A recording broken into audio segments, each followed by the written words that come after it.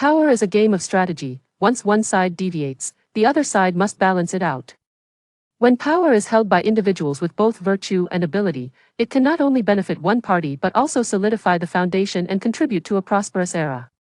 However, when power is treated as a tool for profit, it leads to the decline of people's livelihoods. In the places described in this book, the situation is ever-changing, with two forces clashing. While vested interest groups use power to seize wealth, how will the young and righteous Li Fei and Qiao Fei navigate the dangers and engage in a brutal struggle against these interest groups, step by step advocating for the people and striving for the pinnacle of success? Chapter 1. When Li Fei was driving on Liberation Avenue, he suddenly felt his vehicle being bumped. Then, a Land Rover blocked his way. Before Li Fei could get out of the car, 3 or 4 people got out of the Land Rover and pounded on Li Fei's car door. "Get out, you idiot! Don't you know you've been in an accident?" Li Fei stepped out of the car and said, "My car was driving normally, you hit me from behind. If we're dividing responsibility, it should be entirely yours, right?" A burly man in his late 20s stepped forward and slapped Li Fei hard. "Why are you talking so much nonsense? In Yicheng, it's my boss who calls the shots. If our cars collide, it's all your fault. Pay us up, or don't blame us for being rude." Li Fei was furious, but he restrained himself. He was there to carry out a special mission. Before coming, his superiors had repeatedly instructed him to be patient and low-key, and under no circumstances should he expose his identity and mission prematurely. Moreover, Li Fei had been dispatched because something had happened to his unit leader, who valued Li Fei as a talent and didn't want to ruin Li Fei's future due to his own issues. His leader had called an old comrade overnight, hoping he could help Li Fei stay away from trouble. This old comrade happened to be looking for talent for a special mission, so he borrowed Li Fei and directly arranged for him to leave Beijing for Yicheng in Huanghui province. Little did he expect that trouble would arise as soon as he entered the city. Chapter 2. Upon hearing that someone had evidence, Zhang Xiaoyu's expression changed. He had already deleted the video from the dashcam, and if others presented the video, his obvious bias towards Lei Long would be exposed. If it were posted online, it would be disastrous. Zhang Xiaoyu pretended to be casual and said, "Oh, why didn't you mention you had video evidence earlier? That way, we wouldn't have been unable to establish the facts, right? Come, let me take a look." Zhang Xiaoyu took the passerby's phone. Li Fei saw that the person providing the video evidence was a woman with a northern accent, around 31 or 32 years old, likely from Beijing. She smiled at Li Fei when she noticed him looking at her but didn't say anything. Zhang Xiaoyu planned to delete the video on this phone as well. But worried that other bystanders might have recorded it, he said to the dozens of onlookers, "Who else has a video? From that time, bring it to me so we can use it as a reference to establish the facts." Indeed, 2 honest bystanders pulled out their phones. "I was taking selfies and didn't expect to capture the collision of these 2 cars on video." Zhang Xiaoyu pretended to be very grateful, took the 3 phones, and asked them to show him where the videos were, claiming he needed them for reference. Chapter 3. Due to Lei Long's great force, the knife struck Zheng Encheng's head, splitting it open. Immediately, brain matter mixed with blood flowed out, and his body fell to the ground. This escalated the situation. The police who had come with Zheng Encheng were dumbfounded. What should we do now? When Lei Long saw that his knife had not struck Li Fei but had instead split Zheng Encheng's head, he was instantly terrified. He had thought that the knife was aimed at Li Fei's back, and at most would just leave a cut, not fatal, to demonstrate his power and instill fear in the people of Yicheng. He wasn't afraid of how the police would deal with him for attacking Li Fei, especially since his uncle was protecting him. But he never expected that Zheng Encheng, who was speaking on his behalf, had switched positions with Li Fei, and this knife ended up killing someone. At this moment, Lei Long was scared. After all, human life is paramount. If he had killed someone privately without witnesses, he could have smoothed things over through his uncle. But now, it was broad daylight, under the clear sky, with so many people watching, and some even recording videos. Particularly, Qiao Fei was standing aside, capturing the scene clearly with her phone. Chapter 4. Li Fei faced the twisted logic of Yao Wanli and others with disdain. "If you want to protect each other and try to frame me, I will never accept it. Let me tell you, if you create wrongful convictions without distinguishing right from wrong, your end will be very tragic." Yao Wanli had the surveillance cameras turned off and approached Li Fei directly, slapping him in the face. However, he missed and stumbled instead. Yao Wanli cursed. "How dare you dodge? Li Fei coldly replied, "What kind of logic is that? You conduct torture and interrogation, and you don't allow dodging." At this moment, Yao Wanli saw Li Fei as a target, glared at him fiercely, and stopped the beating. He asked the police officer next to him, "Have you checked Li Fei's belongings to see if there are any tools or drugs?" Deng Wan said, "We overlooked it. When we brought Li Fei to the detention center, he had nothing on him, only a belt which we took away." Yao Wanli asked, "What about his phone? Check who he has called, does he have any accomplices?" Duan Ming said, "I remember there was a woman at the scene, about the same age as Li Fei, and it seems Li Fei handed his luggage to her." Chapter 5 Qiao Fei only brushed off the unwanted hand, and did not react excessively. Yao Wanli felt that this woman might not dare to oppose him. Becoming bolder, "I have only one request. As long as you fulfill it, I will no longer hold you responsible for anything." Qiao Fei, fully aware of Yao Wanli's intentions, deliberately asked, "What condition?" Yao Wanli grinned maliciously, "Just accompany me once, that's enough." Qiao Fei feigned ignorance, "Accompany you in what way?" "How?" Yao Wanli provocatively replied, "Of course. By taking off all your clothes. Otherwise, how else would you accompany me?" Upon hearing this, Qiao Fei felt she had enough evidence and deliberately said, "What if I don't agree?" Yao Wanli thought Qiao Fei was just being coy, and directly made his move, saying, "How can you not agree?" As he pushed her down onto the bed, attempting to take advantage. At this point, Qiao Fei would no longer indulge Yao Wanli, she pushed him away, went to the television, and turned off the video recording. Then she turned back to Yao Wanli and said, "Is what you want to possess me?" Yao Wanli, oblivious to the storm brewing behind Qiao Fei's calm demeanor, replied, "What do you mean by possess you?" "That's mutual affection, I feel good, you feel good. We both benefit, that's what's really good." Chapter 6 The meeting of the Acheng Municipal Committee, chaired by Yao Zeng, was quickly convened. Except for a military committee member, who could not attend for some reason, the meeting was attended by Deputy Mayor Deng Wanchao, Discipline Inspection Secretary Liu Guoliang, Organization Minister Guo Jianhua, United Front Minister Yu Yunhai, Political and Legal Committee Secretary Wang Jinping, Propaganda Minister Li Li, Secretary General Li Xiuchuan, Executive Deputy Mayor Yang Wenming, and Vice Mayor Zhao Zhiwei. Recently, due to the sudden car accident of Municipal Party Secretary Tang Dao, there had been public discussions and doubts. Even ordinary citizens were skeptical about the 4 consecutive abnormal deaths of secretaries. This matter had been widely discussed across the country, and before the discussions had calmed down, 2 videos suddenly emerged, throwing most members of the Acheng Municipal Committee into a whirlpool of public opinion. From the videos, it was clear that a man named Lei Long deliberately rammed a Land Rover into a Passat from behind, then drove the Land Rover in front to block the Passat's path. However, the traffic police deleted the footage from the Passat's dashcam and forcibly determined that the Passat owner was entirely at fault, instructing them to settle privately. The Land Rover's owner, Lei Long, demanded 500,000 yuan, clearly engaging in extortion. After deleting the video, the traffic police left. And when those in the Land Rover couldn't reach an agreement with the Passat owner, they called in 7 or 8 others to beat him up, even vandalizing the Passat and slashing its 4 tires, rendering it a total loss. When the Passat owner called the police, the arriving officers arrested him, claiming he had injured the 10 or so individuals, regardless of his explanations of self-defense.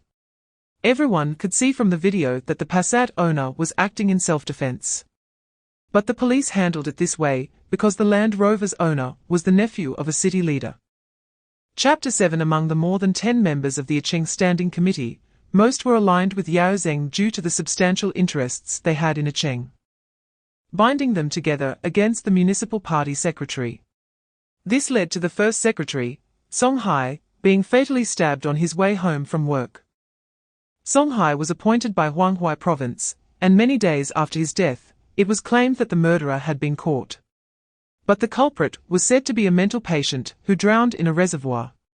The second secretary, Yuan Beiqiao, died from poisoning. It was reported that a female employee at the municipal hotel had grievances against him and had poisoned his food, leading to his untimely death just over a month after he took office. The final investigation concluded that the female employee had acted out of social discontent. And after Yuan Beiqiao's death, she also committed suicide by hanging, closing the case on that basis. The third secretary, Ming Zhongyuan, died in a fire at his residence 6 months after taking office. The cause of the fire was attributed to aging electrical wiring igniting papers in his study. And the matter was left unresolved. Chapter 8. Qin Yuhai got up and left, making a call to arrange for a few trusted subordinates to come over. In Qin Yuhai's office, criminal investigation team leader Liu Ping'an arrived with several people. Qin Yuhai gave instructions: you go to the city's first detention center to release Li Fei and Qiao Fei. Before releasing them, contact Yao Wanli from the Ban Qiao sub-bureau. No matter what Yao Wanli says, you must release them. After that, ask Yao Wanli if he has any thoughts. If he doesn't, arrange for someone to monitor Li Fei and Qiao Fei. If he does have thoughts, hand the matter over to him and have him report every step to you. Liu Ping'an agreed and left with his team. In Yao Zheng's office, Wang Jinping saw Qin Yuhai leave and greeted Yao Zheng: Mayor, I have no other business, so I will leave first. Only Yao Zheng and Yang Wenming remained in the room. Yao Zheng asked Yang Wenming, give me a straight answer. How do you plan to handle your nephew Lei Long's situation? Yang Wenming frowned. To be honest, I don't have any good ideas right now, but I just don't want my nephew to be executed or sentenced to life imprisonment. You know I can't have children, and my only close relatives are my sister's family. I see this nephew as my own. If he is gone, I have no hopes left. Chapter 9. Li Fei did not want to go out, and Yao Wanli was at a loss for what to do. He had no choice but to go outside and call Liu Ping'an: Captain, that Li Fei doesn't want to go out, and I have no way to handle it. Liu Ping'an found this troublesome upon hearing Yao Wanli's words. According to common sense, any detainee would want to fly out of the detention center upon hearing they were being released, yet this Li Fei was unwilling to leave. There are two possibilities for this situation. One is that this person has no criminal facts at all, and you mistakenly arrested them. They want to fight for an apology or compensation. The other situation is that this person has a strong background, and the local public security bureau cannot do anything about it. Regardless of which situation it is difficult to handle. The person was arrested without any reason, and they want an explanation before they leave. Liu Ping'an immediately reported this situation to Qin Yuhai. Qin Yuhai had just received a call about Li Fei in his office from a friend in Beijing. Director Qin, I heard that someone was arrested in Cheng named Li Fei. It's trending online. I'm giving you a heads up. If you don't want to go to jail, immediately release him. Don't ask me about Li Fei's background. I won't tell you. Moreover, you must keep what I said highly confidential. I'm doing this as a favor because your help last year, when my son encountered a problem in Cheng. I owe you this favor. I won't say more. Remember my words, don't inquire further, and handle it quickly. Chapter 10. When heading back to the hotel to get something, Li Fei unexpectedly encountered a bizarre situation. He saw the other person not speaking, but directly stabbing themselves with a knife, so he hurriedly dodged. In another unexpected turn, due to too much force and inertia, Li Fei managed to avoid it, but he didn't notice that the female manager at the front desk saw the man pull out the knife and stab himself. She instinctively tried to hide behind Li Fei, thinking it would be safer, but little did she know that Li Fei had dodged, and the knife plunged directly into the female manager's chest. It was indeed an unexpected disaster. Fortunately, after Qiao Fei retrieved her phone and hidden camera, she turned them on to test if the hidden camera was still working and recording. Unexpectedly, the hidden camera captured the scene. Upon seeing that he had stabbed the female manager, the man tried to escape, but was kicked to the ground by Li Fei, causing the knife to drop. Li Fei stepped on the man's chest. At this moment, Qiao Fei had already picked up the phone to call 120, and then called 110 to report the incident. When they heard it was a kidnapping and murder case, the police arrived quickly, within just 5 minutes. And the team was led by Liu Ping'an from the Municipal Criminal Police team. Liu Ping'an saw Li Fei and Qiao Fei and was a bit puzzled. You too, aren't you? Chapter 11. Qiao Fei told Li Fei and Xu Jiayao to stay inside and not come out while she went to the front door. She opened the door to find 2 women in their 30s standing there. Qiao Fei asked in confusion, "Who are you?" The older woman said, "It's like this. We just received a notice from our superiors to register the tenant information of rental houses in our community. Please cooperate." Qiao Fei replied, "I'm not a tenant. I'm the cousin of the landlord. The landlord's name is Jia Shuanghe, he's my cousin. His wife is named Zhao Linghua, and they are both working in Beijing. I'm just passing through here on a business trip to help my cousin get some things." Qiao Fei had already learned about the situation of landlord Jia Shuanghe from the intermediary and knew that Jia Shuanghe was working in Beijing at the arrangement of his uncle, whose daughter was named Xia Feifei. So, Qiao Fei said, "My name is Feifei, last name Xia Feifei." The community committee was aware of this situation, but had never seen Xia Feifei. Since she said so, they recorded the information and left. Back inside, Qiao Fei said, "It seems these people won't give up on tracking us. They lost the car and are now screening us this way. This Cheng is not simple." Chapter 12. This director Liu is named Liu Chaohui and is a comrade of Li Fei from the Special Forces. They have a good relationship. When Li Fei was a squad leader, he was the deputy squad leader. When Li Fei was a platoon leader, he was the deputy platoon leader. When Li Fei was a company commander, he was the deputy company commander.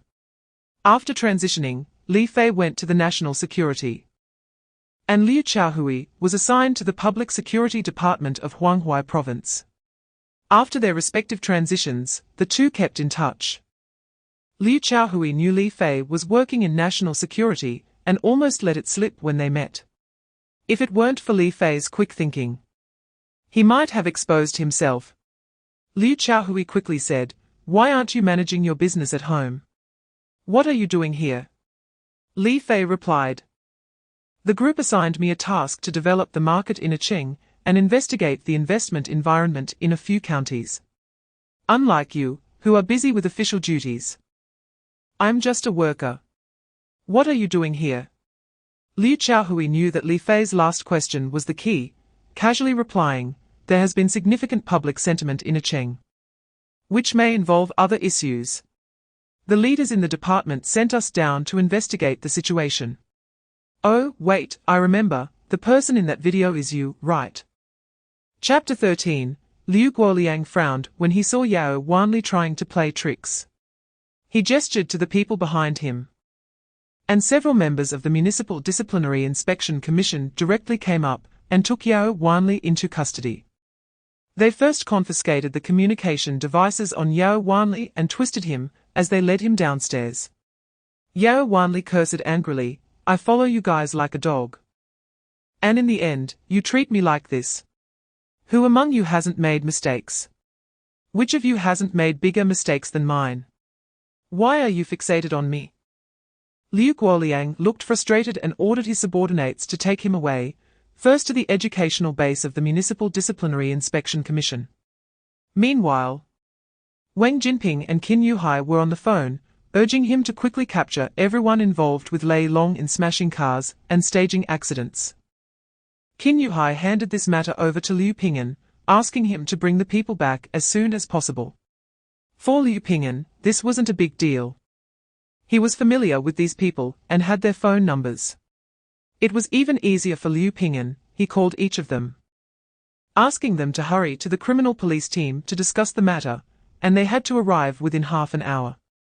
Indeed, Liu Ping'an was quite persuasive in front of those people. Within half an hour, everyone involved in Lei Long staged accidents and car smashing showed up.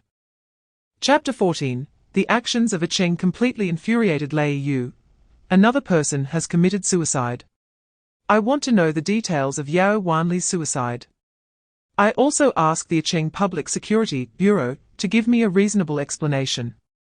Liu Qiao added fuel to the fire. You arranged this very well, huh? A person who hung themselves with shoelaces was quickly cremated. What are you trying to cover up? Just when we said we would elevate Yao Wanli's case for processing. He commits suicide. Are you trying to fool us with paper offerings at a grave? Is there going to be some new situation that suddenly arises? When you release Li Fei and Qiao Fei from the detention center, will you tell them they are not allowed to leave Cheng? If so, please help us notify Qiao Fei. We need to understand the situation from her. I hope you won't end up telling us that Qiao Fei also committed suicide or had a car accident. Upon hearing this, Yao Zheng, Qin Yuhai, and others were terrified. The provincial department personnel truly had sharp eyes. They had seen through the intricacies of the matter. It seemed that Qiao Fei could not be allowed to die. If that happened, there would really be no explanation. Once the higher-ups got angry and sent capable personnel to investigate. Using this as a breakthrough to uncover the truth about the deaths of Song Hai, Yuan Beichao, Mingzheng Yuan, and Tang Dao. The official circle in Cheng would fall into a sea of fire, potentially burning many people. Chapter 15. Qiao Fei is a former Special Forces soldier. Although she has been retired for many years, she continues to exercise every day. When she saw Shu Yilei lift a fire extinguisher to smash it over her head, she dodged. However, the fire extinguisher did not stop and went straight for Qiao Fei's windshield. With a loud crash, the windshield of the car shattered. This scene was recorded by a young couple standing nearby, who were also about to drive away. Shu Yilei asked them for 150 yuan in parking fees. But they refused to pay, so he wouldn't let them leave. Angered, the couple drove their car back into the courtyard to confront the hotel manager. At that moment, Qiao Fei was about to drive out when Shu Yilei stopped her, demanding 300 yuan. The couple decided to see how the situation with Qiao Fei's car would be handled and walked over to observe. They began recording with their phones as soon as the security guard and Qiao Fei started arguing, capturing the incident from different angles. Seeing the glass shattered, Qiao Fei deliberately called Li Fei, "Honey, I'm being bullied right outside the hotel where I stayed before, come save me quickly." She said this intentionally for others to hear, making it more appropriate for Li Fei to come deal with the situation, as she had to maintain her position here. Realizing he was being recorded, she thought it best to have Li Fei handle it.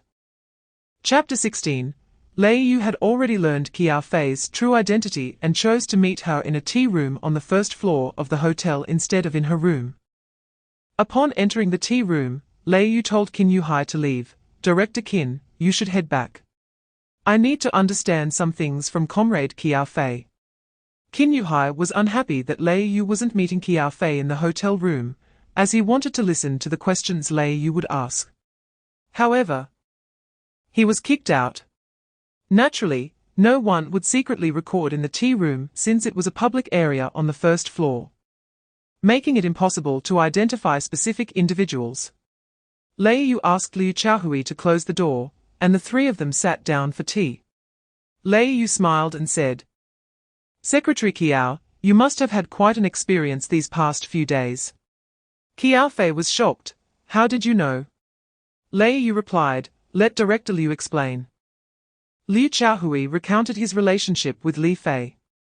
Qiao Fei was relieved. "I didn't expect we were once comrades." Liu Qiao reassured her, "Don't worry, Secretary Qiao. We won't expose your identity. I asked Qin Yuhai to call you over for two reasons. One is just a formality, and the other is to inform you that based on our preliminary judgment, the situation in Cheng is quite serious and dirty, so you need to be cautious. By the way, those videos were sent by someone you arranged, right?" Chapter 17. If it weren't for their deliberate intentions, these three individuals would never have been able to take down Qiao Fei. They were unaware that Qiao Fei also had a background as a special forces soldier and had not stopped training for 10 years. Li Fei's taxi followed the black Passat from a distance, maintaining a safe gap to avoid detection.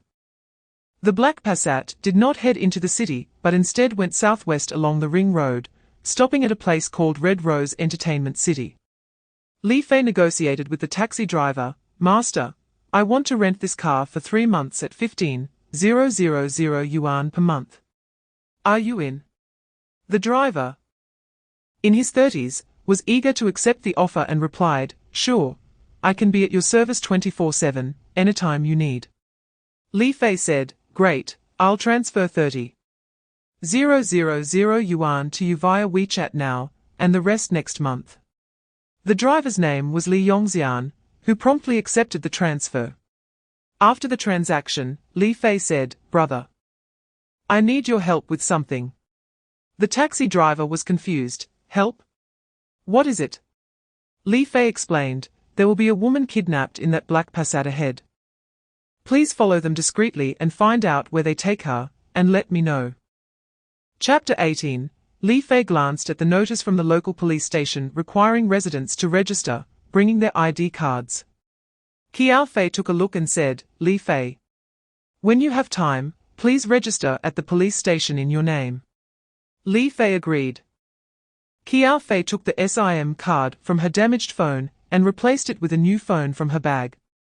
She then called Lei Yu directly, "President Lei, I need your help." Lei Yu was startled. "Secretary Qiao, what do you mean?" Qiao Fei responded, "Let me send you the video, and you'll understand." Soon, Lei Yu received the video from Qiao Fei. After watching it, he broke into a cold sweat. The police in Cheng are so bold. Openly kidnapping the city party secretary, and even resorting to torture. It seems that I can't let this slide. Lei Yu quickly called Qiao Fei back. "Secretary Qiao, you didn't post this online, did you?" Qiao Fei replied, "No, do you have any comments, President Lei?" Lei Yu said, "I have a small suggestion. While we are still in Cheng, I will handle any incidents occurring within the police system as soon as possible. Once I have a resolution, you can arrange for the videos to be released however you see fit. If it goes online first, it puts me in a difficult position." Chapter 19. Although Qiao Fei hadn't watched the video Li Fei recorded in detail, she could already tell what kind of person Qin Yuhai was, who had threatened her earlier that day. As night fell, he was out doing such things, indicating that the officials in Cheng were thoroughly corrupt. She had been sent from the capital to clean up the political scene in Cheng, but any action she took would likely meet with strong resistance. It seemed she needed to find some allies here, otherwise, she could easily become the fifth unknown victim. After glancing at Li Fei, Qiao Fei felt a sense of support and determination, saying to him, "It looks like I'm going to face one political battle after another in Cheng. You are my first ally. Our survival depends on you." Li Fei joked, "Don't worry, since you are my future wife, I will face all dangers without hesitation. How about a reward? A hug?" Qiao Fei blushed. "Stop it. Focus on how you'll appear at my workplace tomorrow." Li Fei smiled. "I'll show up as the head of the Cheng office of Jinghai Group to plead my case. Enough talk, get some rest." Chapter 20. Qiao Fei was already on guard and swiftly dodged when Yang Wenhuan charged at her. Yang Wenhuan, unable to stop due to inertia, crashed into a large tree by the roadside and immediately lost consciousness. A nearby official rushed over to check, and Li Fei also arrived. Coming from a family of traditional Chinese medicine practitioners, he had learned from his grandfather and mastered the essence of their medical skills. However, as a public servant, he didn't have much time to practice medicine. Seeing Yang Wenhuan had crashed into a tree, he knew that if she had hit too hard, it could be serious, even fatal. Upon inspection, he determined that, externally, she didn't seem seriously hurt, but Yang Wenhuan remained unconscious on the ground. The official called for an ambulance. And at that moment, Qin Yuhai came out and told Li Fei, "You injured Yang Wenhuan. If it's determined that she has a minor injury, you'll be in big trouble. Li Fei smiled. You should worry about yourself first. If this police uniform doesn't fit well, the director of the municipal bureau and the vice mayor might not keep their jobs either. So don't make a fuss about me. Chapter 21 Ren Qinyuhai is such a fool that he can figure out that the one sitting in the middle of this meeting must be the highest-ranking official here. Yu Qiangbei is a provincial leader. Could this Qiao Fei also be a leader sent for an undercover visit from the province? If that's the case, then Qiao Fei would definitely not let him off the hook. The people below held their breath, looking at the person walking towards the podium. Today, everyone except the executive vice mayor Yang Wenming showed up. There was a row of seats on the podium. Yao Zheng asked Deputy Secretary Deng Wanchao to host the meeting. Deng Wanchao tapped the microphone and said, "Please quiet down. We will now begin the meeting. Today's meeting is convened according to the notice from the Provincial Party Committee. First, let us invite Comrade Yu Qiangbei, a member of the Provincial Standing Committee and Minister of Organization, to speak on behalf of the Provincial Committee." Deng Wanchao got straight to the point without any unnecessary words.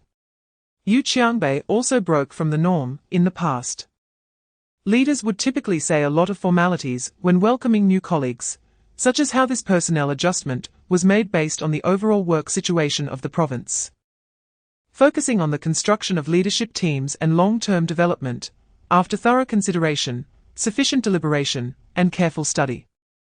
They would talk about how leaders at all levels should unify their thoughts with the spirit of the provincial committee's decisions, take the lead in speaking politically, focus on the big picture, abide by discipline, and consciously maintain a good situation of unity, harmony, and stability in the city, ensuring sustained and healthy economic and social development.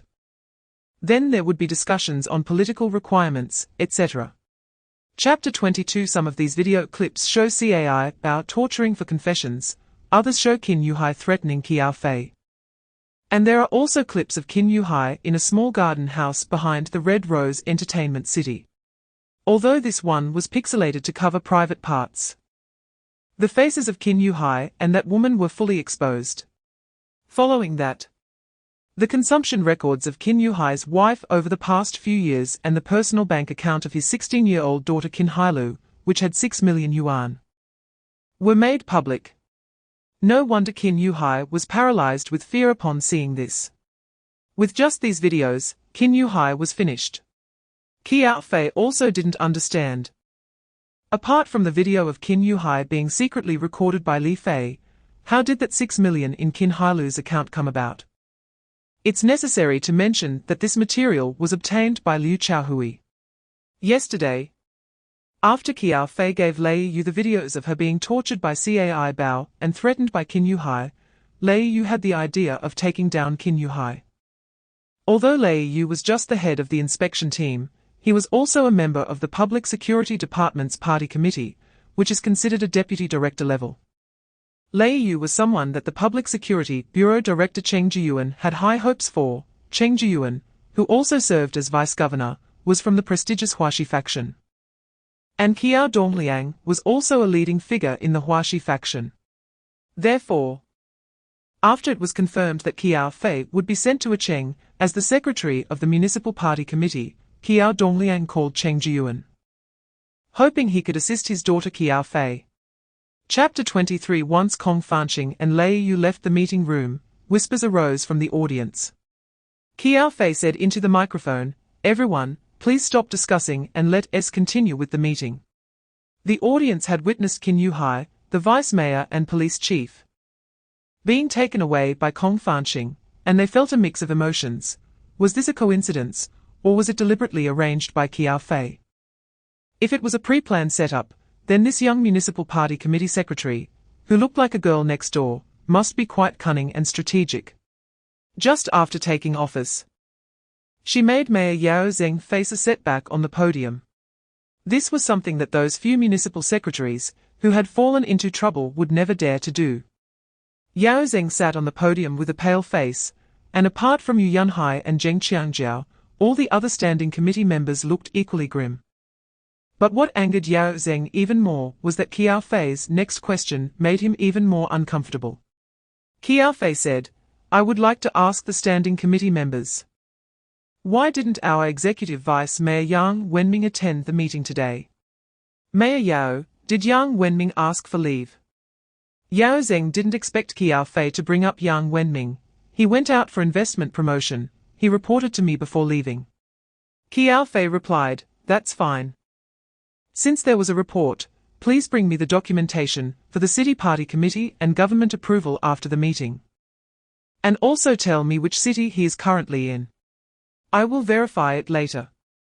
Chapter 24. Yang Wenming was caught by Jiang Tongtong at a vulnerable point, and naturally dared not act recklessly at this meeting.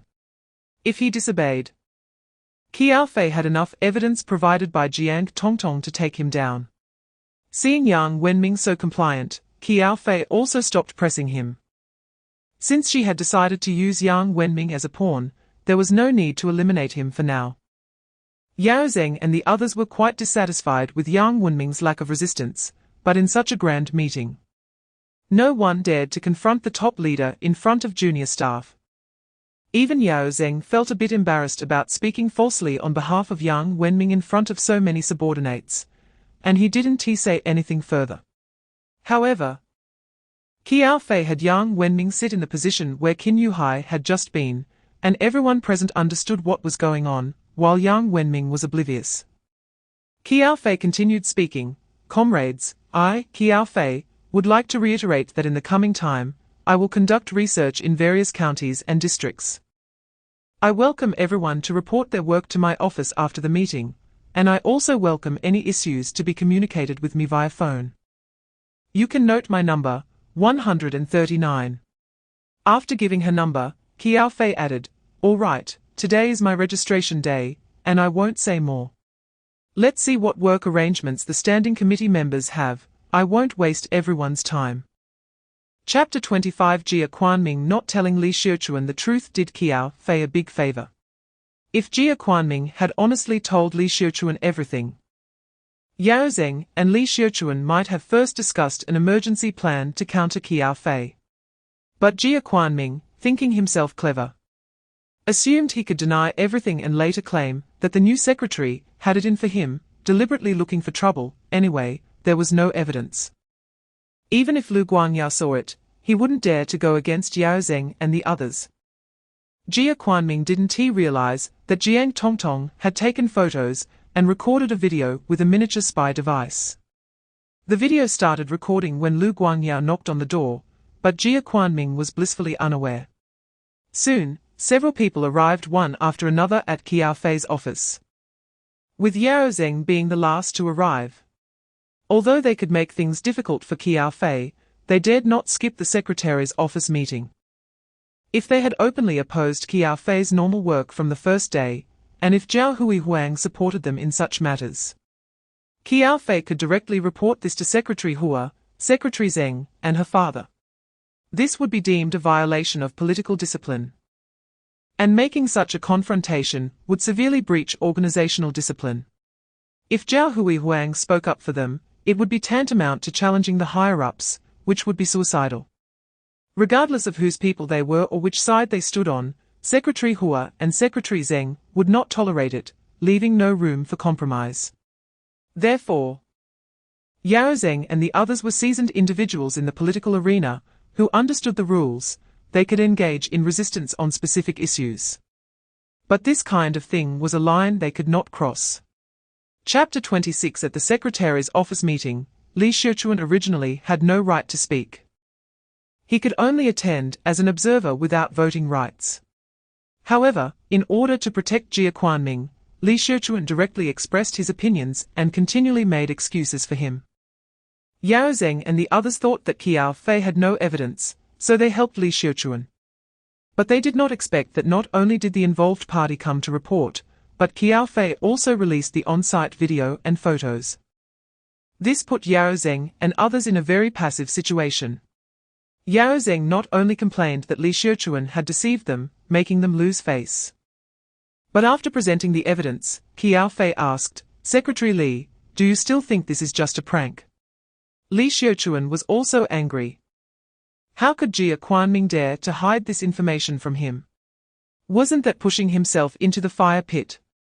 Now that Qiao Fei not only had solid evidence, but also had the involved party coming forward to report, Jia Quanming could no longer be protected.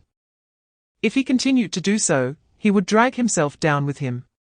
Li Xiaochuan had no choice but to admit his mistake to Qiao Fei. I'm sorry, Secretary Qiao. I was misled when I understood the situation. I will now follow Secretary Qiao's handling of Jia Quanming. Qiao Fei said, Secretary Li, please make sure to prepare the meeting minutes. Chapter 27. The 6 people were stunned by Lu Guangyao's words. The matter regarding Jia Quanming had just been discussed in the office meeting of the 5 secretaries, and before the news could spread, the involved party had jumped off a building to commit suicide. What was going on? Qiao Fei asked, where is the suicide note? Lu Guangya replied, it's in his office. We didn't dare to touch it. Qiao Fei then called Jiang Tongtong, where are you?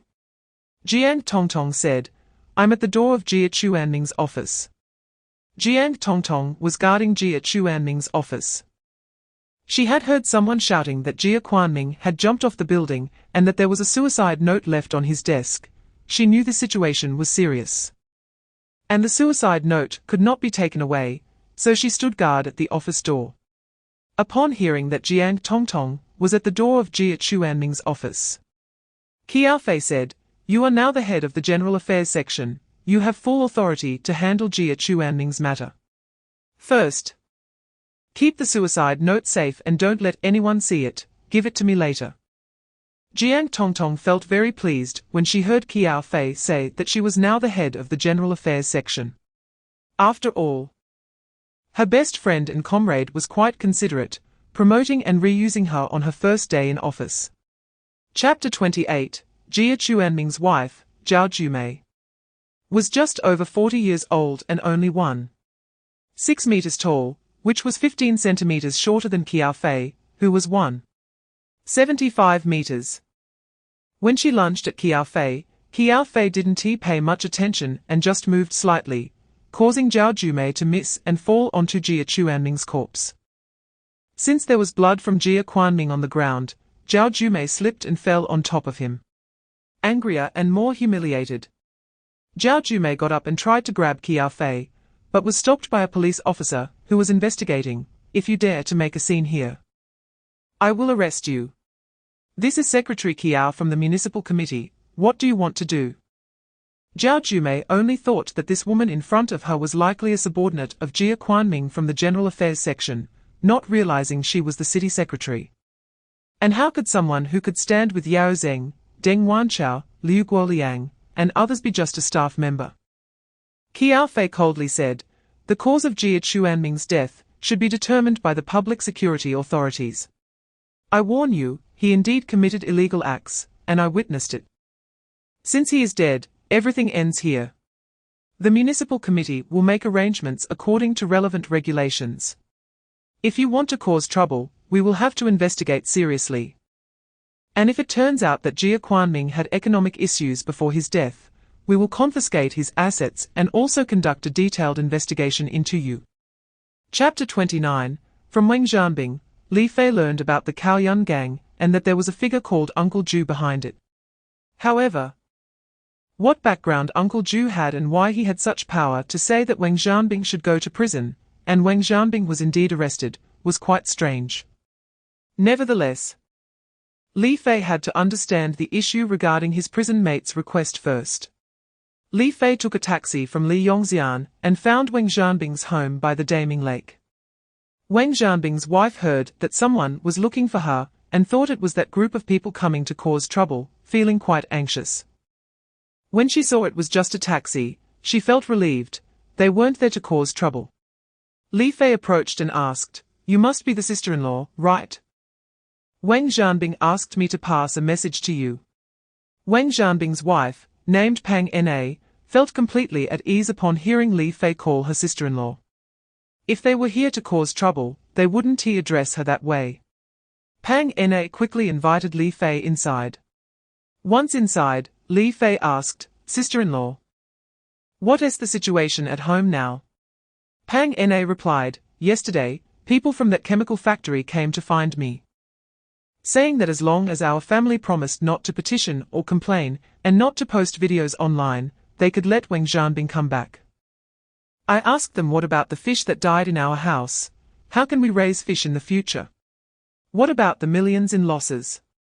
They wouldn't answer me, just said if we remained stubborn, not only would Wang Zhanbing be sentenced, but they couldn't guarantee that our daughter and son wouldn't get into trouble either. I'm really worried about this. Chapter 30. What Qiao Fei told Li Fei was very sudden. She had just received a call from someone claiming to be Wang Fengyuan, saying he was the secretary of the former municipal secretary Tang Dao, who was killed in a car accident some time ago. Right after Tang Dao's death, Yao Zeng, Deng Wanchao, Li Xiuchuan, Guo Jianhua, and others held a meeting to discuss and transferred Wang Fengyuan to the Banqiao District Banqiao Reservoir for surveying. This was equivalent to being directly dispatched from the municipal committee to a remote and desolate hydrological station. To avoid gossip, they gave Wang Fengyuan the position of head of the hydrological station, still at the same level. What was strange was that the hydrological station in Yicheng was not located in the city center, but was established near the reservoir on the western side of the city. This was where the hydrological station in the Yicheng area had been since the founding of the country and had never been moved. This afternoon, Qiao Fei spoke on the phone with the provincial director Cheng Jiyuan, suggesting that Liu Chaohui take over Qin Yuhao as the director of the Yicheng Public Security Bureau. And once the opportunity matured, he could be recommended for the position of deputy mayor. Because as long as it wasn't a candidate for deputy mayor, the appointment of the public security director could be jointly decided by the municipal committee and the provincial department. They had already reached a consensus, and were just waiting for it to be approved at the municipal committee standing committee meeting. Chapter 31. Wang Fengyuan was targeted because he once received a call at the hydrological station from Tang Dao's father, Tang Dingyu, asking Wang Fengyuan if there was any evidence or clues to prove that Tang Dao's death was murder. Wang Fengyuan reported truthfully, Grandpa Tang, Secretary Tang's death is very suspicious. But they are covering it up and have handed the case to Qin Yuhao. How could Qin Yuhao really investigate the case? He might be the one who plotted it and participated in the scheme, so the result of this case is bound to be inconclusive. Now that I've been sent to this remote reservoir, I have even less power to act. However, I do have some evidence, but I don't know where to submit it. There's no one I trust in Yicheng, and as a grassroots staff member, I can't reach out to anyone higher up, worrying that it might fall into the hands of Yao Zeng's supporters. Although Tang Dingyu had long since retired, he had once worked in important positions. Tang Dao was recommended to the capital by him, which allowed him to rise step by step. After Tang Dao's incident, Tang Dingyu had also tried to contact connections, hoping that someone from above would investigate the truth behind Tang Dao's death. The connections above told him that they had already considered it and asked him to wait. It was only after Qiao Fei took office that the connection told Tang Dingyu to find a way to contact the new secretary Qiao Fei. Chapter 32. Li Fei entered the office of Wang Fengyuan that had been burned down, searching for an iron box that had fallen from the ceiling. Inside were 2 USB drives. Wang Fengyuan put this USB drive here because the house he rented was unsafe and likely to be searched, and he had no other place to store the evidence. So he used a small iron box to conceal the USB drive in the office. The most dangerous place turned out to be the safest. Li Fei was using a wooden stick to sift through the ashes mixed with muddy water on the ground. After Liu Ping'an finished his phone call, he stood at the door watching Li Fei searching for something inside the room. Li Fei noticed Liu Ping'an was watching him, but didn't care, because he was running out of time. Once it got dark, the whole room would be pitch black, making it harder to find anything. By tomorrow, Liu Ping'an would definitely clean this place up and wouldn't give him a chance.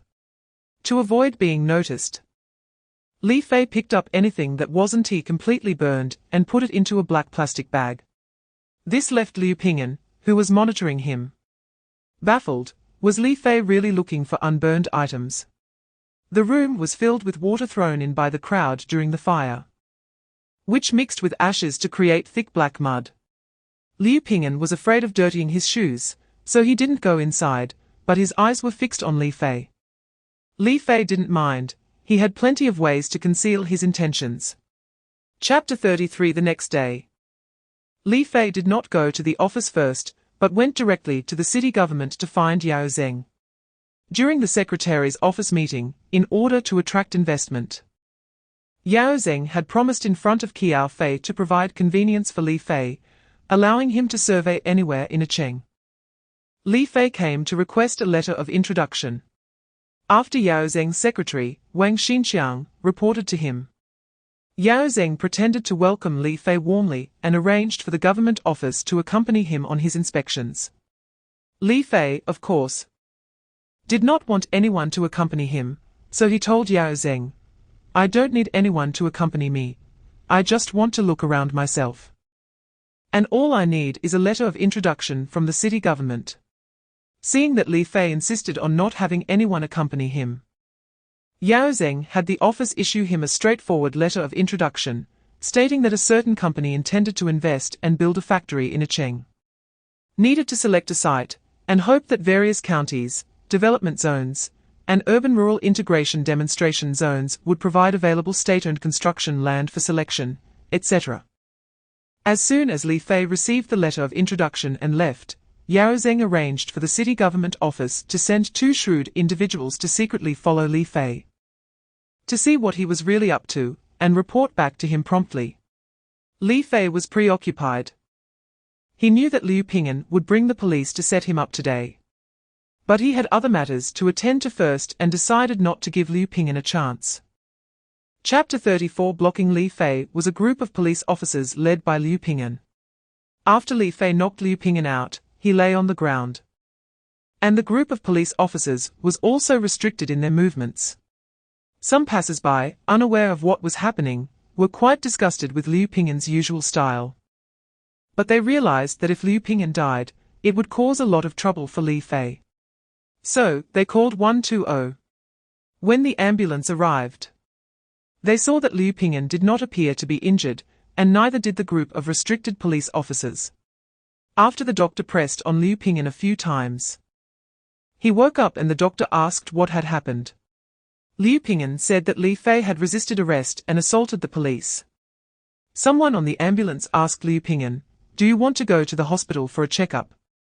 Liu Ping'an impatiently replied, check what? I'm not injured. Hearing Liu Ping'an speak to them like that, the ambulance personnel felt dissatisfied and drove away. Liu Ping'an then asked the business people in nearby storefronts, did you see where Li Fei went? Some directly said they didn't know, while others pointed along the main road. He went west. Liu Ping'an had no choice but to call the traffic police team to check where a taxi had gone. Chapter 35. Liu Qiaohui understood Qiao Fei's intention and also understood his boss Li Fei's meaning, so he decided to play along with Liu Ping'an.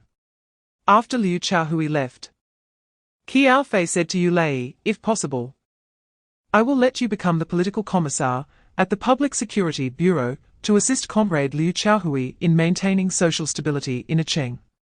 However, the difficulties inside are quite significant, but we must not give up.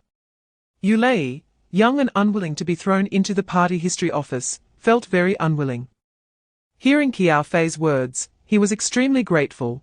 I will definitely follow Secretary Qiao closely. Qiao Fei said, you can go back first. There isn't much work in the party history office. You can secretly help me investigate the situation in the city and county public security systems. As soon as you obtain solid evidence, inform me immediately. After Yu Lei left, he returned to his office and called a former colleague's phone in Shanghai County. If you're free, come to the city. I have something to discuss with you. A good opportunity has come. After everyone left, Qiao Fei asked Jiang Tongtong to call Yu Yunhai over. Although the application for the position exchange between Yu Yunhai and Li Xiuchuan had not yet been approved, Qiao Fei decided to let Yu Yunhai take charge of the work in the municipal party office, directly pushing Li Xiuchuan aside. Yao Zeng and others at the meeting also agreed, so there was nothing more to say. Zhao Huihuang even called Yao Zeng to ask, why are Li Xiuchuan and Yu Yunhai swapping positions? What is this report about? Chapter 36. On one side, Qiao Fei began to strategize about taking action against the public security system to clean up the officialdom. On the other side, Yao Zeng and the others sat together to discuss countermeasures. Guo Jianhua was still the same as before, directly stating, "Isn't it just a public security chief? The standing committee holds the initiative, we have Secretary Zhao backing us up. We can appoint whoever we want." Previous secretaries also wanted to take charge. But when did the standing committee pass any of their decisions? Deng Wanchao agreed, but this time Liu Guoliang raised a different opinion. Everyone, don't underestimate Qiao Fei. Did you not see how calm she was when you were recommending candidates? If she wasn't confident, how could she be so calm? Which previous secretaries had such composure when making significant personnel adjustments? Not only did she not recommend candidates herself, but she also had you recommend several people. I feel something is a bit different. Yao Zeng asked, what is different? She is new here, has no candidates, and doesn't he let us select people? What good solution could there be? Are you overthinking it a bit? After all, the standing committee has the numbers, besides Yu Yunhai and that Zheng Qiangjiao. Haven't we always had a stable 8 votes? This time will be no exception. Chapter 37. Qiao Fei frowned when Li Fei walked in and exclaimed loudly. Quite surprised, what is wrong? Why are you making such a fuss as soon as you walk in? Li Fei replied, it looks like someone has gone to great lengths for you. Let me put it this way. My family has passed down not only martial arts and traditional Chinese medicine for thousands of years, but also the principles of feng shui from Chinese studies. I'm not talking about superstition, it's understood by masters of traditional studies. Your office has been deliberately set up with a strangulation trap. This layout is specifically targeting the owner of the office. With arrangements for various lethal formations like pierced by 100 arrows and sword sealing the throat, it is not something I can explain in a few words. Let me readjust it for you. As soon as Qiao Fei heard Li Fei say this, she quickly stood up and left her seat. Li Fei asked Liu Chaohui to assist him. Starting with the reception area of the office, rearranging the sofa and coffee table, and moving one of the cabinets. He then adjusted the positions of the desk and bookshelf. And finally repositioned the decorative plants and ornaments in the room. Facing the tall and large plant in the office, Li Fei directly moved it outside, placing it at the end of the corridor. He muttered to himself, such plants should not be placed in the office, as they create a sense of overshadowing and can throw the overall energy of the office out of balance.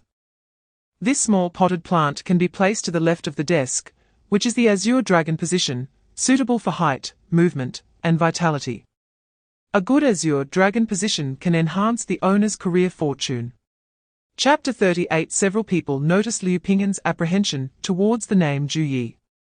The more he reacted this way, the more it indicated that Zhu Yi was not simple. Especially for Li Fei, who had heard people mention Zhu Yi several times, but what exactly did Zhu Yi do? Seeing Liu Ping'an state, Li Fei scoffed, a dignified team leader, not to mention being top-notch, lacks even the most basic sense of responsibility. A real man should dare to act. Let me ask you, is Zhu Yi really that terrifying? Just mentioning him makes you scared. So tell me, who exactly is Zhu Yi? Liu Ping'an didn't dare to hide the truth, but he really didn't know who Zhu Yi was.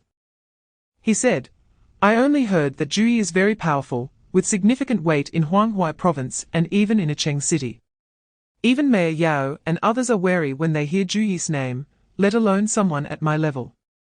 I've inquired a few times to find out who Zhu Yi is, but someone told me that if I don't want to die, I shouldn't ask about it. It's not something I can know.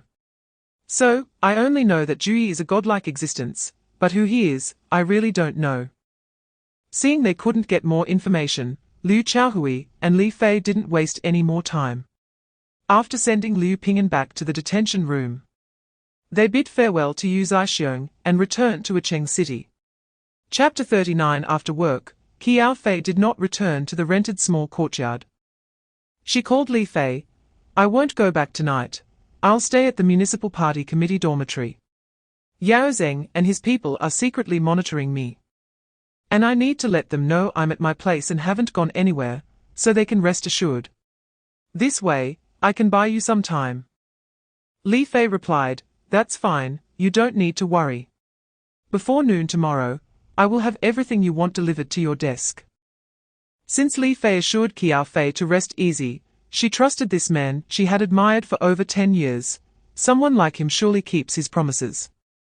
That night, Qiao Fei had Jiang Tongtong accompany her, sleeping soundly in the 100-square-meter dormitory. Which disappointed those monitoring her. Qiao Fei didn't seem to be doing anything as Yao Zeng and the others said. She went to bed early.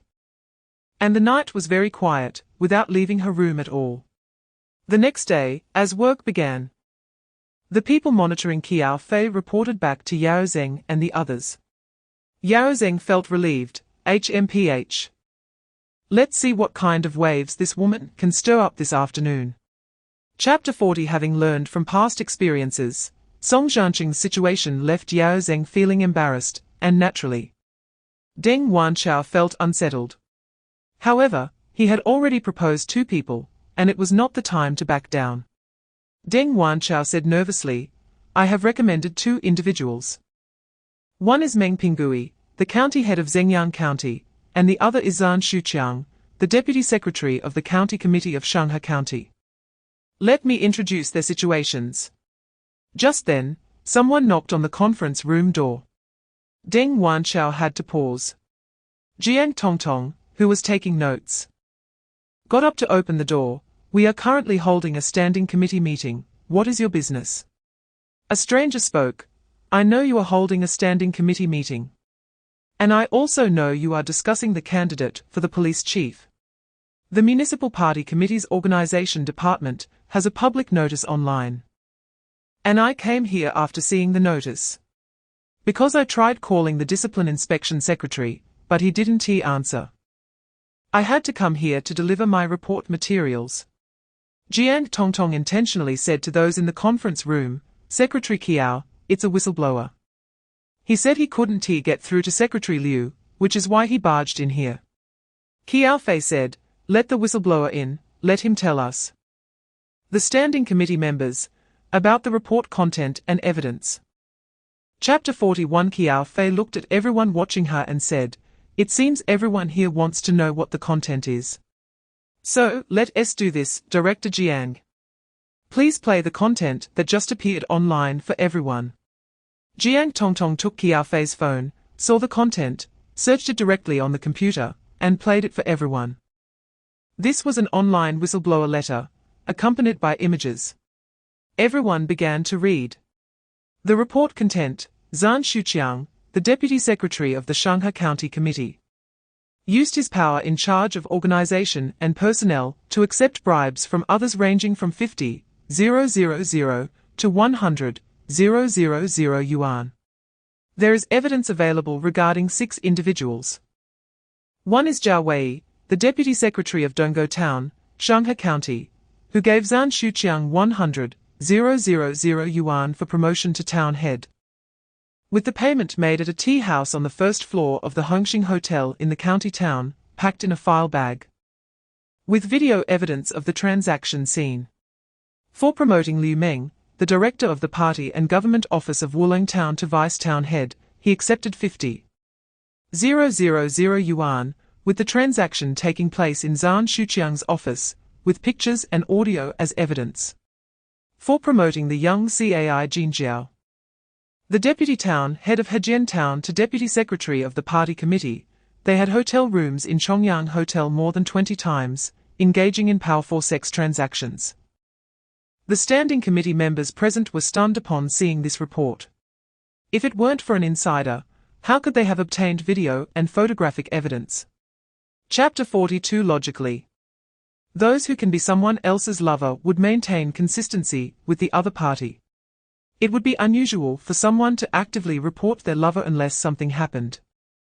Either the lover betrayed or deceived them, leading to enmity and active reporting. Regardless of the situation. Facing Gong Qian coming to the standing committee to report Zhao Wenhua was a loud slap in the face for Guo Jianhua. Liu Guoliang saw that the evidence in this document was quite solid. Not only were there photos from the gifting scene, but also text dialogues.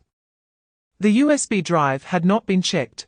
It surely contained video and audio evidence. Liu Guoliang already knew that Zhao Wenhua was finished. However, Qiao Fei smiled and said to Gong Qian, "Since you are Zhao Wenhua's lover, why did you come to report him? Can you tell us, the standing committee members?" Qiao Fei had already guessed that Li Fei must have worked behind the scenes, definitely having grasped Gong Qian's weakness, otherwise she would never risk her reputation to report him here. Qiao Fei's guess was spot on. Ever since Wang Fengyuan informed Li Fei that Zhao Wenhua had a lover named Gong Qian, who was a newly employed female teacher, Li Fei had instructed Chuan Shanjia to take care of this matter. Chuan Shanjia, whose nickname was given during his military service, had the real name Shan Hongliang. This person was also a top expert, although he had left the army for over 10 years and had already settled down. They had all once been under Li Fei's command. When Li Fei took them on special missions abroad, he had saved their lives, and of course, the bond between them transcended that of ordinary comrades. Chapter 43. It should be understood that giving a heads-up to the reported person in a standing committee meeting is a serious issue.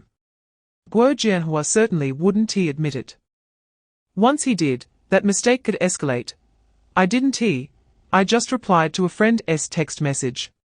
At this moment, Qiao Fei showed a look of anger. Did you tip off the person who was reported? It's not a matter of whether you admit it or not. I just want to know. Your phone will have records of text messages, including WeChat and other chat tools. You can delete them from your phone, but the system will retain them. Yao Zheng quickly intervened. Secretary Qiao, mainly we haven't stipulated that phone calls and text messages are not allowed during the standing committee meeting. The whistleblower could only come in after Comrade Yu Yunhai answered the phone, right? Qiao Fei did not argue with Yao Zheng. These are two different issues. Let's not talk about that for now.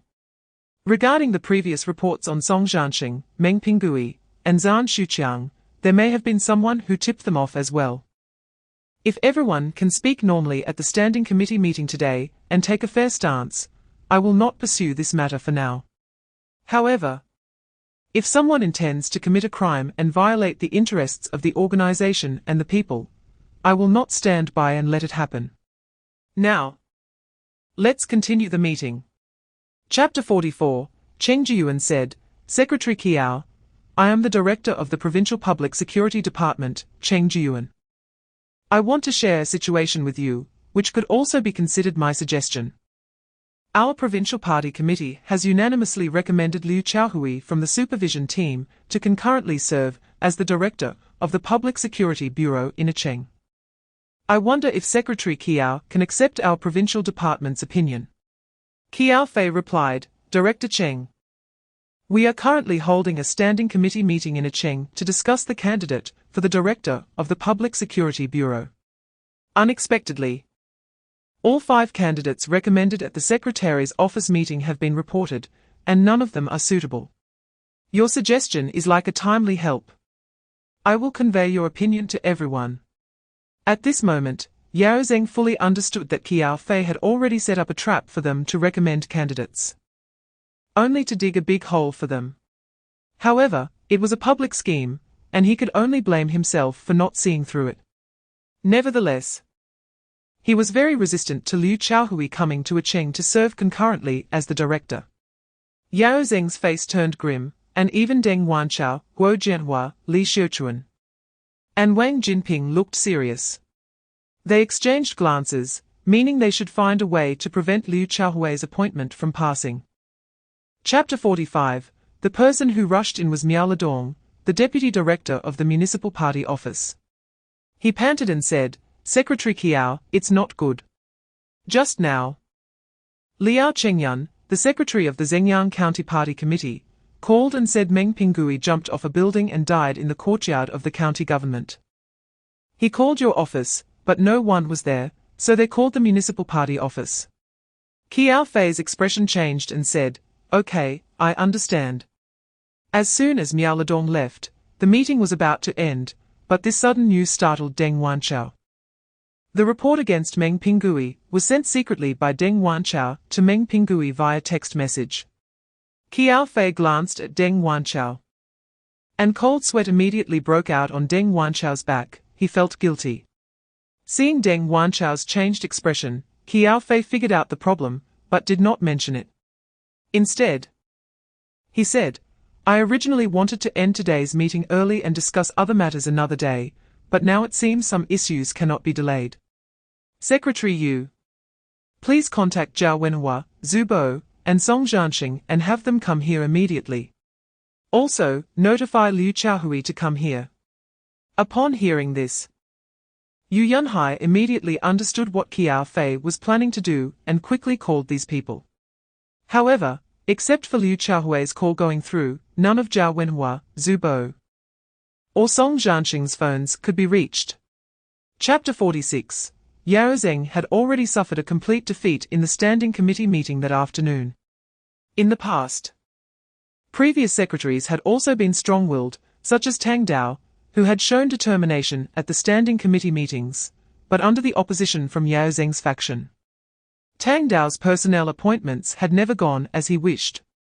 However, just after Qiao Fei took office, he faced a series of failures in today's standing committee meeting. In the end, it came down to Huang Tinghui. If Qiao Fei could get his way, then Yao Zeng's faction would completely lose face. Therefore, no matter what, they could not allow Qiao Fei to succeed with Huang Tinghui's transfer. Based on this thought, when Yao Zeng heard Qiao Fei propose Huang Tinghui as the executive deputy director of the Public Security Bureau, he said, "I believe Huang Tinghui is not suitable for direct transfer to the position of executive deputy director, and I disagree with his appointment." Qiao Fei still smiled and asked, "What is the reason?" "You should explain to everyone why, right? If you use the same reasons as before, I think it will be hard to convince others. At the very least, I cannot agree." Unexpectedly, Yao Zeng domineeringly said, "I won't explain any further. If you call for a vote, I oppose it." Seeing this situation, Qiao Fei understood that Yao Zeng wanted to salvage a bit of face in the end. At this moment, those in Yao Zeng's faction would definitely follow suit and vote against it. And those who had previously aligned with him might also support Yao Zeng at the end to balance relationships. Chapter 47. Qiao Fei and Chen Zhongxin had a long conversation and found they had much in common. Although there was an age gap, they agreed on major issues. In the end, Chen Zhongxin confided in Qiao Fei, "Child, if you want to rectify the officialdom in Acheng, start with the major projects in the city over the past few years." Yao Zeng and his faction have formed a huge network of relationships in Acheng and established an interest group. On the surface, they have Zhao Hui Huang backing them. And in the dark, the mysterious figure Zhu Yi has many subordinates who are laying out plans for him in Acheng. Their influence has extended into various fields in Acheng. However, I do not recommend that you confront them directly at the beginning. After all, they are local powers deeply rooted. I suggest you adopt a strategy of surrounding the city from the countryside, gradually occupying positions like silkworms eating mulberry leaves. This is the way to achieve ultimate victory. Qiao Fei smiled and said, "Uncle Chen, I have actually read selected works of Mao Zedong twice. I understand your meaning." Chen Zhongxin replied, "That's good. I won't disturb you any longer. It's getting dark, and I should go home early, otherwise my family will worry about me." Qiao Fei said, "Let me treat you to dinner tonight. And I will have Jiang Tongtong drive you home." Chapter 48. After Li Fei finished recording the video, he started to take action. Those few people were no match for Li Fei and were quickly taken down. Li Fei instructed Wang Fengyuan's parents to go to the bedroom and not come out or say anything. Li Fei grabbed one of the thugs and slapped him repeatedly in the face. "Tell me, what are you doing? Who sent you?" Just as the beaten person was about to speak, another person lying on the ground threatened, "Li Gaoxing, if you dare to say anything, you'll die when you go back." The person called Li Gaoxing looked terrified, glanced at Li Fei, and pushed aside as if to say, "I dare not say anything, spare me, if you want to ask. Go ask him." Li Fei approached the person who threatened Li Gaoxing and pulled him up. "What is your name?" The person did not answer. Li Fei no longer held back and slapped him several times. "Are you going to talk?" The person still refused to speak and fell back to the ground. Li Fei pulled him up again, yanked hard on his wrist, and the guy's wrist dislocated. The person cried out in pain, You have caused me minor injuries. You'll be sentenced." Chapter 49. Just as Li Fei was about to chase after him, he was stopped by Qiao Fei. "No need to chase after him. You won't catch up, and you might fall into someone else's trap. Let's deal with this situation first." Since the other party was able to use a silenced rifle as a backup, it shows that they were already prepared. After hearing Qiao Fei's words, Li Fei called Liu Qiaohui. Liu Qiaohui arrived with the inspection team from the provincial department. Upon seeing the 4 dead bodies on the ground, Liu Qiaohui couldn't help but gasp, "What happened?" Qiao Fei said, "Someone offered $1 million to buy Li Fei's life." Liu Qiaohui asked, "We are so cautious. How did they know the boss lives here?" Just as he finished speaking, Xu Jiayao came out of the house and knelt down. "It was me. I told them where Fei Ji lives." Qiao Fei's eyes widened in anger. "You? Why did you do that?" Xu Jiayao cried and said, "I didn't mean to. These past few days, every time I returned from the office, I felt someone following me. I rode my bike and deliberately went in circles to shake them off. But this afternoon when I came back, I don't know how, I couldn't get rid of them after going around a few times. I stopped.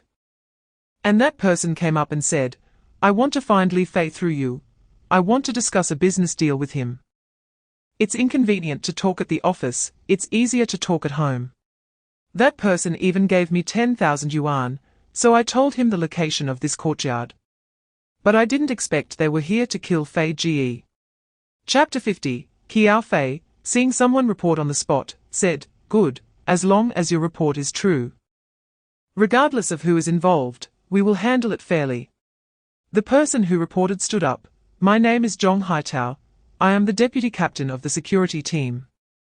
I report that Dong Qingyu, the captain of the security team and a member of our Public Security Bureau's party committee, accepted bribes and turned a criminal case into a general security case, allowing the guilty to escape punishment and the victim to suffer injustice. I took on this case first. And it was at a critical moment, but Dong Qingyu forcibly took the case from me. I didn't expect him to turn black and white, causing the real victim to cry out with no response, leading to the whole family jumping off a building.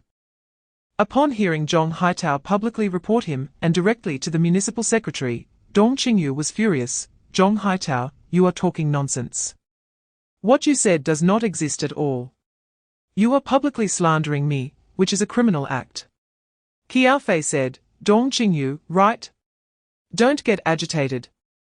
The truth will be known after investigation. If Zhong Haitao is falsely accusing you, I will demand severe punishment for him. This matter will be handled by your new director, Liu Qiaohui, the head of the provincial department's inspection team. He will arrange how to deal with it. If it is ultimately confirmed that you were wronged, I will personally vindicate you." Chapter 51. Zhong Jing was beaten and bled a lot from his nose. And this scene was recorded on the phone by Zhong Jing's good buddy. However, Zhong Jing was quickly taken away. He was brought to a private hotel located on the east side of the East Ring Road in the county, which was a secret interrogation point rented by the county's Discipline Inspection Commission. The owner of this hotel is Zhao Wenlei, the younger brother of Zhao Wenxian, the deputy secretary of the county's Discipline Inspection Commission. The County's Discipline Inspection Commission renovated some important rooms in the hotel, completely according to the requirements for interrogation to prevent the interrogated from committing suicide, and all corners of the walls were padded. Zhong Jing's nosebleed had stopped on its own, but his shirt was already stained red with blood, which then turned brown. Zhong Jing was pressed down on a chair. Zhu Lidong sat across from Zhong Jing. Zhong Jing, do you know why we brought you here? Zhong Jing coldly replied, I believe I have never done anything wrong to the people. I am a law enforcement officer. I have great respect for the law and discipline, and I dare not be the slightest bit negligent. You brought me here for no reason. How would I know what you want to do? Zhu Lidong smiled. Didn't you shout in your county bureau courtyard? From what I understand, probably no one will give you a heads up, right?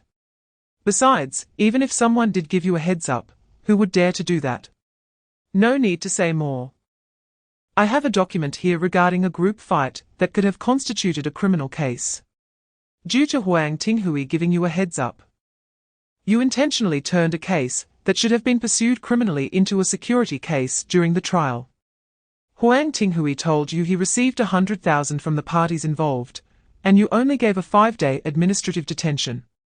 You should honestly admit to this. If you admit that Huang Tinghui made you do this, you can go back to work.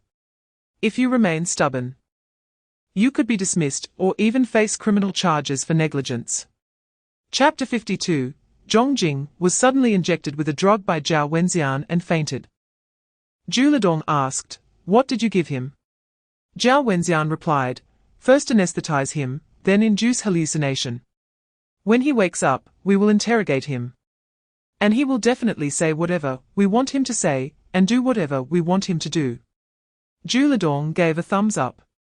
Meanwhile, after the ambulance returned to the hospital, the female nurse hurried out to call Zhong Jing's wife, Qiao Yuxian, sister-in-law, I need to tell you something. You should hurry to the People's Hospital. I have urgent news about brother Zhong Jing. You need to be quick. I'm afraid if you delay, brother Zhong Jing will be in danger. Qiao Yuxian worked at the County's Natural Resources Bureau, and hearing the nurse's urgent tone, she quickly rode her electric bike to the hospital. Upon arriving at the emergency center, the nurse was already waiting for her at the door. Qiao Yuxian sensed that the nurse was a bit nervous and mysterious and asked, Xiao Jing, what happened to brother Zhong Jing? Xiao Jing, whose name is Zhao Jing, looked around and then handed a small item to Qiao Yuxian. This is something brother Zhong Jing secretly gave me. I don't know what it is, but I saw brother Zhong Jing covered in blood, so it must not be simple. I think that place looks like where the Discipline Inspection Commission conducts double regulation. Did brother Zhong Jing do something wrong? Chapter 53. Li Fei immediately took out his phone to record.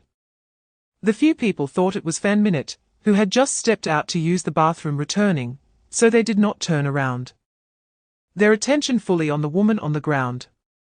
When they felt something was off, they discovered Li Fei was recording. A man rushed up to snatch Li Fei's phone. Li Fei slapped the phone snatcher to the ground, then pointed his toes at the man's knee, twisting it hard, dislocating the knee joint. Then, Li Fei moved forward, swinging at the two men holding the woman, knocking them down, and pulled the woman up. Are you Qiao Yuxian, big sister-in-law? Qiao Yuxian's beautiful face was swollen and bruised, and upon seeing someone saving her, she cried like an aggrieved child suddenly seeing a parent. I am Qiao Yuxian. Your elder brother is on the 3rd floor at the west end. Although she didn't know who Li Fei was, by the fact that he could come here and take down 3 men while calling her big sister-in-law, Qiao Yuxian knew he was one of their own. To get him to save Zhong Jing, she directly told Li Fei all the information she knew. This information was also something those 3 interrogating him told her to make her cooperate, deliberately telling her that Zhong Jing was on the 3rd floor, implying that both of them had been captured and if she didn't cooperate, he would suffer even more. Chapter 54. Tu Lei did not show any embarrassment, but instead said, You and Zhong Inshuo are in cahoots. Zhong Inshuo informed you, and even contacted Director Wu of the Discipline Inspection Commission. If you don't maintain consistency with the municipal and county discipline inspection commissions, then I will certainly report you. You should quickly take out that little thing and see what's inside. Zhong Jing glared angrily at Tu Lei and stopped paying attention to him. Qiao Yuxian cursed. Tu Lei. Dog servant. You won't have a good ending. Tu Lei stood his ground. What's wrong with me aligning with the leaders above? The ones in the wrong are you don't align with the county committee and the county government. I can't end up like you. Li Fei laughed. You're called Tu Lei, right? Let me tell you, being unable to discern right from wrong and being subservient, I estimate you won't last 3 days before you're expelled. Tu Lei looked unconvinced. You all are in this situation, yet you still talk about me. Li Fei asked, Tu Lei, where's your master? Tu Lei proudly replied. He was taken away by Director Zhu Ledong. Seeing that more than 20 police officers had arrived, Li Fei couldn't act here, regardless of whose orders these police were following. As long as they were executing their duties, any action would be considered assaulting a police officer. Chapter 55. After a while, Qiao Fei asked, what's going on? Is there a power struggle? If you lean towards my side now, many people will be dissatisfied. Liu Guoliang said. I suddenly realized from today's events that following Yao Zheng like this will lead to utter ruin.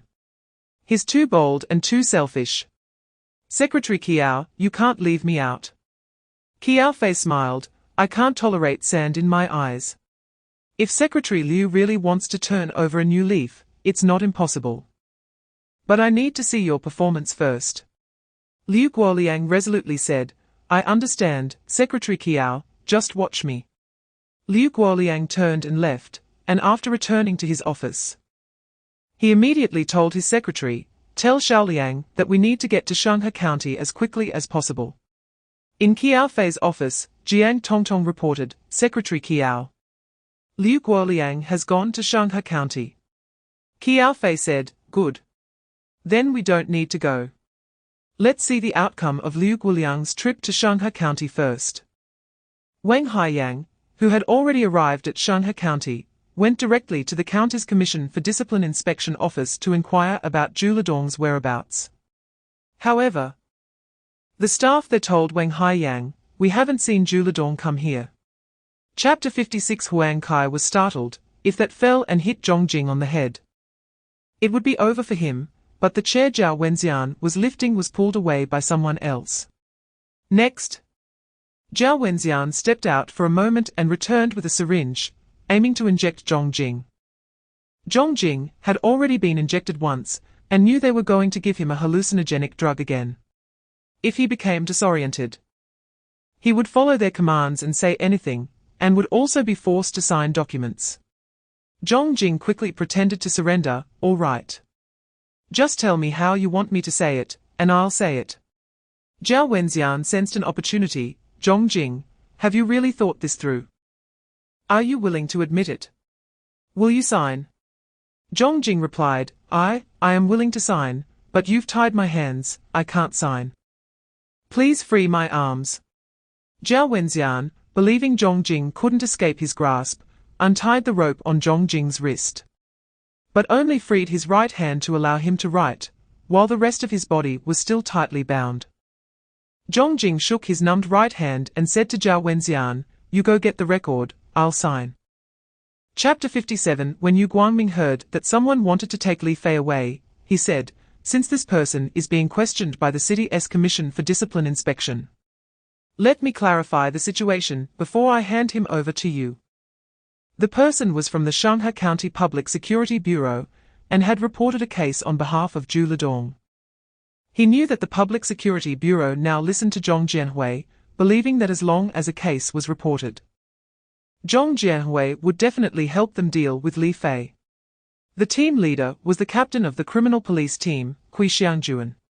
Kui Xiangjuan said, according to the principle of criminal priority, this person is suspected of intentional injury, and we must take him away. Yu Guangming stood his ground. What evidence do you have to prove this person committed intentional injury? What if it was legitimate self-defense? I've said it before, once I clarify the situation. I will hand over what needs to be handed over, but not now. Please leave and do not interfere with the city's Commission for Discipline Inspections case. Qiao said, I have already reported this matter to County Secretary Zhong Jianhui, and he has also reported it to Mayor Yao. Mayor Yao supports us taking Li Fei for handling. Yu Guangming sneered, don't tell me that. I don't believe it. Would a trivial matter require the county committee secretary to intervene? Does the mayor need to get involved? I just met with Secretary Zhong Jianhui. And he didn't mention this matter to me. Chapter 58 Qiao Yuxian quickly fell unconscious. The two interrogators saw she had collapsed and said to Fan Minute, you keep an eye on her, and notify us immediately when she wakes up. Fan Minute responded, sure, rest assured, Director Lin, I will do as you say. The Director Lin mentioned by Fan Minute was Lin Shuxing, the director of the 3rd Investigation Office of the Shanghai County Commission for Discipline Inspection. Fan Minute secretly watched as Lin Shuxing and the others left, then turned back and quietly said to Qiao Yuxian, just lie there and pretend to be unconscious. If you need my help, let me know in advance, so we don't miss the opportunity when they return. Qiao Yuxian said, I don't need anything from you for now, but I will remember your kindness. If my husband and I escape this disaster, I will repay you well. Fan Minute said, you will definitely escape, I'm sure of it. With that person saving you, nothing will happen to you. Qiao Yuxian suddenly remembered that when they were captured again, Li Fei had said they would be released in less than 12 hours, which gave her some reassurance. But Qiao Yuxian didn't know why Li Fei was so confident and asked, what does that Li Fei do? Chapter 59 Huang Kai was aware that he had seen Li Fei bite off Zhu Ledong's finger clearly on the surveillance footage. But this surveillance was secretly set up, and not intended for interrogation purposes. Therefore, Huang Kai could not disclose this secret to Liu Guoliang in front of Zhong Jianhui. However, since Li Fei was taken away by Qiao, Huang Kai had to lead the way to the police station to find Li Fei. Minutes later, Liu Guoliang and Zhong Jianhui met Li Fei, who was locked in a cage in the basement. Liu Guoliang said to Huang Kai, open the cage. Qiao and Xianhingbo, who had already received the notification, rushed over. Huang Kai said to Qiao, didn't you hear? Secretary Liu told you to open the cage. Qiao glanced at Zhong Jianhui, and did not move. Liu Guoliang noticed that Qiao was listening to Zhong Jianhui, not to Huang Kai. He couldn't help but recall that many of his subordinates were the same, listening to Yao Zeng instead of him. Which was why he had lost his temper with Yao Zeng. Feeling sympathy for Huang Kai, Liu Guoliang said, what, your director's words don't count in front of you? Qiao looked at Zhong Jianhui again, who felt a bit awkward and said to Qiao, listen to your director. Chapter 60 Liu Guoliang was someone Zhao Hui Huang had promoted, so he naturally treated Zhao Hui Huang with utmost respect. Hearing Zhao Hui Huang speak to him like this, he felt scared. However, Liu Guoliang did not want Yao Zeng to complain first. Secretary Zhao, I would like to hear your guidance. Please point out my mistakes specifically so I can correct them immediately. Zhao Hui Huang asked, what is going on between you and Yao Zeng? How did you end up in this situation? Liu Guoliang explained with grievance, Secretary Zhao, I didn't have a conflict with him. It's just that he often arranges for people from the Discipline Inspection Commission to investigate cases without even giving me a heads up. Which puts me in a very passive position. When others ask me, I don't even know what is going on and can't explain it to them. Now, the entire city's Discipline Inspection Commission, from top to bottom, listens to him directly. I've become like a deaf person, just a decoration. Even if I should unite around him, there should be a limit, right? As a City Discipline Inspection Commission Secretary, I need to handle cases. But I have to get his approval. No matter how corrupt some officials are, as long as he gives a nod, I have to stop. Now it has come to the point where he has completely sidelined me. My role is only to support his opinions and cast a vote during the standing committee meetings. Even if I'm his tool, this is too much, isn't it? Chapter 61, Li Fei saw this situation and realized these people might be coming for him again. But for what reason, it was hard to say. Li Fei asked Li Haoyu, "Can you drive?" Li Haoyu nodded. Li Fei handed the car keys to Li Haoyu. "Drive my car back to Cheng, then go to the municipal party committee and tell Qiao Fei about my situation. You don't need to worry about anything else, I'll deal with them. You leave quickly." Li Haoyu was puzzled, but Li Fei didn't explain. Gave him the keys, and got out of the car. When that group of police saw Li Fei get out, they surrounded him. Li Fei asked, "You're looking for me, right?" One policeman, who seemed to know Li Fei, said, "That's right, we're here to find you." Li Fei replied, "Well, since you're looking for me, I'll go with you, let him go." One policeman said, "He can't leave either." Li Fei asked, "What is the reason?" The speaking policeman replied, "You assaulted someone, you injured Yao Ming, and we need to take you back." Li Fei understood why these people were blocking him. The one who hit Yao Ming was me, he didn't do anything, so why can't he leave? Which police station are you from? Chapter 62, the newcomers were Liu Qiaohui and the provincial department's inspection personnel he brought along. Liu Qiaohui saw Li Fei's face was covered in blood, flowing down from his head, and noted that it was Lu Mingrui who had hit him with handcuffs. He immediately approached, grabbed Lu Mingrui, took back the handcuffs from him, and with a click, put them on Lu Mingrui's wrists. Liu Qiaohui said to the accompanying inspection personnel, "Control all the police involved in the assault." Several inspectors each handcuffed Su Hongxi, Zhu Jianyan, Liang Yaohua, and Kui Xiangjuan. Then had them sit on the sofa with their handcuffs on. Huang Kai saw Liu Qiaohui arrive just in time, and stood up to greet him, "Director Liu. You're here." He didn't call him Bureau Chief Liu, but referred to him as Director Liu, indicating to those around him that he represented the provincial inspection team. "You just assaulted someone and were caught in the act, wait for Director Liu to deal with you." Hearing Huang Kai address him this way, Liu Qiaohui understood his implication and asked, "Can you explain to me what's going on? What are their positions?" Huang Kai pretended to explain the sequence of events. Chapter 63, Zhong Jianhui and Lu Mingrui had an idea. There were about 10 families here. One of which came because they were demanding hundreds of thousands in wages from Jianqiang Industrial Development Company. And Lu Mingrui arrested them on the grounds of malicious wage demands causing disturbances. This Jianqiang Industrial was set up by Zhong Jianhui's brother, Zhong Jianqiang, in partnership with the Tsangyin Gang. Jianqiang Industrial Company obtained a project for the Honghe River management, with a total price of 130 million.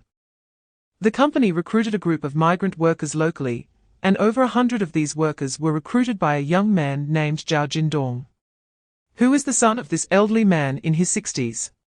Because Jianqiang Industrial Company had Zhao Jindong and others cut corners on the riverbank dam project, Zhao Jindong refused to do so. This river runs in front of their village, and if a substandard project is done, it could lead to a dam failure during flood season, which would ultimately harm them. Therefore, Zhao Jindong continued to follow the design requirements, which doubled the costs. Zhong Jianqiang, as the agent assigned by the Tsangyin Gang in Shanghe County, naturally had to listen to them. When the Tsangyin Gang insisted he cut corners, Zhao Jindong still refused and told him, "If you don't follow my instructions for construction, I won't settle your wages later. And the increased costs will be deducted from your wages." Chapter 64, It soon got dark. Zhong Jing wanted to invite Li Fei for dinner at his home. Li Fei agreed, but Liu Qiaohui didn't go to avoid exposing Li Fei's identity, and Huang Kai couldn't go at such a sensitive time. Liu Qiaohui handed over the complaint materials those people had submitted to Li Fei. Huang Kai was quite puzzled.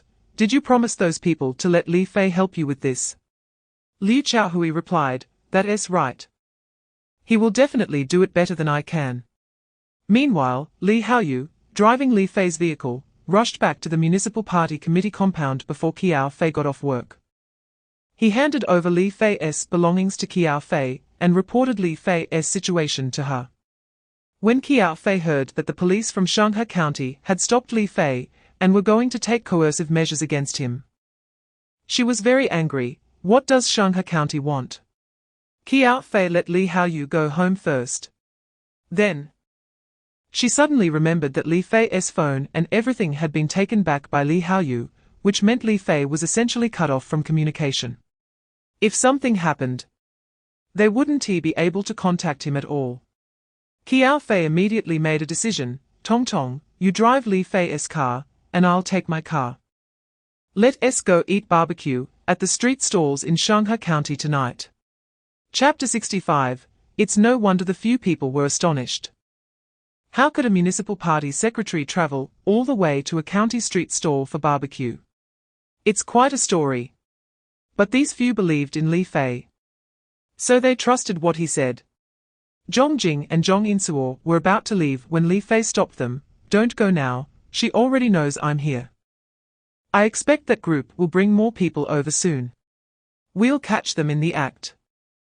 Sister Yuxian and Sister Fan Minute will be in charge of recording videos for evidence. No matter what happens, you must gather the evidence. Hearing Li Fei say this, Zhong Jing and Zhong Insuo were a bit suspicious. Li Fei, we suspect you're not a medicine seller. Can you tell us your true identity? It's time to use people, Li Fei said solemnly. Since you want to know, I'll tell you, but you must keep it a secret for 3 months. Fan Minute, you tell them. When Li Fei descended from the sky to save people at the hotel, he had frightened Fan Minute in the women's restroom. But to prevent her from spreading the word, he had shown her his credentials. Qiao Yuxian was very surprised and asked, Sister Fan Minute, did you know Brother Li Fei all along? Fan Minute felt embarrassed to mention that she met Li Fei in the women's restroom. So she could only say, it was a coincidence. I met him just a few minutes before he saved Director Zhong and Sister from the hotel. Chapter 66. Huang Kai initially didn't pay attention to others, but when he heard Qiao Fei's arrangements for Jiang Tongtong, he looked over and immediately broke out in a cold sweat, thinking, how could the municipal party secretary be eating street food at a county town food stall? Huang Kai hurried over, wanting to say something, but was interrupted by Qiao Fei. Your task is to attend the county committee standing committee meeting and handle the matters concerning Yang Qiaofei's criminal gang. As for his protectors, others will handle that.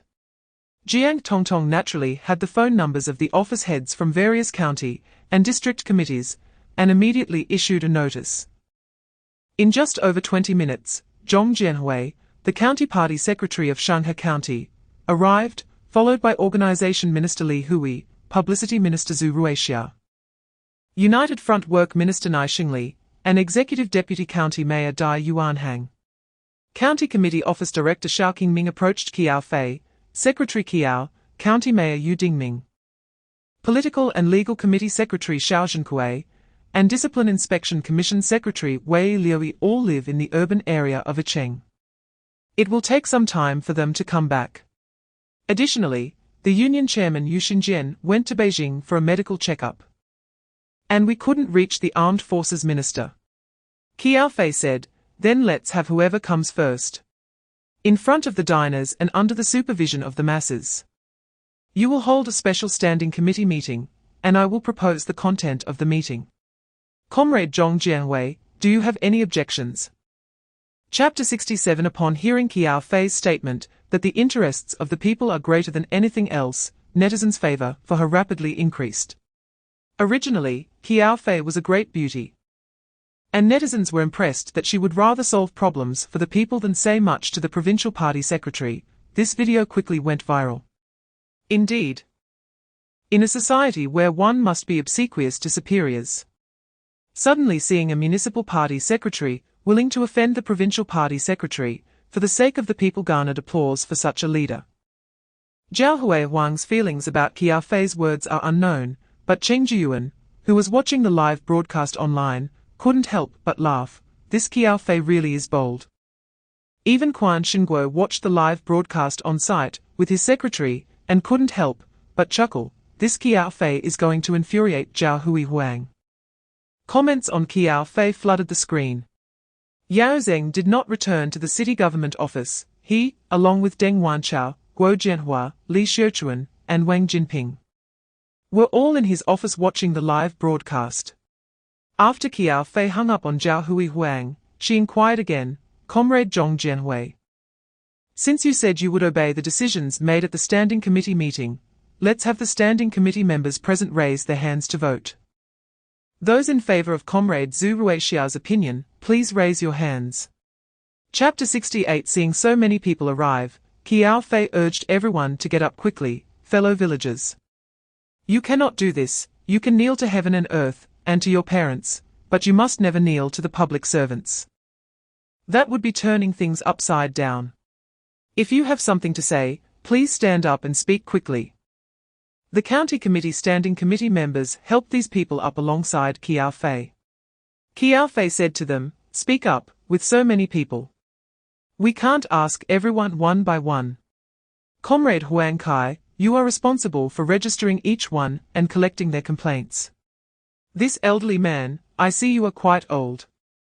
If you have something to say, please do so in front of the netizens and the county committee standing committee."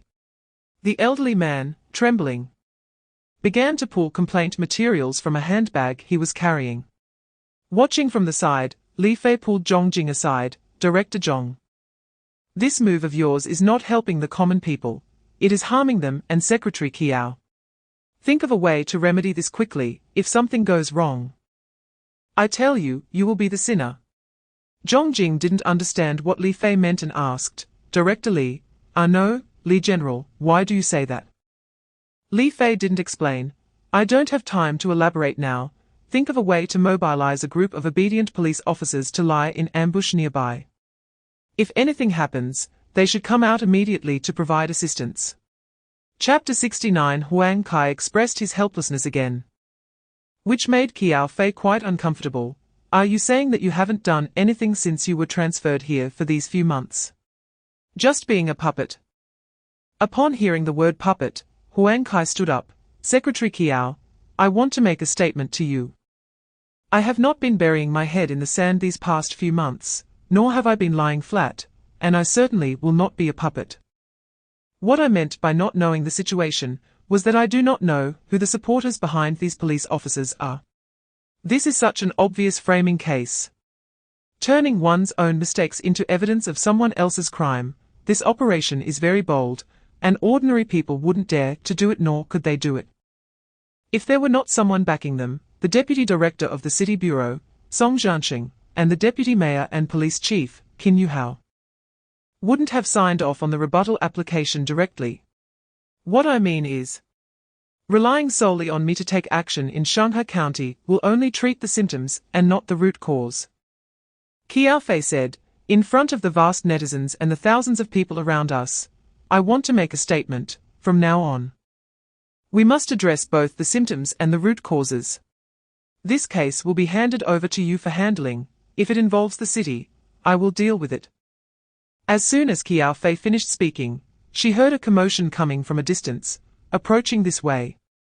Chapter 70. Speaking of Lu Mingrui, he was invited out for dinner that night, and had a few drinks. During the meal, he received a phone call. Someone asked him, "Did you see the live broadcast of the Shanghai County Committee Standing Committee meeting at the Beicheng Food City?" Lu Mingrui was focused on drinking, holding a little girl in his arms, one hand slipping into the girl's clothing. When he heard the inquiry, he said, "I'm out drinking. I haven't watched any live broadcasts."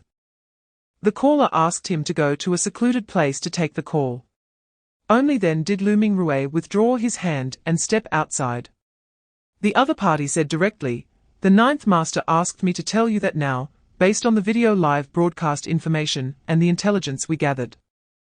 Your uncle Yang Chaofei forcibly collected 5,000 yuan in sanitation fees at the Lao Wu barbecue stall in the food city and attempted to abduct the newly appointed municipal party secretary Qiao Fei and his temporary female secretary, but was defeated by Qiao Fei.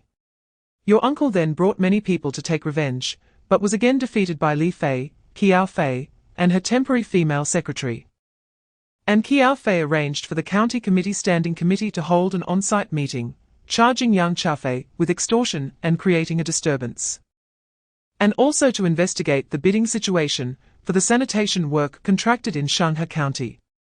You really didn't know about any of this. Chapter 71. Lu Mingrue found himself with no way out, since Li Fei had seen through his scheme. If Li Fei publicly revealed his actions of using someone else's identity to take the fall, he would definitely be hunted down by the mysterious Ninth Master. Now that Li Fei had given him a way out, it was like a small boat adrift in a vast sea suddenly spotting a beacon of hope. Li Fei told him, "Since you've already come this far, I believe you must have means to conceal your identity. You and the person who died for you, Lin Qingli, probably obtained an ID in his name long ago using your advantage in the Public Security Bureau. I believe Lin Qingli is not much older than you. And you two have some similarities in appearance, right?" Lu Mingrue was shocked. "How do you know?" Li Fei said, "I know people like you too well. Relying on your power to commit crimes is not uncommon, and you must have left yourself an escape route to struggle when you encounter danger. I've seen many people like you. That human skin mask you have was probably made according to Lin Qingli's appearance, right?" Lu Mingrue replied, "That's right, it is. Can I ask you a question?" Chapter 72. It was already 4:30 a.m. when Fan Minute suddenly called for help. What danger had she encountered? Li Fei hurriedly asked. "What's wrong, Fan Minute? Tell me." He heard Fan Minute panting and saying, "I'm being chased. I'm at Shanghai Mingyuan in the south of Shanghai County. And a dozen people are after me. I don't think I can escape, they. Before she could finish her sentence, there was a thud on the phone. The sound of it being thrown somewhere, followed by a commotion. "You little bitch. How dare you follow and take pictures of the county party secretary? Your time is up today. You, a mere staff member of the Discipline Inspection Commission, dare to oppose Zhong Jianwei and Yu Dingming. With your capabilities. Even if you uncover something, do you have the means to handle it in Shanghai County, or even in Acheng and Huanghai Province?" Another voice said, "Take her to Hongchugang Cemetery and let the boss enjoy her there, then send her to the shipping gang, so she will never come back again. You clueless idiot. You brought this on yourself." Then there was a sound of struggling.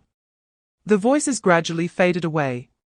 Chapter 73. After Fan Minute was captured and taken to Hongqiling Park. She was locked in a very secure room. Not long after, she heard someone approaching. Someone called out for Boss Fu. Fan Minute felt a bit scared. Although she had called Li Fei, she still didn't know where he was. Even if Li Fei was in the county. Her phone was left in the temple at Shanghai Mingyuan. Could he find her here? It was clearly an unknown. Fu Daqing had already brought Fan Minute to another place. She had no idea where it was. Fu Daqing had someone bring Fan Minute in front of him, removed the towel stuffed in her mouth, and said, "Pretty girl. You have such a good job as a girl. Instead of working hard and striving for progress, why are you following my brother-in-law? I heard you even recorded my brother-in-law with that girl. Aren't you embarrassed? It's normal for my brother-in-law to go out for some fun after getting tired of playing at home with my sister. My sister has no objections. And I won't say anything either. What are you so concerned about? Since you want to seek death. I'll check tonight if you've ever been with a man. If you haven't, I won't be polite, I'll be the first one. If you have, then you belong to my brothers, and they can continue with you, let you enjoy the feeling of this group of people. It will be unforgettable for you. After tonight, you will be sent away tomorrow to Southeast Asia to become a prostitute, and you'll never return to the country." Chapter 74. The person who arrived was Su Hongxi, the deputy director of the Public Security Bureau, accompanied by several police officers who blocked the way of Li Fei and the others. Li Fei sneered, "What a preposterous assumption. Fu Daqing kidnaps a public servant, and I come to rescue her, and I'm accused of being the assailant. You say I injured a dozen people. Where are the injured?" Su Hongxi replied, "Since I said that, It means I have grasped the situation, the informant said so. Li Fei sneered, the informant said so. If the informant said you killed 100 people, would you believe it? You come to such a conclusion without investigation, are you a deity? Su Hongxi indeed received a call. It was a little brother of Fu Daqing who, after seeing Fu Daqing knocked unconscious by Li Fei, used Fu Daqing's phone to call Zhong Jianhui. This little brother had grown up with Fu Daqing.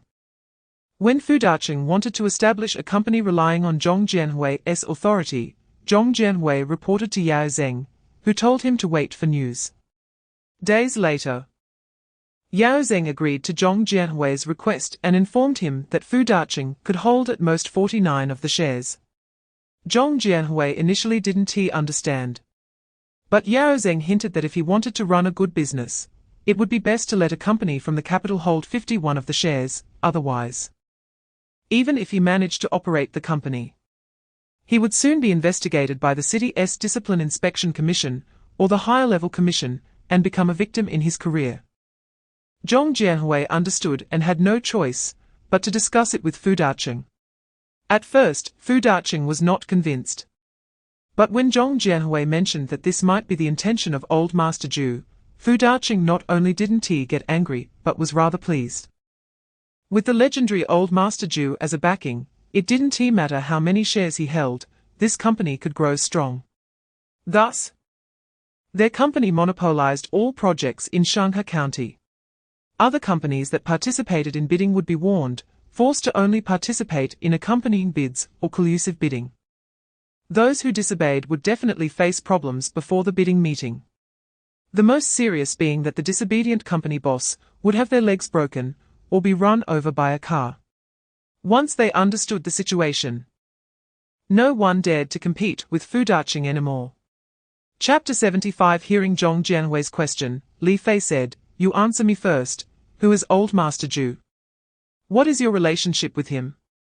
Upon hearing this, Zhong Jianhui was greatly shocked. Why was Li Fei asking this question? What exactly was he doing? To be honest, despite being the county party secretary, he didn't know who old Master Zhu really was, but he had experienced old Master Zhu's capabilities. Zhong Jianhui calmed himself and said, "I can't answer your question. To be honest, I really don't know who old Master Zhu is. I've only heard about him." Li Fei shook his head. "I don't quite believe it. Your relationship with him should be deep." Zhong Jianhui said, "I've said it before, I don't know him. So there's no such thing as a deep relationship. If you use this baseless topic to negotiate with me, I can only stop our discussion. If you insist on going all out with me, then I don't mind a fight, even if you have evidence of me sleeping with women, so what? How many officials don't have mistresses? At most, I'll be demoted by superiors, even if demoted, I still have power. And my leaders won't let me sit on the cold bench. I can still take measures against you. I don't believe I can't deal with you." A drug dealer. Chapter 76. After Li Fei dropped Fan Minute off at the unit's gate, he drove away. He went directly to the Public Security Bureau, found Zhong Jing, and asked Zhong Jing about the whereabouts of Zhao Jindong, who had been arrested by Lu Mingrui for causing trouble. Li Fei wanted to investigate the shoddy engineering of Jianqiang Company, which surely had officials backing it. If he found evidence, he would start from Shanghai County and clean up the officialdom in Cheng. The security guard at the gate was already familiar with Li Fei and did not stop him. When Zhong Jing saw Li Fei, he was quite polite. "Director Li, what brings you here?" Li Fei smiled and said, "Brother Zhong, why are you still calling me that? Didn't I tell you that my identity is confidential now? You can call me by my name, or Li Zong or Boss Li," Zhong Jing said. "Aren't we in your own place? Is there a need for that?" Li Fei smiled, "Better safe than sorry, even in your office. There's no guarantee that someone isn't installing a monitoring device." Zhong Jing replied, "No way." Li Fei chuckled, "Let me check for you." Li Fei searched the room and indeed found a listening device. He asked, "Whose office is next door?" Zhong Jing replied, "Su Hongxi is next door." He seems to have gone out to a tea house across from the bureau. Chapter 77. He encountered extortion. The car's dashcam happened to be facing forward, capturing the entire scene. Li Fei also turned on the mini recording device on him. Everyone, can we not joke around? I'm just passing by and wanted to see the scenery here. Please make it convenient for me. A short, chubby young man in his 30s looked disdainfully at Li Fei's pleas. This tree was planted by me. This road was opened by me. If you want to pass through here, leave some toll money. I've already told you, this river is under our watch. If you want to cross, you must follow our rules and pay the fee, otherwise, we will push your vehicle into the river. Li Fei pretended to plead again, brothers. I'm an outsider, here to investigate and invest in building a factory. How could I possibly have over 200,000 in cash on me? I am begging you to let me pass. A tall, skinny man walked over. What did you say? No money on you. Then just wait for us to push your car into the river. In order to gather evidence, Li Fei spoke loudly, everyone, in our country. The river and the levee on both sides belong to the state. Are you from the Water Conservancy Department? Chapter 78. Huang Kai returned to his office and reported to Liu Qiaohui about the situation that had just occurred between him and Zhong Jianhui. Liu Qiaohui had already received the video sent by Li Fei and knew what had happened. He told Liu Qiaohui, "You've been pretending to be obedient in front of Zhong Jianhui for months, and now you've suddenly turned against him. I suspect he will take measures against you. So be prepared." Huang Kai replied, "I'm also here on a mission from the provincial department. The underworld forces in Shanghai County have become increasingly rampant over the years. Despite years of nationwide crackdowns on organized crime, Shanghai County has not only remained indifferent, but has become even more severe, which cannot be separated from Zhong Jianhui. I have already grasped the basic situation of the entire county and am prepared. Since Zhong Jianhui has torn off the mask, it's time for me to strike back." After hanging up, Huang Kai took out a file from his drawer and placed it on the table. At that moment, someone pushed open the office door. Wei Liui came in with 4 people. When Huang Kai saw Wei Liui, he knew that Zhong Jianhui had made a move against him. But he didn't expect Wei Liui to come in person. It seemed that Zhong Jianhui was determined to ruin him. Huang Kai felt very calm and stood up. "Secretary Wei. If you have something to say, just give me a call. There's no need for you to come in person." Chapter 79. The beautiful policewoman was very good at acting. Shedding tears of grievance. "Darling, why are you so heartless? Even if you did something wrong, I, Qi Lili, would never leave you. I was born yours and will die yours. I'm already pregnant with your child." Huang Kai was furious and slapped the woman claiming to be Qi Lili several times. "Fuck off, you dirty whore. I don't know you. Who sent you to frame me?" After being slapped several times, Qi Lili couldn't take it anymore, and rushed to tussle with Huang Kai. But how could she be Huang Kai's opponent? He didn't let her get close at all, and his kicks left her in pain, causing her to fall multiple times. Qi Lili, frenzied, charged at him again, cursing. "Damn you, how dare you hit me? Ask around, I'm Mao Minute, and I won't let anyone bully me. Even Zhong Jianhui has to give me some respect. You're just a stinky cop, what are you so proud of? If it weren't for the million I couldn't bear to part with, I wouldn't bother with you. It hurts so much." Huang Kai deliberately struck this woman in police uniform. Since she came to frame him, he couldn't show any mercy to such a person. Once he got serious, she would inevitably reveal flaws in her actions and words. Sure enough, Huang Kai used the fighting skills he had learned since police academy. And the woman suddenly revealed her true self when attacked. The woman claiming to be Qi Lili panicked and mentioned her real name, Mao Minute. And even revealed the $1 million. Though her words were few, they carried significant information. Huang Kai sneered, sidestepped Mao Minute, and kicked her in the backside, causing her to collapse onto the bed and not get up again. She knew that if she got up again, she would be beaten again. Chapter 80. After Hu Fueling and the others left, Fan Minute and Huang Kai exchanged glances, both looking at the blanket that Hu Fueling had touched when he left, and nodded at each other. After Hu Fueling went out, he headed to the room next door where Wei Liui had previously been monitoring the surveillance. The other two saw Hu Fueling enter the room that Wei Liui had also visited, which had surveillance cameras. In fact, when they left, they had also seen Hu Fueling moving under the blanket, but pretended not to know. Unlike Hu Fueling, who was trying to curry favor with Wei Liui for personal gain. These two were smart enough to know that the old director would retire in just over 10 days. However, they were surprised that Wei Liui suddenly appointed Fan Minute as the acting director, and could not understand why he did so. In terms of qualifications and ability, Fan Minute was not even on their radar. But they seemed to realize that something was amiss. Therefore, they didn't want to get involved, even though it was their job. Since Wei Liui appointed Fan Minute as the acting director, all responsibilities would fall on her. They also knew that Fan Minute had previously been investigated internally for being close to Zhongjing and others, yet now she was given an important role. To say there was no issue would be unbelievable. So, the two simply kept their distance.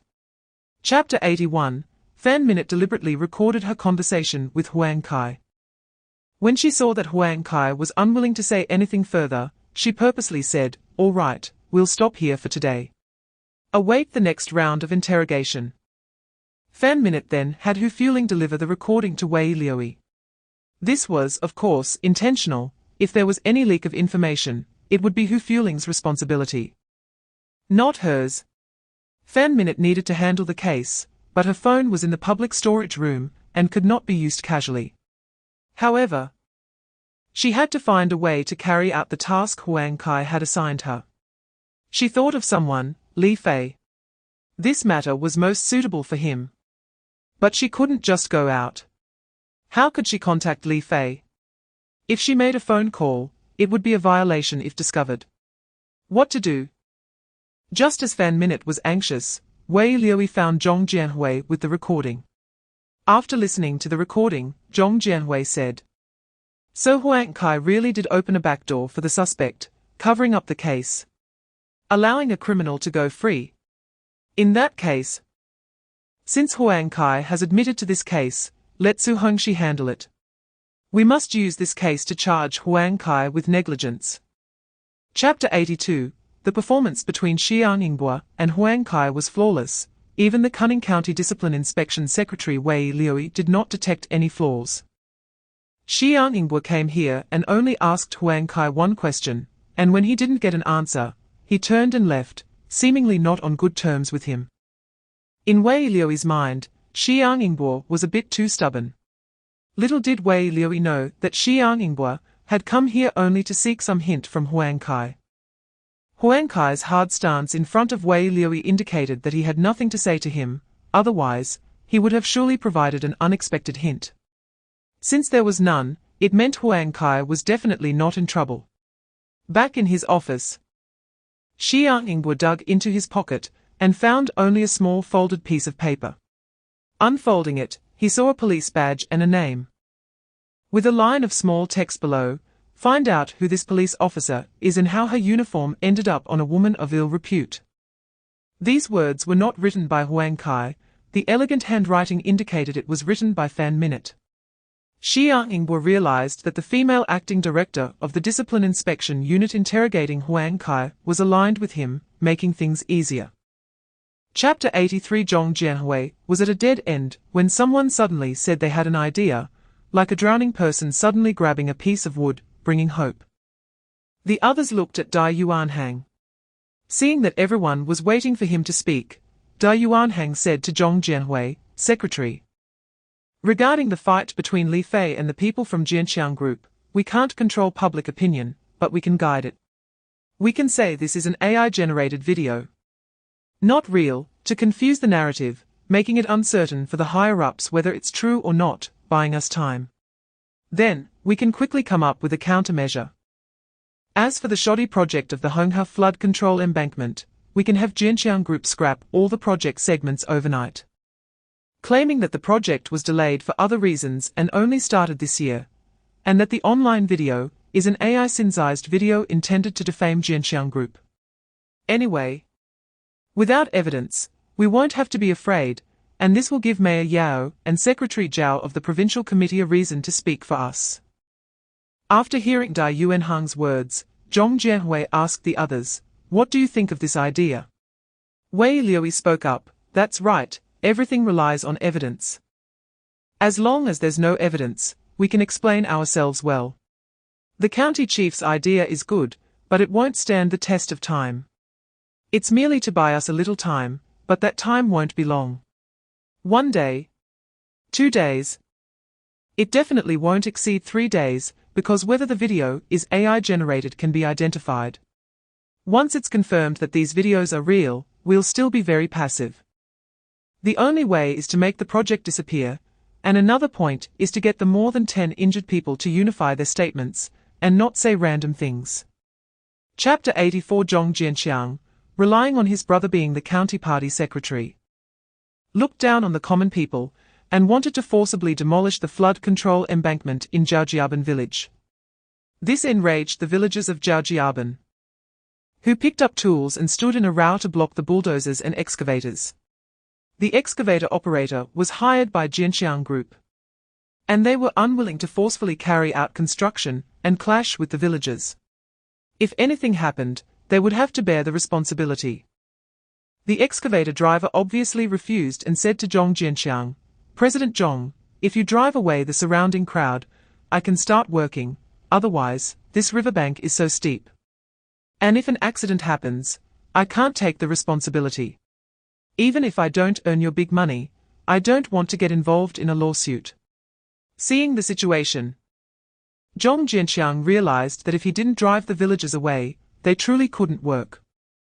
He called over more than 200 employees from Jianqiang Group and told them, "You are all from Jianqiang Group. Now, these villagers won't let us work. We must drive these stubborn villagers back. If anything happens, I'll take the responsibility."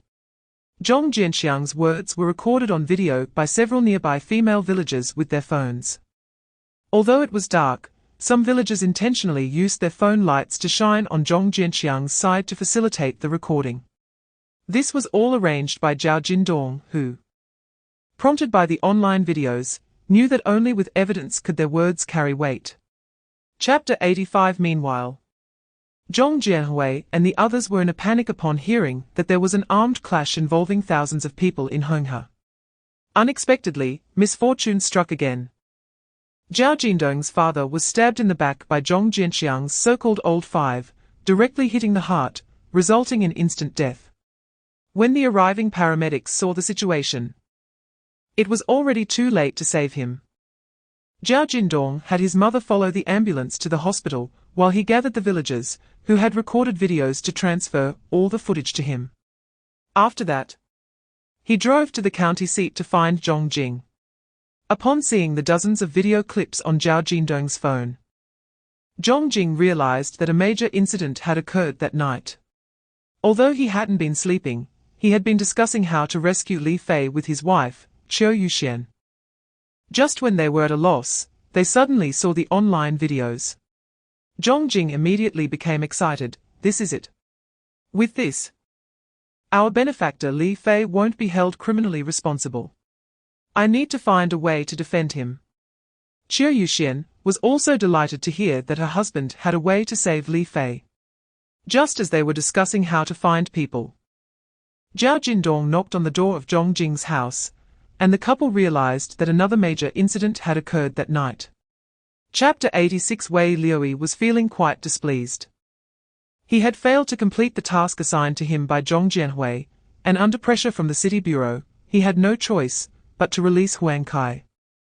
As there was no evidence to prove that Huang Kai had committed any violations. Suddenly, he heard that Fan Minute was looking for him, which startled him. "What is it? Hurry up and say it. I don't have time to listen to your nonsense." Fan Minute, knowing that Wei Liui was in a bad mood, deliberately added to his frustration, "Secretary Wei, could you give me one more day? I can definitely find out about Huang Kai's issues. Wei Liui hesitated for a moment and said, let's put Huang Kai's matter on hold for now. We can't withstand the dual pressure from the City Discipline Inspection Commission and the City Police. Fan Minute deliberately asked, what about me?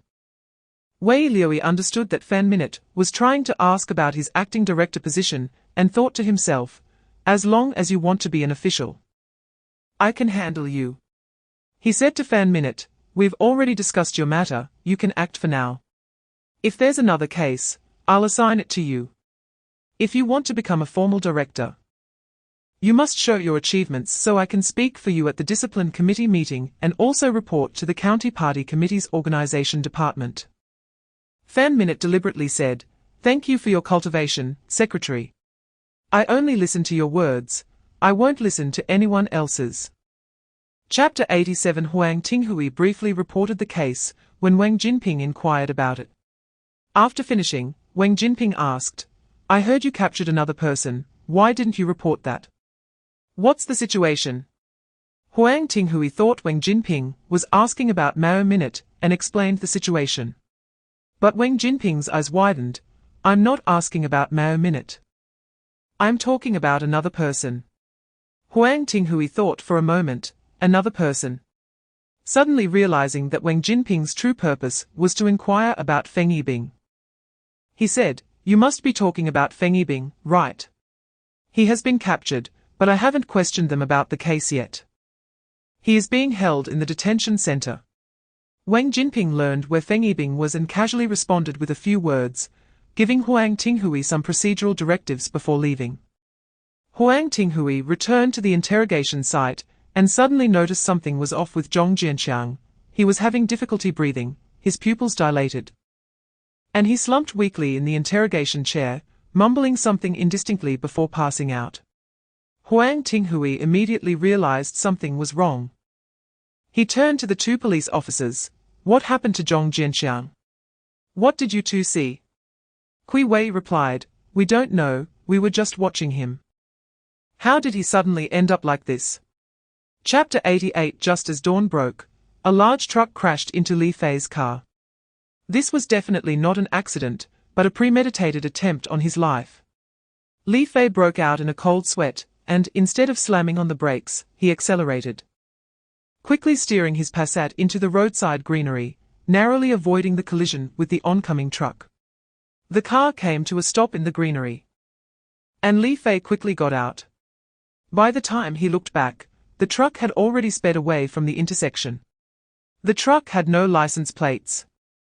If this wasn't murder, not only Li Fei, but also the readers wouldn't believe it. However, it was difficult to trace the owner of a truck without a license plate. After calming himself down by the roadside, Li Fei dialed 110 and 122 to report the incident. A few minutes later, a police car arrived with a tow truck. Li Fei recounted his experience to the accident handler and asked the traffic police to check the surveillance footage at the intersection to give him an explanation. However, the traffic police officer was quite arrogant. You said it was an unlicensed vehicle. Even if we find the video, what good will it do? We can't find out who the owner is. Li Fei replied, whether you find out or not is one thing, whether you investigate or not is another. Please fulfill your duties. Chapter 89 From enlisting in the army to working, Li Fei had never lost a battle. But this time he failed to achieve his goal of stopping Dacheng Group from destroying accounts and financial data. He decided to first complete the promise he made to help someone's mother with medical treatment before continuing with his work. After Liu Qiaohui and his group took him away from Shanghai County, Zhong Jianhui and the others quickly learned about it. He felt relieved that Dacheng Group was following his orders and had set fire to the office building to create the appearance of an accidental fire. But suddenly heard that Su Hongxi had been taken away, which dampened his mood. Now, with the failures of Lu Mingrui, Hui Xiangjuan, and Jin Kuwu, the only capable and obedient person left in the Shanghai County Public Security Bureau was Su Hongxi, and now he was taken away. Although the remainings were genuine, listened to them, he was soft and ineffective. Zhong Jianhui had lost control over the Public Security Bureau. For them, Once the Public Security Bureau stopped following their orders, they lost the initiative, and the previous situation, where they could strike at anyone at any time, no longer existed. Zhong Jianhui thought he must appoint several deputy directors, and these deputies must be his people to regain control over the situation. He decided to hold another standing committee meeting to discuss the issue of equipping the Public Security Bureau with 3 deputy directors. Chapter 90. This is not a case of the villain reporting first, but rather the villain striking first. Liu Qiaohui knew about the relationship between Wang Jinping and Feng Yibing and did not take Wang Jinping's threat seriously. Secretary Wang, if Feng Yibing dies, the first person to be suspected should be you, right? What right do you have to threaten me? Wang Jinping planned to give Liu Qiaohui a warning. Believing that Liu would suppress the matter for his political career, trying to downplay it. He hoped Liu would go easy on the abnormal death of Feng Yibing. Unexpectedly, Liu Qiaohui not only did not buy it, but also pushed the responsibility onto him. Wang Jinping sensed trouble. Did Liu Qiaohui grasp the relationship between me and Feng Yibing? Does he know that I arranged for someone to silence Feng Yibing? That shouldn't be possible. Liu Qiaohui has only been in Cheng for a few days. Wang Jinping tentatively asked, Liu Qiaohui, what do you mean? Shouldn't I, as the secretary of the Political and Legal Committee, inquire about your mistakes? Liu Qiaohui sneered. Everyone knows your ulterior motives. I don't need to explain it to you. Don't let me catch you with any incriminating evidence, otherwise, you know the consequences. With that, Liu Qiaohui hung up the phone. Chapter 91. Qiao Fei smiled and asked, Secretary Liu, do you have any proposals you want to mention in advance? Liu Guoliang replied, I have an idea. The anti-corruption work in Cheng has not been pushed for years, and many people have become numb. I want to change this situation. Now, with the shoddy project of the Honghe levy in Shanghai County, there must be significant corruption behind it. I want to use this as a breakthrough point to conduct an analysis of Shanghai County and raise the banner of anti-corruption. Qiao Fei smiled and said, I support your approach, but remember, if you want to forge iron, you must be strong yourself. You must first rectify the staff of the Municipal Commission for Discipline Inspection. If the people you send out are corrupt themselves, your anti-corruption efforts will be loud but ineffective. What do you think? Upon hearing Qiao Fei's words, Liu Guoliang was taken aback and then realized, frowning, that is true. I'll simultaneously assign capable personnel to Shanghai County while launching a rectification campaign. Turning the blade inward and purging the Municipal Commission for Discipline Inspection. Qiao Fei said, I fully support your work. You can propose an audit investigation of Shanghai County this afternoon, and you can first dispatch personnel from the Municipal Audit Bureau, Finance Bureau, Public Security Bureau, and the Commission for Discipline Inspection to form a joint investigation team. The Commission for Discipline Inspection will lead, with you as the team leader. And let Yu Guangming serve as the deputy team leader to take real responsibility. I will have people secretly assist you. Opening a breach from Shanghai County to implement the strategy of encircling the city from the countryside. But one thing, regarding the incident of the accounts of Jianxiang Group and Daqing Group being burned, we need to take preventive measures. If similar situations occur in national agencies, the top leader should be dismissed on the spot and investigated. If we do not curb the spread of this phenomenon, you won't see a genuine account. Chapter 92. Yao Zheng saw that this was a document jointly issued by the Organization Department, the Central Commission for Discipline Inspection, the Ministry of Human Resources and Social Security, and the Ministry of Public Security, titled Implementation Opinions on Deepening the Reform of the Cadre Personnel System and Pilot Cities for Open Selection of Cadres. It mentioned that cadre selection should emphasize morality, ability, diligence, and performance, and that cadre promotion should first involve examinations, including written and oral tests. It also stated that public opinion should be openly solicited, with scores accounting for 50%. Allowing the public to supervise whether the individual has committed violations and to comment on the individual's workability, political sensitivity, moral character, and work enthusiasm, which would be counted as reference scores. Most importantly, Icheng was designated as the only pilot city nationwide. After reading the general content, Yao Zheng knew that this was definitely a move orchestrated by Qiao Fei through connections, but this method was jointly issued by 4 ministries. Particularly mentioning that to ensure the success of the pilot work, the Public Security Department would participate throughout to provide support. Yao Zheng couldn't help but look at Qiao Fei in panic. Secretary Qiao, why wasn't this communicated to our municipal committee in advance? Qiao Fei, already angry, did not show Yao Zheng any good face. What? Does the work from above have to be reported to you, Mayor Yao, before proceeding? Chapter 93. When Qiao Fei heard that it was a relative of Zhong Jianxiang, she thought of Zhong Jianxiang's brother, Zhong Jianhui. This matter must have been secretly instigated by Zhong Jianhui. She thought to herself, I haven't even dealt with you, Zhong Jianhui, and you jumped out first. Fine. Let us see you go crazy. Qiao Fei called Li Fei. Li Fei, the family of Zhong Jianxiang, is causing a scene at the Municipal Public Security Bureau. Did Liu Qiaohui tell you? Li Fei replied, yes. Qiao Fei asked, what is your opinion? Li Fei said, my opinion is to let them make noise. Just do a good job of collecting evidence. I'll return to Icheng shortly, and I'll tell you why I want them to make noise when we meet. Qiao Fei absolutely trusted Li Fei and called Liu Qiaohui, do as your boss says. After Li Fei returned to the city, he did not first go to find Liu Qiaohui to handle the disturbance at the Public Security Bureau's entrance. Since he wanted them to make some noise, he would give them enough time. Back at the office, he saw that Dong Shichao was not there, he had gone out for business. Xu Jiayao was alone in the office playing with her phone. Li Fei contacted Ling Hufeng again, who said, boss, I was just about to report to you when you called. I'm at Qiandun Security Company now, the negotiations are almost done, but we are still discussing the price. If you have time, come back and chat with them, they don't trust me too much. Chapter 94, Li Fei drove ahead, leading the way, while Liu Qiaohui followed with several police officers, heading toward Qiandun Security Company. On the way, Li Fei called Ling Hufeng, is there anything unusual at Qiandun Security Company?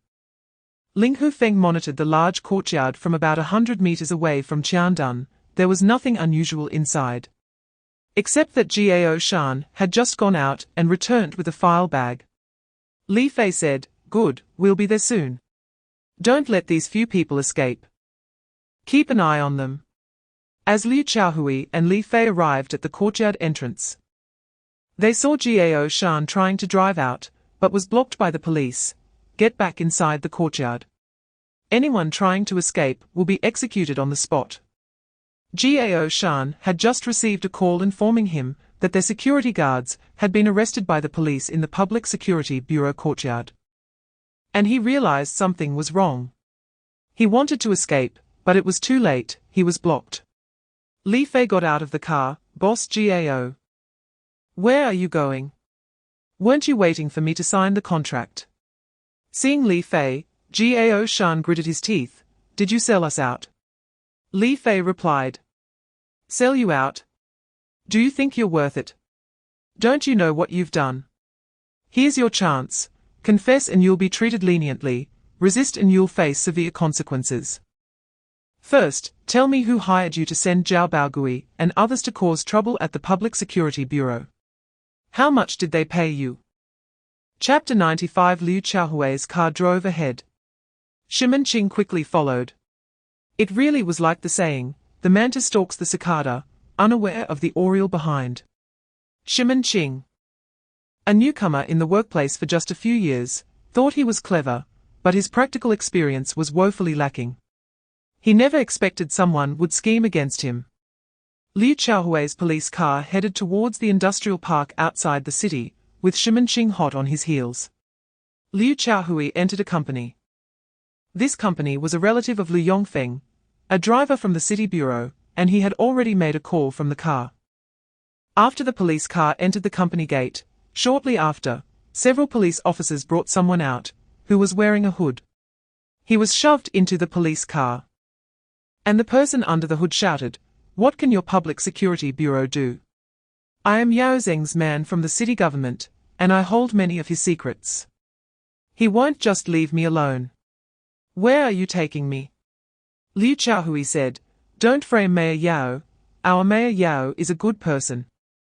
If he finds out you are slandering and framing him, he will not let you off lightly." The person under the hood continued to curse, "I'm not slandering. If you dare to do anything to me, Mayor Yao will never let you off. You dog bastards, where are you taking me?" Chapter 96. Yao Mulan said nothing. She decided to heed Liu Qiaohui's advice.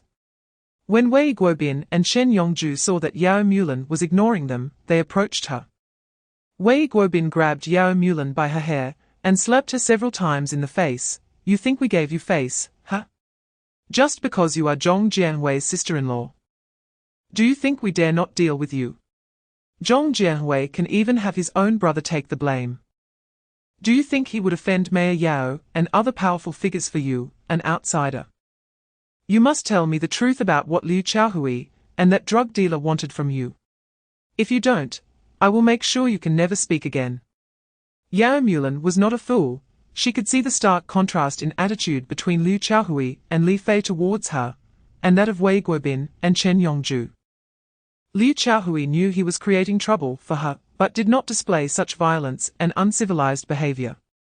Her judgment of character placed Liu Qiaohui higher in her mind. Despite being beaten, Yao Mulan remained silent, only glaring angrily at the two. Seeing that the woman still would not speak, Wei Guobin and Chen Yongju took out a stun baton and pointed it at Yao Mulan. Chapter 97. The newcomer was Wang Jinping, who had been sent by Yao Zheng. After hearing Wei Guobin's truthful report, Yao Zheng feared that if Wei Guobin were caught, he might crack under interrogation and say something reckless. The only way to protect Wei Guobin was to ensure his safety, especially since Wei Guobin had listened to him over the years and committed illegal acts. Naturally, Yao Zheng could not personally intervene, so he entrusted this matter to Wang Jinping. Upon seeing Wang Jinping's arrival, Liu Qiaohui understood the situation, but insisted on taking Wei Guobin away, stating, "Secretary Wang, Wei Guobin is suspected of torture, forced indecency, and intentional homicide, which already violates criminal law. We, the Public Security Agency, are handling the case. What right do you have to stop us from taking him?" Wang Jinping retorted, "You say Wei Guobin has committed 3 crimes, where's the evidence? To arrest someone, you must first gather evidence. Only when the evidence is conclusive can an arrest be made. Show me the evidence. If there was no evidence and you randomly arrest a deputy bureau chief, I suspect you, as the acting bureau chief, are abusing your power." It was obvious that Wang Jinping was there to protect Wei Guobin. Liu Qiaohui responded, "We not only have evidence, but it is also very solid. However, during our investigation, we cannot allow non-investigative personnel to see the evidence, not even you, the Political and Legal Committee Secretary. Please take a look at the regulations on interference in judicial activities by leading cadres, intervention in specific case handling records, reports, and accountability. This regulation has been in effect for over 10 years. You wouldn't publicly violate this regulation to shield Wei Guobin, would you? If that is the case, I have the right to report this matter to the organization, the higher authorities, and even the Disciplinary Inspection and Supervision Commission. I will not execute your orders." Chapter 98. On Chen Yongzhu's phone, there were several selfie videos of him engaging in lewd acts with a girl in her 20s. Li Fei showed Chen Yongzhu, "Who is this girl?" Chen Yongzhu panicked, I don't know. I just saw there was software online that could create AI videos, so I learned how to do it." Li Fei was furious, slapping Chen Yongzhu several times. "Do you think I'm a 3-year-old? Let me tell you, I have a master's degree in internet technology. I can tell if a video is original at a glance. Do you think you can fool me? If you don't tell the truth, I want to be polite." Li Fei directly dislocated Chen Yongzhu's knee joint, causing him to beg for mercy. "I'll tell the truth. Li Fei kicked Chen Yongju's knees a few times to reset the joint. Chen Yongju was genuinely frightened by Li Fei. Who are you? How are you so strong? Li Fei replied, don't change the subject. Tell me, who is this girl? Chen Yongju began to sweat. She is a student from the third year of class 6 at City No. 5 High School, named Duan Muzhu. Li Fei suddenly recalled that Wang Zhanbing's daughter, who he had saved, Wang Zuying, was also a student in that class. He took out his phone and called Wang Zuying. Chapter 99. Upon hearing that Zhong Jianxiang had been kidnapped, Li Fei immediately panicked. What happened? Where are the guarding police? Liu Qiao replied, the guarding police were shot with a tranquilizer gun. It was discovered by the hospital while delivering food. Zhong Jianxiang was likely taken away about half an hour ago. Li Fei asked, did you find any traces at the scene? Liu Qiao said, they acted very skillfully. From the position and posture of the guarding police at the scene, it seems they were shot with a tranquilizer gun when they discovered something and tried to stop the intruders. The two police officers were separated, indicating that more than 2 people entered the room. I checked the hospital's surveillance. These individuals came in layers. They should only know that Zhong Jianxiang is still alive in this hospital and do not know the specific floor and room number. I have arranged for people to retrieve the surveillance footage from various locations in the hospital, and I am also investigating the on-duty doctors, nurses, and patients to see if anyone noticed anything unusual.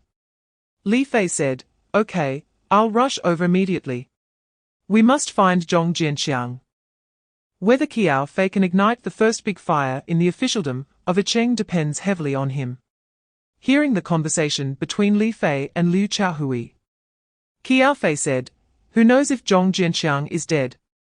Who knows if Zhong Jianxiang is in this hospital? Chapter 100. The person Li Fei saw was Kui Xiangjuan. Wasn't this Kui Xiangjuan handed over to the Shanghai County Discipline Inspection Commission for review and investigation? How did this person come out again? Wei Liuyi, the secretary of the Shanghai County Discipline Inspection Commission, has some nerve. Li Fei didn't have time to think about anything else. Upon seeing Kui Xiangjuan enter the elevator, he quickly took the stairs down to the first floor. Since Kui Xiangjuan waited for the elevator to go up to the second floor before coming down, this time difference gave Li Fei just enough time to descend the stairs. Kui Xiangjuan came out of the elevator, and Li Fei also emerged from the stairs. He followed Kui Xiangjuan, walking toward the entrance of the community. When they reached the open space in front of the building, Li Fei noticed a scarf and a skipping rope in the front basket of a 2-wheeled electric bike, so he casually stuffed them into his pocket. Kui Xiangjuan, unprepared and unaware that someone was following him in the dark of night, found his own vehicle after exiting the main gate. Just as he opened the car door and sat down in the driver's seat, he discovered a man with his entire head wrapped in a scarf, leaving only his eyes exposed, sitting in the back of his car. Unable to see the person's face, Kui Xiangjuan couldn't recognize who it was. However, he was very frightened and asked, who are you? What are you doing in my car? Chapter 101. Liu Qiao asked, what big shot? The police officer in charge of monitoring replied, it's Wang Jinping and a big official from the province. I don't know the name, but I think I've seen it on the news. Liu Qiao asked Li Fei, boss, what should we do now? Li Fei replied, follow the plan. Even if Wang Jinping sees us, under normal circumstances, they won't show up. This place strictly prohibits leaders from entering. They are sneaking in and won't be up to any good. If things go wrong, they might end up like Qin Yuhao and engage in shady dealings. They won't make an appearance here. However, we don't need to alert them yet, it's not time. Li Fei took out a large mask and a pair of plain glasses from his pocket, putting them on, and along with Liu Qiao and several police officers, they headed inside. The security guard saw they were police, and noticing the leader was wearing a coat over a white shirt, he quickly approached and asked, Leader, are you here for a surprise inspection or? Liu Qiao noticed the security guard was quite knowledgeable and was about to ask a question. At that moment, a manager-like person rushed over. "Leader, what do you need us to do?" "I'll arrange it." Chapter 102. Yao Mulan followed Zhong Jiahui since she was 18. So she naturally knew more about him. Yao Mulan said, "I won't talk about the past, let's talk about the present." After Zhong Jiahui was transferred from the county head of Shilla County to the secretary of the Shanghai County Party Committee. Both Zhong Jianxiang and I followed him to Shanghai County, where we settled down. Since Zhong Jianxiang listened to Zhong Jiahui's advice and started a company in Shanghai County, he has attracted attention. Zhong Jianxiang told me that 51% of his company belongs to a mysterious figure, who no one knows about, not even Zhong Jiahui. However, Zhong Jiahui knows that his position as secretary of the county party committee was arranged by that mysterious figure. At that time, someone went to Shilla County to find Zhong Jiahui and clearly told him that someone wanted to push him to the position of county party secretary.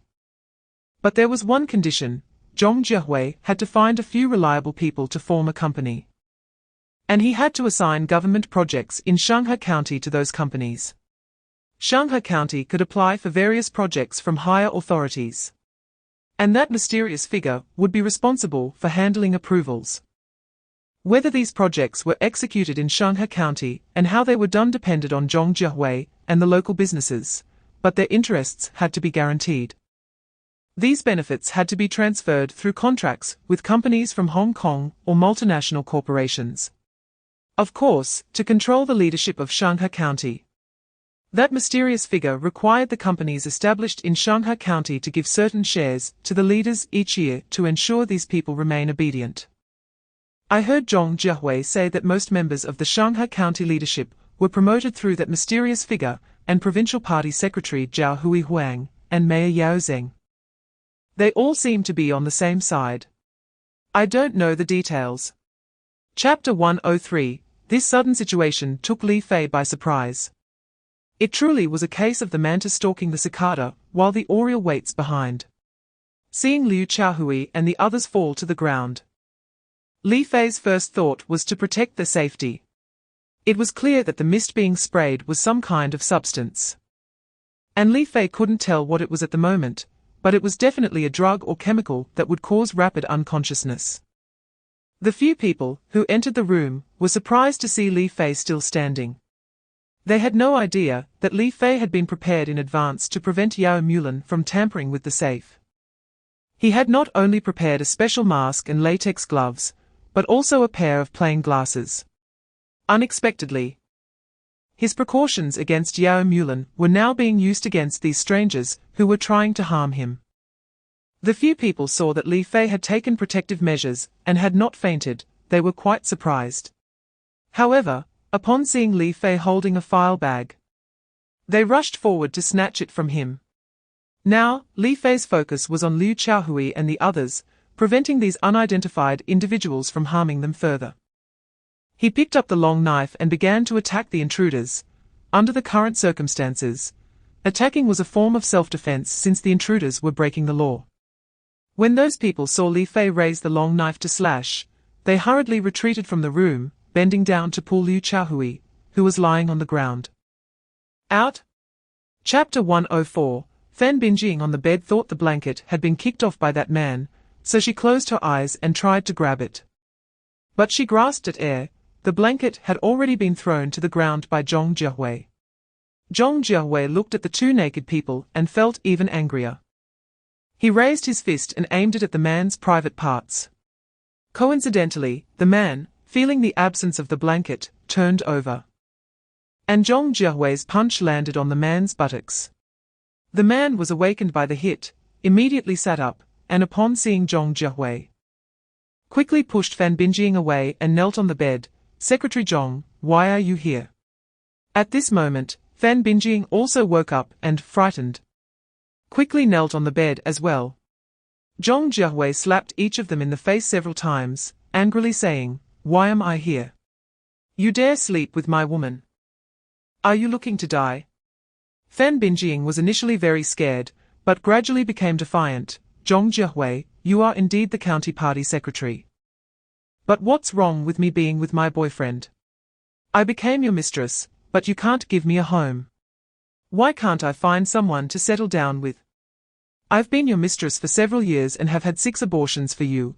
The doctors have told me that if I continue with abortions, I will become infertile. If you can't divorce and marry me, then I'll find someone to marry. What wrong have we done? Chapter 105. The business card that Li Fei saw was made of pure gold. Just this one card was worth 10,000 yuan. And the Hong Kong dollar is not even worth as much as the national currency. What shocked Li Fei even more was that the card only had a name and a phone number written on it, with nothing else, and that name was Liu Jiawei. Li Fei, who works for the national security, naturally knows that Liu Jiawei from Hong Kong Island is among the top 30 individuals on the global rich list. This person owns a lot of real estate in the United States and Canada. In Hong Kong Island, he is not only a top figure in the underworld, but also has significant influence in political circles. When Liu Jiawei saw that Li Fei seemed to know his name, he smiled without saying a word. The 2 bodyguards beside him also looked at Li Fei without speaking. Li Fei glanced at the 2 bodyguards next to Liu Jiawei. Sensing something, smiled and said, Mr. Liu, if I were to have a meal at your home, I estimate it would cause chaos when I leave. I think I will skip this banquet. However, I would like to give Mr. Liu a piece of advice. Don't feed a dog that won't obey. Better to kill it and eat the meat. Liu Jiawei, being a person of great stature, understood Li Fei's words immediately. Divine doctor. Could I borrow the flight attendant's lounge to say a few words? Chapter 106. Li Fei was not surprised by Luo Hengjin's astonishment, given what he understood about Liu Jiawei. There were indeed not many people in Hong Kong Island who could contend with Liu Jiawei. Li Fei was directly taken to the headquarters of the Hong Kong Island Industrial and Commercial Administration by Luo Hengjin and brought into Xu Hongrui's office. Meanwhile, after Liu Jiawei got off the plane and was picked up by his subordinates, he called for his personal health doctor and directly asked, "Check my body and see if there are any changes." The health doctor, who was also a traditional Chinese medicine practitioner, took his pulse and looked at Liu Jiawei's tongue. Shocked but suppressing his emotions, said, "Your health is much better than before." Liu Jiawei asked, "What was I like before?" The health doctor stammered and couldn't articulate. Liu Jiawei's expression changed. "Speak up, who are your accomplices?" The health doctor was terrified. "Boss, what do you mean by that?" Liu Jiawei did not answer and directly told the health doctor, "Then you better prepare to climb the chimney, your family will accompany you to the grave." Not a single one left. The health doctor knelt down. "I'll talk, I will talk. It's death whether I speak or not. I beg you to spare my family." Chapter 107. In Hong Kong Island, Li Fei did not need to worry about whether he was breaking the law. Inside this underworld boss's home, even murder would not be pursued. Li Fei unleashed his inherited martial arts skills without reservation, grabbing the chopsticks from the table and throwing them out. The chopsticks seemed to have eyes, penetrating the throats of the 4 people running ahead, who clutched their throats and collapsed to the ground. This stunned Liu Shihao. But Liu Shihao was on edge, unwilling to let go. "Everyone, attack together, quickly kill him." Those people pulled out axes from their clothes, each holding an axe with both hands, charging at Li Fei. Li Fei grabbed a plate from the table and flung it out. 3 more people had their foreheads sliced open by the plate, their brain matter spilling out. Only then did Li Fei rise and approach the group of bodyguards. The bodyguards wielding axes charged at him again. Li Fei kicked off the ground, leaping into the air, and kicked one bodyguard in the head, causing him to fall to the ground. Seizing the opportunity, Li Fei spread his wings like a great rock, pressing down onto another bodyguard's head. Seeing he could not escape, that bodyguard raised his dual axes to strike at Li Fei. Li Fei changed his posture, waved his hands, and the 2 axes ended up in his grasp, breaking both of the bodyguard's wrists. Chapter 108. When Xu Hongrui heard that someone was at the door asking for someone, he asked. Did they say who they were? The family reported, they didn't say, just demanded we hand over Li Fei. Li Fei stood up and said, if they are coming for me, then no one should go out. I'll go take a look. Xu Hongrui tried to stop him. I think we should call the police. Li Fei replied, no need. Since they dare to show up with machetes at your door, it means they are not afraid or are very familiar with the police here. Even if we report it, the police won't respond quickly. Even if they do come out, if they don't see a fight, they won't intervene. Since they want to come in black, I'll give them a taste of black against black. Do you have any cold weapons for self-defense at home? Xu Hongrui said, I have a treasured sword I collected, said to cut through iron like mud and can slice a hair. This is a sword Xu Hongrui bought to ward off evil, displayed on the altar at home. Li Fei took the sword, blew on its tip, and a continuous humming sound ensued. Li Fei nodded, it's a good sword. He picked up the sword and stepped out. The people outside were still shouting and cursing. Chapter 109, Liu Guoliang, feeling fortunate, became even more determined to ally with Qiao Fei. After returning to the Discipline Inspection Commission, he instructed Yu Guangming to bring more people, always ready for double regulation of individuals, even bringing along relevant blank forms for emergencies. Upon arriving in Shanghai County, Liu Guoliang let others continue the auditing work from yesterday, checking the accounts of the Water Bureau and Finance Bureau, and auditing the Honghe Dike Protection Project.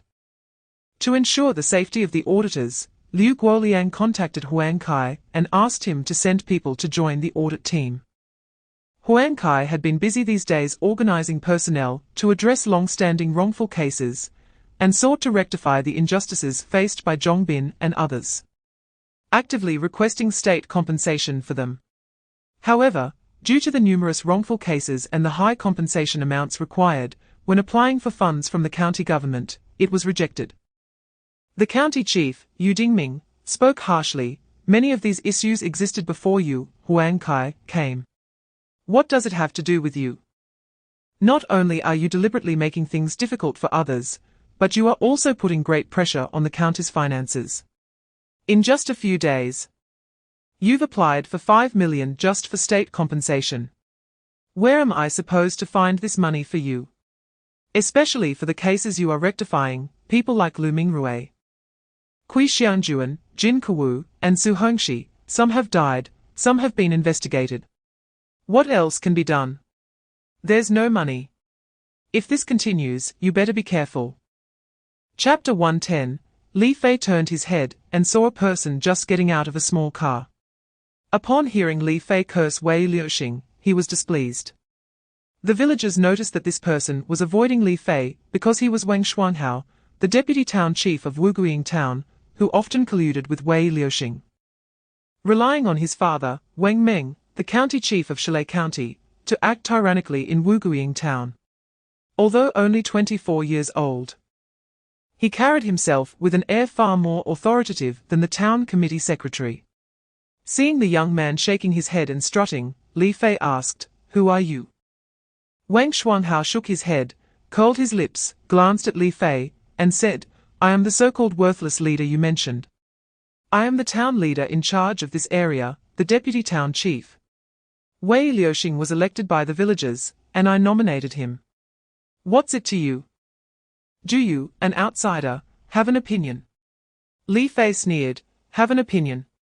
You aren't even worthy of my opinion. A deputy town chief and a village director can act with such impunity." Wei Liuxing said defiantly, "I just said it, in Wei Wang village, I am the sky. In Wuguiying town, deputy town chief Wang is the sky. In Shalai County, deputy town chief Wang Meng is the sky of Shalai County." Li Fei asked, "What does Wang Meng do?"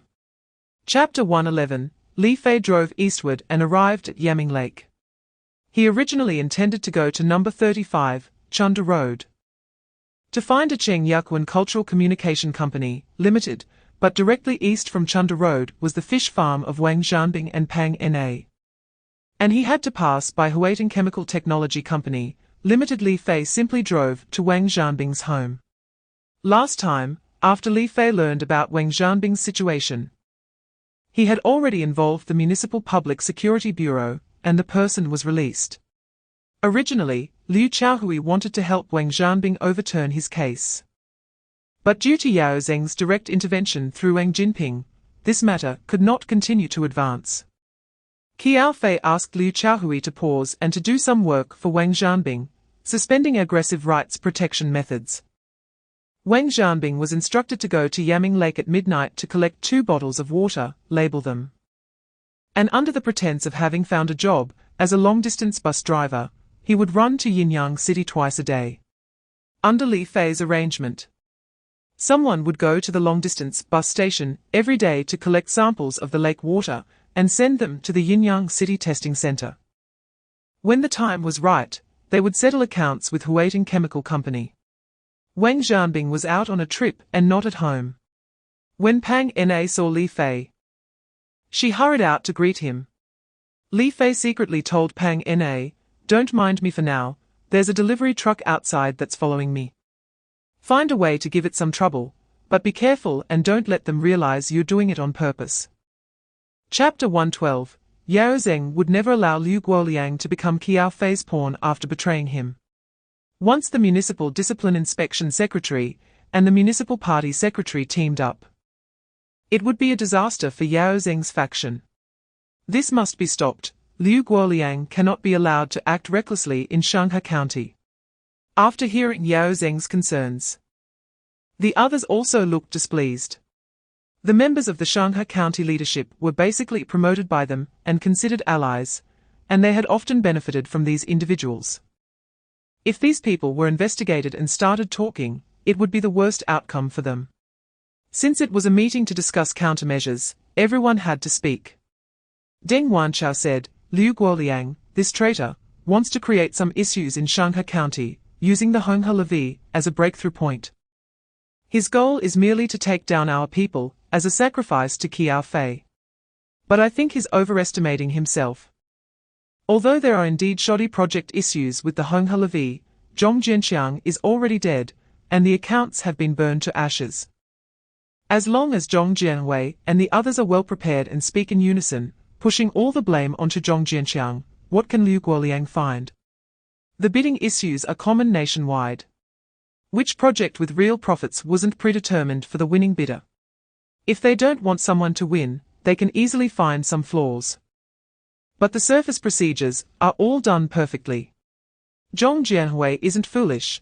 Thinking he can find evidence directly from this is a bit naive. Chapter 113. Li Fei couldn't help but ask Wang Ruilian, "How do you know Xiao Zhenmin?"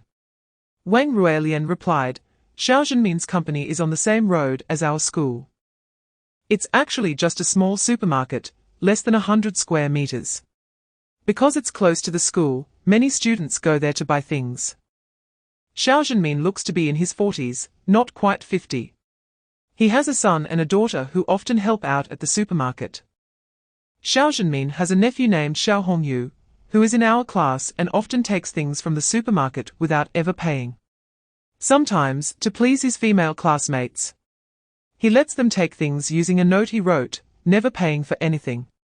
Once, I overheard Xiao Zhenmin talking to Xiao Hongyu, saying, "You've taken goods worth 500,000 yuan from the supermarket this year.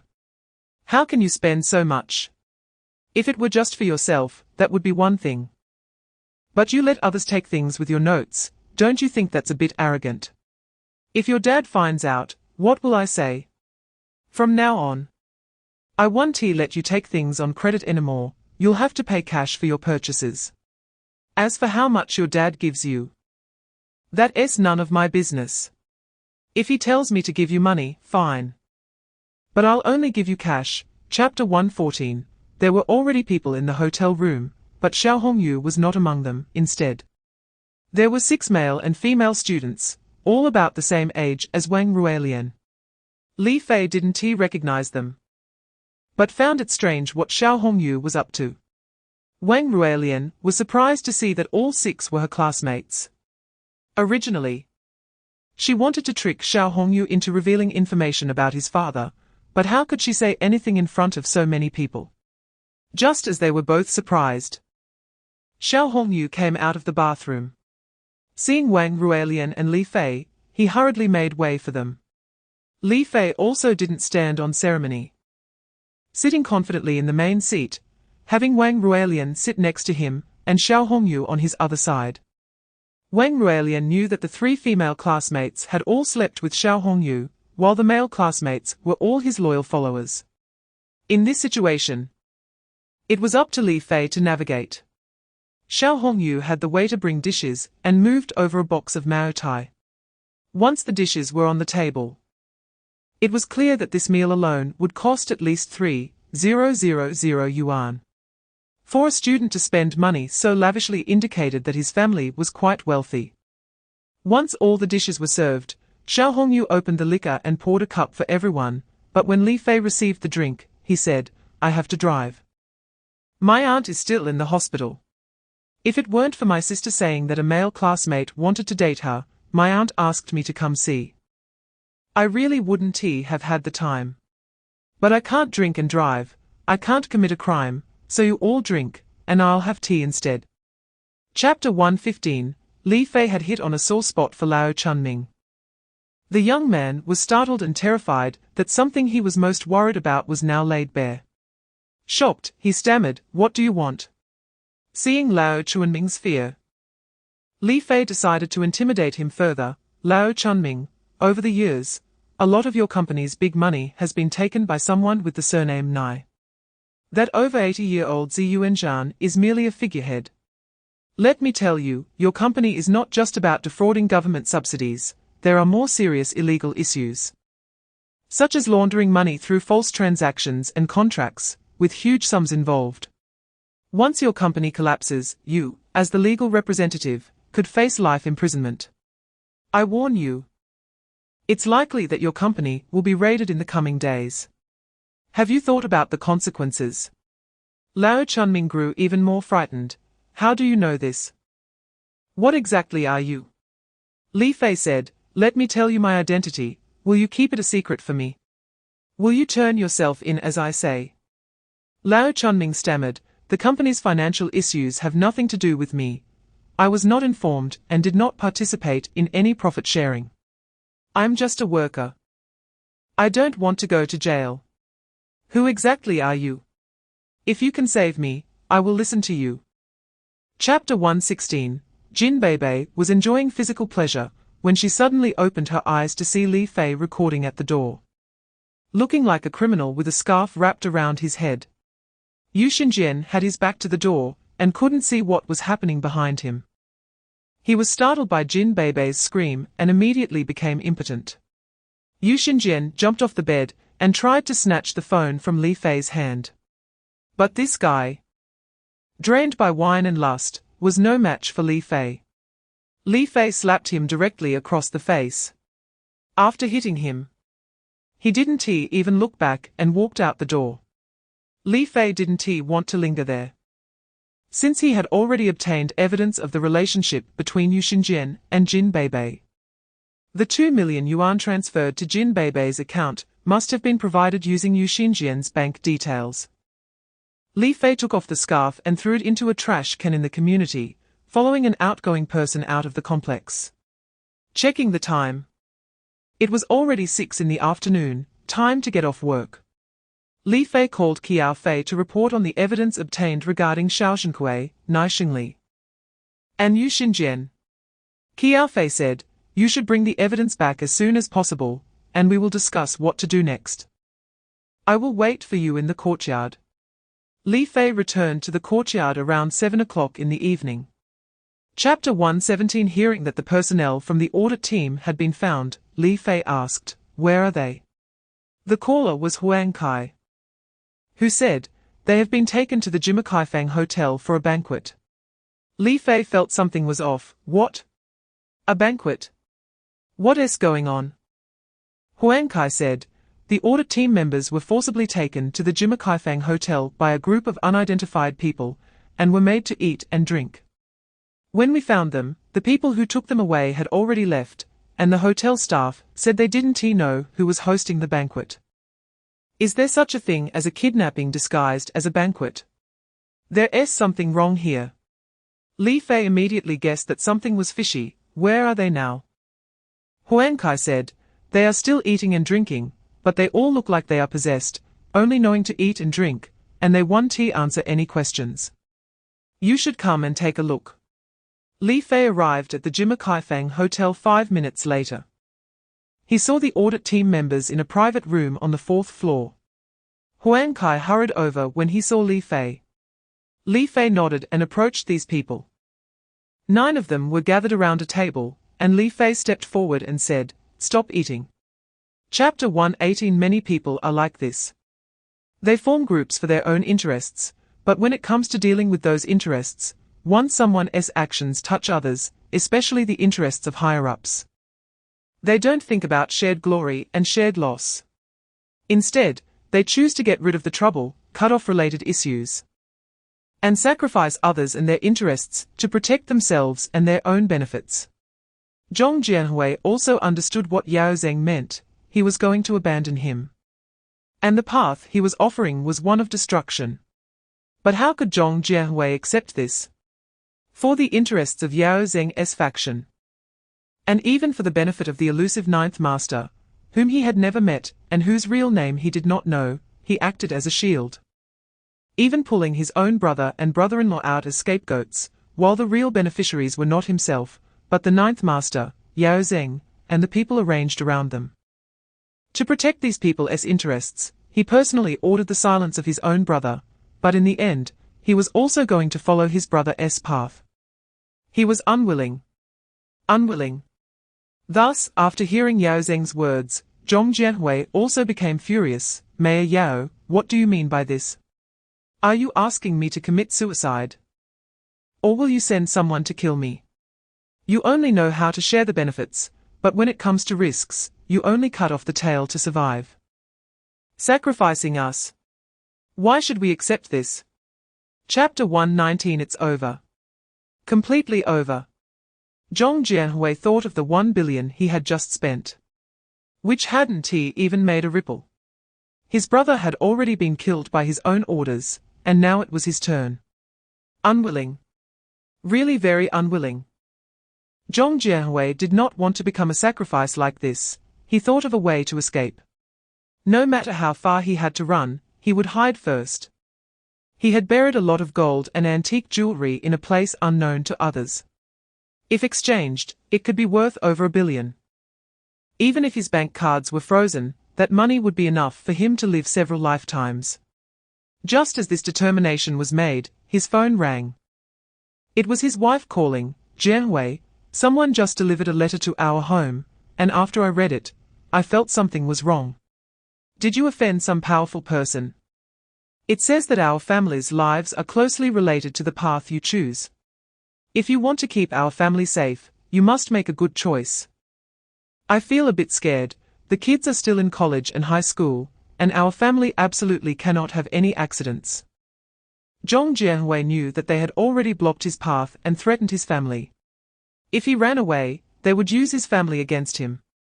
This is really easy to get on a pirate ship, but hard to get off. Chapter 120. Indeed. The purpose of Yao Zheng's proposal to convene the municipal party committee meeting was not to solve the problem, but to challenge Qiao Fei.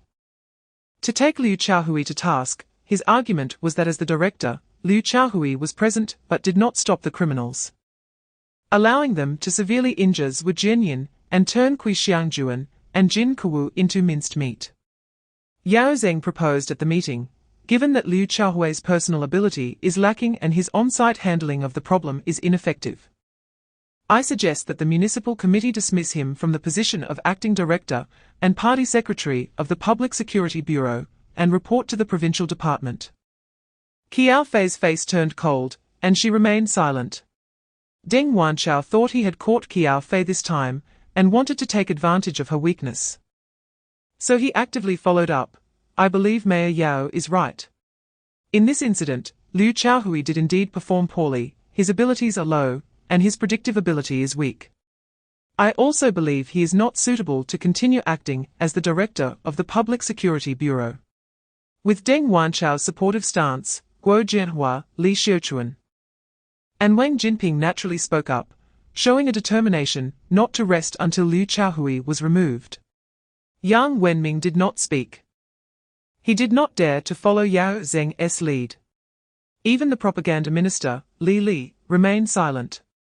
Only Liu Guoliang stood up and objected, "You weren't on the scene, how do you know what happened there?" The situation suddenly erupted, with hundreds of people surrounding us.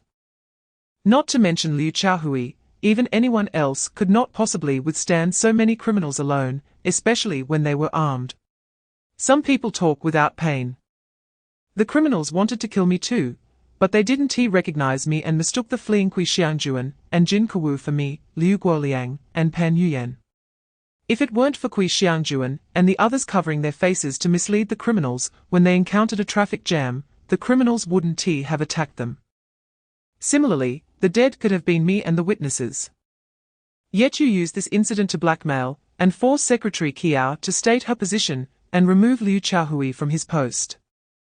Don't think I don't know what some people are thinking. Chapter 121. The person who came was Yu Dingming. Hui Qingling had already decided to break up with Yu Dingming, but when she saw him, she still felt a bit scared. Li Fei seemed indifferent, as if nothing was wrong. Seeing Hui Qingling sitting very close to Li Fei, appearing quite intimate, he couldn't help but feel angry. What are you two doing together? Li Fei deliberately teased him. I'm dating Hui Qingling. I'm single, she's unmarried, what's wrong with that? Yu Dingming was so angry he gritted his teeth. Glaring at Hui Qingling, is what he said true? Hui Qingling glanced at Li Fei, and seeing his calm demeanor, she felt unsettled. If what Li Fei said was true and he was willing to date her, based on Li Fei's status and appearance, he was far better than Yu Dingming. Plus, Li Fei had just advised her to break up with Yu Dingming in her mother's name, and she already knew that Yu Dingming was involved in huge financial dealings. It was time to leave Yu Dingming, so she nodded and said, Li Fei's right, we are dating. Li Fei did not expect Hui Qingling to cooperate with him so well, nor did he know what Hui Qingling was thinking. Yu Dingming came to the city to report on Zhong Jianhui's suicide. At that time, Yao Zheng was holding a committee meeting, so he could only wait. After the meeting ended, he reported to Yao Zheng. Chapter 122. Xing Zidong certainly understood what Kong Fanxing meant by the request. If these matters were reported to Zhao Hui Huang before a formal investigation had begun, it would be uncertain whether the investigation could proceed and to what extent it could go. Don't think this is just a matter for county-level officials. Xing Zidong knows that these people were promoted by Yao Zheng, who is Zhao Hui Huang's agent in Acheng City. From this point, Zhao Hui Huang would not allow Shanghai County to fail. Xing Zidong said to Kong Fanxing, for now, do not report to the Provincial Party Committee. Today, I will go with Qiao Fei and the other two to report to the Central Commission for Discipline Inspection. Once the higher-ups come up with a plan, we will return to report to the Provincial Party Committee. The reason I showed you this is to prepare you mentally, not to have you handle the case. The handling authority for these people does not need to be escalated, it should still be managed by the Discipline Inspection and Supervision Commission of Acheng City. I just want you to be prepared to deal with any unexpected situations. Keep this evidence safe for now, and we'll discuss it when I return. Kong Fanxing took the file bag and USB drive and left.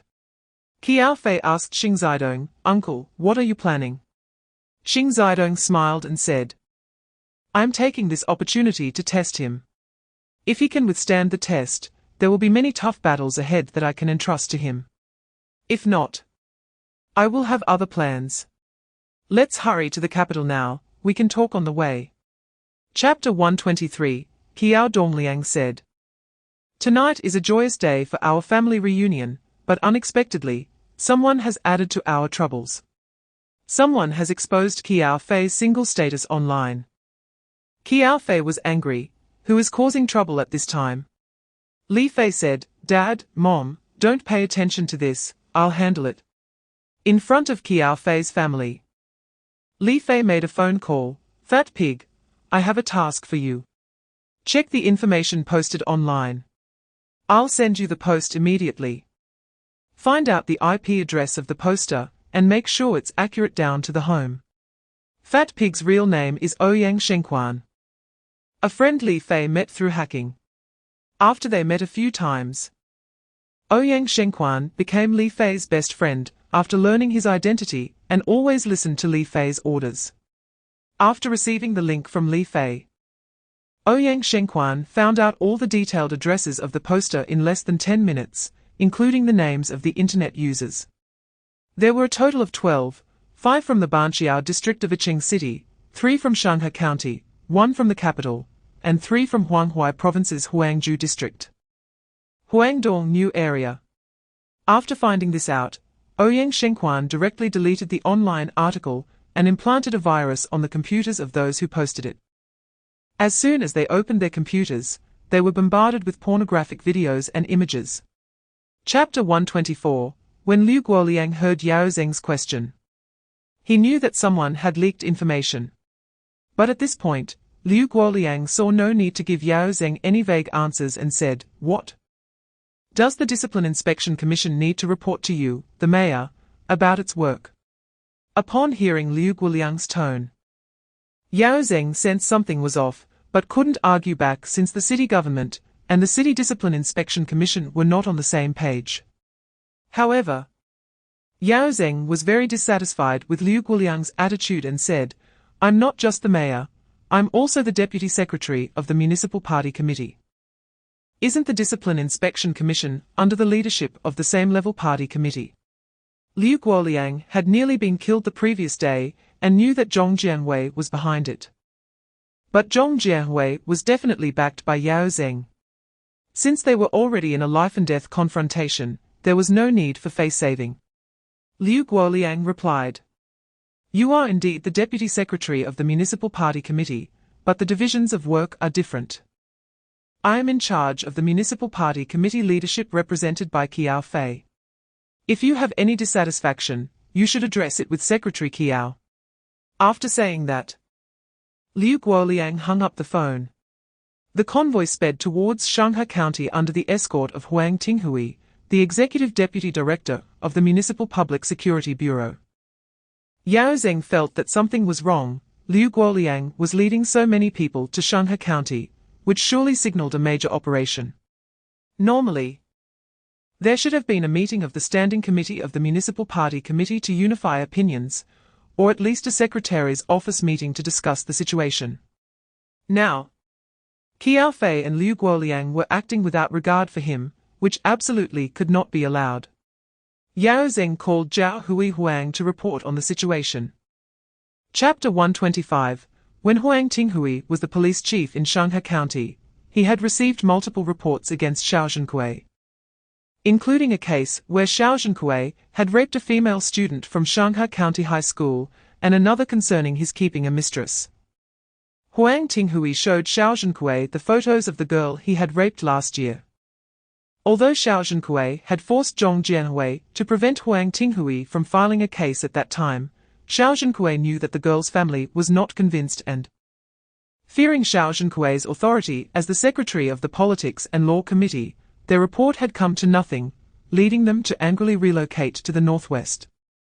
Xiao Zhenkui also knew that Huang Tinghui was using this incident to trap him, but he had no way out now.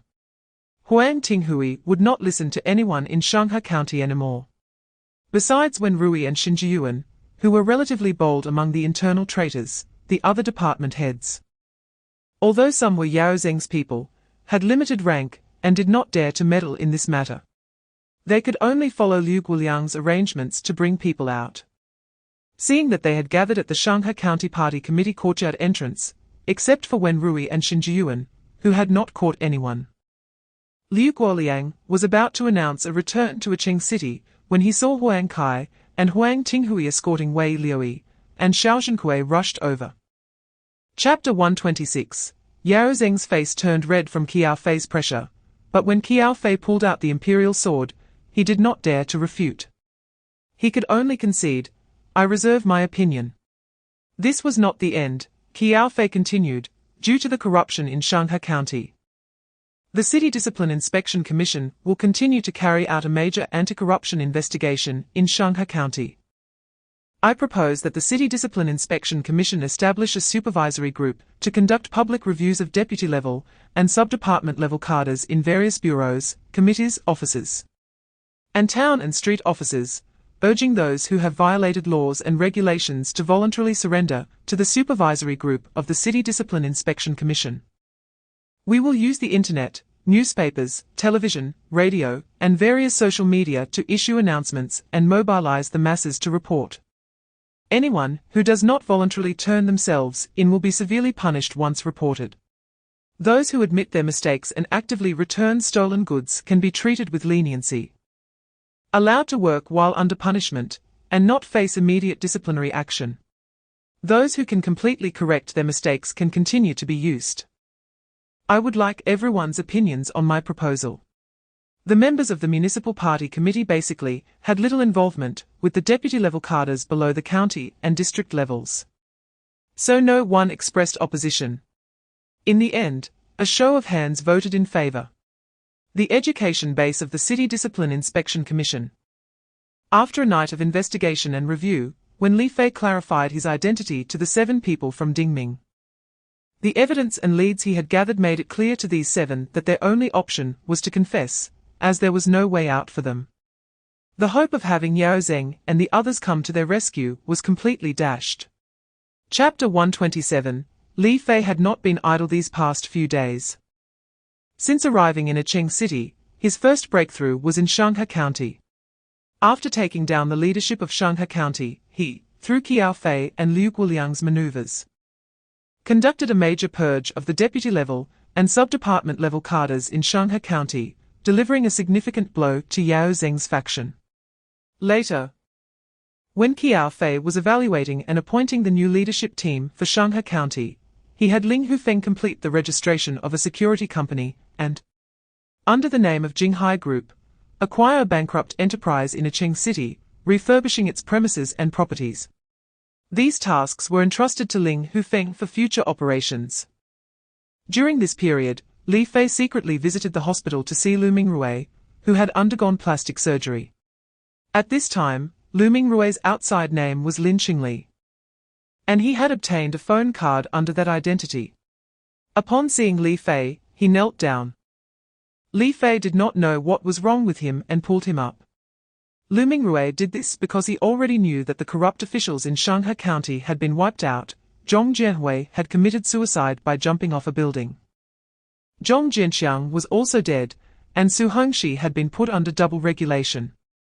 Even if Lu Mingrui didn't take this step, it would still be a dead end.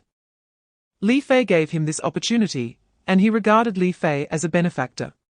He understood that since Li Fei was sent by the superior to carry out a mission, the Yao Jingxi in Qiao, and that Sang Yin gang, led by Zhu Yi, would inevitably be eradicated. Li Fei had given him a chance to make contributions and a chance for rebirth, and he had to seize it. Chapter 128. As so many people surrounded them, Qian Wenguang, who had just stepped out, stopped and said to his girlfriend, "He did this for me. If he gets killed, I will regret it for the rest of my life. I have to help this big brother, even if I die, I must go help him." Qian Wenguang's girlfriend, named Zhu Jingjing, hugged him and said, "I told you, if you want to help, don't be a burden. Can't you see his capability? Don't be fooled by the number of people, they might not necessarily defeat him. Even if he runs, he can escape.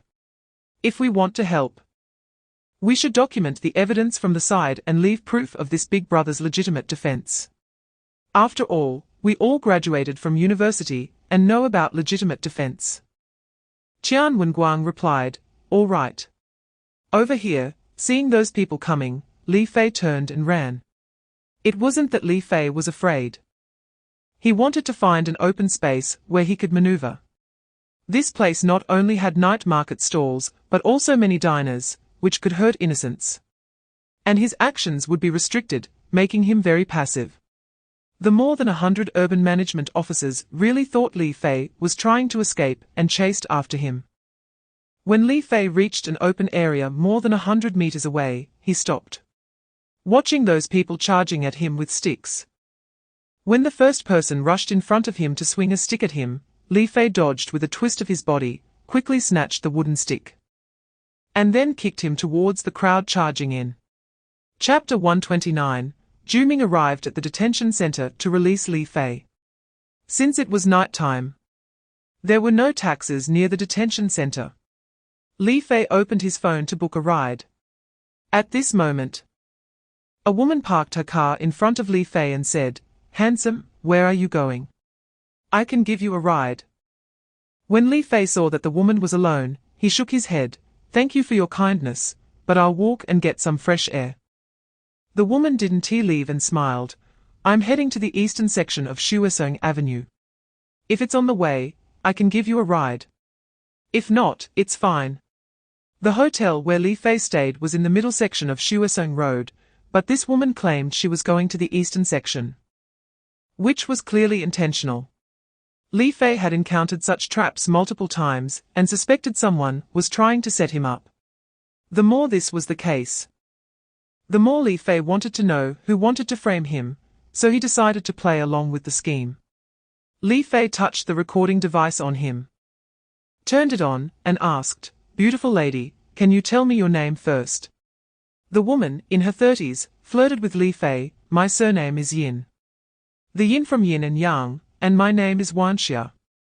I run a beauty salon in the eastern section of Shuesong Road.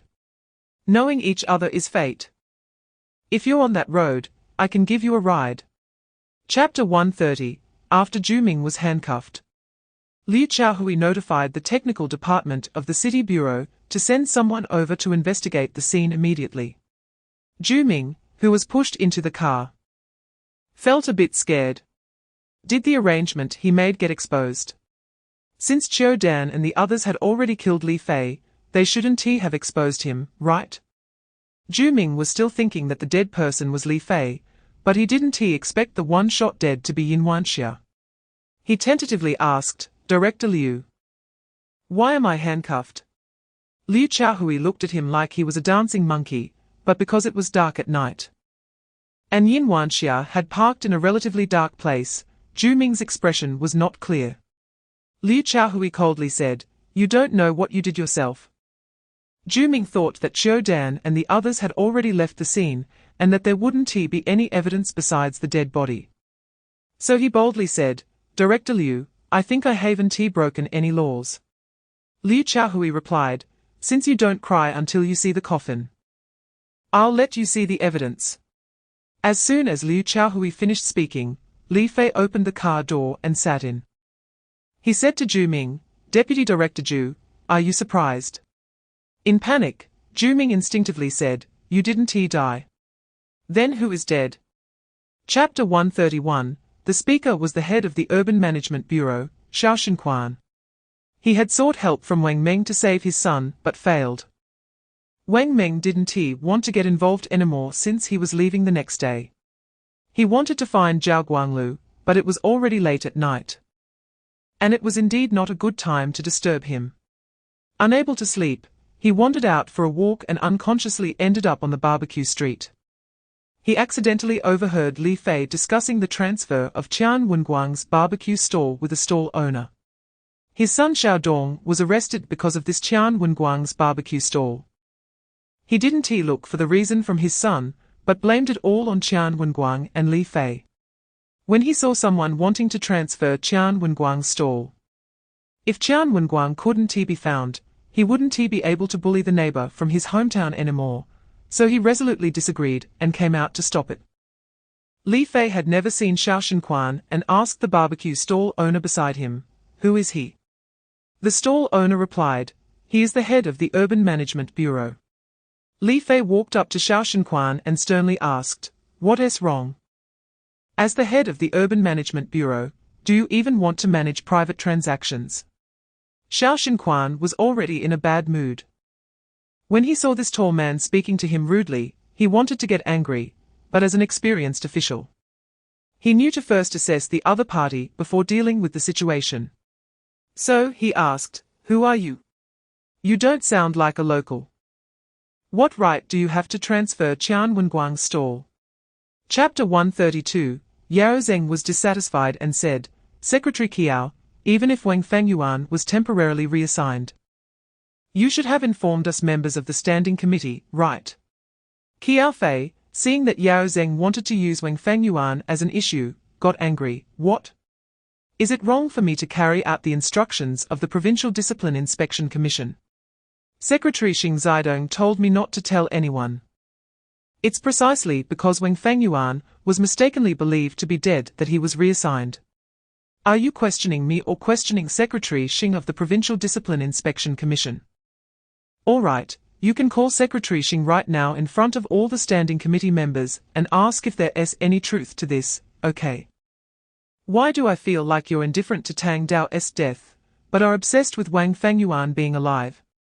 What are your intentions? This statement was like a thunderclap, shocking the standing committee meeting. Yao Zeng was left stunned. Did he dare to call Xing Zidong to verify? Of course not. No one would be foolish enough to do that. This was not just about challenging Qiao Fei. If Xing Zidong confirmed it, Yao Zeng would lose all face. He knew that even if there was no such thing. He had already learned from Zhao Huiguang that the first person Qiao Fei looked for after arriving in the provincial city was Xing Zidong.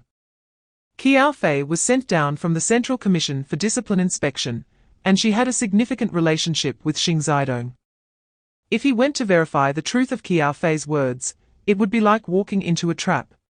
Chapter 133, in fact. Right after the Acheng Municipal Standing Committee meeting ended, Yao Zeng quickly made a phone call to report to the higher-ups about the appointment of the Shanghai County team members.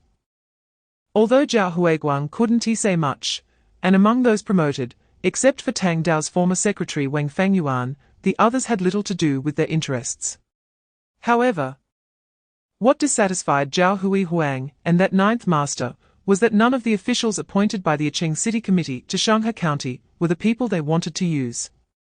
Fortunately, Wang Meng was able to smoothly take charge in Shanghai County, otherwise, they would have lost the stronghold of this populous county entirely. A result that neither the ninth master nor Zhao Huiguang wanted to see. After Zhao Huiguang called the ninth master, the ninth master told him to let others handle these matters. Upon hearing this, Zhao Huiguang understood the implication of the words. Qiao Fei and her team continued to move forward. Suo Jianfeng and Wang Meng intentionally stayed at the back of the convoy, maintaining a certain distance from Qiao Fei's vehicles. When they were about to reach the Running River Bridge, not far from the border between Running County and Shanghai County, they were suddenly blocked ahead. A truck was parked across the road. Chapter 134. At this moment, Guo Jianhua truly felt Qiao Fei's prowess. This unexpected maneuver. How did she know? It was hard to believe she could predict the future, but what Qiao Fei said to Guo Jianhua came true. Guo Jianhua had to be grateful for Qiao Fei's foresight, which saved his life. At this time, Guo Jianhua had already undergone a change in mindset.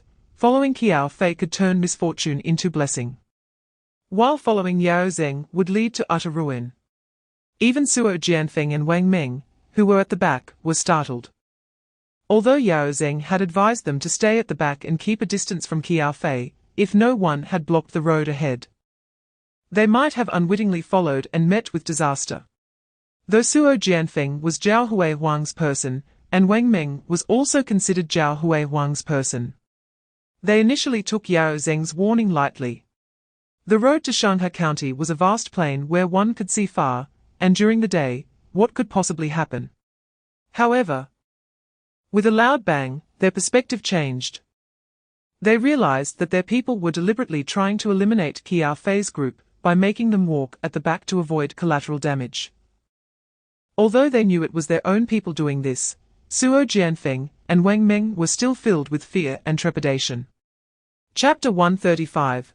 Suo Jianfeng did not know what the speaker below was referring to, nor did he know the speaker's position. But it was indeed inappropriate for someone to say such a thing at this moment. Generally, when a new leader arrives, such situations do not occur. The person speaking today, regardless of whom they were addressing on stage, was not to be tolerated. Suo Jianfeng couldn't help but ask, could the comrade speaking below stand up and clarify what you mean by that? In principle, Suo Jianfeng was there to send someone off. As long as he delivered the person and announced the appointment, the matter would no longer concern him. If similar situations arose, he would resolutely leave, leaving the subsequent matters to them to handle. Especially in today's situation, with the Secretary of the Municipal Party Committee, the Minister of Organization, and the Secretary of the Discipline Inspection Commission present, it was not his place to question. However, since Wang Meng was nominated and recommended by Zhao Huihuang, and Suo Jianfeng was Zhao Huihuang's person, he felt very dissatisfied with the differing opinions that had emerged and directly posed the question. The speaker did not respond. Qiao Fei looked at the comrade below and smiled, nodding her head without any intent to criticize. Liu Guoliang and Guo Jianhua saw that Qiao Fei was not speaking, so they remained silent as well.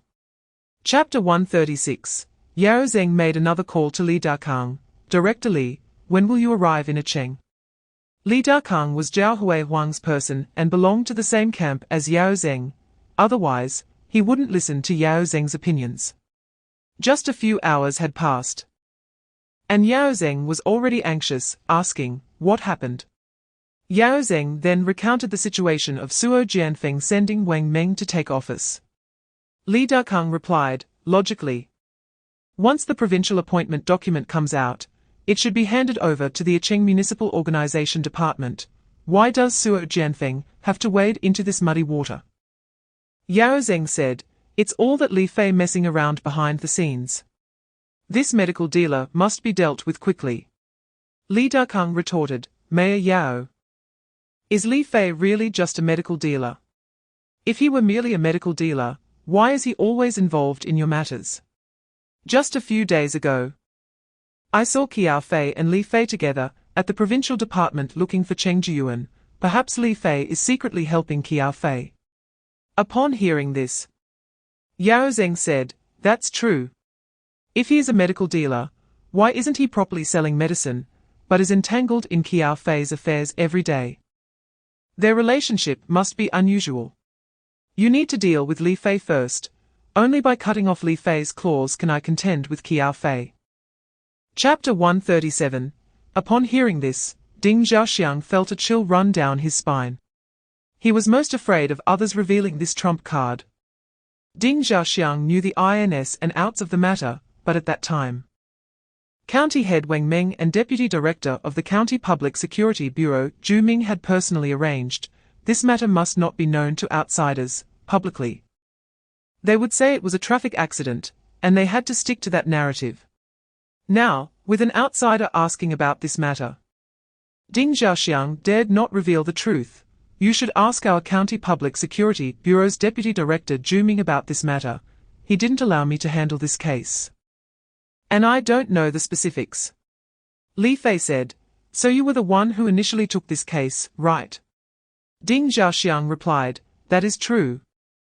But as soon as I received the report, Deputy Director Zhu Ming called me, saying that this case was directly managed by the County Bureau, and he didn't allow me to ask further. Li Fei continued, all the leaders from your town are here.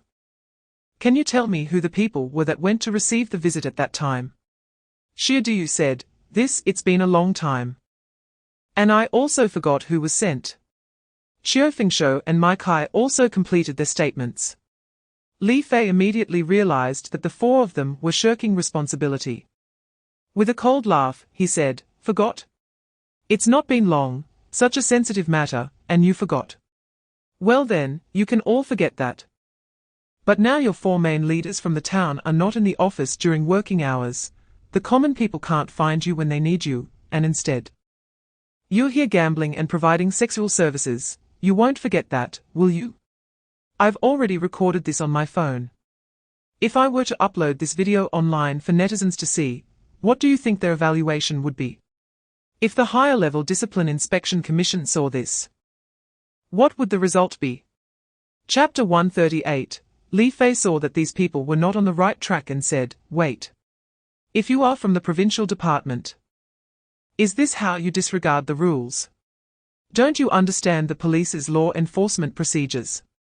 You entered the room without showing your credentials or legal documents, and immediately put handcuffs on people. What do you want to do? The leader was a deputy director placed in the Provincial Criminal Investigation Team by Li Dakang, named Ji Hongjie. He explained to Li Fei, the police can take measures to control a suspect during the arrest process. Li Fei's eyes widened. Suspect? You mean a criminal suspect, right? Let me ask you, was I someone you previously wanted to arrest, or am I currently committing a crime? Taking measures in advance is meant for such situations, right? And it is in emergency situations to prevent unexpected events. Is there an emergency here? Are you trying to arrest me? Am I committing a crime? You probably haven't even filed a case yet, right? You come to arrest me like this, what's your reason? Ji Hongjie had no choice but to show his police badge to Li Fei for him to see. Then he said, you are suspected of conspiring with others to blow up the running river bridge. We need to take you for questioning. Chapter 139. The standing committee members couldn't help but turn their heads to look at the door. This person was unknown to everyone. Luo Bingqian asked, you disagree? Who are you? We are in a meeting of the standing committee of the county party committee, and who do you think you are, an unknown person, to interrupt? Do you have the right to speak? Who let you in? Li Chuanxi doesn't he even know who this person is, but with this person intervening, he has created a buffer. Li Chuanxi said, I disagree with Comrade Luo Bingqian. Everyone has seen the video of what happened today. And let us all speak with our conscience. This video is clearer than the ones online, and everyone's faces are clearly shown. The four people, Qiao Diyu and his companions, were gambling during work hours, and at the same time, they were engaging in inappropriate companionship. You all saw what that dishonest hand was doing. Then there was Ding Xiaoxiang smashing someone with a chair and shooting at people. Can someone tell me, what kind of behavior is it for a deputy section chief of a police station to bring a gun while playing mahjong? Is it to make Shilla County infamous nationwide? At this point, if we don't handle this promptly, how will we give an explanation to public opinion? Do we still want to cover things up and act as a protective umbrella like before? At this moment, Deputy Secretary Chen Xinhua also spoke. Although I just took office in Shilla County, I was shocked after seeing this video. It's outrageous. I believe Comrade Li Chuanxi is right. We must quickly come up with a handling opinion to give an explanation to those who care about our Shilla County and to the Qian Wenguang family. The experience of the Qian Wenguang family is appalling. If this incident happened to any of us present, would we still be so indifferent? Chapter 140. The newcomer is Yu Guangming from the City Discipline Inspection Commission.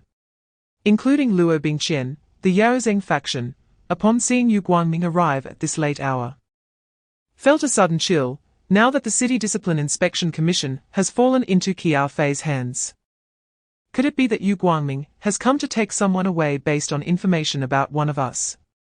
Luo Bingqian quickly stood up to greet him. Director Yu, why are you here without prior notice? Unexpectedly, Luo Bingqian's warm greeting met Yu Guangming's cold response. He didn't finish his sentence before being interrupted by Yu Guangming. Secretary Luo, if I had given prior notice, would it achieve the expected effect? Luo Bingqian awkwardly sat back down. Li Chuanxi was waiting for the evidence that Qiao Fei's person would send to his phone, which could prove Xiao Shenquan's violations. However, due to the delay in receiving the information, he was squeezed out by Luo Bingqian. It was Yu Guangming's arrival that relieved Li Chuanxi. He realized Yu Guangming was bringing him evidence and said, Director Yu, please go ahead. Yu Guangming said, we received a report saying that Xiao Shenquan, the head of the Urban Management Bureau of Shilla County, is suspected of accepting bribes. We found more than 200 boxes of high-end liquor in the basement of his newly built villa in his hometown, and several safes. After we opened the safes, we discovered 1 million in cash, over 30 gold bars, and 3 bank cards.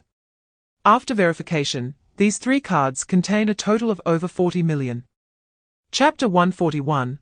After hearing this news, Yu Guangming and Liu Chaohui looked at the standing committee members who were about to leave the venue, and Yu Guangming said, Comrades, who tipped off Xiao Shenquan and Wang Shuanghao? Luo Bingqian, who was about to leave, became anxious. Director Yu, what do you mean? Are you going to check our phones one by one?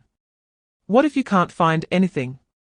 Liu Qiaohui behind him pulled on Yu Guangming's sleeve. And when Yu Guangming turned to see Liu Qiaohui shaking his head, he understood that Liu Qiaohui was advising him not to check the phones of the standing committee members, as that would not be in line with the rules. Even if he suspected someone of leaking information, he could not do it openly, after all.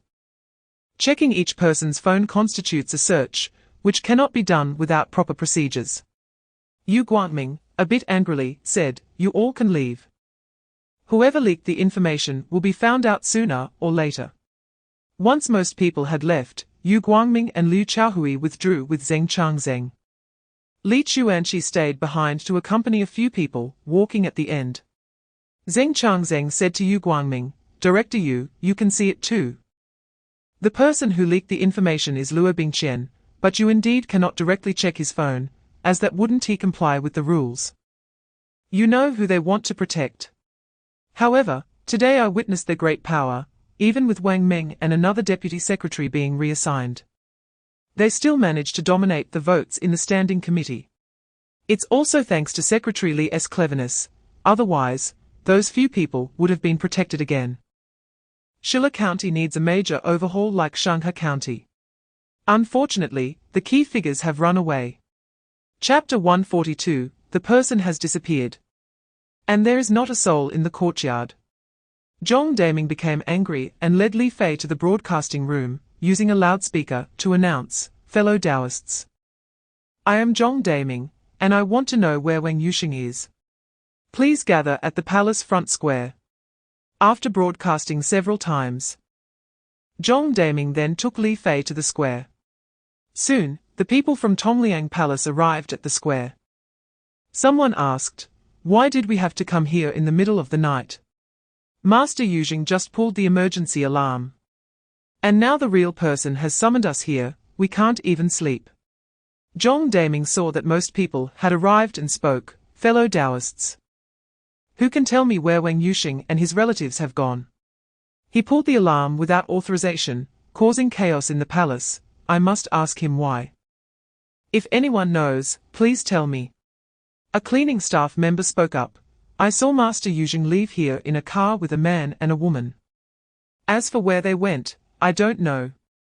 Zhong Daming wanted to say more, but Li Fei stopped him. "Senior, no need to ask further. I can find them. I'll chase after them tonight." After saying that, he bowed to Zhong Daming and everyone present, then turned to leave. He didn't forget to take the sword he had seized with him. Chapter 143. After the secretary's office meeting adjourned, Jiao Hui Huang arranged for Shujabang to send a notice to the city party committees and governments across various cities, stating that there would be a provincial economic construction work meeting at 3 in the afternoon in the East Small Building of the Provincial Party Committee. And no one was allowed to be absent, take leave, or send substitutes. Qiao Fei received the call at 10:30 in the morning. She immediately informed Li Fei about this, and said she might not return to Yicheng tonight. She urged Li Fei to expedite his undercover investigation. Li Fei thought for a moment and decided to go to the provincial city that night, just in case something happened to Qiao Fei. Li Fei said to Qiao Fei, "Keep that locator I gave you on you, if anything happens, I can get there at the first opportunity." Qiao Fei laughed, "What kind of accident could happen to me? Besides, while I'm not as capable as you, it's not easy for 3 to 5 people to get close to me."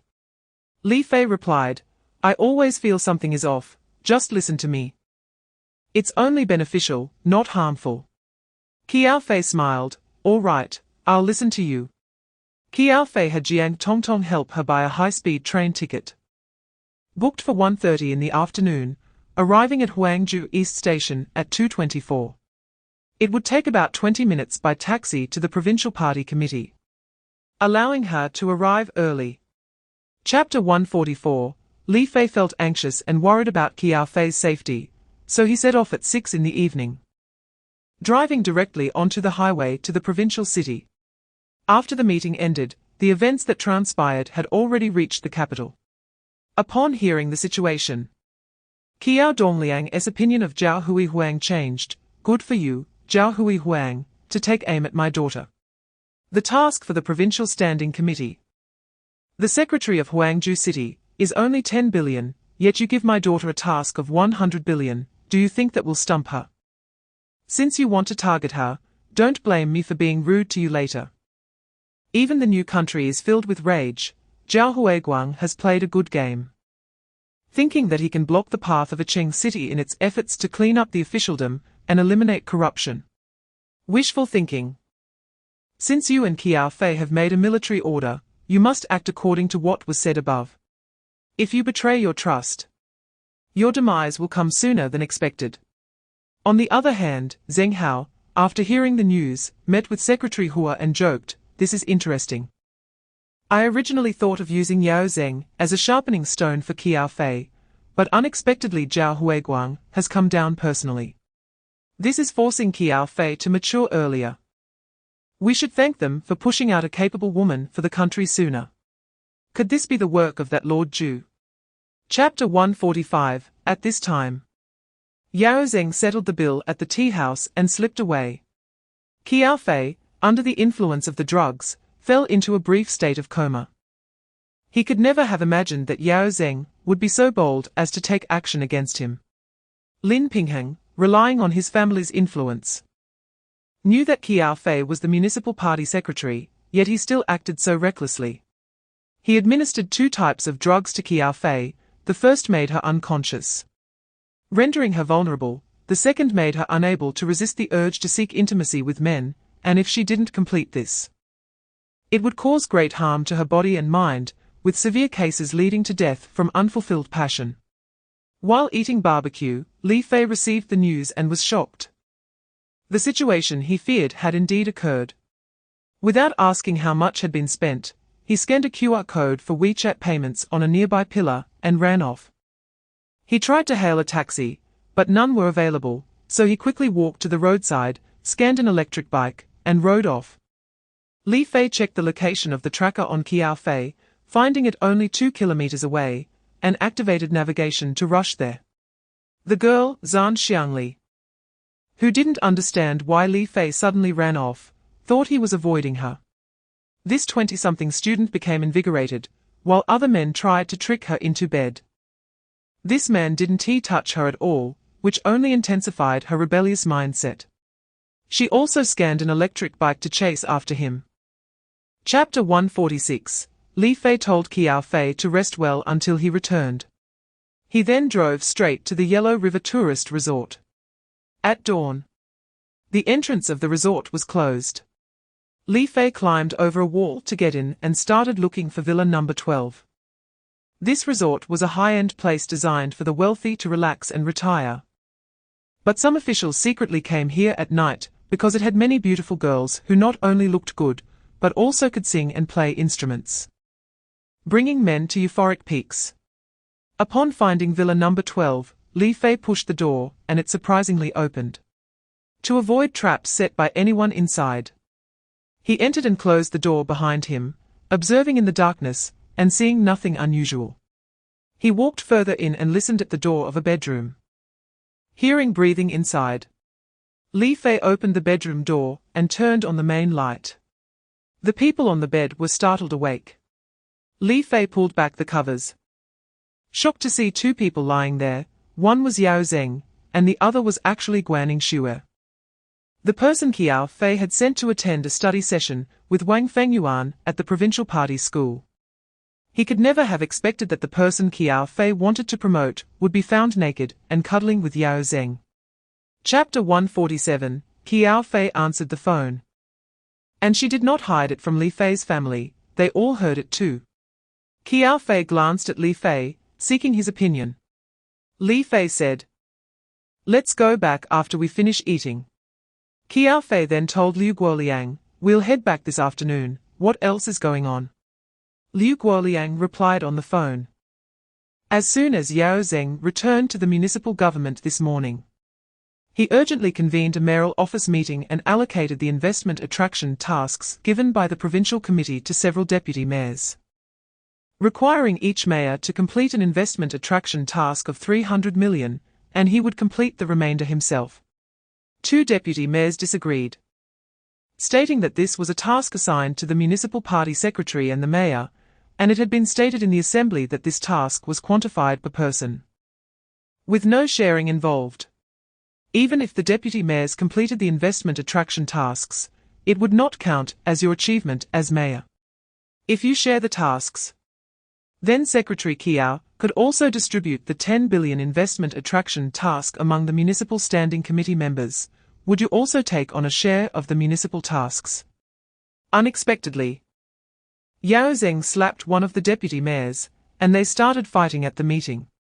The meeting could not proceed, and the deputy mayor who was slapped, named Hendongpa, came to the municipal committee. Chapter 148, County Committee Leaders. Lu Yunfeng. Hearing the ruffians say this, Qiao Fei couldn't help but sneer. All right. It seems your boss Lu is quite powerful.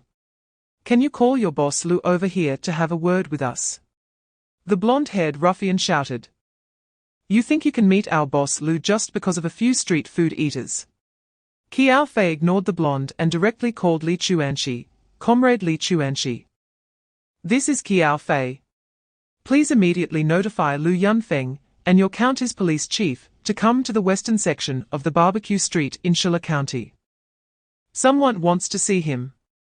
The onlookers and diners who overheard Qiao Fei mentioning Comrade Li Chuanxi all knew that the county party secretary was named Li Chuanxi. They understood that this woman was calling the county party secretary. Someone asked, from the tone of this beautiful woman, she is definitely not an ordinary person.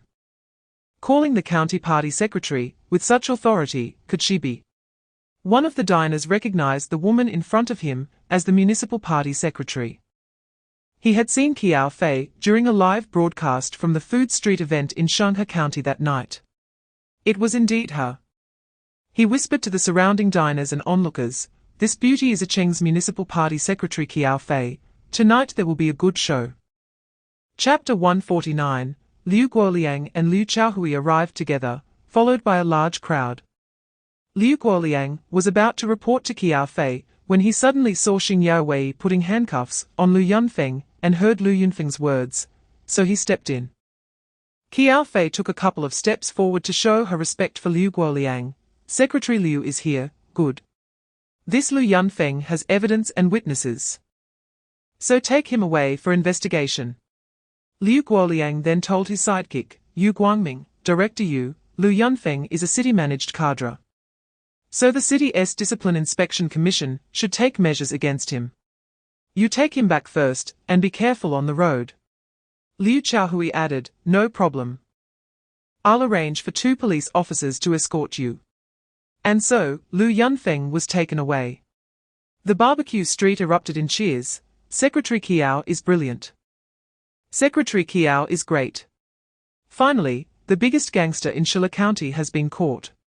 The group of ruffians squatting on the ground was terrified, if even Lu Yunfeng was arrested. Their doom had arrived. Qiao Fei ordered Liu Chaohui, take this group of ruffians back to the municipal bureau for thorough questioning, their protector is Lu Yunfeng. And they conspired together, harming many innocent girls. We must ensure that the case of Lu Yunfeng repeatedly committing sexual assaults against young girls is handled as a solid case. For safety's sake, take these ruffians along with Lu Yunfeng to ensure nothing goes wrong on the way. Chapter 150. Quan Dadao suggested to Ji San Mao that since the Qingshan Real Estate Company had already spent over 100 million to acquire the development rights to the land, they could use this land as collateral to secure a loan of 100 million from the bank. Once the loan came through, they could use it to replenish the registered capital, allowing Ji San Mao to withdraw the 100 million he had previously contributed.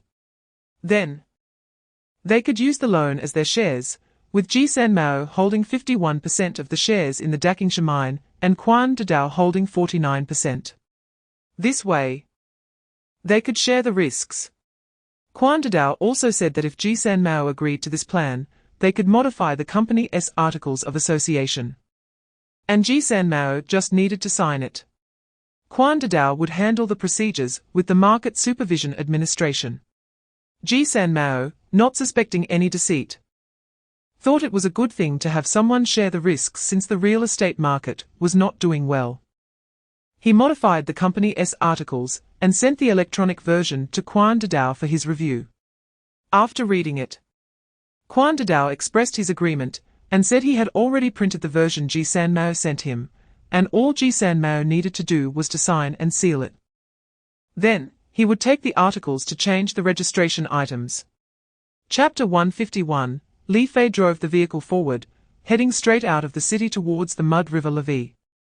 Seeing Li Fei heading to the levee, the other car followed closely. After leaving the urban area, Li Fei drove along the levee for 7 or 8 kilometers, until he spotted a road leading down the levee, and quickly turned the steering wheel. The people in the car behind said, "Don't let him escape. This is an uninhabited area outside the city, perfect for us to act. Keep up with him and get close." Realizing the situation was dire and that they might be armed, Li Fei quickly drove his small car into a small grove beneath the levee, turned off the engine, ran a few dozen meters ahead, and then quickly climbed a tree. The car caught up and saw that his vehicle was off, but they couldn't tell if anyone was inside.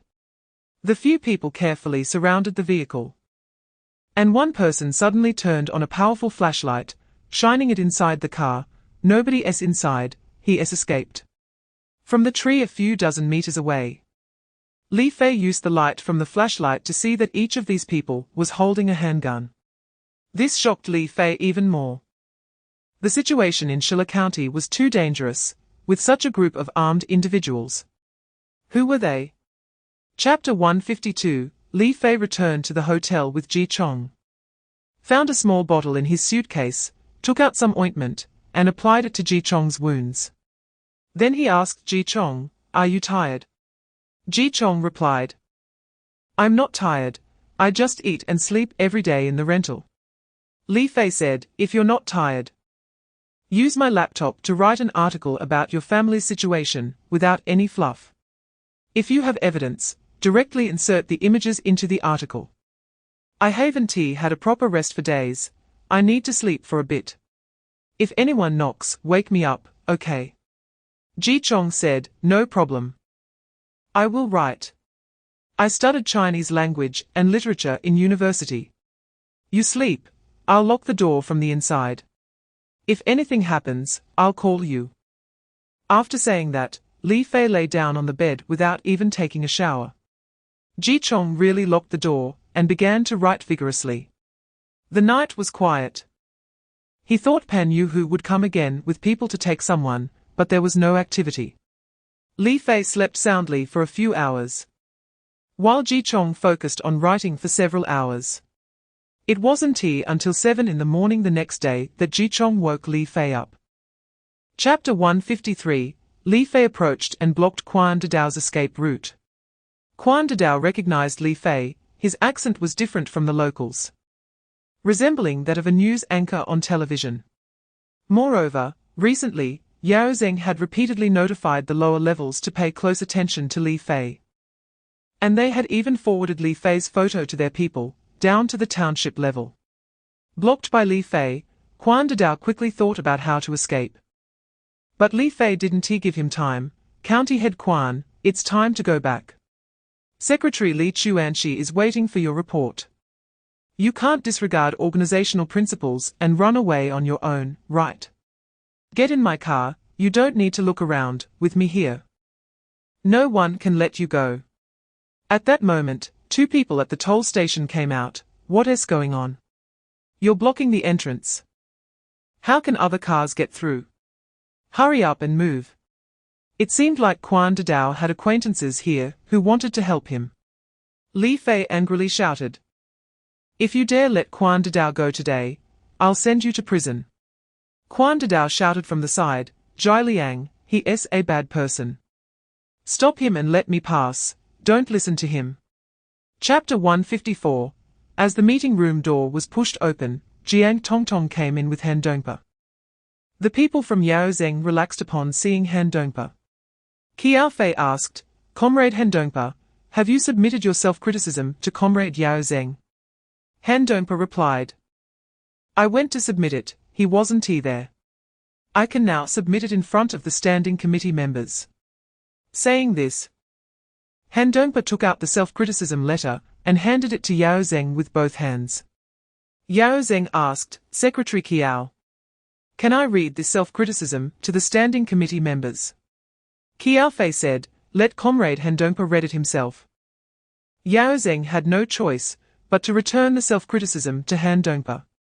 Han Dongpa stood aside and read the self-criticism, admitting that he shouldn't have argued with the mayor at the mayor's office meeting and that he should have unconditionally obeyed. Even if the mayor asked him to commit murder, he should have rushed forward without hesitation. This self-criticism not only admitted his mistake, but also pointed out Yao Zheng's domineering behavior in a veiled manner. Qiao Fei listened without expressing any opinion, looking at Yao Zheng to see how he would respond.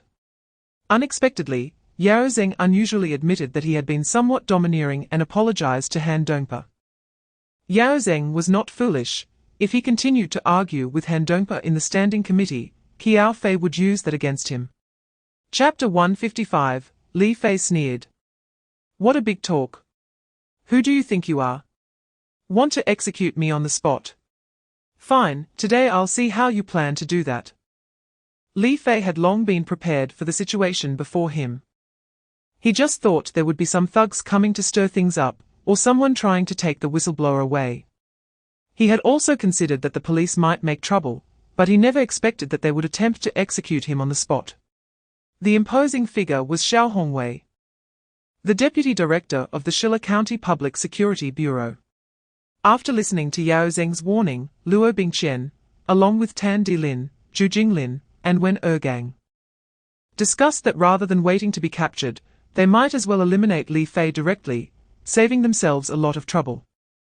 A few people called Xiao Hongwei over and clearly told him, now, the only person who can manage things in the Public Security Bureau is you. Mayor Yao's opinion is for you to take over as director, but Li Fei, this drug dealer, keeps trying to stir things up. He has already gotten Lu Yunfeng, Zhu Ming, and Pan Yuhu involved, and even forced Yang Zhankui to commit suicide by car crash. According to the higher-ups, Li Fei's next target is you. He has already grasped the clues and is still collecting evidence. The higher-ups have realized that Li Fei is just a dog for Qiao Fei, trying to monopolize the market in Cheng through business, and has made a private deal with Qiao Fei. They have an ulterior motive. In any case, if you sit back and do nothing, what awaits you is prison. Chapter 156. A whistleblower standing on the sidelines saw this scene and shouted, Hero, watch out behind you. Li Fei had already been paying attention to the movements inside the room. He had anticipated the situation behind him and moved to the left almost in sync with the whistleblower's shout, one foot still not fully pulled out. The person was focused on pushing forward, and with the whistleblower trying to stop him from attacking, the police officer holding the dagger didn't pay attention to the ground, tripped, and fell. The whistleblower, trying to intervene, also got knocked down. The police officer on the ground, holding the dagger, unexpectedly stabbed it into Xiao Hongwei's abdomen. The entire dagger, except for the handle, went in. The whistleblower quickly stood up. Xiao Hongwei let out a terrible scream. Upon seeing this, the police officer quickly pulled the dagger out. In a moment of panic, the person using the dagger didn't know that it shouldn't be pulled out at that time, as it would help with rescue and prevent excessive bleeding. But once it was pulled out, blood flowed from the wound.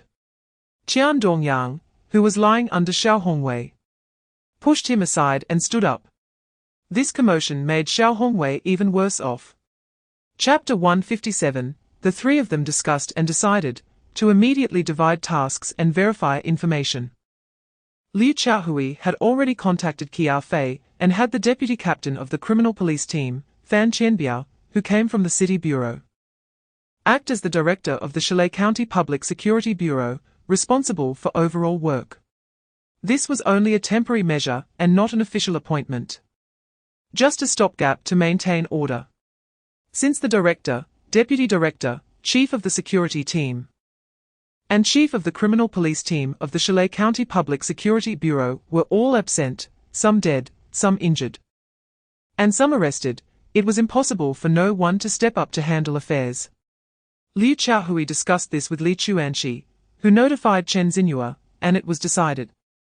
Fan Qianbiao immediately had the office notify all personnel in the county bureau to hold a meeting and temporarily reassign several police officers from the city bureau, appointing Niu Pengfei as the acting captain of the criminal police team and Ao Zhihao as the acting chief of the security team.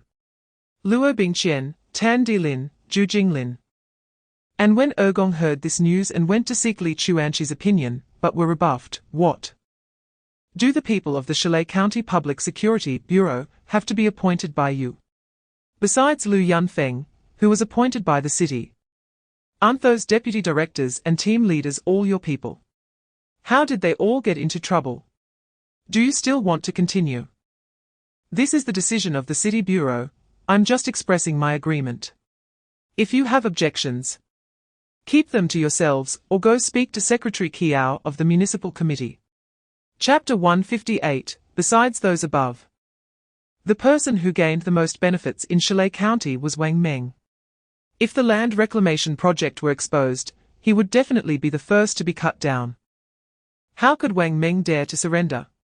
Wang Meng called Luo Bingqian and came up with an idea. You do it this way, and we can get through this. Luo Bingqian listened and said, I'll arrange it. After finishing the call with Wang Meng, he reported to Yao Zeng. Yao Zeng had just called the head of a coal and electricity enterprise group in Shishu province, asking him to come to Acheng to discuss the partnership for developing the underground coal mines in Acheng. Just after hanging up, his phone rang. Wang Meng reported to him, Liu Guoliang is leading a team to investigate the use of funds for the land reclamation project in Qiao County. If this matter is exposed, it's over. Yao Zeng was also startled. What? Liu Guoliang wants to investigate the funds for the land reclamation project in Qiao County. No way. We must find a way to stop this, even if it means risking our lives to prevent him from continuing. Do you have any countermeasures? Wang Meng said, I have already arranged it with Luo Bingqian. This is what I told him.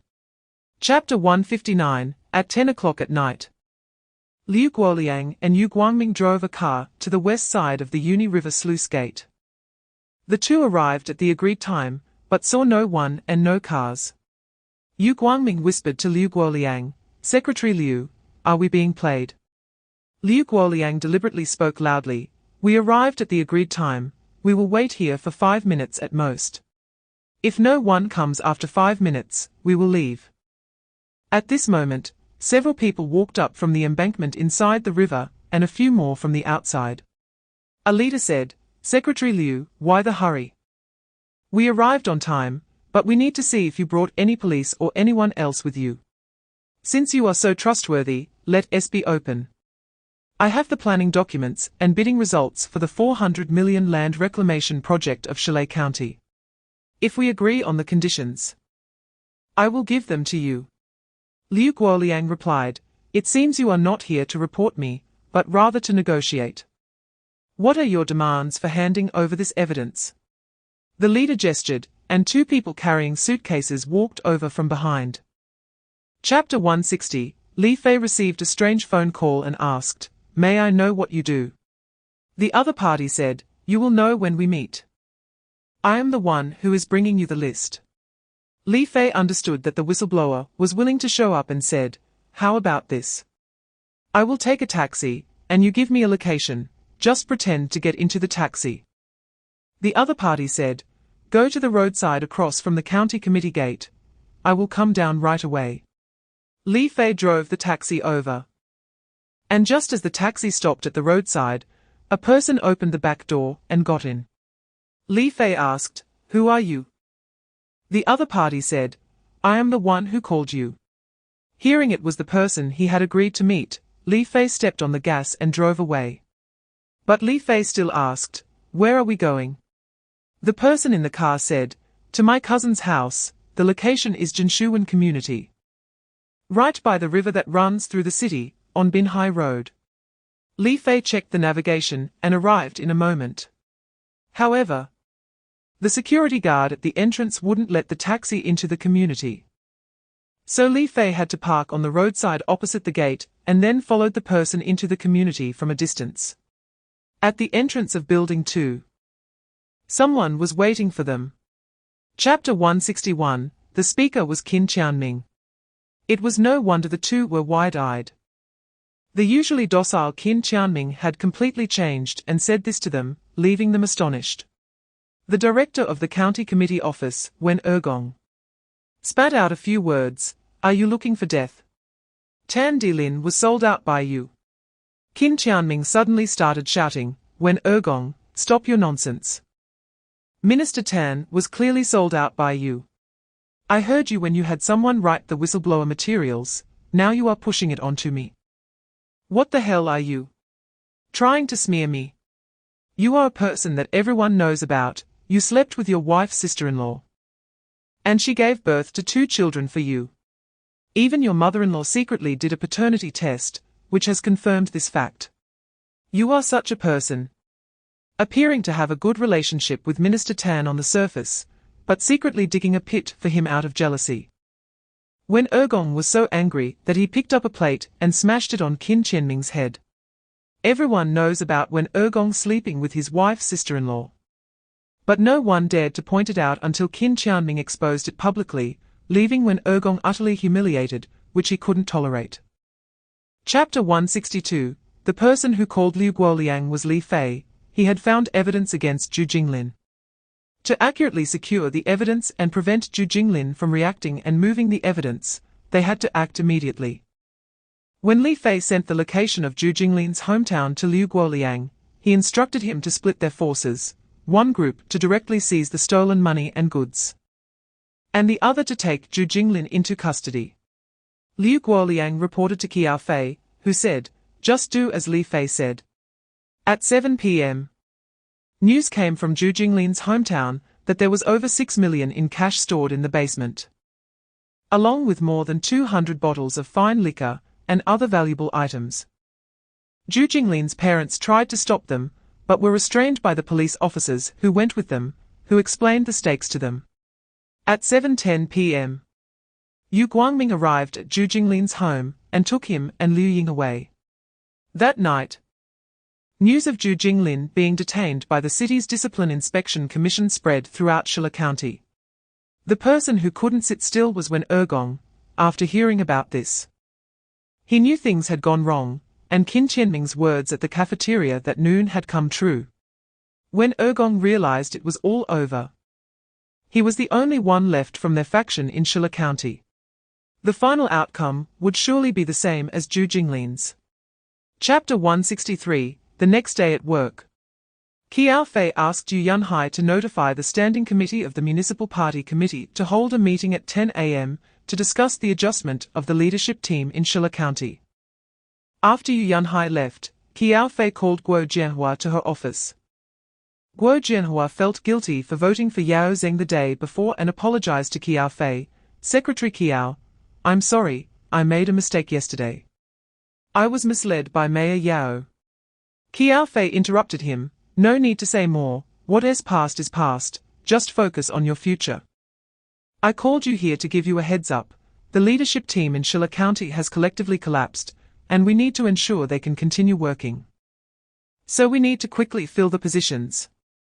This time, look through the top 30 candidates from the last exam, aside from those already in positions in Shanghai County. Who else is suitable for which roles? Guo Jianhua opened his notebook and said, from the top 30 candidates, Deputy County Head Yang Wenfu from Zhengyang County, Deputy District Head Zhong Guosheng from Gai District, Party Secretary Wen Jinchang from Guji Town in Miang County, Deputy Director Zhang Yunlong from the Municipal Government Office, and Director He Longxia from the Finance Bureau of Running County have relatively strong advantages. Chapter 164. Although Qiao Fei scheduled the meeting for 1 p.m. in the organization department. After the meeting, she called Guo Jianhua back to her office. She told Guo Jianhua, time is tight, you need to privately inform Yang Wenfu, Zhong Guosheng, Wen Jinchang, Zhang Yunlong, and He Leung Qiao to find their own way to Shilla County and attend the inauguration meeting this afternoon. Everything else remains unchanged. What Qiao Fei said in the meeting and what she arranged for Guo Jianhua afterward were two different situations. Guo Jianhua understood her intention and couldn't help but shiver. Secretary Qiao was playing a double game, fearing that the same situation as the last time when people went to Shanghai County for their posts would happen again. At the same time, it was also testing him. If anything happened on the way, he would be the one to leak information. Guo Jianhua accepted the order, but was anxious inside. This private notification meant he had to ensure everything was arranged perfectly. If anything went wrong, he would be in trouble. This matter had to be kept highly confidential, and even the promoted individuals had to keep it secret to prevent any accidents. Guo Jianhua found it hard to believe. In this time of peace, why did these several officials' honorable appointments feel like those of underground personnel before liberation? Was this really a people's republic? Chapter 165. The cadre meeting in Shilla County was still ongoing, and news from inside the meeting had reached Yao Zheng's ears. This time, Yao Zheng unusually did not consult anyone else. He sat alone in his office, smoking in silence. Reports came in that the new members of the leadership team in Shilla County were sitting on the podium, and someone sent a photo.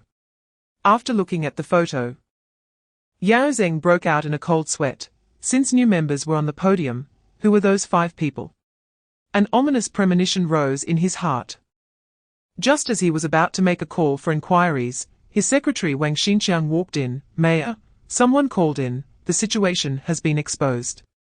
Those 5 people are not the newly appointed members of the leadership team in Shilla County, but 5 police officers. They have now entered the Phoenix Mountain in Sushan County. And a fight is ongoing. The outcome is still unknown." Hearing this, Yao Zheng stared at Wang Xinqiang, making him feel uneasy. "Mayor, why are you looking at me like that? I'm a bit scared." Yao Zheng said to Wang Xinqiang, "Xinqiang, how have I treated you all this time?" Wang Xinqiang replied, "You have treated me very well, and you have also treated my family and friends well. If it weren't for you, my relatives and friends wouldn't have been promoted, and my family's life wouldn't be so good." Chapter 166. In the evening, Li Fei visited Qian Wenguang's family in the hospital, and then went to see Wang Ruilian's mother, Mu Shuang, reassuring them to rest and recover in the hospital. Upon returning to his rented courtyard, Ling Hufeng was already back. Seeing Li Fei return, he quickly reported on the security company's situation. With Liu Chaohui and Cheng Jiyuan from the provincial department secretly helping, the establishment of the security company went smoothly, and it had started operations. They had already recruited over 50 young veterans. Because Li Fei had specific requirements for Ling Hufeng, they specifically hired veterans. Other personnel from society would only be considered if they had certain martial skills and good character, otherwise, they wouldn't be hired. Li Fei aimed to provide jobs for these veterans who were unemployed after service, with a minimum salary of no less than 5,000 and providing them with 5 insurances and 1 fund. Li Fei instructed Ling Hufeng that the company only needed to break even. As long as they could employ outstanding veterans, the security company would serve as a militia reserve, ready to be deployed whenever the country needed it. After Ling Hufeng finished reporting, Li Fei assigned him the next steps. Chapter 167. Qiao Fei took out a colored photocopy from her bag. It was the military order she signed with Zhao Hui Huang at the provincial meeting of city secretaries and mayors. "Comrade Zhao Hui Huang, do you remember this military order? It states that as long as I complete my tasks, and do not violate organizational principles, rules, or laws, no one is allowed to interfere with the work of a Cheng. Including you, Comrade Zhao Hui Huang. Do you remember this?" Zhao Hui Huang played the fool. "The military order does have this line. But I have not interfered with your work in a Cheng." Qiao Fei was furious. "How else do you intend to interfere? I was discussing cooperation matters with a corporate inspection team when a high-ranking leader showed up on site and disrupted everything. Isn't that interfering?" Zhao Hui Huang was harshly confronted by Qiao Fei, leaving the entrepreneurs present stunned. Not to mention a municipal party secretary. Even a departmental-level official wouldn't dare to do this in public. This young girl, who evoked sympathy, completely disregarded Zhao Huihuang's authority and spoke so harshly. Before Zhao Huihuang could respond, Yao Zheng jumped in. Qiao Fei, is this how a municipal party secretary talks to a provincial party secretary? This is outrageous. This is a violation of political discipline, showing disdain for everything, insulting your superiors. You're asking for trouble. Chapter 168. That evening, He Longxia called Qiao Fei, Secretary Qiao.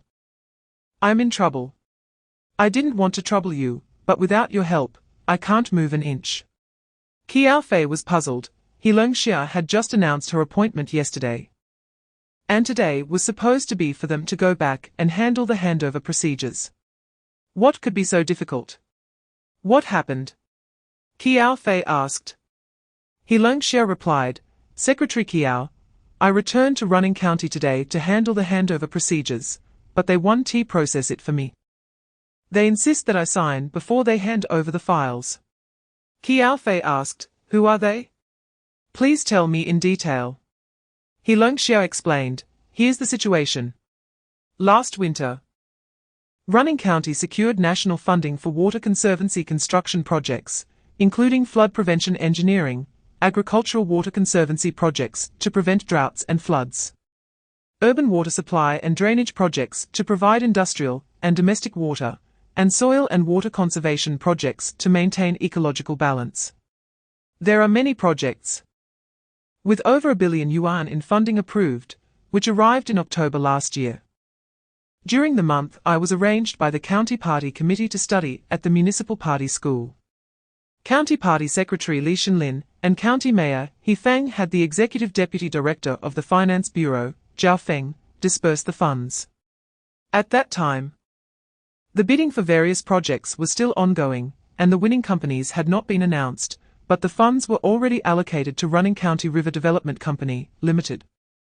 By winter, various projects had commenced, but I privately investigated and found that some projects had not even started, and the materials submitted were fabricated. Even the completed ones were of poor quality. Because of this, they pressured me to sign off on the accounts, which I refused. This matter has been pending until now. This time, they are using my transfer as an excuse to force me to sign. If I don't sign, they won't process my paperwork. They have the County Party Organization Department blocking me. I really can't solve these issues on my own, so I have to seek your help, Secretary. Chapter 169. Running County is very close to the urban area of Yicheng and borders the Yaming Lake District. The western part of Yaming Lake belongs to the Yaming Lake District, while the eastern part belongs to Running County. Li Fei called Ling Hufeng to request 2 people with high combat ability, upright character, and quick wits to accompany him to Running County. Ling Hufeng sent 2 individuals from outside the area. One was Dao Taigang from Anhui Province, standing at 1.79 meters tall, a resident of Zhengyangguan County. He loved martial arts from a young age, inheriting his family's martial arts tradition, and was sent to learn from several renowned masters in his teens. However, due to his focus on martial arts, his grades in math and science suffered, with only Chinese and history being decent. His overall performance failed to meet the standards for a good university, so he attended a vocational college, and left school to join the army before graduation. Due to his excellent physical condition, he entered the special forces. In the military, he consistently ranked first in training due to his superior martial arts skills. However, during a mission, he miscalculated his strength and accidentally killed a suspect. The military, taking care of him, did not pursue criminal charges against him, citing the suspect's violent resistance as the reason, but he was still dismissed. Dao Taigang knew he had made a mistake, but couldn't go back. A fellow soldier informed him that his former comrade Ling Hufeng was managing a security company in Yicheng that specifically hired veterans. Embarrassed to return home after his dismissal, he went directly to Ling Hufeng and joined the security company. Chapter 170. Li Fei had heard from Ling Hufeng that Dao Taigang was highly skilled, so he was not afraid of the group charging at them. An expert knows the score as soon as they take action. The two responded calmly, dodging the axes and long knives, disarming the attackers, and began to counterattack. In less than a minute, all of the 10 or so attackers were on the ground. Li Fei signaled to Dao Taigang, and they turned to leave. What they didn't expect was that the attackers had come well prepared. Surrounding Li Fei and Dao Taigang on the levee, while others in a vehicle targeted Song Wuxiong. However, they also didn't anticipate that Song Wuxiong was not an easy opponent. After a scuffle, the attackers were no match for him. And not only did they lose their knives, but one even got hit by an axe. When Li Fei and Dao Taigang reached the front of the vehicle, Song Wuxiong took the wheel and drove off, quickly leaving the Yaming Lake levee and heading west on the main road. Meanwhile, at the running County Party Committee and County Government Courtyard, County Party Secretary Li Shenlin and County Mayor He Feng had already received reports that several strangers had arrived at the Yaming Lake levee for inspection. As detected by satellite remote control, they immediately notified the shipping department to figure out how to deal with these individuals and inquire about their intentions. Chapter 171. Taking a half-month leave required not only approval from the County Party Committee and government, but also from the Municipal Bureau. After giving a heads-up to Li Shenlin and He Feng, Guo Xinfan wrote a leave request and returned to the Municipal Public Security Bureau, entering Liu Chaohui's office again. Liu Chaohui did not oppose Guo Xinfan's actions and approved the leave directly. However, he told Guo Xinfan, "You need to explain clearly to the deputy director in charge about the matters I arranged for you." Li Shenlin and He Feng quickly reported the situation to Yao Zheng.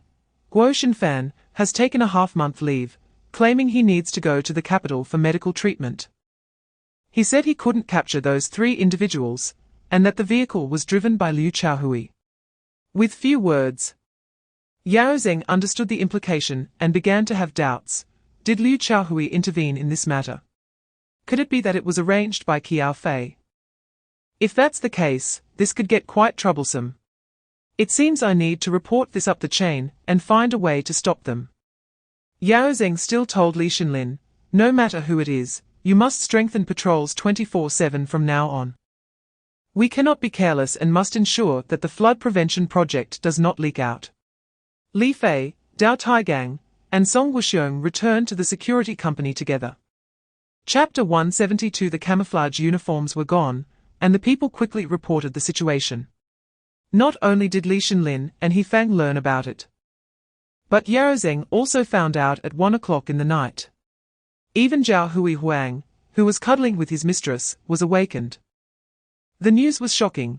The report that reached Zhao Huang stated that a company of Special Forces soldiers, dressed in camouflage, arrived at the eastern dam of Yaming Lake in the middle of the night, and destroyed the cement layer on the levee, leaving chaos in their wake. The levee was completely ruined, and over 100 Special Forces soldiers mysteriously disappeared without a trace. Zhao Huang was taken aback. Although he did not benefit from this matter, he knew it was a project arranged by Lord Zhu. If something went wrong in Huanghai province, Zhao Huang could be in serious trouble. However, it was late at night, and it was not appropriate to disturb others, so he decided to report this matter at work the next day. Meanwhile, Li Fei waited at the security company until everyone returned. Seeing that no one was injured, he felt relieved and was quite satisfied with the people hired by Ling Hufeng. He asked everyone to wash their faces and go to bed. Li Fei gave everyone half a day off, allowing them to sleep in as long as it didn't delay lunch the next day. The next morning, news spread in Running County. A group of celestial soldiers had come last night, appearing and disappearing without a trace, destroying the shoddy project at Duck Quack Lake and beating the local transport workers mercilessly, resulting in countless casualties. Even heaven could not overlook this. The corrupt officials of Running County had violated heavenly laws, provoking divine wrath. Chapter 173. Qiao Fei looked towards the door and couldn't help but stand up. "Sir, what brings you here?" The visitor was an old leader from Qiao Fei's military days. Qiao Fei and Jiang Tongtong served in the same unit when they enlisted. And their brigade commander, Ouyang Haitao, was this person. He had retired after being promoted to deputy army commander and returned to the capital for retirement. This was just a year ago, so why had Ouyang Haitao suddenly come here? Li Fei recognized him as well, though Ouyang was not his direct superior. Li Fei sensed that this visit was not simple. Ouyang Haitao wouldn't come without a reason. Li Fei politely saluted Ouyang Haitao, who clearly recognized him. "Kid. What are you doing here?" Li Fei smiled and replied, "I'm here on business, expanding operations." Li Fei was quite well known in the army. Although Ouyang was not his direct leader, he was familiar with him since Li Fei was a role model in the military. Qiao Fei quickly offered Ouyang Haitao a seat. "Sir, are you just passing through, or did you come specifically to see us?" She was somewhat suspicious of the former leader's intentions. Chapter 174. Shi Jiabang only knew that Qiao Fei was tough, but did not expect her to be so stubborn. He could not persuade her to stop the investigation and ordered in Running County and had to return home. On the way, Shi Jiabang reported in detail to Zhao Huihuang and even suggested that Zhao Huihuang take measures against Qiao Fei. Zhao Huihuang said on the phone, "Even if we get rid of Qiao Fei or solve the issue by other means, you don't realize that even without Qiao Fei, the mayor of Yicheng would not let our provincial committee intervene. Without Qiao Fei, maybe someone like Lu Fei or Jiang Fei would come.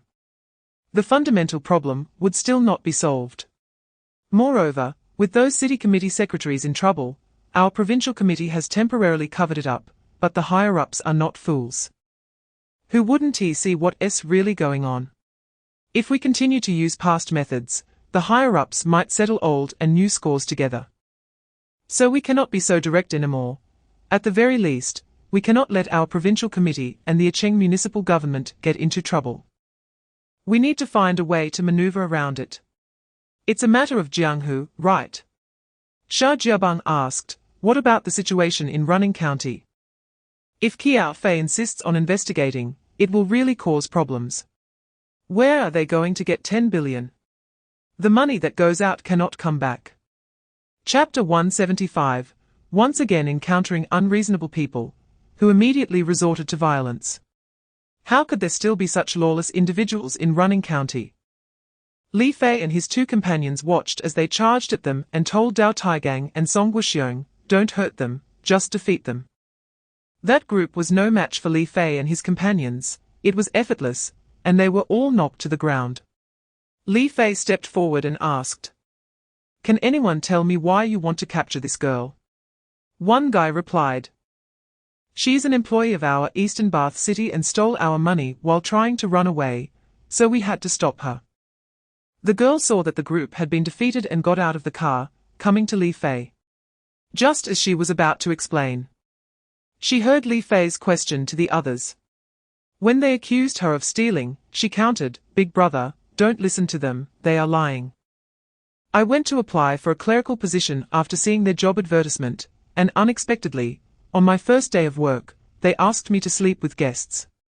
Of course, I didn't want to, so they beat me, and I had no choice but to run away. That's the truth." Chapter 176. A man covering his private parts saw Li Fei and turned to run, a move that surprised everyone present. What was going on? Dao Taigang and Song Wuxiong were unaware of the situation, as they had only followed Li Fei for 2 days and did not know who he had dealt with before. Hu Shaoling and the others were even more baffled. The man who was injured was the deputy director of the Finance and Financial Audit Department of the Yicheng Audit Bureau. Was this person in front of them of a higher rank? Otherwise, why would he run without caring about his pain? It turned out that this deputy director, Cha Chunhua, had once followed Liu Guoliang to Shanghai County and Shilla County to participate in an audit investigation. He not only knew Li Fei, but also learned from others that this Li Fei was certainly not just a drug dealer. He must have a certain background, otherwise why would even Liu Guoliang and Liu Chaohui listen to his commands? Cha Chunhua was also part of the team Liu Guoliang brought to Running County to audit the 10 billion project funds. Since the Finance Bureau explained that the Finance Director Heilong Xia had been transferred, and the Acting Deputy Director and Accounting Section Chief Pei Xiaodan had gone to the provincial capital and would not return until tonight. Liu Guoliang attended the temporary standing committee meeting in Running County. Meanwhile, the audit team members were arranged by a deputy county head in Running County to rest in different places. Some went to Nanhai Park for sightseeing. Some went to Eastern Bath City for leisure, and others went to Duck Quack Lake for a boat tour. Cha Chunhua was one of the two who went to Eastern Bath City for leisure. Chapter 177. Everyone in the audit team, except Zhong Huili, was scared. They were not looking for problems within themselves, but were resentfully staring at Zhong Huili, believing she had betrayed them. Liu Guoliang noticed and said sternly, "Do you think this matter was reported by Zhong Huili? Let me tell you, the discovery of this issue has nothing to do with Zhong Huili. If Zhong Huili had not voluntarily returned the embezzled funds after coming back, she would be just like you. Look at the computer monitor." Because the investigators sent out by Liu Qiaohui had already provided evidence to Liu Qiaohui, who then personally showed these images on the computer, waiting to see if the audit team members would admit it voluntarily. After a long time, only Zhong Huili voluntarily returned the embezzled funds. The audit team members could not help but look at the computer monitor. They were shocked when they saw it. The images and videos of the people from Running County delivering bribes were clearly displayed on the computer monitor. The members of the audit team realized they were in trouble. Liu Guoliang said, "I have given you opportunities. The first time, I gave you 10 minutes, the second time, I gave you 5 minutes. If you weren't too greedy, you should have realized from these 15 minutes that I was giving you a way out. However, your greed has blinded your judgment. You would rather be investigated than admit your mistakes voluntarily, so don't blame me for being merciless. Hand over the money. If you don't voluntarily submit it, we will proceed with the formalities and search on the spot." Chapter 178. Before Li Fei could speak, someone at another table couldn't stand it anymore and went up to slap He Jingzhuan twice. "Shut up." Everyone who came with Li Fei tonight participated in the stampede on the east bank of Yeming Lake and the fight against those hundreds of people last night.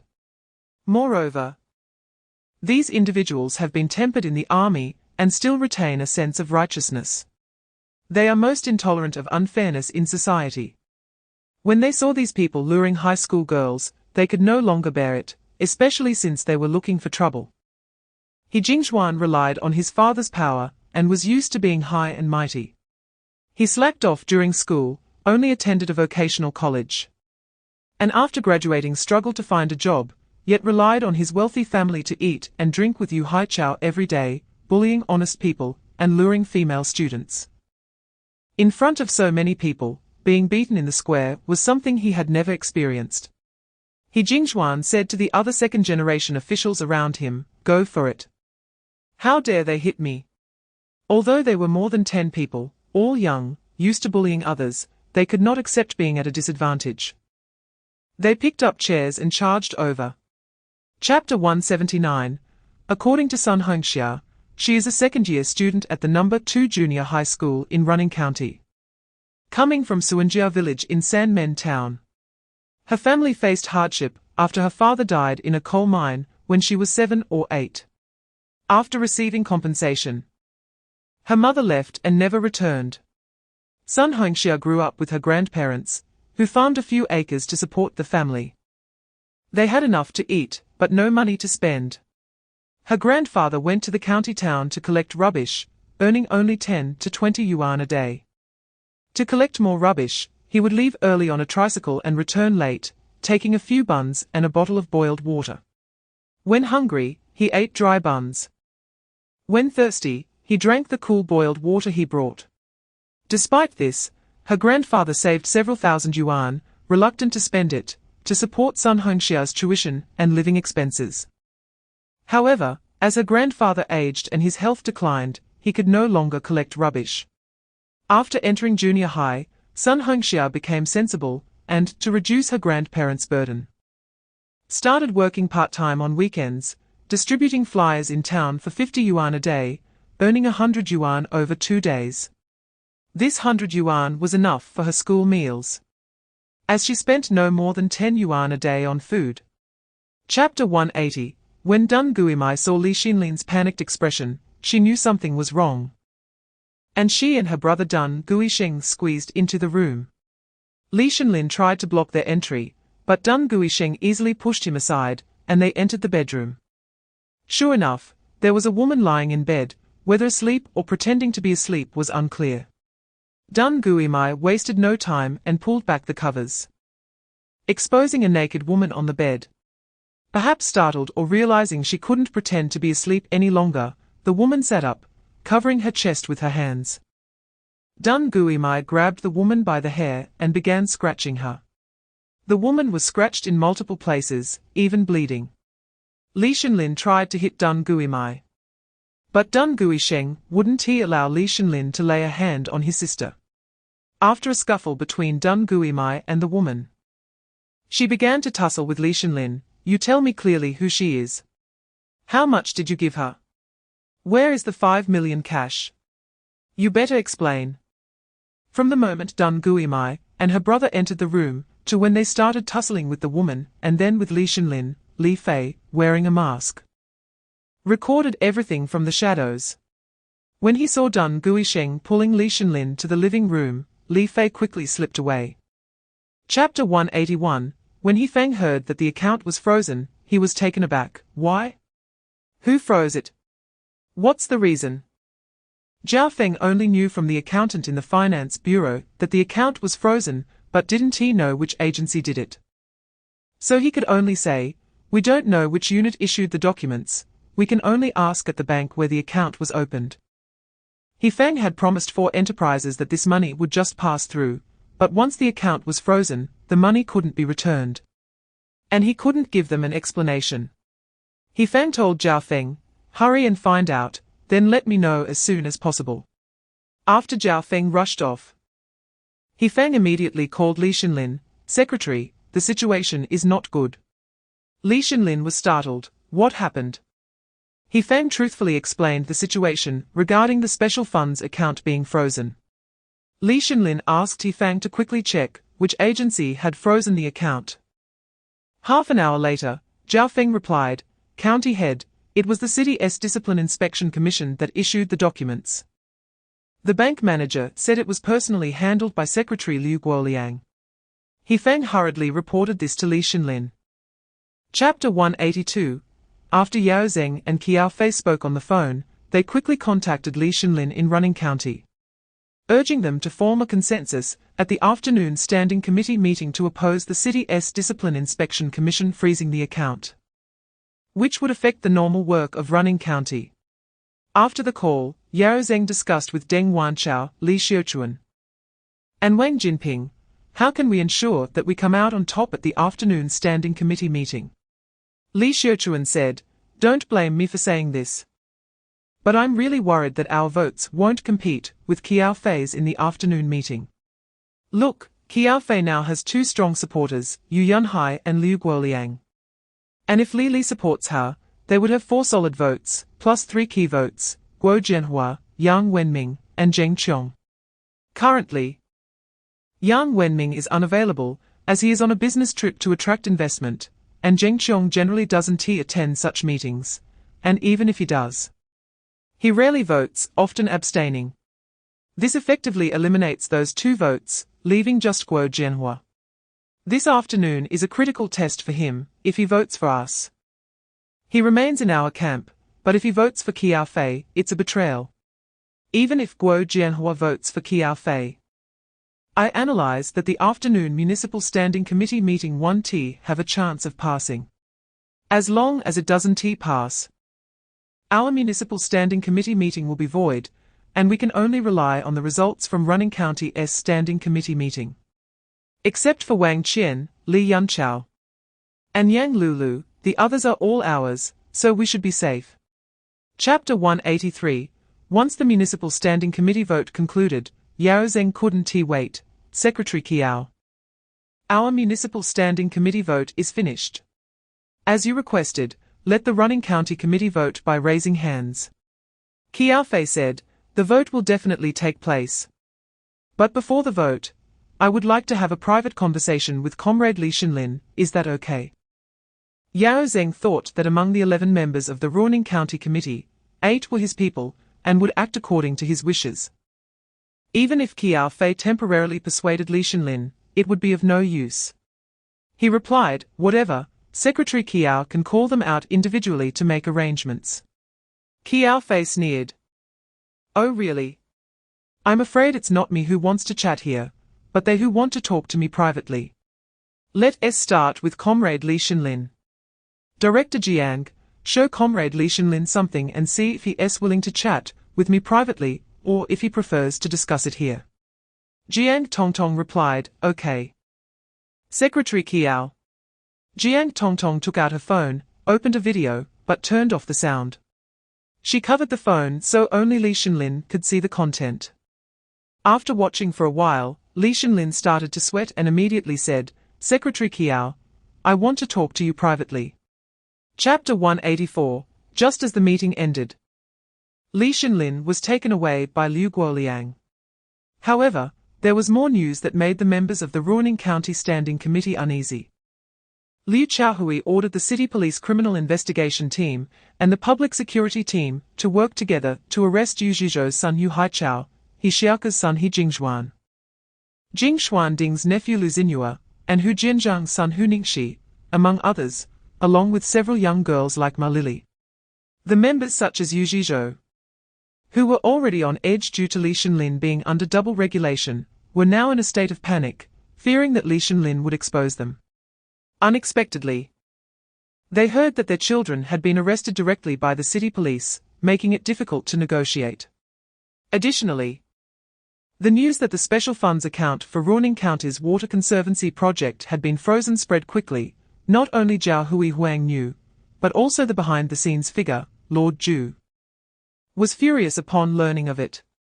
However, they all understood that this was a public conspiracy, decided by the on-site vote of the standing committees at both the city and county levels, and was no longer just the intention of Qiao and Liu Guoliang. To resolve this situation, it must be done through a public process. The matter concerning the 1 billion yuan for the water conservancy project in Ruining County was known not only by the leaders of Huanghai Province, but also by Quan Xinguo and Zheng Hao. However, Secretary Zheng did not allow Quan Xinguo to intervene, telling him that it was not the right time and to observe how things would develop and how Qiao would handle the situation. This was also a test for Qiao.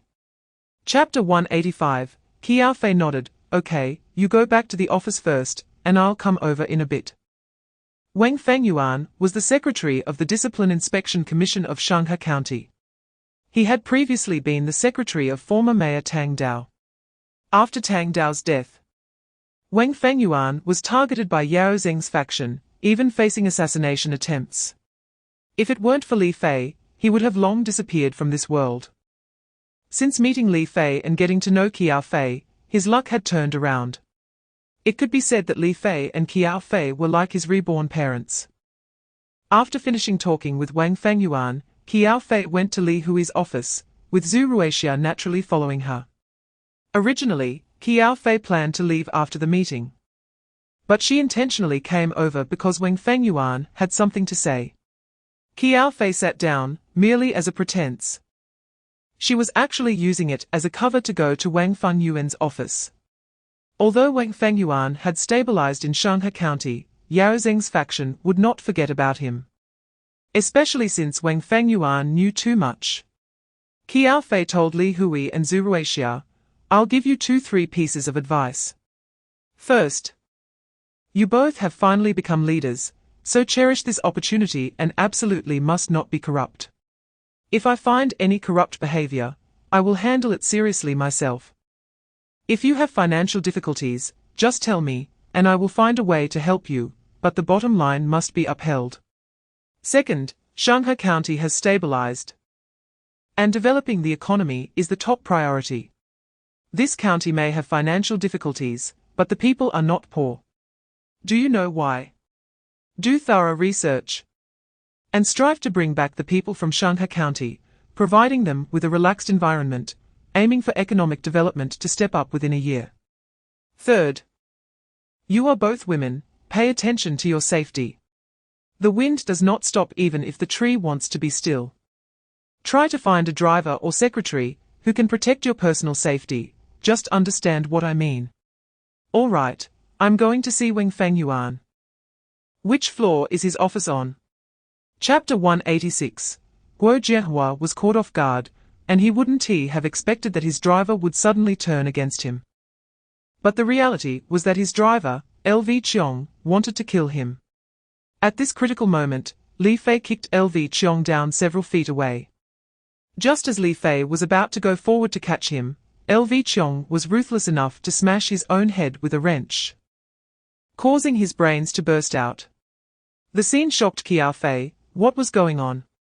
Someone was attempting to assassinate Guo Jianhua. And even Guo Jianhua's driver had turned against him. It was simply like a roller coaster, unbelievable. At this moment, Huang Kai arrived with his people and rushed to check if the two lying on the ground were still alive. After confirming that both were dead, Huang Kai came to Qiao Fei. I'm sorry, Secretary Qiao, I'm late. Qiao Fei waved her hand. This has nothing to do with you. Arrange for someone to handle the bodies, initiate an investigation, and check the surveillance near the toll station. Get me a report as soon as possible. Also, Minister Guo's car is damaged, help fix it. He'll take my car. Guo Jianhua got into Qiao Fei's car, and Li Fei followed in his own car, as both vehicles entered the highway. Chapter 187. Yao Zheng was stunned by Li Fei's punch, and even Deng Wanchao, Li Xiuchuan, and Wang Jinping was scared, fearing Li Fei would turn on them as well. After hitting him, Li Fei confronted Yao Zheng. Do you know why I hit you? Yao Zheng panicked. You, a reporter, dare to violently attack a mayor? How bold of you. Before he could finish, Li Fei said, it seems you really don't know why I hit you, do you? Yao Zheng asked, what gives you the right to hit me for no reason? Li Fei replied, I don't care about your matters with Guo Jianhua, but you shouldn't drag me and Secretary Qiao into this. What do you mean he threatened you with Secretary Qiao and me? Do you think what you said makes sense? What have we threatened you with? Guo Jianhua spoke the truth. Zhao Qianming, before he died, indeed said that Yao Zheng sent me to kill you. Guo Jianhua has no evidence that you sent someone to kill him.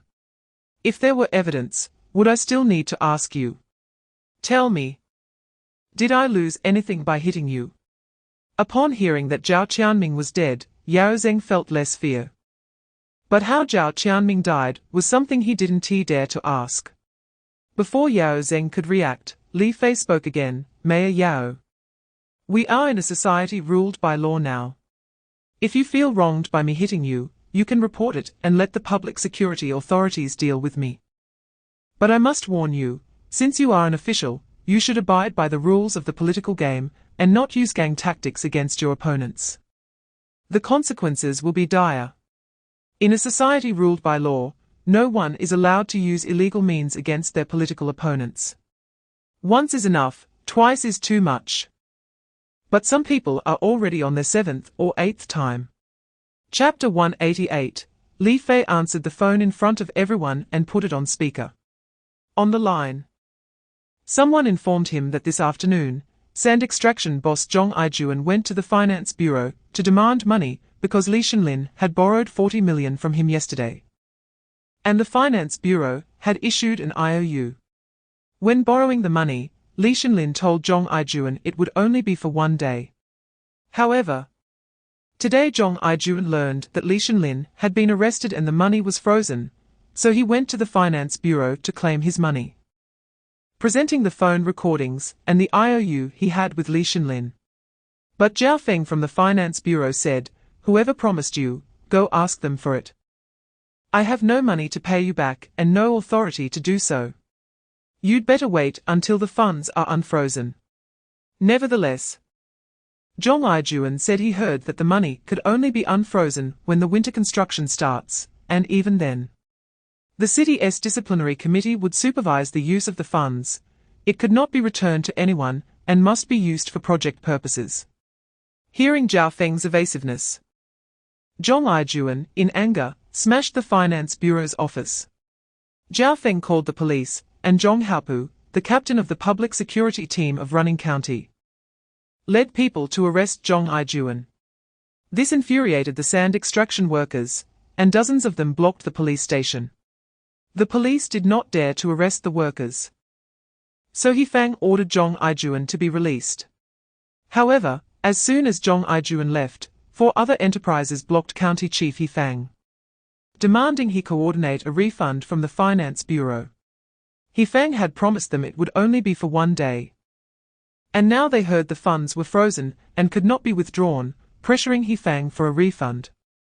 He Fang promised to find a way to borrow the money to repay them today, but as of now, he had not refunded their money. Angered, several of them bound He Fang and took him away, not knowing where they were going. Chapter 189, No Way Out. Li Fei had no choice but to get out of the car and ask the people blocking the way, "What do you want?"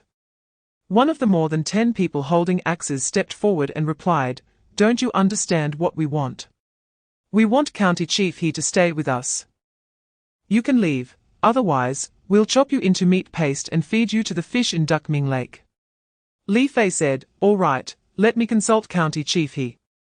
Li Fei got back into the car and said to He Fang, "They want to keep you, and you have to make your own choice.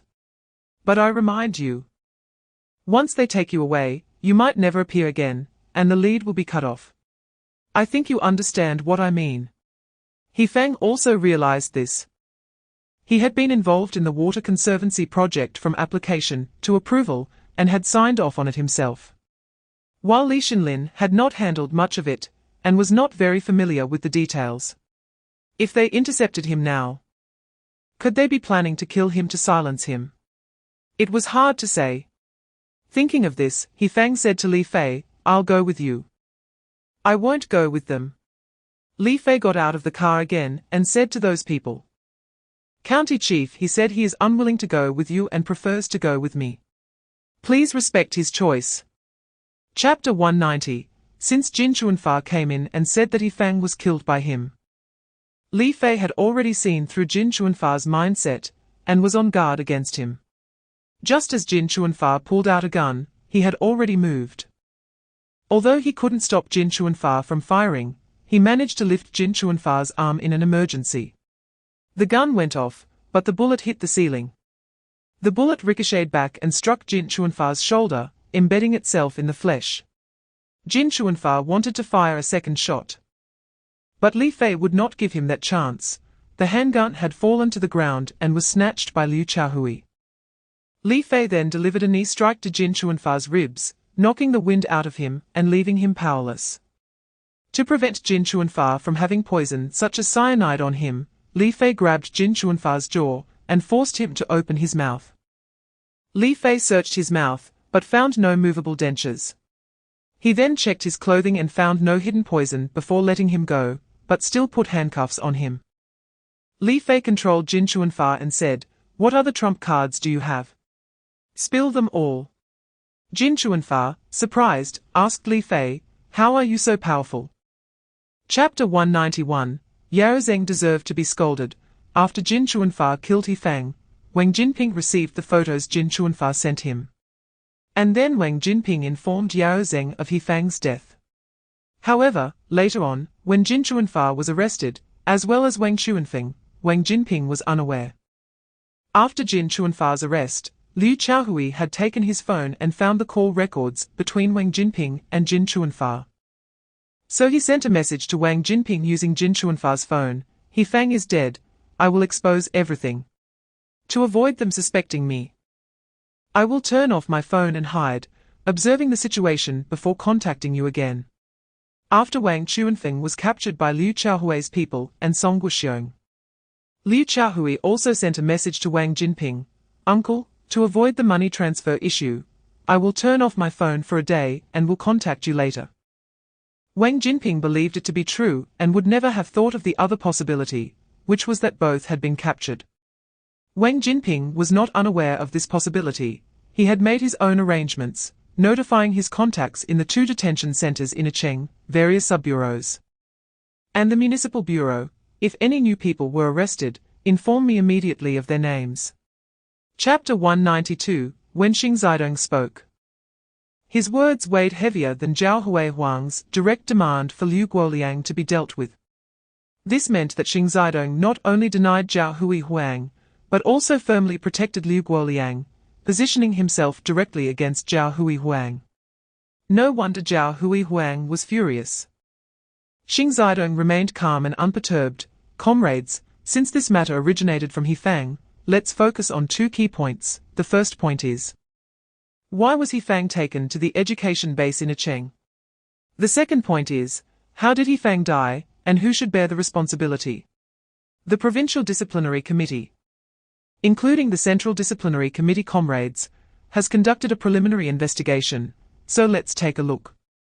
Xing Zidong handed a USB drive to a staff member responsible for meeting logistics.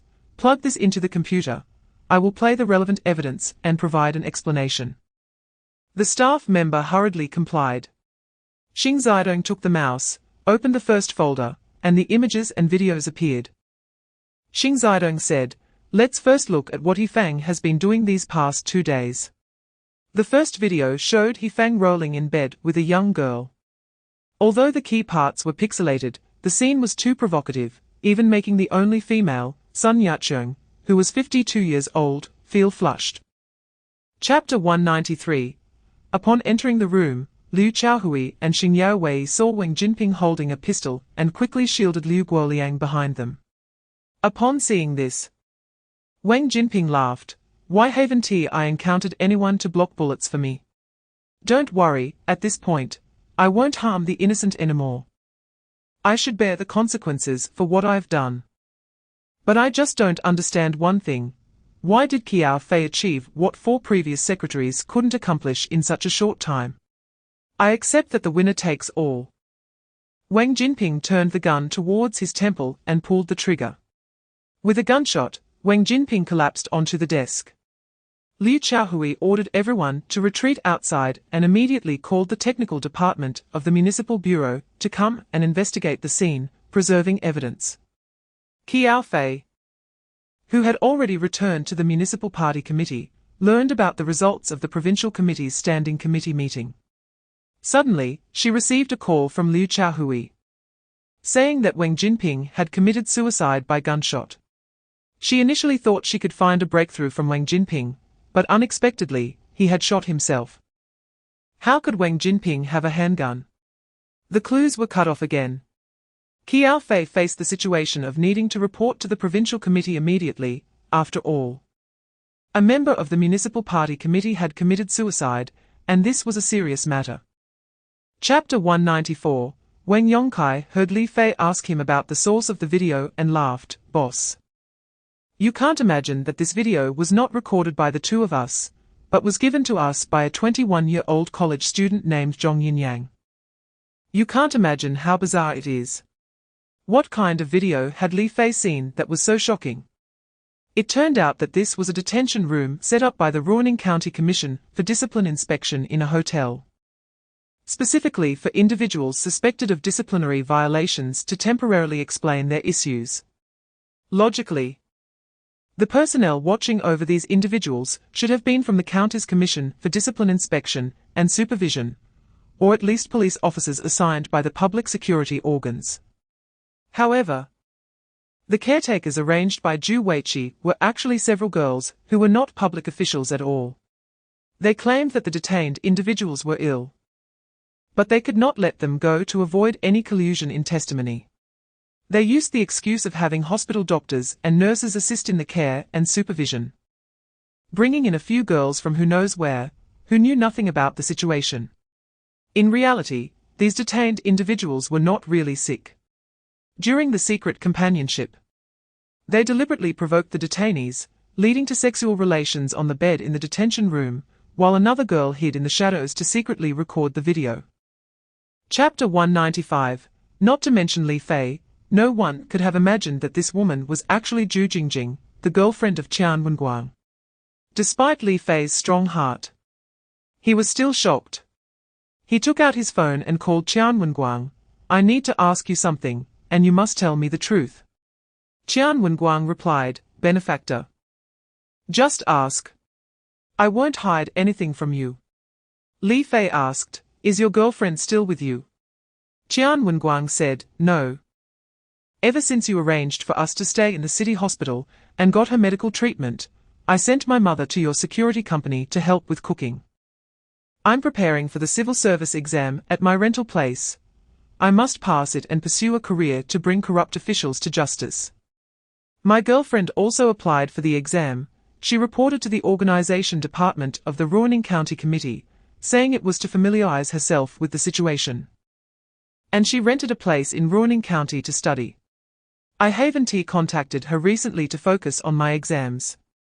Why do you suddenly ask about her? Did something happen to her?" At this moment, Li Fei did not tell Qian Wenguang the truth, as revealing the real situation would directly affect his exam results. He decided to wait until after the exam to talk about it. He just said to Qian Wenguang, "It's nothing. I was just asking how you both have been recently. I've been busy and haven't checked on you. Focus on your studies and strive to achieve your goals." Chapter 196. Li Pingxi looked towards the person who spoke. Unexpectedly, the speaker was a vice chairman of the political consultative conference named Zhong Jingya. While Li Pingxi was in shock, Zhong Jingya continued, "Good. Since you, Li Pingxi, are not afraid of others taking a shot at you, I commend you. To be honest, I, Zhong Jingya, have experienced just as much turmoil, which could fill a book. Like you, Li Pingxi, I was squeezed out of the power center. I am only 46 this year. Yet they directly pushed me from the position of executive vice mayor of the municipal committee to become a vice chairman of the political consultative conference. I'm not concerned about the size of power, as long as I can serve the people, I shouldn't be picky. However, my expertise is different. I like economic development. I once completed over 10 billion yuan in investment attraction tasks in a year, which greatly contributed to the economic development of Acheng. But what does that matter? Just because what I did was beneficial for the national economic development, and helped improve the employment rate and the quality of life for ordinary people. Without catering to the interests of their interest groups, they threw me out. To be honest, I've already given up. I can't compete with them, so I resigned myself. However, when I saw Secretary Qiao come to Acheng, I saw hope for Acheng and the people of Acheng." Chapter 197. After showing the video, Li Fei recounted the situation based on what Chen Yanmin had said. After finishing his account, Li Fei asked, "Leaders, this evidence may only be the tip of the iceberg in Yu Zhizhou's corruption. With conclusive evidence, how should we handle this person?" Liu Guoliang took over, reportedly. "Please hand over this evidence to our municipal commission for discipline inspection. We will definitely investigate and deal with it severely, holding him accountable. However, until we verify and confirm, the Discipline Inspection Commission cannot directly issue a handling opinion. If we handle it now, it can only be decided through the research of the Municipal Party Committee." Li Fei asked Qiao Fei, "Secretary Qiao, what do you think should be done about Yu Zhizhou? Should we make a decision on the spot?" Qiao Fei said sternly, "I think we should vote on the spot. Those present from the Municipal Party Committee, who agree to remove Yu Zhizhou from the position of Deputy Secretary of the Ruining County Committee, please raise your hands." Liu Guoliang, Yu Yunhai, Guo Jianhua, and Li Li all raised their right hands, and Qiao Fei also raised her hand. However, that was only 5 votes, not a majority. Yao Zeng felt a bit pleased. "Not a majority, let's see how you, Qiao Fei, pass the resolution." As no one else raised their hands, Yao Zeng directly stepped in. "Secretary Qiao, the number of votes in favor is not more than half of the committee members. So I think today's vote can only end like this. Let's call it a day." Chapter 198. A death sentence is a very serious matter. The president of the Acheng Intermediate People's Court, Chu Dapei, personally intervened. He also saw the evidence provided by the procuratorate that resulted in Shang Xinjing receiving a suspended death sentence. Now that the case had issues, he was not surprised. Wang Zhigang recounted the circumstances of Hishiaka's violations and provided ample evidence of everything Hishiaka did to reduce Shang Xinjing's sentence, as well as other evidence of Hishiaka's illegal activities, such as instructing case handlers to break down organized crime cases in Ruining County into individual cases and downgrading serious cases to ordinary fights, falsely reporting that there had been no organized crime cases in Ruining County for the past 10 years, and obtaining special reward funds of 1.2 million yuan. For example, Hishiaka acted as a protective umbrella for the Dongfang bathing city, leading to the long-term existence of vice activities in that place. Wang Zhigang also provided other clues. But since there was no evidence, Li Fei did not allow him to continue. Even so, Hishiaka's violations had already been exposed. Yao Zeng was sweating. Each revelation was more serious and more outrageous than the last. Even if he wanted to help, he couldn't speak in the face of this evidence. Just a moment ago, Yao Zeng was still thinking of intervening because of others, but now seeing the situation becoming increasingly dire, he couldn't open his mouth and could only keep silent. Chapter 199, Li Yanqing went to inform someone, driving a police car boldly. Because Yu Zhizhou already knew that the Municipal Party Committee had removed him from his position, and the Discipline Inspection Commission would soon come knocking. When he received the information, he was in his own office at the County Committee, dreaming of great ambitions. With both leaders of Ruining County having issues, his opportunity had come. It would be best if he could become the county mayor. However, to achieve this goal, he needed someone to recommend him. And this matter was ultimately decided by the provincial committee. Yu Zhizhou has no backing in the province and has relied entirely on Yao Zeng to rise step by step. Now it's best to find Yao Zeng, but he realizes that he must first offer something. Why would Yao Zeng recommend him among so many deputy-level officials in various counties and districts? Yu Zhizhou thinks about how much money would be appropriate to give Yao Zeng. 1 million is definitely too little. If he wants to succeed, he might as well go big. He decides to give Yao Zeng 5 million, and believes Yao Zeng will definitely help him. Once he becomes the county head, he won't worry about earning that money back. At most, he can recoup it in half a year. After thinking this through, Yu Zhizhou starts to consider who to borrow the 5 million from. Just as he is dreaming about this, he is suddenly shocked by a message sent to him from an unfamiliar number by Li Xiuchuan. Chapter 200, Hong Qingzu is summoned overnight. He doesn't dare to defy Yao Zeng, as his position was obtained through Yao Zeng. Upon receiving a call from Yao Zeng, he quickly rushes to the Red Rose Entertainment City. The security has already been notified, and as soon as Hong Qingzu arrives, he is taken into a private room in the backyard. Inside the room are Yao Zeng, Deng Wanchao, and Li Xiuchuan, each with a woman in her 20s sitting on their laps, and another girl waiting. When she sees Hong Qingzu enter, the girl rushes over and hugs his neck. "Brother. Little sister has been waiting for you for so long, you finally came." Hong Qingzu feels surprised and is about to push the girl away when Yao Zeng speaks up. "It's fine, he is arranged by me for you. Isn't there a saying? We studied together, fought together, shared spoils together, and visited brothels together. We four are brothers, sharing prosperity and hardships. We have beautiful women to accompany us, and you do too. That is what it means to visit a brothel together. We four are tied together. If one thrives, we all thrive. If one suffers, we all suffer. Sit down, have some tea first, and later we'll go to the forest park inside, which is like a backyard with cozy little houses, safe and secure." Chapter 201, Hong Qingzu gives each person 10,000 yuan and a note that says, "For family, relatives, and friends, say what you need to say, don't say what you shouldn't. If you don't listen, your family will be destroyed." The 10 security guards accept the money and take the note inside, but the content changes. The guards switch the prepared note for the one Hong Qingzu gave. And when they hand the note to Zhu Weiqi and his group of 5, they deliberately let them see Hong Qingzu at the door. Hong Qingzu thinks his goal has been achieved, but the note received by Zhu Weiqi and the others says, "Truthfully confess your issues and strive for leniency." This leaves Zhu Weiqi and his group dumbfounded. What is the point of delivering such a note with so much effort? Zhu Weiqi suddenly realizes that Hong Qingzu has been used, and the note that was supposed to be delivered definitely does not contain this content.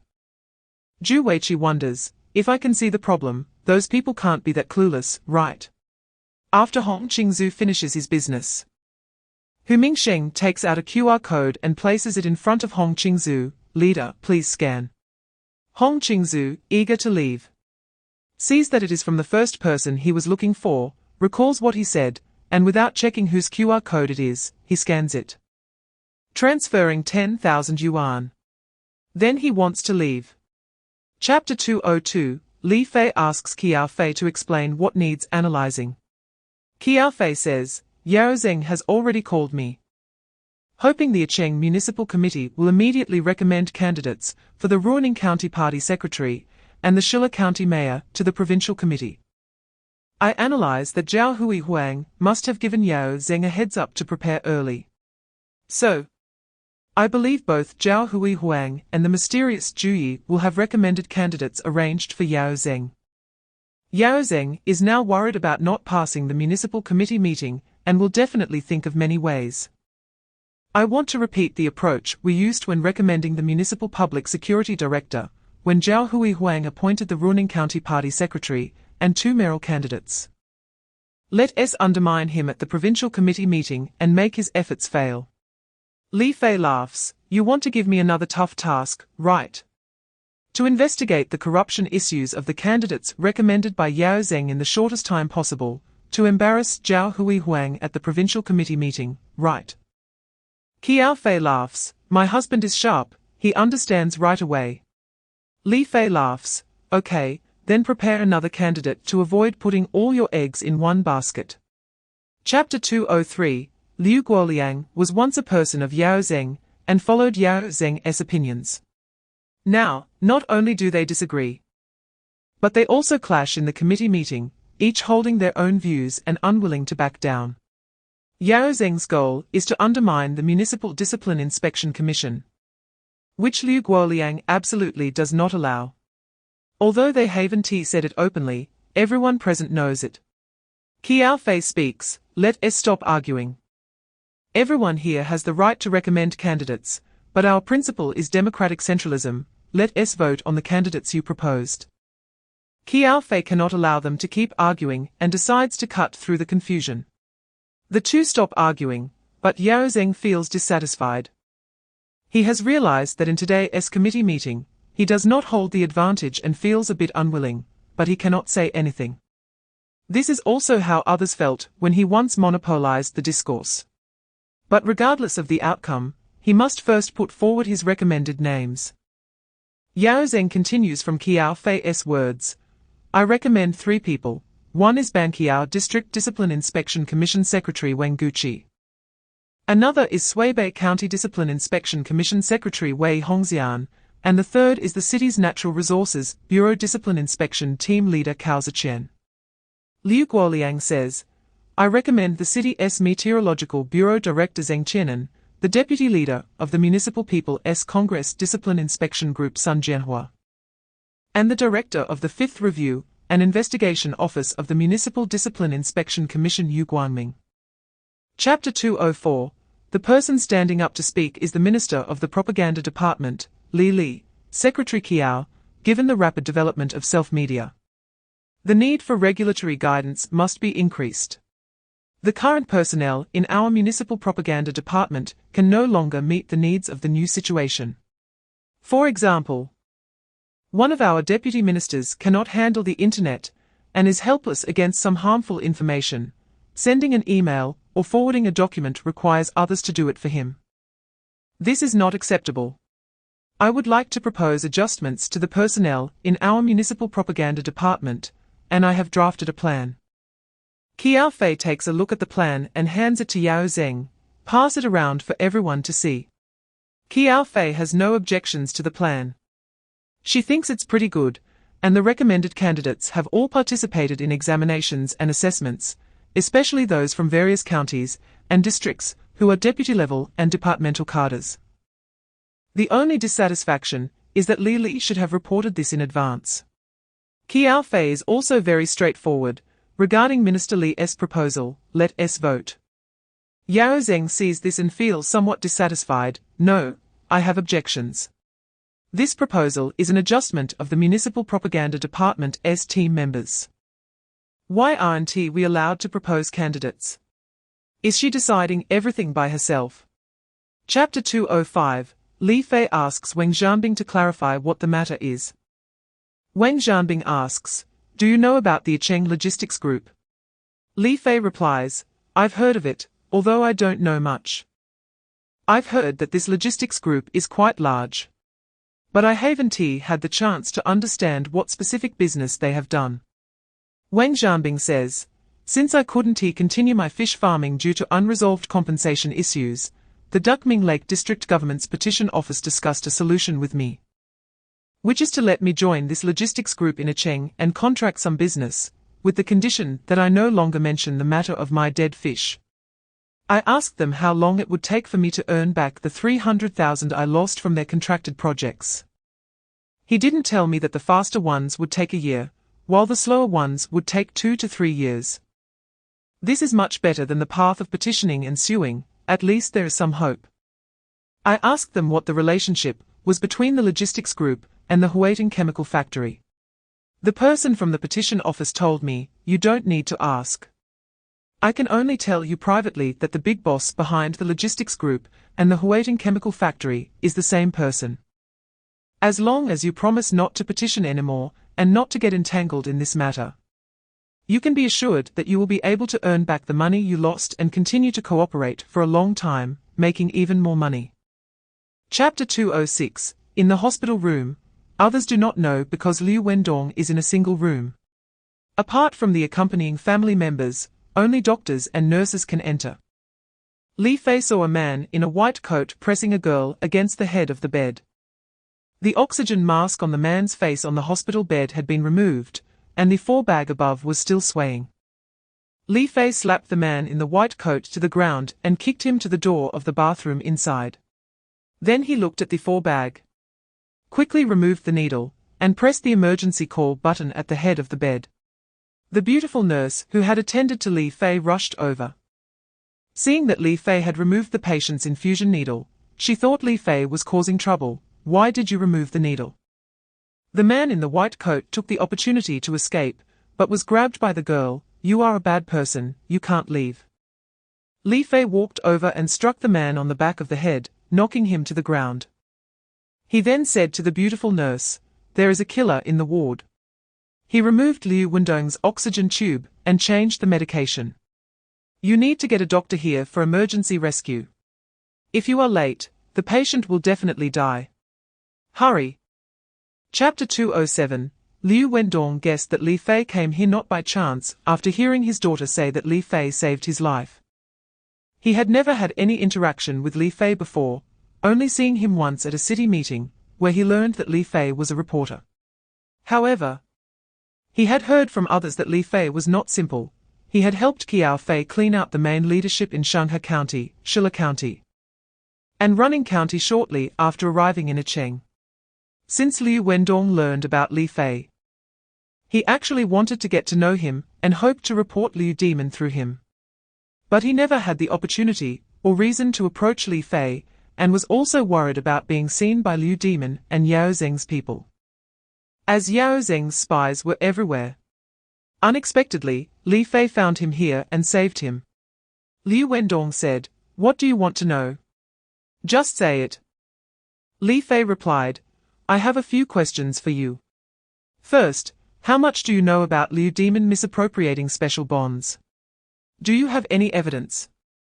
Liu Wendong said, I know about this matter from beginning to end. I have tried to stop Liu Demon, but he was obstinate and wouldn't listen to me. There was nothing I could do. Every time I argued with him, I left audio evidence because I was afraid that if he got into trouble, it would implicate me. Liu Demon was afraid I would report him, so he arranged for an investment platform to send me money, a total of 2 million. After I kept the evidence, I sent the money giver away. I estimate that Liu Demon, fearing the matter would be exposed, arranged for a killer to eliminate me. What I just said into the bug was intentionally to make him think I was scared and wouldn't dare to report him anymore. Chapter 208. Upon hearing that the three men claimed to be from the logistics group and displayed an air of superiority, Li Fei signaled to Dao Taigang and Song Guoxiong. And the two rushed forward to beat the three men, who rolled on the ground begging for mercy. Li Fei sneered, "Your backing is Liu Demon and the logistics group, right?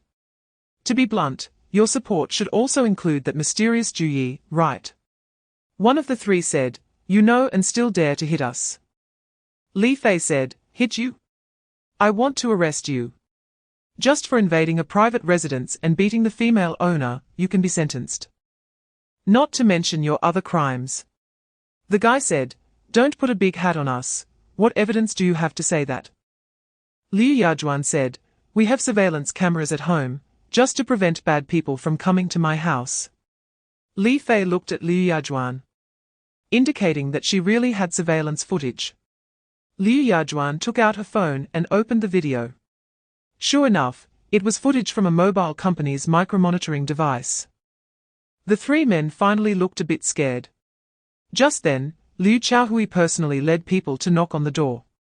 Chapter 209. Li Fei personally drove westward. When he reached the West District, note, this is a district set up by Cheng itself, not approved above, subordinate to Qiao district, but with independent internal institutions. He saw more than a dozen cars rushing over, directly isolating the vehicles that were following Li Fei behind. Then, a group of people got out of these cars, opened the door of the vehicle of the followers, and pulled the four people out. "You hit our car, tell us how to compensate."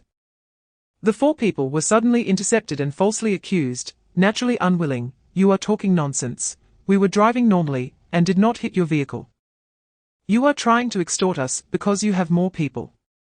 Ling Hufeng grabbed the person who spoke and slapped him several times. "Tell me your names, where you work, and what your positions are.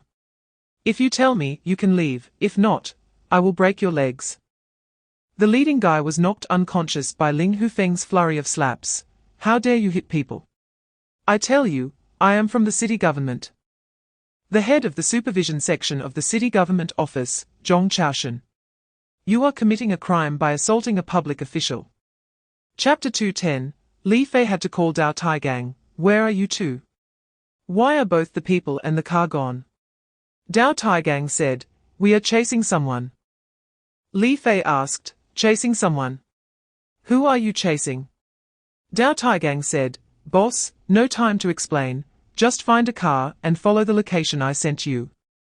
You'll know when you get here. I can't say more, we are about to fight."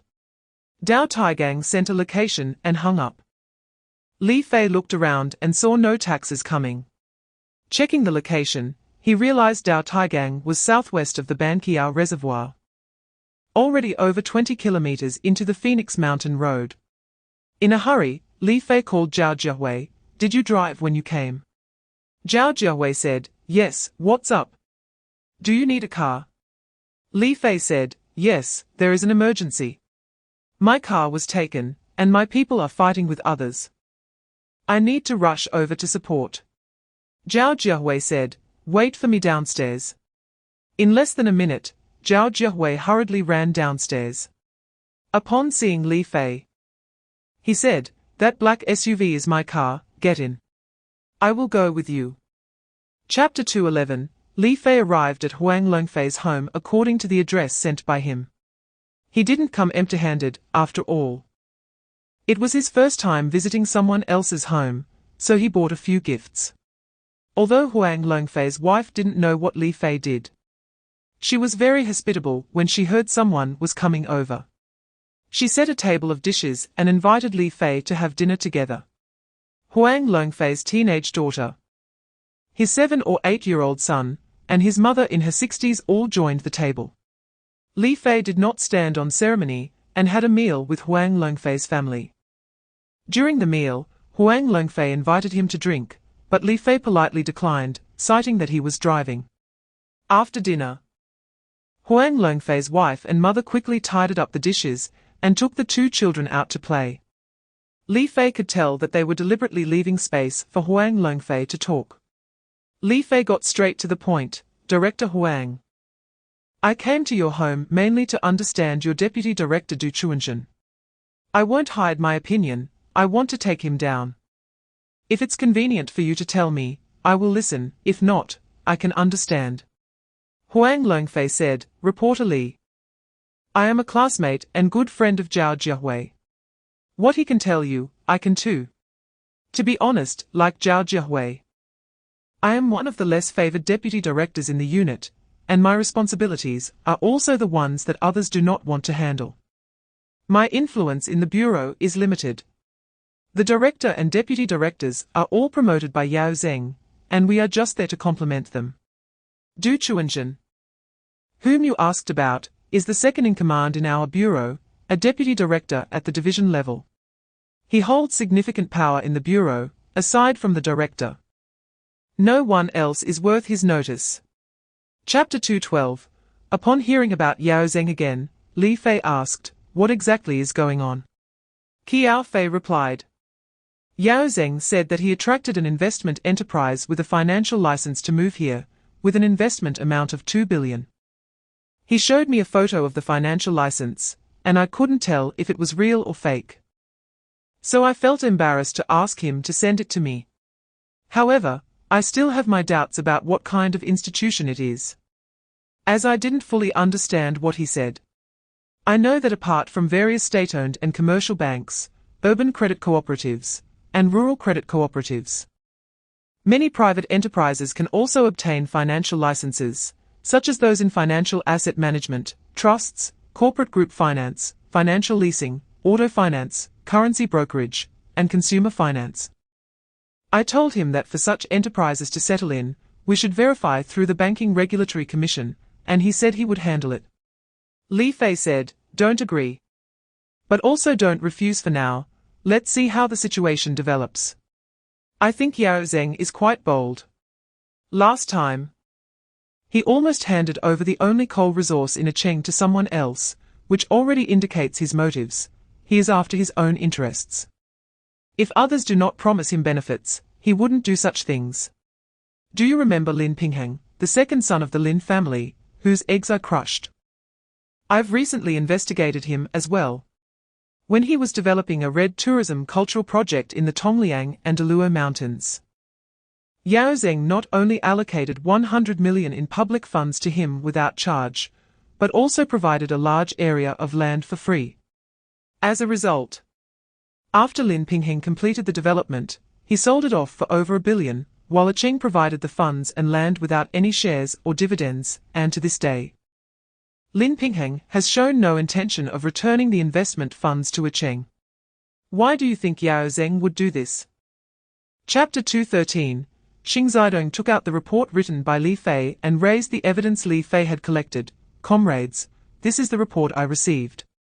Originally, I planned to hand it over to the Acheng Discipline Inspection Commission for investigation today, and thought to report it to everyone during the Standing Committee meeting. I didn't expect the person being reported is the very one we are about to vote on. Secretary Zhao, should I play the situation of Liu Demon's violations and the evidence provided by the whistleblower on our big screen for everyone to see? Jing Yunliang said. Let's take a look. What if the whistleblower is framing him? It's good to see so we can make our own judgment. Xing Zidong cooperatively responded, Okay. Then I will play this. After saying that, he plugged a USB drive into the computer in the conference room.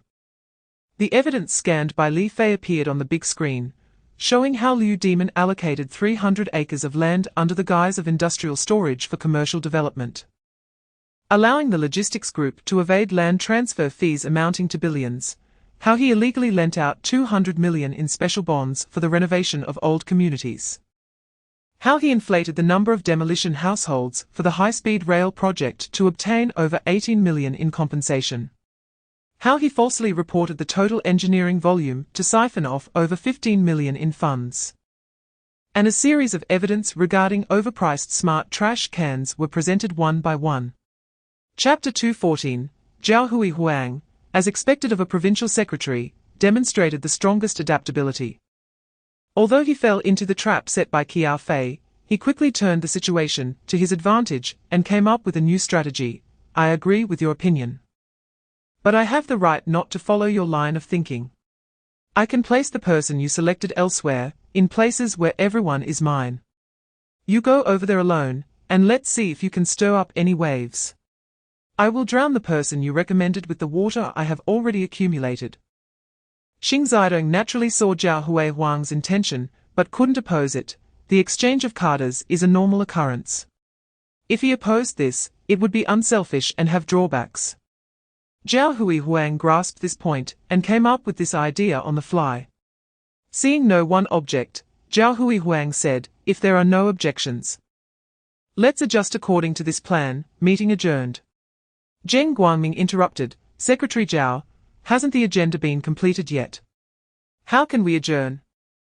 Zhao Huang was taken aback. What else is on the agenda? Zheng Guangming replied, there is still a report from Cheng, and there's one more matter. Zhao Huang glanced at Yu Qiangbei, is there more? Yu Qiangbei's face turned red. I'm sorry, Secretary Zhao, I forgot to report this to you in advance.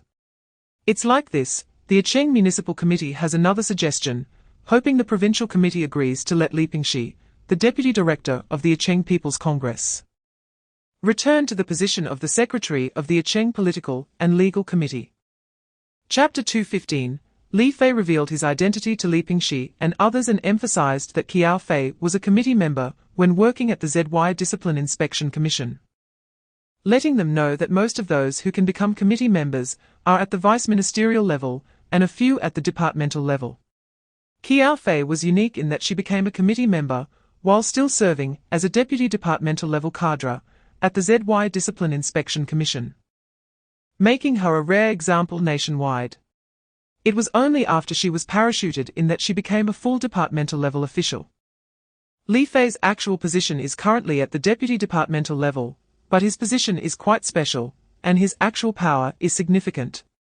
Although Zhao Huang, such a powerful regional official, holds considerable sway, if issues arise, Li Fei can still investigate him. Upon seeing Li Fei intentionally expose his identity and mention Qiao Fei's other special identity, Li Pingxi immediately understood that these two were not in Cheng for personal gain, but on a significant mission. Li Fei retrieved his credentials and told Li Pingxi, Jin Lejie, and Wen Guangzhou, since you are in your new positions, gather information diligently. You all understand what I mean by the information I shared. Currently, there are many interest groups controlling key positions from top to bottom. They have become the agents of capital, hollowing out the country and harming the people. If these people are allowed to continue existing, our organization and our regime will face severe threats. Therefore, although the anti-corruption struggle, dismantling umbrellas and networks, and combating organized crime have been ongoing for several years, it remains a long-term and arduous task. The eradication of evil will take time. In your new positions, you must embed yourselves like nails. Perhaps in 2 months, I will join you in the fight. Be prepared to be reassigned at any time. However, for now, while I have not actively disclosed my identity, you must keep it confidential. Chapter 216. This is a special meeting. The Discipline Inspection Commission of Cheng City has undergone its first major leadership reshuffle. The original 3 deputy secretaries have all been removed by Liu Guoliang, and the list submitted by the Cheng City Committee and the Municipal Discipline Inspection Commission has been approved by the Provincial Discipline Inspection Commission Standing Committee. The staff of the Municipal Discipline Inspection Commission felt quite puzzled about this late-night meeting. Is there another important task? Moreover, the meeting venue was chosen at the educational base, When the staff of the Discipline Inspection Commission and Supervisory Commission arrived at the meeting room and saw Qiao Fei, Liu Guoliang, and Guo Jianhua sitting there, no one dared to speak and they quietly found a seat to sit down. Almost everyone had arrived when Yu Guangming brought back Li Guangyang and Du Chuanzhen. The security work at the Yecheng City Discipline Inspection Commission's educational training base has been handed over to the Yecheng branch of Jinghai Security Company. The work style of these veterans is commendable, efficient, rigorous, and responsible. Most of them are carefully selected and many are from within the organization. Yu Guangming directly handed the individuals over to the security company personnel for safekeeping. The experienced security personnel conducted an inquiry and registration for Li Guangyang and Du Chuanzhen. Then checked their belts and after inspection, sent them to the detention room. Chapter 217. After Li Xiaochun received a promise from Jiao Diyi, he reported to Yao Zeng and then asked, "Should I rush back tonight, or wait for tomorrow's results before going back?" Yao Zeng replied, "It's already 10 o'clock. You should find a hotel, or stay at the provincial office to rest well. It's too late for high-speed trains now, come back early tomorrow." After hearing Yao Zeng's words, Li Xiaochun decided not to stay at the provincial office, and thought it would be nice to find a place to enjoy himself tonight. He went to the Huangdong New District, which is relatively close to the university town and has many hotels. He heard that there are female university students offering services there. And feeling a bit tempted, he checked into a 4-star hotel. After checking in and taking a shower, it was already midnight. But Li Xiaochun was thinking about finding a female university student, and decided to go for a walk based on what he had heard before. The construction in Huangdong New District is quite advanced, with wide roads and well-distributed tall buildings. The best part is the greenery, which looks beautiful under the night lights. Li Xiaochun had only heard that female university students often come out at night around this area, but he didn't know their secret contacts. So he just walked back and forth by the roadside. Chapter 218. The next day at work, the director of the university town police station personally drove a police car to the gate of the provincial public security department. Although he entered the compound, the duty staff were surprised to hear that a police station director wanted to meet with the vice-governor and director Cheng Jiyuan. When can a police station director meet the director to report work? Even county bureau chiefs can't meet the director for work reports, there's a level gap. Doubting this, they called upstairs to inquire. Unexpectedly, when Cheng Jiyuan heard it was from the university town police station, he immediately instructed them to bring him in. The duty staff, though surprised, had no choice but to comply. When the police station director, Hu Earl, brought Li Xiaochun and Zhan Xiangli to the director's office and submitted the interrogation record, Cheng Jiyuan asked Hu Earl to take Zhan Xiangli back first. Then he glanced at Li Xiaochun and sternly asked, "State your name, work unit, and position." Last night, Li Xiaochun initially refused to speak, not saying a word no matter how Hu Earl questioned him, and he wouldn't admit to soliciting prostitution. He only acknowledged that he was on a date with a lover. Hu Earl already knew Li Xiaochun's identity and directly asked him, "You say she is your lover. What is her name? What does she do? Do you know?" Chapter 219. Seeing Zhao Huang's expression, Jing Yunliang and Zheng Guangming were also a bit curious about what materials Xing Zidong had shown him to elicit such a reaction. After reading it, Zhao Huang unhappily asked, "Is this all true?" Xing Zidong replied, "Am I crazy enough to fabricate something like this?" Zhao Huang, feeling helpless, had to pass the materials to Jing Yunliang, who then passed it to Zheng Guangming. After Zheng Guangming read it, he passed it to Yu Qiangbei, and it finally returned to Xing Zidong's hands. Xing Zidong asked, "Now that everyone has read it, what should we do about Li Xiaochun?" Zhao Huang felt disgusted, as if he had eaten a fly. If Guo Jianhua couldn't be taken down, continuing to hold him accountable after all the bribes had been turned in would likely expose Yao Zeng's faction too, ultimately harming himself. He could only keep quiet about it. Unexpectedly, Li Xiaochun, who had plotted against Guo Jianhua, didn't keep himself in check and fell into his old habits, delivering himself to the Provincial Discipline Inspection Commission. Zhao Huang had nothing to say about this and dared not speak up for Li Xiuchun. If he did, he wouldn't be able to explain himself to anyone reporting to higher-ups, risking accusations of covering up disciplinary violations. He could only remain silent. Chapter 220. Qiao Fei was very decisive this time. Opposition is invalid. Since the Inspection Work Leadership Group has been established, the list should be determined by the leadership group. If you believe there are individuals on this list who have evidence of disciplinary violations, you may raise it, and we will replace them. It is not acceptable for you to arbitrarily raise objections without any basis. Liu Guoliang added, yes, please, Mayor Yao and Secretary Deng.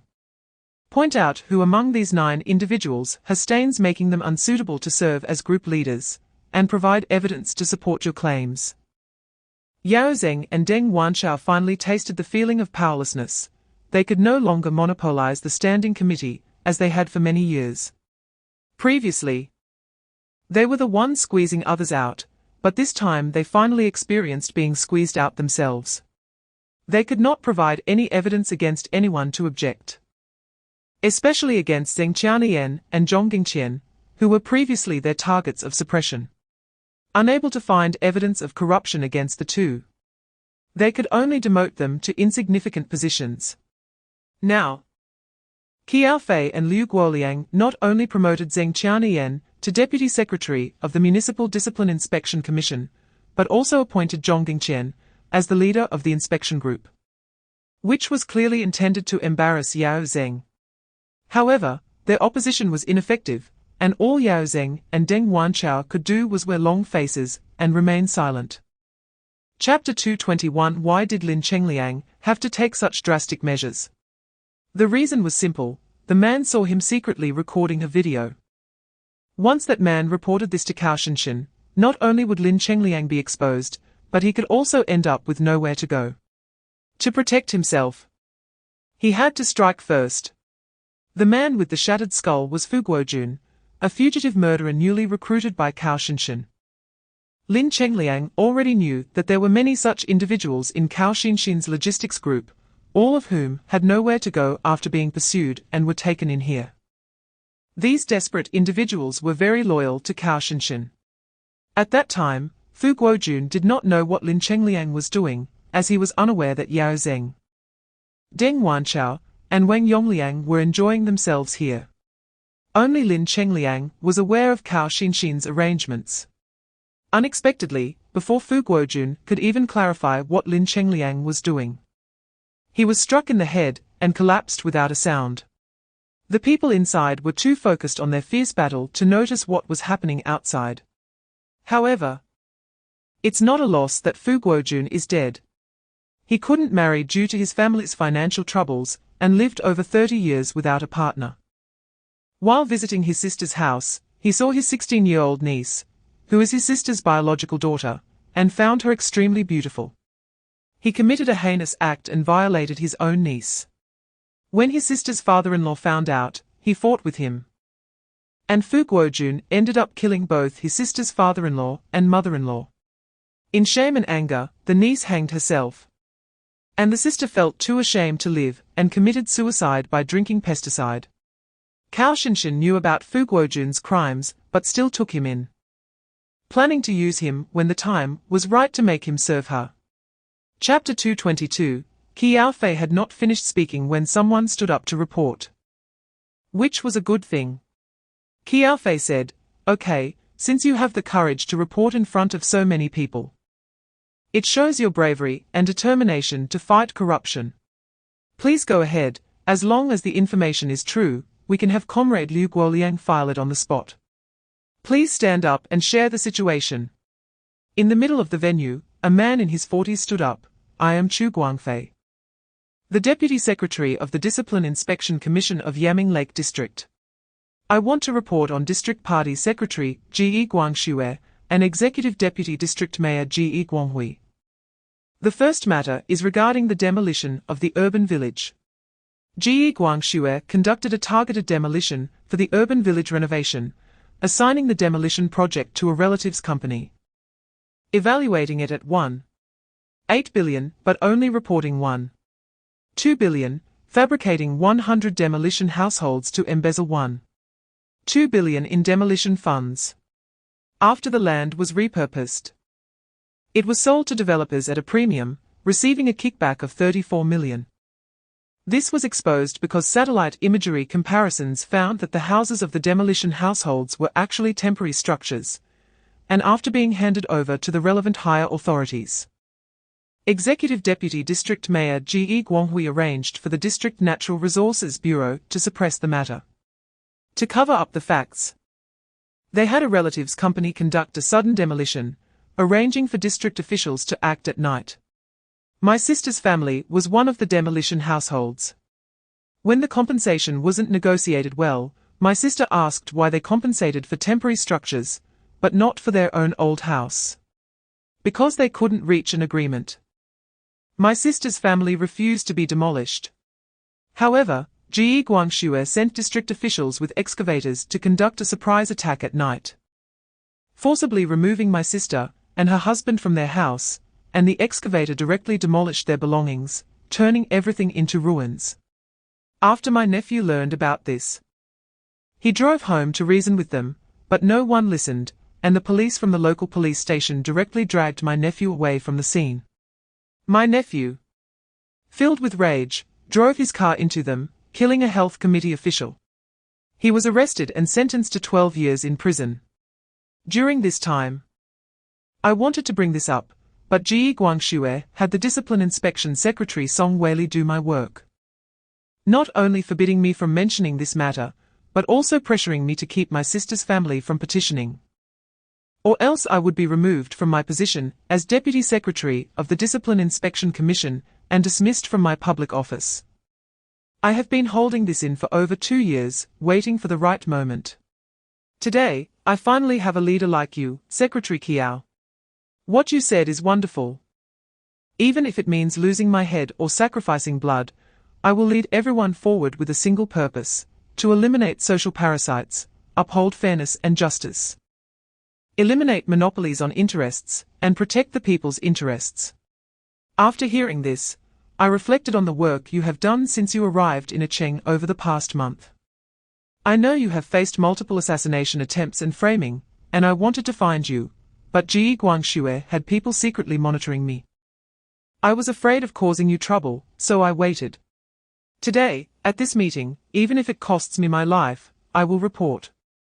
If you, a city party secretary, are not afraid, what do I have to fear? Chapter 223, Qiao Fei asked Jiang Tongtong to notify Yao Zeng to come and report on work. Shortly after, Yao Zeng arrived with Wang Yongliang. Upon seeing Wang Yongliang, Qiao Fei felt a bit puzzled, but still politely invited them to the sofa and personally brewed tea for them. Yao Zeng first apologized. Secretary Qiao, I owe you an apology. I had something to attend to this afternoon and couldn't attend the meeting. Qiao Fei smiled. Oh really? I thought you were scared to come. Yao Zeng realized what Qiao Fei meant, and, since she treated it like a joke, he could only respond jokingly, Secretary Qiao, I really had something to do. Do you think we are people who are afraid of death? Qiao Fei continued to tease. Well, that's true. In some respects. You are quite bold, not just a little. Yao Zeng's face turned red as he said, Please don't mock me, Secretary Qiao. I'm bold but careless, unlike you. Who is bold and meticulous? Qiao Fei laughed. If I weren't meticulous, I wouldn't know how many times I'd be dead by now. I might be worse off than those four.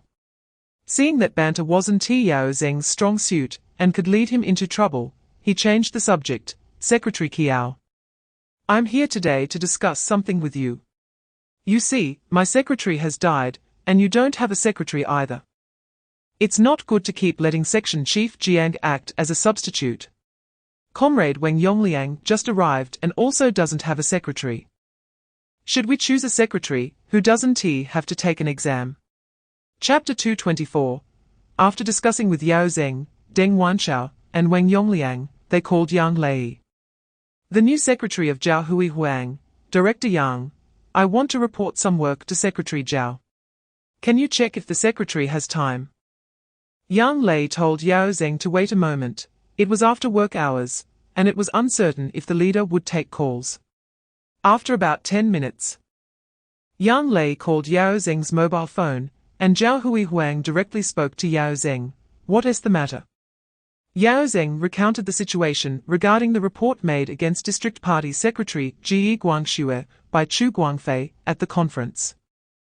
He concluded, the inspection team has already entered 9 counties and districts, with the newly appointed Deputy Secretary of the Municipal Discipline Inspection Commission, Zheng Qianian, leading the team to Yaming Lake. This person has worked in the Discipline Inspection Commission before. And it was because he kept investigating our people back then that I deliberately had him transferred to the Meteorological Bureau.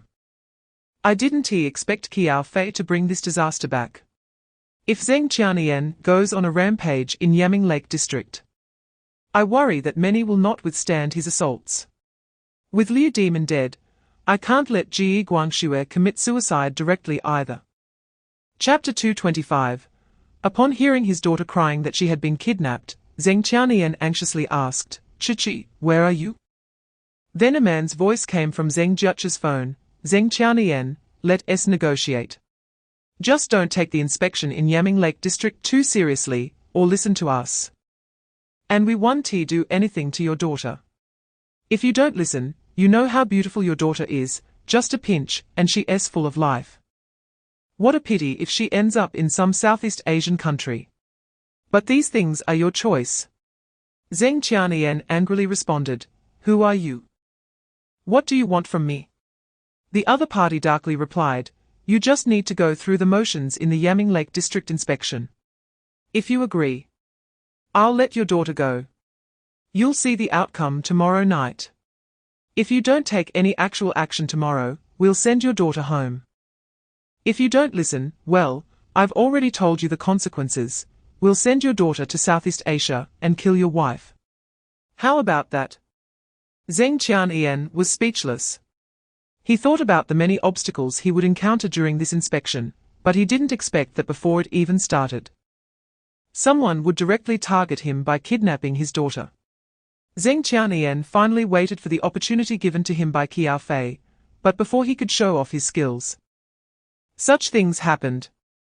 Zheng Qianian wanted to confront the other party, but he only had one daughter. If she were to be harmed or mistreated, everything would be over for him. Chapter 226. Li Fei emphasized discipline to everyone and explained the rule of breaking into smaller units. They all needed to find a way to arrive at the dock connecting Yaming Lake and Hengru River by 1:00 a.m., waiting for Li Fei's orders.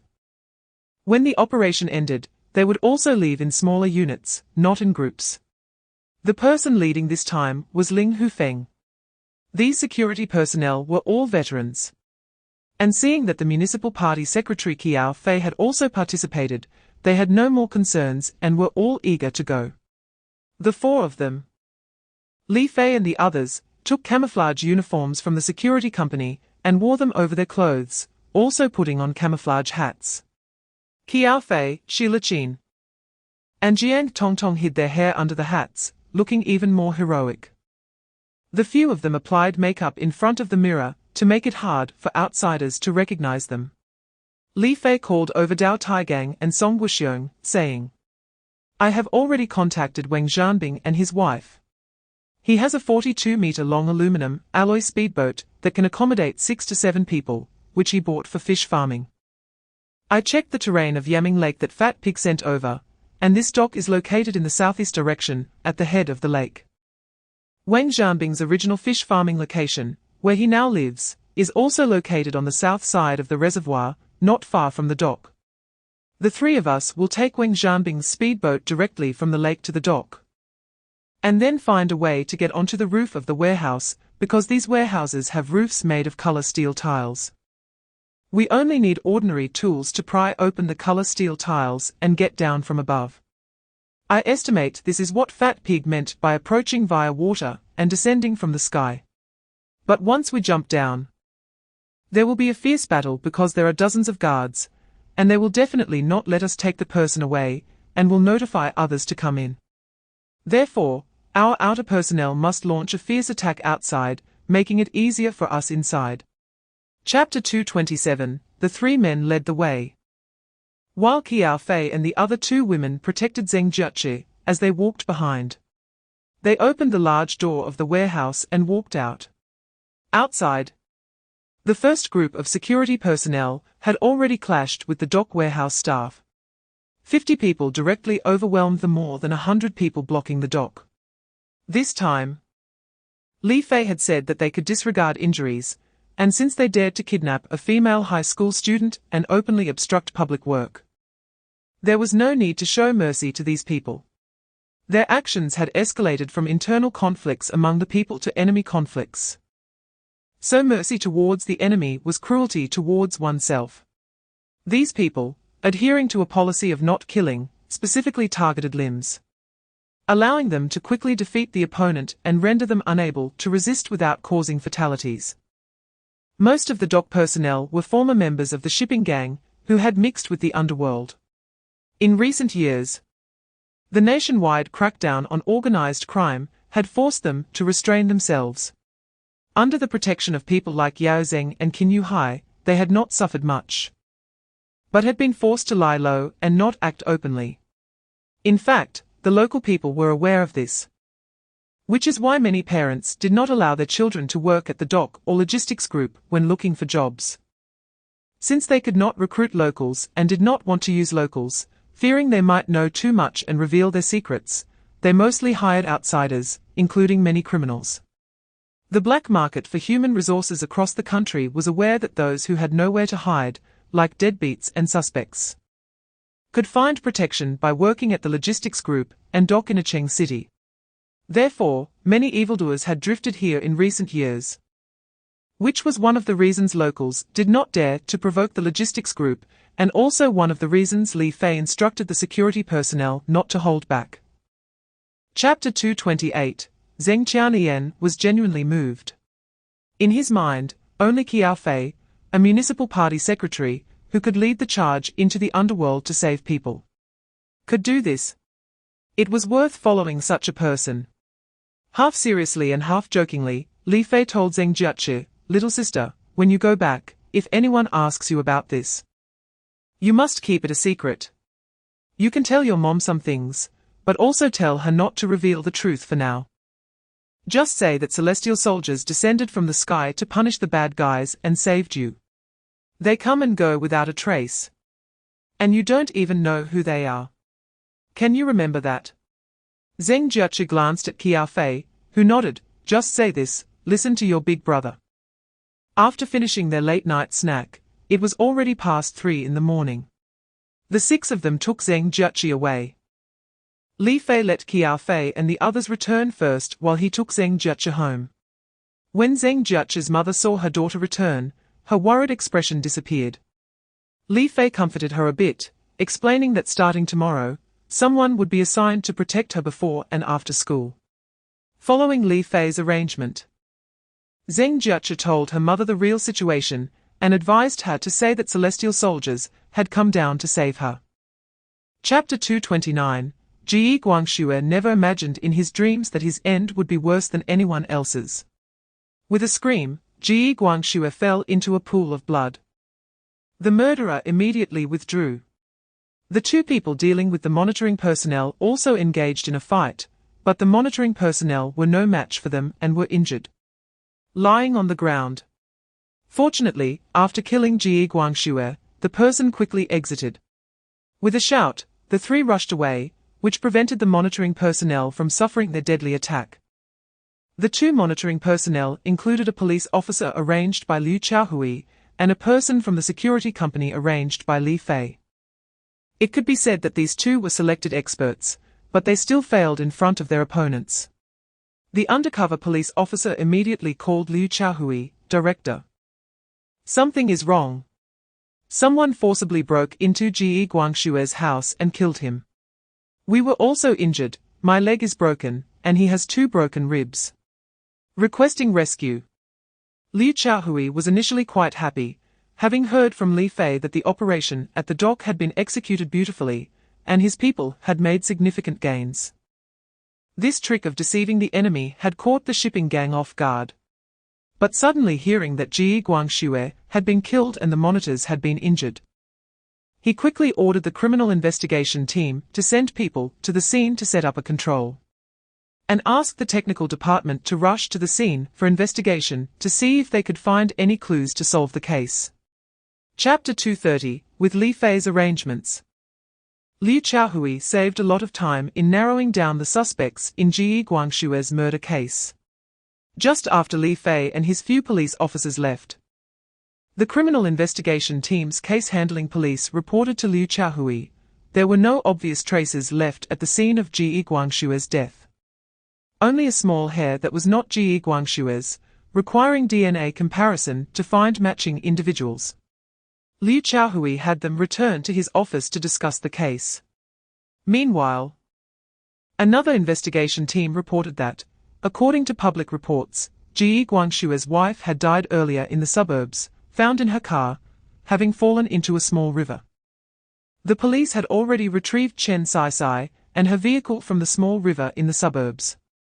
The technical department of the criminal investigation team examined the vehicle and found that Chen Sai's death was not due to drowning, but that she had been pushed into the river after dying.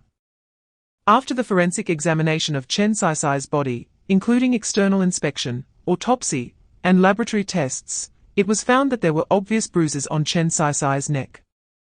And inside his tightly clenched fist was a button.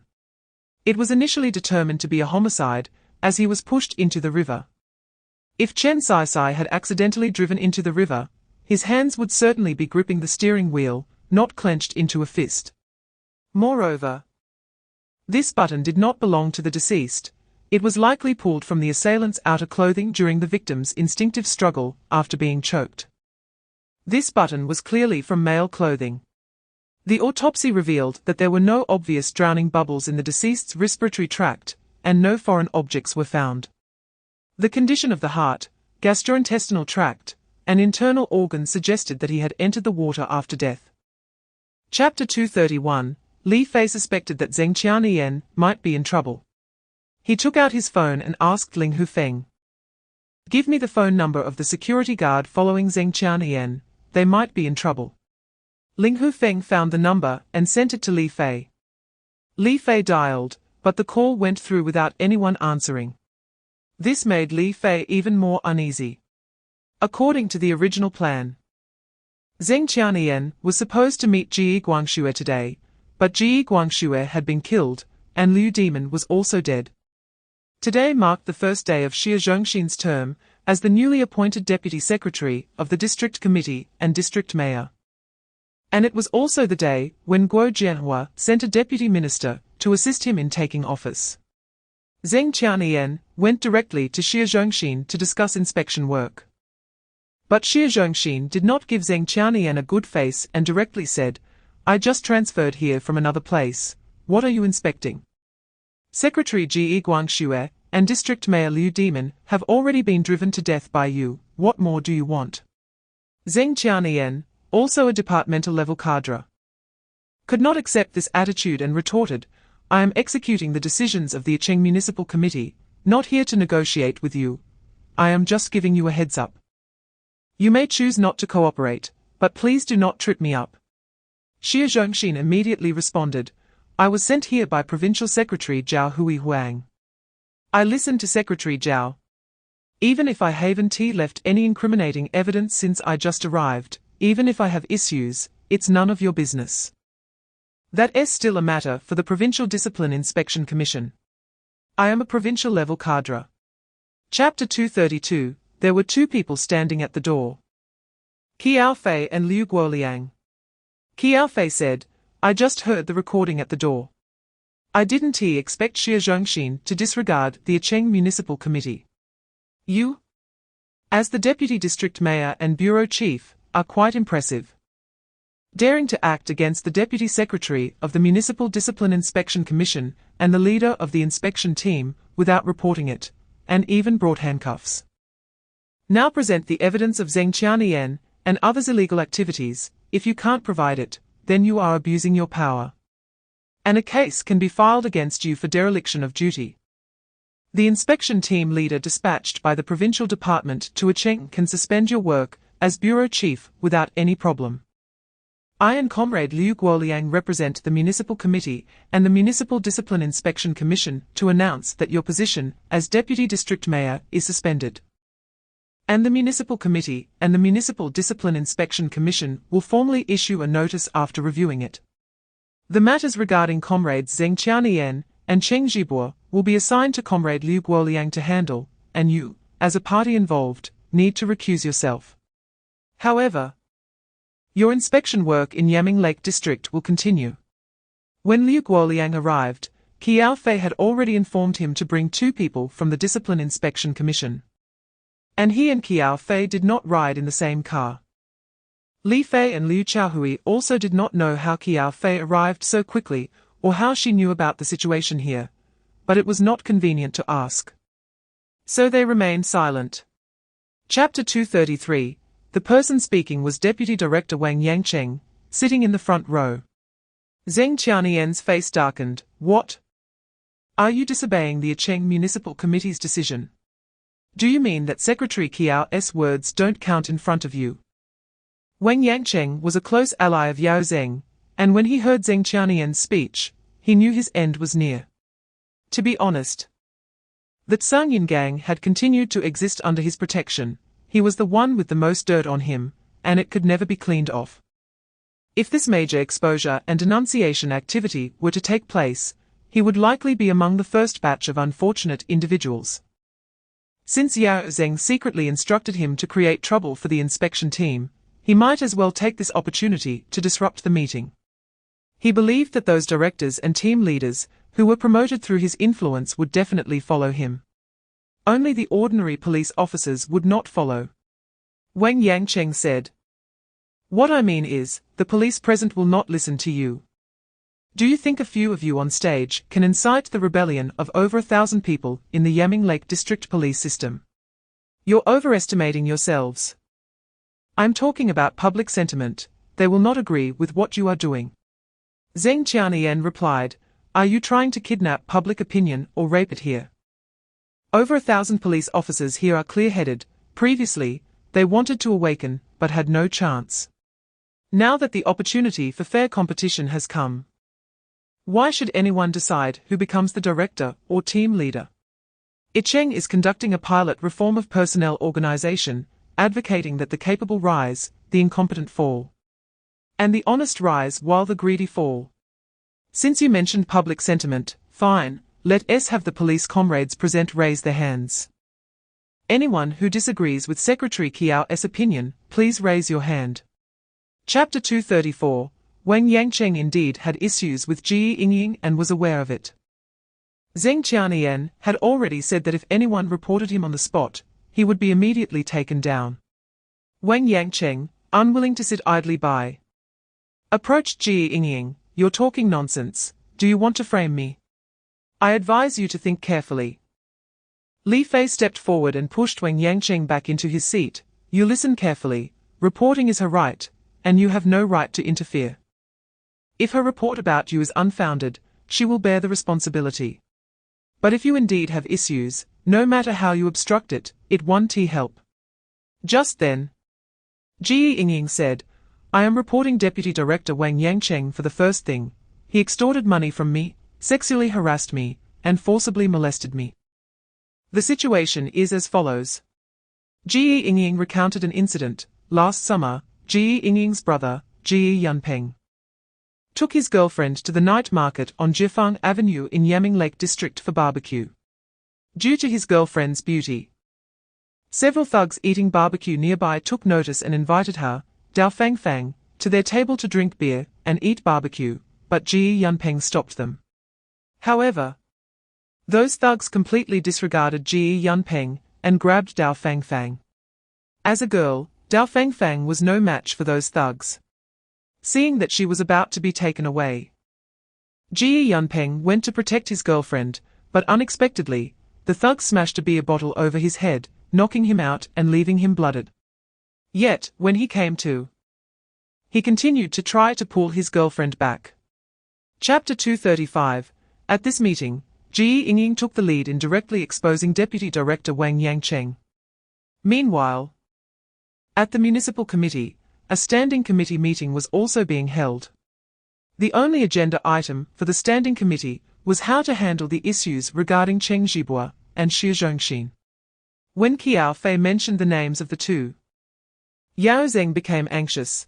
Secretary Qiao, Xie Zhongxin is a provincial-level cadre.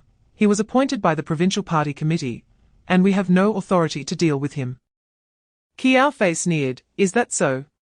We don't have the power to directly handle him, but if he violates party discipline, as the responsible leaders of the Yaming Lake District's higher-level organization, we have the right to impose sanctions on his disciplinary violations, because his organizational relationship is here, and must comply with local organizational supervision and management."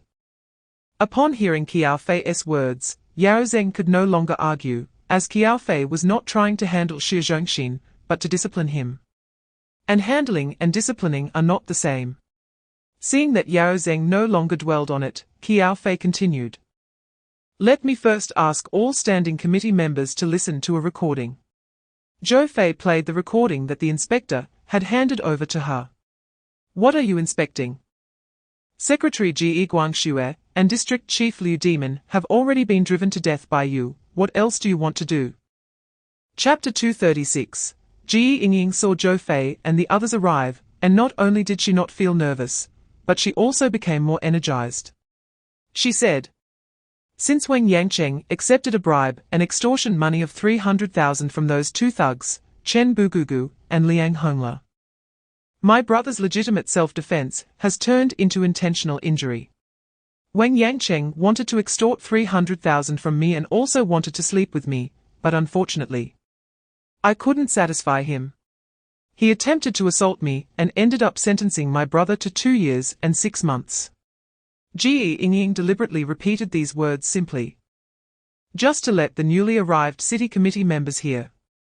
Because of this, to be honest, I hate Wang Yangcheng. I often use my off-duty time to put on makeup and monitor him. A few times, because I wore a human skin mask at night. Wang Yangcheng never realized who I was. One night, several cargo ships came to unload at the Yaming Lake dock, one of which was carrying about 5,000 tons of smuggled imported beef and lamb, which was sent directly into the cold storage of the logistics group. The cargo on this ship was transferred from other large vessels at sea, and it passed through smoothly. I don't know whose connections were used in other waters. But once this cargo entered the Yaming Lake reservoir, it was as if it had arrived home. I managed to get close to Wang Yangcheng, and used a recording device to capture his conversations with those smugglers. Ji Yingying continued to explain the situation at that time. Chapter 237. Luo Zudong and Liu Junliang couldn't sit still. They knew this report was true. Once investigated, they would definitely be caught. If everything they had done was exposed, they could face 10 to 20 years in prison. The two of them thought about fleeing. But how could they escape when Li Fei was standing nearby? Seeing them try to run, Li Fei instantly blocked their path. Grabbing one with each hand and pushing them down onto the empty space in front of the podium, "Want to run? No way. Stay put and wait for your fate." Liu Chaohui waved his hand, and several people in police uniforms and other uniforms walked in from the door. Zheng Qianyan said, "Take Luo Zudong and Liu Junliang to the base for detention, pending investigation." These people went up and took the two away. At that moment, another person in police uniform stepped onto the podium and took the microphone from Huang Tinghui. "Leaders, fellow police comrades attending the meeting, I am Meng Jiqiong, Deputy Captain of the Economic Investigation Team of the Yaming Lake District Public Security Bureau. I am here to expose Deputy Director Liu Bin and Economic Investigation Team Leader Xu Guoyao." Before Meng Jiqiong could continue, the audience suddenly erupted in enthusiastic applause. This startled Liu Bin and Xu Guoyao, who were sitting in the front row. Today, these subordinates were singing praises like newly liberated serfs. And now it seemed like a major reckoning was coming for their supervising leaders. Chapter 238, Zhou Fei said, I have listened to the reports from Ji Yingying, Zheng Shuj, and Meng Jiqiong, as well as Qin Dongxia. It is truly shocking. In a district public security bureau, when the director has issues, it turns out that several deputy directors and team leaders are following suit. It's simply a nest of pests. I greatly admire the fearless spirit of these whistleblowers. Especially Ji Yingying's words, that for the sake of fairness and justice, she would rather be shattered than intact. Willing to endure personal sacrifice and daring to bring down the emperor. Our public security team needs people like this, who dare to act and take responsibility, and are willing to die for fairness, and die for a worthy cause. Given the current situation of the Yaming Lake District Public Security Bureau, in order not to affect the normal operations of the Bureau, I propose to Comrade Liu Qiaohui that Ji Yingying can temporarily act as the captain of the security team and take charge of all security work in the Yaming Lake District, exercising the powers of the deputy director in charge of security without being reassigned to the city bureau. Similarly, Zheng Shuj can temporarily act as the captain of the criminal police team and exercise management rights over criminal cases in the district. Meng Jiqiong can temporarily act as the captain of the economic investigation team and exercise management rights over economic crimes in the district. Qin Dongxia can act as the head of the household registration office. Chapter 239, Deng Wanchao saw Wang Yongliang's attitude was similar to that of Guo Jianhua and Liu Guoliang when they left Yaozheng. And he couldn't help but feel a chill, another person who betrayed Yaozheng. It seems that, so far, I am the only one left by Yaozheng's side. If this continues, those who have turned against Yaozheng will eventually spill the beans about him. Even though they are maintaining calm now, it is because they are trying to sever ties with Yaozheng. Once they succeed in cutting ties and there is no longer any connection or interest entanglement with Yaozheng, the result will only be one, a stab in the back. By that time, Yaozheng will only have one outcome, ending up in prison. Should I continue to stick with Yaozheng? Although I have Zhao Huihuang as a backing. Ever since Zhou Fei arrived, Zhao Huihuang seems to have been helpless against her, making some compromises and concessions on certain matters. It seems I need to plan ahead. The best way is to leave this place of troubles and not seek to be promoted to mayor behind Yaozheng, but to keep my current position without any incidents. With this in mind, Deng Wanchao said to Yaozheng, Mayor, I don't have any good ideas. I suggest you visit Secretary Zhao and see if you can adjust the leadership team of Icheng as you said. It's better to plan ahead. I'm leaving now. It's getting late. Chapter 240, in the file bag, the first document recorded evidence and clues of corruption involving Ji Guangxue, the secretary of the Yaming Lake District Committee, and Liu Demon, the district chief. But since these two were already dead, Li Fei flipped past it and continued to check. He saw materials regarding Jin Saixia, the deputy secretary of the Yaming Lake District Committee. This Jin Saixia is one of the two women on the standing committee of the Yaming Lake District Committee. Li Fei asked Zheng Shuj to explain Jin Saixia's situation. Zheng Shuj said, during my undercover investigation, I found out that Jin Saixia is not a local. She is from Xinfeng Town, Aviation Port District, Huangzhou City, and was arranged by Zhao Huihuang to Icheng. Yaozheng placed her as the deputy district chief in Yaming Lake District, and she was just promoted to deputy secretary of the district committee last year. I discovered this in the entry and exit records copied from the exit entry registration office in Icheng. Jin Saixia participated in an overseas inspection last year, assigned by the relevant national departments. Later, I found out that her participation in the overseas inspection was actually arranged by the behind-the-scenes figure, Lord Zhu. Huanghuai province had only one quota, and they designated Jin Saixia. Many people, including myself, didn't understand why it was her, as it shouldn't have been her turn at all. But things are just that strange and unexpected. Chapter 241, Li Fei quickly called Liu Qiaohui. It's urgent, notify the guards for Ji Yingying, Meng Jiqiong, and Qin Dongxia to be vigilant. The assassins arranged by the shipping gang are already at the door, and danger may arise at any time. Also, send more reinforcements.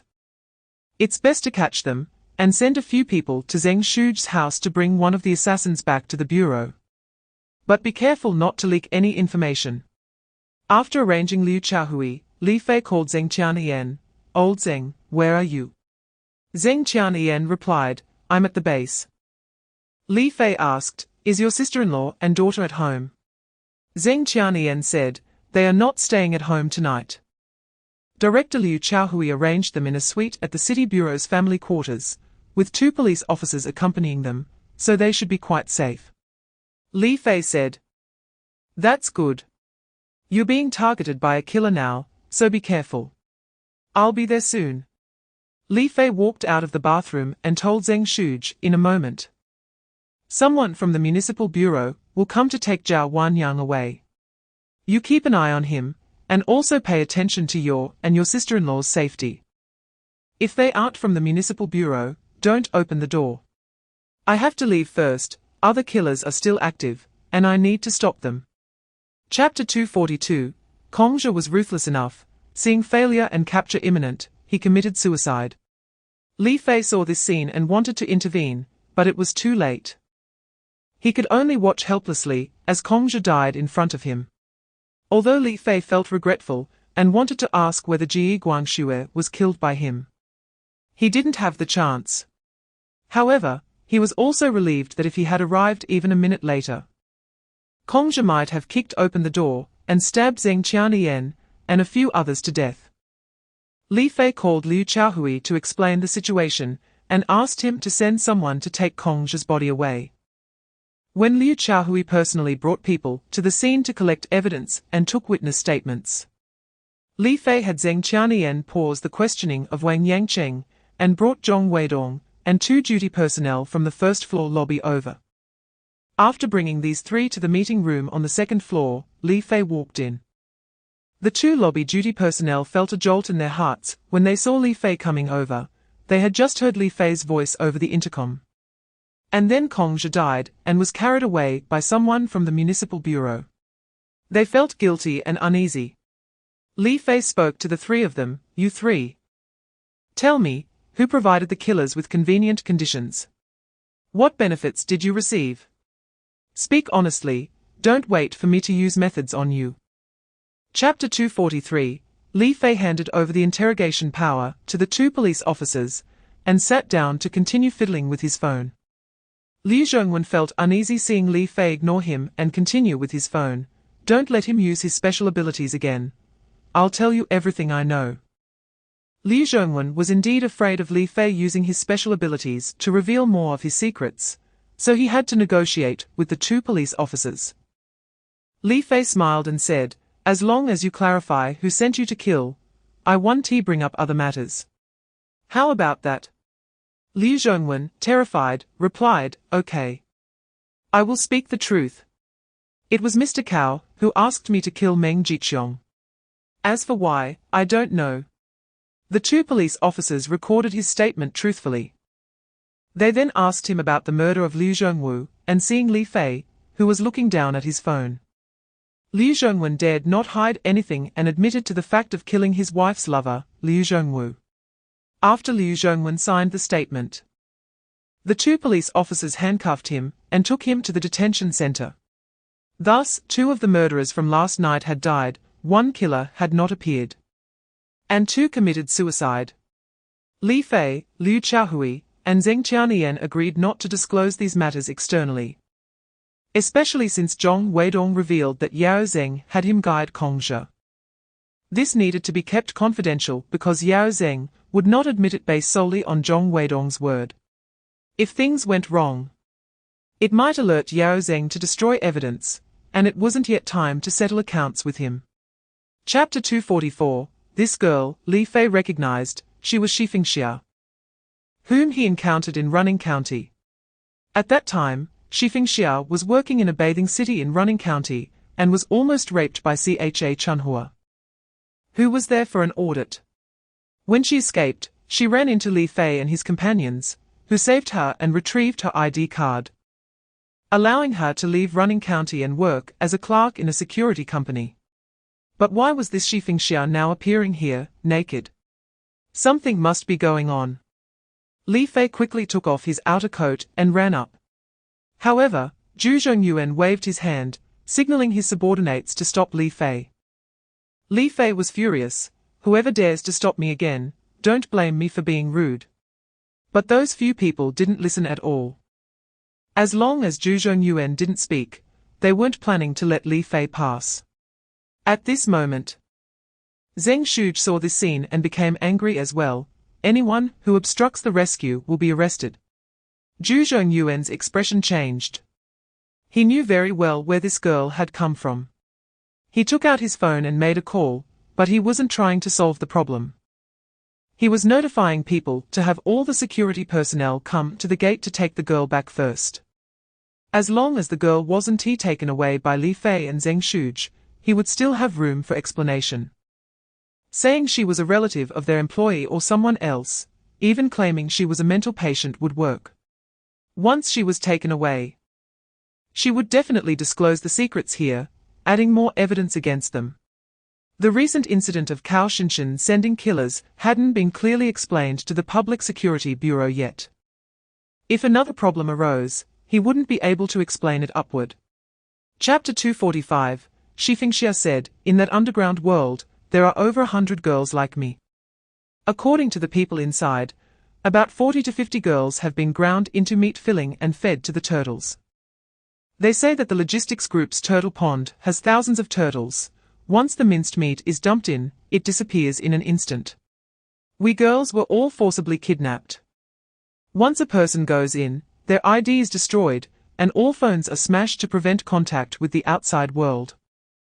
Any woman who enters the underground world will never be able to get out for the rest of her life.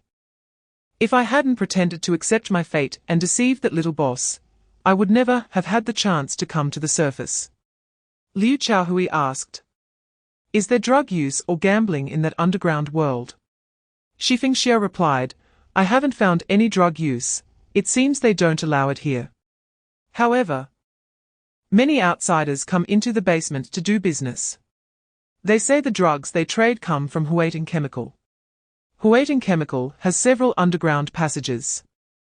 One leads to the Yaming Lake dock, and another goes straight to the underground world."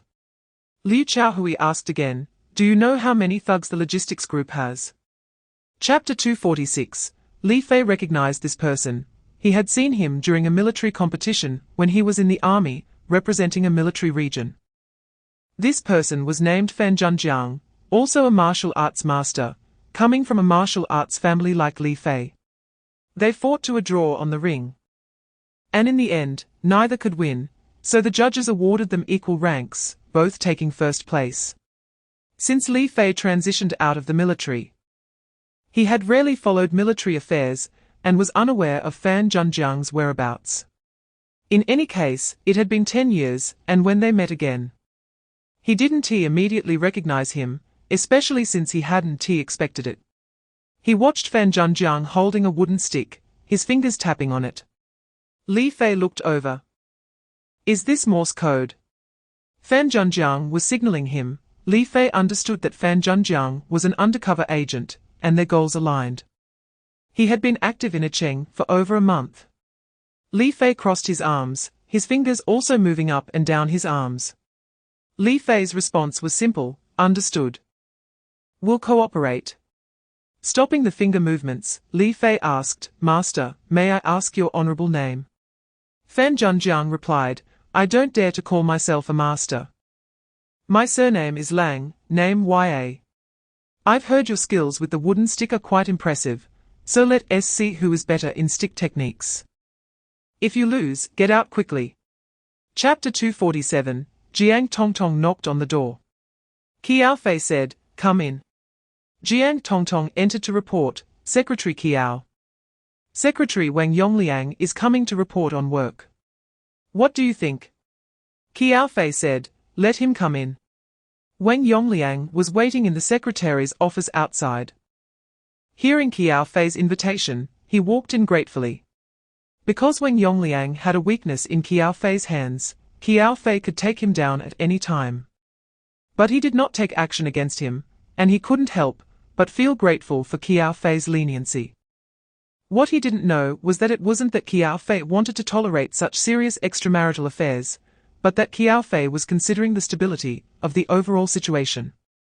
If he directly took down Wang Yongliang, it could be another slap in Zhao Huihuang's face. However, Qiao Fei also considered that, including Yao Zheng. Everyone had issues in this regard that could be used against them. If Wang Yongliang was taken down, Zhao Huihuang would definitely send someone else. So it would be better to let Wang Yongliang stay for now. At least Wang Yongliang had a weakness that kept him from directly opposing Qiao Fei. He wouldn't dare not support Qiao Fei in the standing committee meeting. If someone without issues was brought in, especially someone from Zhao Huihuang's faction, they might stand up and confront Qiao Fei. The same was true for Yao Zheng. If he was taken down solely based on his relationships, it would only cost him his position, and Zhao Huihuang could demote him and continue to threaten the political scene. To take down Yao Zheng, all his evidence needed to be collected, including economic issues and hiring for murder. Once the evidence was complete, Yao Zheng would be facing the death penalty, with no possibility of a suspended sentence. Chapter 248. Seeing someone outside the car attacking Han Xiaobo, Li Fei said to Xu Miaqing, "Stay in the car and don't move. I'll go check it out." After getting out of the car, Li Fei said to the 4 men and 2 women, "I ask you to stop. I tell you, he is a criminal police officer. If you continue to act like this, we will treat it as assaulting a police officer." The 4 men and 2 women completely ignored him and continued to assault Han Xiaobo. Seeing that these people were fearless, Li Fei also took action, delivering a series of slaps to each of the 6 individuals, with each receiving at least 5 or 6 hits. The speed was so fast that the 6 people didn't even have time to dodge. The true nature of these individuals was revealed. One of the men even pulled out a gun from his waist, chambered it, and pointed it at Li Fei, saying, "I am Gan Linsheng, the Deputy Director in charge of criminal investigation at the Suibei County Public Security Bureau. If you dare to take action again, I will shoot you." Xu Miaqing, sitting in the car, was so frightened she trembled. Li Fei was not afraid at all, he even smiled, "You've got some skill. Do you know who that gun should be pointed at? In our country, the police's gun should only be pointed at the enemy. Do you know who the enemy is? As the Deputy Director of the Public Security Bureau, you represent the state. Who should your enemy be? It should be all forces and groups that resist and oppose the socialist revolution and undermine socialist construction, as well as members of those forces and groups. Have you figured out my identity? And you pointed the gun at me. You have the authority to use a firearm, right? The safety is off.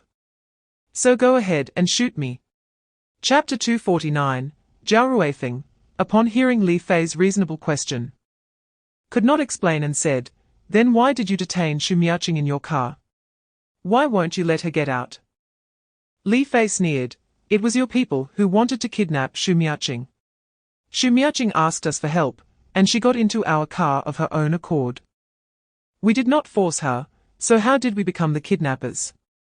Now I ask you, you have so many people searching the city for Xu Miaqing to capture her.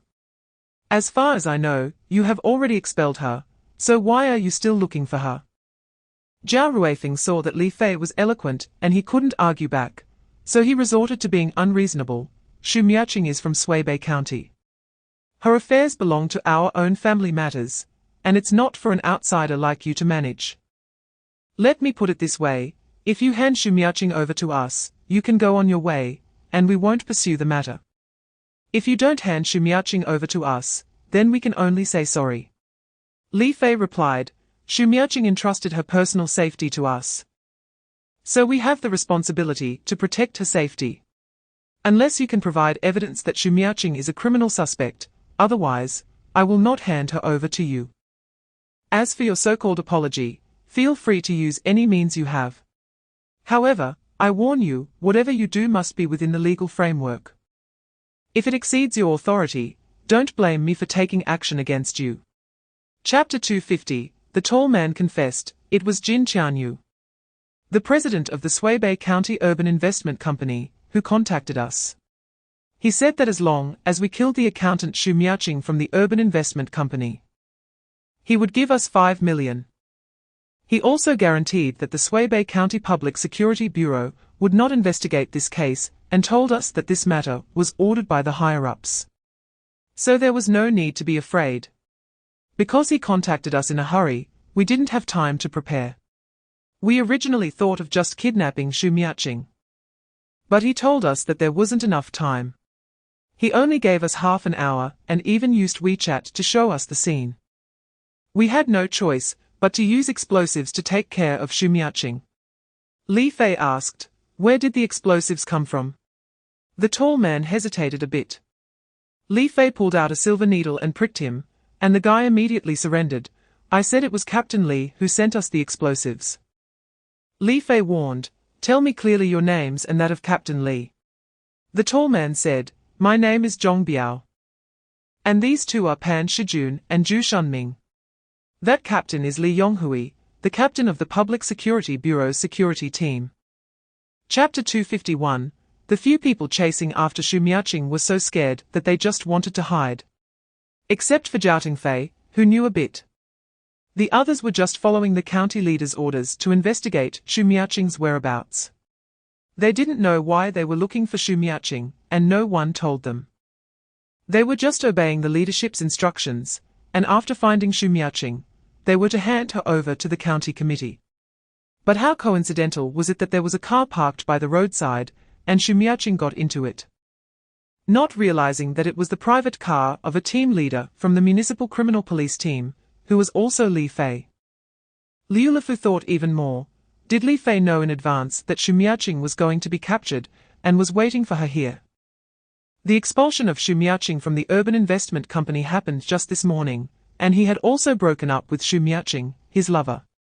This morning because she was disobedient. How could Li Fei have known in advance? In fact, Li Fei was not there because he received an online report or anything like that. He was worried that the martial arts expert Kui Huashan would find an opportunity to attack Yu Guangming. Although Kong Zhe was already dead, there was still Kui Huashan. These two formidable assassins posed a constant threat, and unless they were eliminated, it would always be a hidden danger.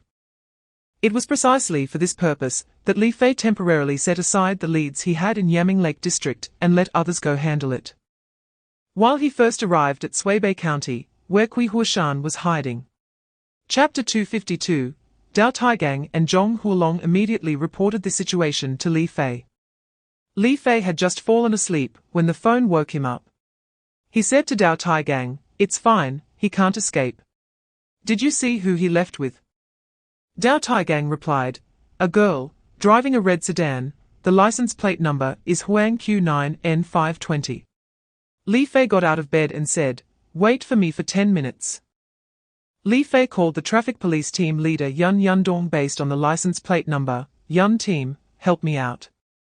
Check who owns the car with the license plate Q9N520, and find out the owner's occupation. Yun Yundong was still awake at home. Upon hearing it was Li Fei, he quickly took out his laptop and inserted the police USB key to start checking. After more than 10 minutes, Li Fei received a call from Yun Yundong. The car owner's name is Qiao Mengmeng, 25 years old, a freelancer. However, there is a record in our system of her being punished for prostitution. After thanking Yun Yundong, Li Fei immediately called Han Xiaobo. You and Zhong Huolong take a few police officers to accompany Dao Taigang to Unit 302 of Building 3 in Lijiang Garden Community.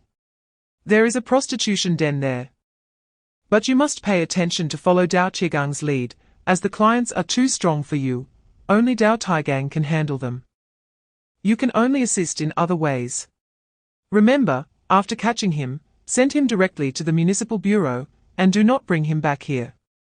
Chapter 253, Who could be knocking at this time? Li Fei had to be alert. After waiting in the room for a while, Thinking that no one would open the door and the knocker would leave, the knocking persisted for 10 minutes, with intermittent pauses. Very persistent. Li Fei thought for a moment. Prepared himself in the room. If it were the Shuibei County Police, he would have to find a way to escape, and could not expose himself now. He quietly approached the door, and suddenly opened it. A girl outside saw the door open, and, noticing the room was dark, walked right in. After entering, she asked, "Sister, why don't you turn on the lights?" The girl reached out to turn on the light. Li Fei stopped her and whispered, "Don't turn on the lights, it's dangerous." Hearing a man's voice with an accent, the girl was startled and asked, "Who are you? How did you get into my sister's room?" Li Fei replied, "Don't be nervous. I am not a bad person. I need to ask you some questions, and you mustn't shout or let the neighbors hear. Your sister is in trouble." Li Fei turned on his phone's flashlight and shone it at her. She was a woman in her 20s, looking quite different from Xu Miaqing. So, Li Fei whispered, "I need to ask you a few questions, and you must answer me." Chapter 254, On the Way to the Green City Hotel. Li Fei called Liu Guoliang and Liu Qiaohui separately to briefly explain the situation. Upon arriving at the hotel, Han Xiaobo and the others, with prepared documents, informed the hotel manager that someone had reported illegal detention here, and the municipal bureau needed to investigate. The staff on duty in the lobby wanted to report to the Shuibei County Discipline Inspection Commission and Public Security Bureau personnel inside the hotel, but were restrained by Han Xiaobo and Zhong Huolong, while other police officers and Dao Taigang went directly to the third floor. They found room 315. And Dao Taigang kicked the door open, while Li Fei turned on the recording device and entered the room. Upon seeing the situation inside, Li Fei was furious. 3 men were holding down a woman and were inappropriately touching her, with one man's hand directly inside her bra. Li Fei turned off the recording device, immediately slapped the 3 men, and told Dao Taigang to have the police put hoods and handcuffs on these beasts and take them to the police car. The incoming police quickly cuffed the 3 men and took them away. Li Fei helped the woman up and asked, "Are you by CLA?" The woman, having been beaten and lacking any strength, gritted her teeth and said, "I am by CLA." Chapter 255, By CLA continued, the City Investment Company, under the pretext of undertaking mining operations for iron and coal from other regions, purchased 50 shield tunneling machines, each costing 20 million yuan. In reality, they created fake contracts and actually bought 10 refurbished machines, costing only 2 million yuan each. Thus, they injected a price difference of 900 million yuan into a charitable trust organization. I haven't had the chance to investigate where that money went. Qiao Fei asked, "Is that why they captured you?" By CLA replied, "What I've said, they still don't know I have grasped it. The problem arose with the arrival of the inspection team." Li Fei nodded. "Continue, you haven't mentioned your relationship with Xu Miaqing yet." By CLA said, "Give me a glass of water, and I'll tell you slowly." Li Fei quickly brought by CLA a bottle of mineral water. "I haven't boiled water for a few days, drink this for now." By CLA took a few sips and continued, "Since the inspection team arrived in Shuibei County, Liu Lefu and the others became restless. They sent people to closely monitor the City Investment Company. But Deputy Secretary Yu Guangming from the Municipal Discipline Inspection Committee wanted to check the accounts of the City Investment Company. Liu Lefu then discussed with his mistress, Xu Miaqing, to have her go abroad to hide. Xu Miaqing knew Liu Lefu wanted to make her a scapegoat. Once Xu Miaqing left the country, they would blame everything on her under the pretext of her fleeing from guilt. Xu Miaqing refused, so Liu Lefu gave her 5 million yuan to leave him, saying that if anything happened, she shouldn't admit their relationship and should resign and leave. But Xu Miaqing refused. So to prevent the inspection team from finding Xu Miaqing to inquire about the situation, he had the City Investment Company fire Xu Miaqing. Chapter 256, Liu Lefu did not speak. Everyone knew he was likely going to talk about Bai Xiaolei being rescued, but they all pretended not to know. as they had no way to resolve the issue. The person had been taken away, and it was unknown where they went. What could be done by talking about it here? Liu Lefu had a different mindset from the others. Regarding the situation in Suibei County, Yao Zeng had already told him that he needed to solve his own problems. Bai Xiaolei, as heard from the duty staff at the hotel, was taken away by a person in sportswear along with a group of police officers, quickly handling the situation and leaving. By the time the Suibei County Discipline Inspection Commission and the police found out, it was already too late. Liu Lefu didn't know that the person in sportswear was Li Fei and said to Jiang Yuhao and others, this time, not only the inspection team came to Suibei County, but the Municipal Public Security Bureau is fully cooperating with them, and there are several mysterious figures said to be highly skilled. But Li Fei hasn't shown up all night. No one knows what he is doing. No one answered. Just then, someone came to report, Secretary Liu, County Mayor Jiang, the leader of the inspection team, Yu Guangming, is here again, requesting the city investment company to provide accounting records for their review. Chapter 257, Yao Zeng exchanged opinions with Deng Wanchao and told Liu Lefu and Jiang Yuhao, Qiao Fei will come over shortly. She has something to discuss, and wants the main leaders of your county committee and government to attend. Let's wait in your county committee office. Upon hearing this, Liu Lefu felt a jolt of fear. He had heard that since Qiao Fei took office in Acheng City, anything she got involved in at the county level never ended well. It was either arrests or actions taken, and none of it benefited the county. The examples of Shanhe County, Shilei County, and Running County were evidence. However, Liu Lefu didn't dare to say no and asked Yao Zeng, Mayor, can I not attend the meeting organized by Qiao Fei? Yao Zeng suddenly understood Liu Lefu's concerns and said, what are you worried about? With me and Secretary Deng here, what can Qiao Fei do to you? Hearing Yao Zeng say this, Liu Lefu fell silent. Meanwhile, Yao Zeng was also feeling uncertain and thought, knowing that I and Deng Wanchao are in Suibei County, why would Qiao Fei deliberately come here? Is she planning to take action against Liu Lefu and Jiang Yuhao in front of me? But these two are provincial-level cadres, even if she doesn't inform me. She should at least notify the provincial party committee, right? Secretary Zhao Hui Huang did not inform me, which means the provincial party committee is unaware. I don't believe Qiao Fei would dare to keep the provincial party committee, me as the mayor, and Deputy Secretary Deng Wanchao in the dark while taking action against the province's managed cadres. Chapter 258. When Yu Guangming saw it was indeed as Li Fei had communicated to him over the phone, he realized that in order to cover up the truth, Suibei County could do anything. However, Yu Guangming was not afraid. He knew Li Fei had a backup plan. As Yu Guangming got out of the car, Zhao Xingshan and Liang Yaokai surrounded him. Zhao Xingshan said, Secretary Yu, please leave Liu Secretary and County Head Jiang with us, otherwise, you won't be able to leave. Yu Guangming replied sternly, do you know what you are doing? Daring to abduct someone under double regulation is a criminal act and a serious crime. Zhao Xingshan was unconcerned. Don't try to flatter me. If you don't leave the two behind today, I don't care if we go down together. At that moment, someone behind Zhao Xingshan spoke up. I'm afraid the fish will die, but the net won't break, right? Zhao Xingshan, Liang Yaokai. You have some nerve, openly using public power to resist the work of the City Discipline Inspection Commission, and even attempting robbery. I represent the inspection team of the Huanghai Provincial Public Security Department to notify you both to cease all illegal activities and accept investigation. Zhao Xingshan turned around to see Liu Chaohui, realizing things had gone awry.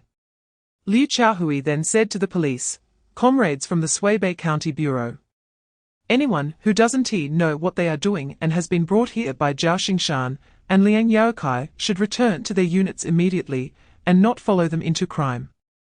Chapter 259. Qiao Fei didn't know what Wu Ailing was going to say.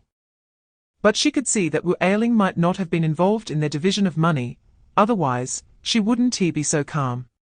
Similarly, the Minister of Propaganda, Li Shuwan, ran away faster than anyone. Qiao was also eager to understand the situation of these people in Shuibei County and sat down to prepare for a chat with Wu Ailing. However, Qiao didn't speak first, waiting for Wu Ailing to open up. Wu Ailing, not hesitating, saw that Qiao wasn't asking her and said, "Secretary Qiao. As far as I know, the money they divided is not just this amount. Every major project of the city investment company was prearranged by them. They are racking their brains to divide state-owned assets." Qiao had already heard from Li Fei how the tens of billions from the Shuibei County City Investment Company were siphoned off. But this information also came from the evidence provided by Xiaolei and Xu Miaqing. Now let us hear how Wu Ailing describes it. Seeing Qiao nod, Wu Ailing continued, "The City Investment Company has the biggest problems. All the large and small engineering projects in the county are handled by the City Investment Company." Then, Wu Ailing talked about the operational situation of the City Investment Company in recent years and the flow of funds, which was roughly similar to what Xiaolei had said. However, there was one piece of information that Xiaolei did not mention, which Wu Ailing revealed. The City Investment Company is the only platform in Shuibei County that can help the government with financing and represents the Shuibei County government in issuing bonds. One thing I don't understand is how a small county like Shuibei can approve the procedures for the City Investment Company to engage in public fundraising and bond issuance for financing. Chapter 260. At 6 o'clock in the evening, Li Fei and his team finally met with Wang Guizing at the service area of Tangcheng in Jushan City. Chen Xiaobang did not refuel or eat at the service area. Instead, he went to the supermarket to buy some things and waited in the car for over an hour, which also gave Li Fei's team the opportunity to catch up. Chen Yanmin got out of the car and monitored Chen Xiaobang's vehicle from a distance, while Wang Guizing and Li Fei exchanged information inside the car. Li Fei decided to have Han Xiaobo drive Xu Miaqing's car to deliberately create friction with Chen Xiaobang's car, using the opportunity to keep Chen Xiaobang from leaving. Han Xiaobo, along with Dao Taigang, drove the car and intentionally found a place to park, accidentally bumping into the back of Chen Xiaobang's car, startling the Chen couple inside. When Chen Xiaobang's wife saw someone had bumped their car, she wanted to get out and argue. But Chen Xiaobang stopped her. "Don't be impulsive, let us wait for your brother to come before discussing this. After all, there is so much cash in the car. And if it gets exposed, it could be troublesome." Seeing that Chen Xiaobang didn't make any moves, Han Xiaobo also stopped, parking behind Chen Xiaobang's car.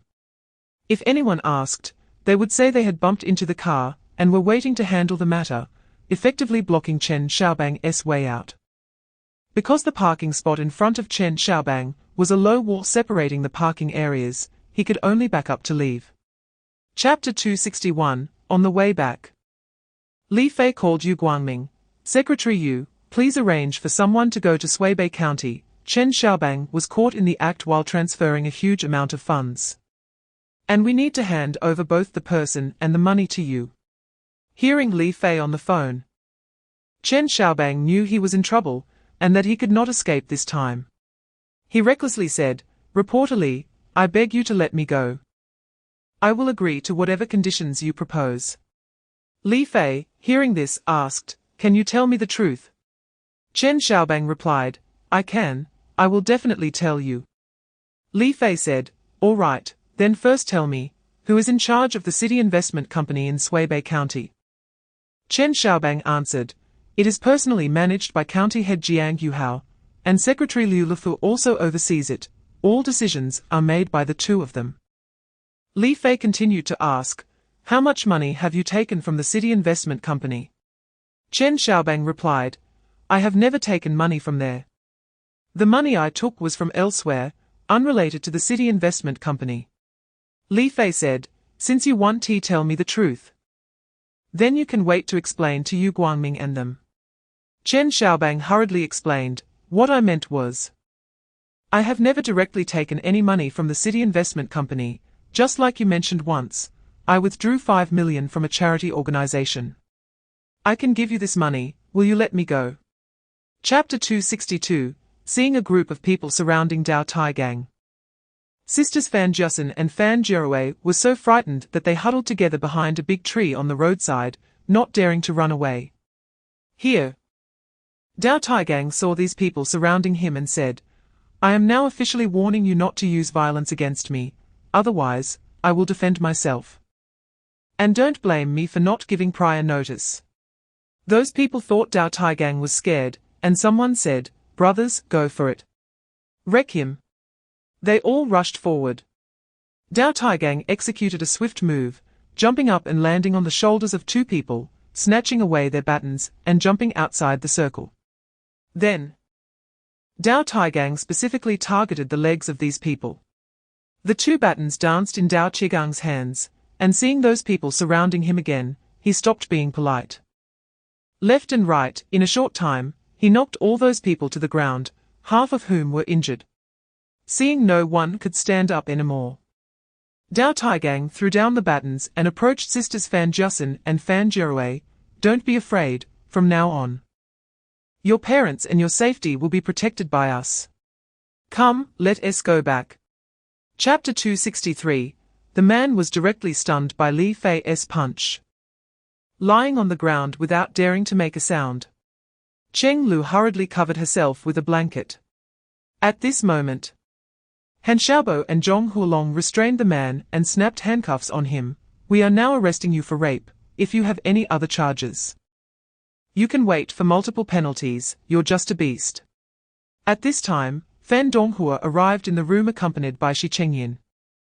Li Fei said to Han Xiaobo and Zhong Huolong, Take this person down for questioning first, everyone else can leave and wait outside for a while. Let Fan Donghua and Cheng Lu have a few words.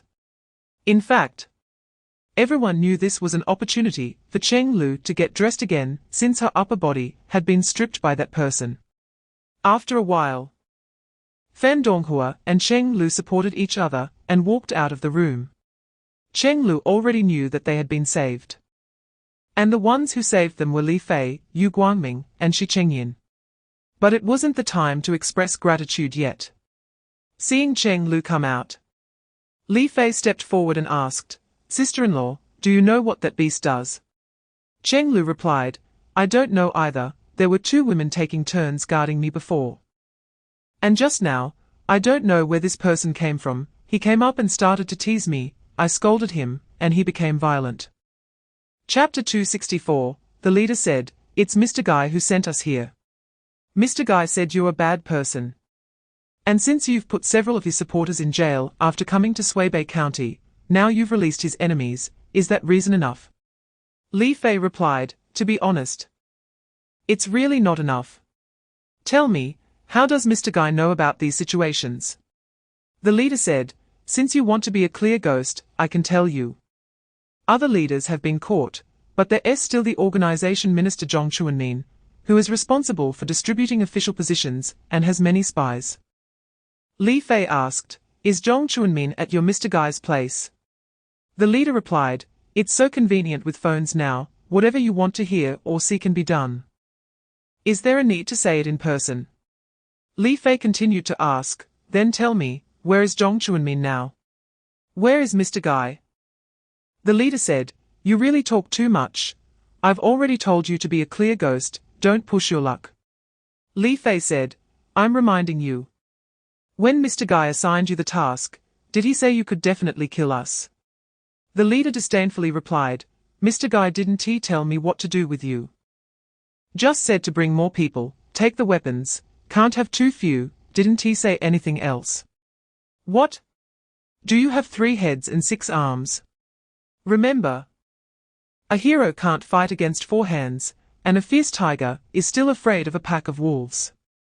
I tell you, tonight I brought all of Mr. Guy's people. A full 100. Kid, obey, and I'll leave you with your whole corpse.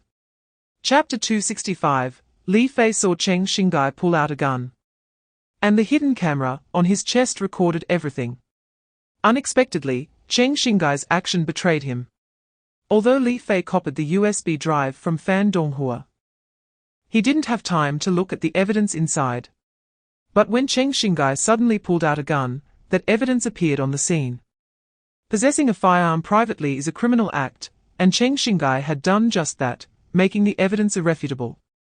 Li Fei looked at Cheng Xingai and smiled. Mr. Guy, do you know how to use a gun?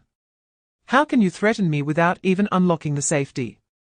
He suggested that the person behind him should teach him how to use a gun. Cheng Xingai thought to himself, he clearly had the safety off. Why is he saying it's not? He instinctively looked at the handgun and turned to look behind him, unexpectedly falling into Li Fei's trap. Just as he turned, Li Fei threw a silver needle, piercing the hand holding the gun. At the same time, Li Fei moved, leaping towards Cheng Xingai. The two people saw Li Fei's intention and rushed to rescue Cheng Xingai. Before the two could reach him, Li Fei had already snatched the handgun from Cheng Xingai. Li Fei grabbed Cheng Xingai by the neck with one hand while pointing the gun at the two. Step back. If you don't want Cheng Xingai to die, don't block my way, go open the front door for me. Chapter 266. Li Fei heard that Yu Guangming had an idea and said, "Are you suggesting we lure the snake out of its hole?" Yu Guangming replied, "Exactly. This is the safest way." Li Fei said, "I thought of that too, but we lack a person to lure the snake or shock it." Standing aside, Fan Donghua spoke, "I can find such a person." Seeing Fan Donghua volunteer, Li Fei nodded, "All right, you handle this matter, but time is tight, so be precise." Fan Donghua said to Yu Guangming, "Director Yu, could you give me a local phone number to use?" Li Fei smiled, "He is not Director Yu now. He is Secretary Yu, Deputy Secretary of the Discipline Inspection Commission, and the head of this inspection team sent to Suibei County." Fan Donghua said apologetically, "I'm sorry. It's my fault for not being able to get news from the outside world this past year." Yu Guangming replied, "What is there to apologize for? If anyone should apologize, it should be me for not discovering the wrongful cases made by the county-level Discipline Inspection Commission sooner, letting you suffer for so long. If it weren't for Comrade Li Fei tonight, if it weren't for encountering your daughter singing, and if it weren't for meeting Shi Chengyan, your grievances would still be unresolved. We don't have time for pleasantries, let us get down to business. All of our mobile phone numbers here are local numbers. Feel free to use one." Chapter 267. Li Fei also called Dao Taigang to his side and whispered something in his ear. Then Dao Taigang walked over to the other group and snatched a steel pipe from one person's hand. Since no one from Zhanjiang spoke, the person whose pipe was taken didn't dare to say anything. Dao Taigang said to the one holding the machete, "Let us have a match." The two said little and started fighting at the entrance of the hotel. It has to be said, the person brought by Zhanjiang was quite skilled, matching Dao Taigang blow for blow. The onlookers felt a chill in their hearts. These two are too powerful. If any of us faced them, we would definitely die in one move. After about 10 minutes of fighting, Dao Taigang knew it was time. Deliberately showing a flaw to feint, the opponent fell for it. And Dao Taigang struck the steel pipe against the person's waist with a crack, breaking the lumbar vertebrae into two segments, and the person collapsed unable to get up. Another person walked up behind Zhanjiang. "You're ruthless enough, let me have a go." Li Fei saw that Dao Taigang had been fighting for over 10 minutes. And the person wanted to take turns, so he said, "All right, since you want to compete, let us do it, do you dare?" Chapter 268.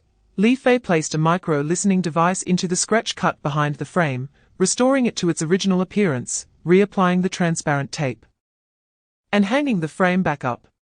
Then, he used his phone to check the nearby network signals and found a very strong signal, possibly coming from the neighbor's house.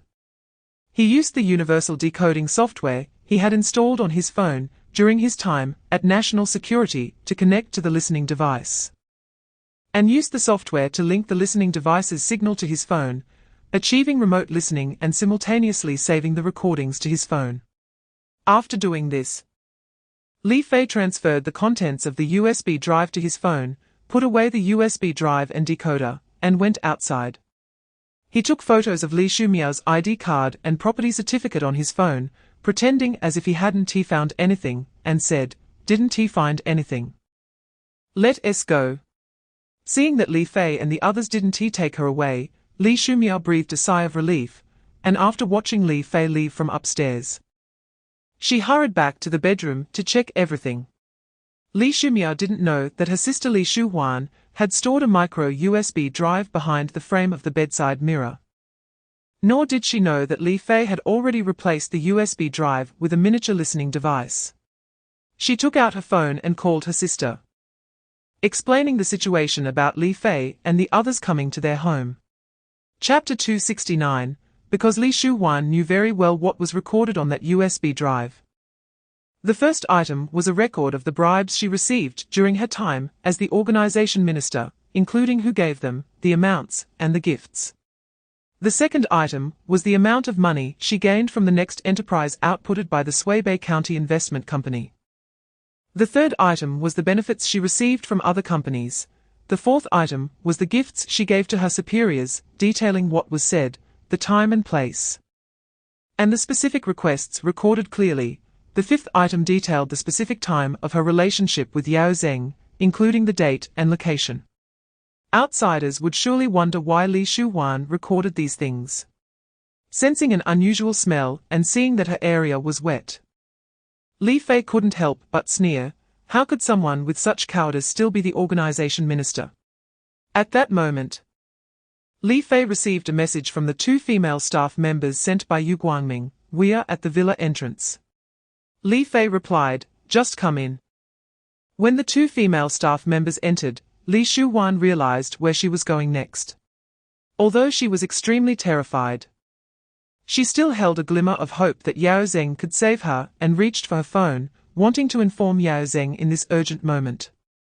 Chapter 270, Li Shuhuan and Li Shumiao graduated from the same university, but after graduation, Li Shuhuan chose to take the civil service exam, while Li Shumiao opted for entrepreneurship. Both wanting to see which path was better, politics or business. Hearing about her sister's troubles, Li Shumiao casually said, "Sister, what's the big deal? I'll help you solve this." Li Shuhuan asked, "What can you do to help me?" Li Shumiao replied, "I can impersonate you. It's just about sleeping with the mayor, right? I can do that for you.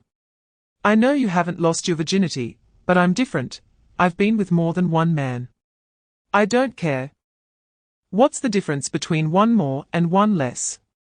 Just wait for 3 days, and when you agree to him, I'll book a hotel room for him." Li Shuhuan hesitated for a long time, unable to make up her mind, but ultimately agreed to her sister's suggestion under Li Shumiao's insistence. 3 days later, Li Shuhuan called Yao Zeng, telling him to go to room 309 of the VIP building at the Shiyuan Hotel. Yao Zeng was extremely excited, and that night, things progressed well, but he didn't know that the person was Li Shumiao, not Li Shuhuan. Li Shumiao was quite experienced in this area. She not only impersonated a virgin, but also showed Yao Zeng the fake virgin blood she had created. Chapter 271, Guo Jianhua made a call, sending the list from the talent reserve pool to Yang Wenming and Wang Yongliang. Wang Yongliang received the notification, and had already returned to the office from the Yaming Lake district. Yang Wenming had just returned from out of town. During this time, he had indeed put effort into attracting investment, achieving a preliminary cooperation agreement worth 3 billion yuan. He had received a notification from the Municipal Party Committee office to attend the Standing Committee meeting at 11 o'clock, preparing to report on his work. At this moment, he received a call from Guo Jianhua, saying that Secretary Qiao wanted him to select a recommended person from the talent pool. Yang Wenming felt quite surprised. This was something that would have been impossible when Yao Zeng was in power, so he selected someone he was familiar with from the list. Wang Yongliang directly abstained. "Minister Guo, thank you for Secretary Qiao's and your trust in me, but I'm not familiar with the situation in various districts of Acheng. So I want to make a recommendation." Although he voluntarily abstained, Wang Yongliang was still very grateful to Qiao Fei. Being able to recommend a candidate was a sign of trust and recognition, and he couldn't afford to be oblivious. After these few expressed their opinions, Qiao Fei let them go back to prepare for the meeting. However, she kept Liu Guoliang and Guo Jianhua behind, and had Yu Yunhai notify Yao Zeng and Deng Wanchao to come to the secretary's office meeting. Chapter 272, this time. The Municipal Standing Committee meeting was completely predictable, with 10 attendees. Every voting result was 8 votes in favor, 2 abstentions. Those in favor of Guo Jianhua's announced plan included Qiao Fei, Liu Guoliang, Yu Yunhai, Li Li, Yang Wenming, Wang Yongliang, Zheng Jiaqiang, and Guo Jianhua, while Yao Zeng and Deng Wanchao abstained. It was evident that more and more people were aligning with Qiao Fei. After being caught with evidence, Wang Yongliang had a sudden realization. Although he knew that the task assigned to him by Zhao Huihuang was to help Yao Zeng counter Qiao Fei, he wasn't foolish. He had seen how Yao Zeng had fallen out of favor in just under 2 months. If he continued to follow Yao Zeng, it would be very dangerous. Given what he understood about Yao Zeng's work and personality style, he couldn't compare to Qiao Fei. This was something discussed among the municipal party and government officials. And Wang Yongliang could not have been oblivious. What shocked Wang Yongliang the most was Guo Jianhua's defection and Yang Wenming's gradual distancing from Yao Zeng. Although Yang Wenming had just returned, he had been in contact with his network in Cheng every day while attracting investment, and was aware of everything happening there. Particularly, when he learned that Guo Jianhua had defected to Qiao Fei, he found out that Li Xiuquan had gone to the province to report Guo Jianhua, resulting in Guo Jianhua being unharmed while Li Xiuquan was detained. Regardless of the reasons for Li Xiuquan's detention, it was clear that Yao Zeng's faction was rapidly declining in Cheng. Additionally, the newly appointed Wang Yongliang was clearly an assistant arranged for Yao Zeng by Zhao Huihuang. Yet the Standing Committee meeting was entirely in support of Qiao Fei's decisions. Yang Wenming not only began to consider fully aligning with Qiao Fei, but also wanted to ask Guo Jianhua how he managed to land safely despite being reported by Li Xiuquan. Therefore, at today's Standing Committee meeting, Yang Wenming also no longer followed Yao Zeng, and decisively took the side that supported Qiao Fei. Chapter 273, Yao Zeng, who had completely lost control at the Standing Committee meeting, was filled with nameless anger with no outlet to release it. Back in his office, he was so furious that he smashed his teacup. The secretary, hearing the sound of the mayor breaking the cup, felt it was inappropriate to go in or stay out. If he went in, the mayor was in a rage and might unleash a tirade. If he stayed out, there would surely be tea leaves and broken glass everywhere. And he had to clean it up. Eventually, he had no choice but to brace himself and go in to clean up the mess. Just after he finished cleaning, he saw a businessman who had come in earlier walking in again, asking, "Is Mayor Yao in the office?" The secretary let the guest sit on the sofa in his small office and went in to report. When he heard that a female boss named Shu Ji had arrived, Yao Zeng's mood improved a bit. Let her in. The secretary had no choice but to lead her in and close the door when he came out. Seeing the woman he had discussed cooperation with multiple times, Yao Zeng smiled and asked, "Ms. Shu, it's been over 10 days since we signed the intention to cooperate. I've arranged the connecting personnel on my side. I thought you wouldn't come." Shu Ji threw Yao Zeng a flirtatious glance. "Look at you. This is a task assigned to me by the Lin family. How could I not come?" Chapter 274. The two of them had drunk 2 bottles of white wine.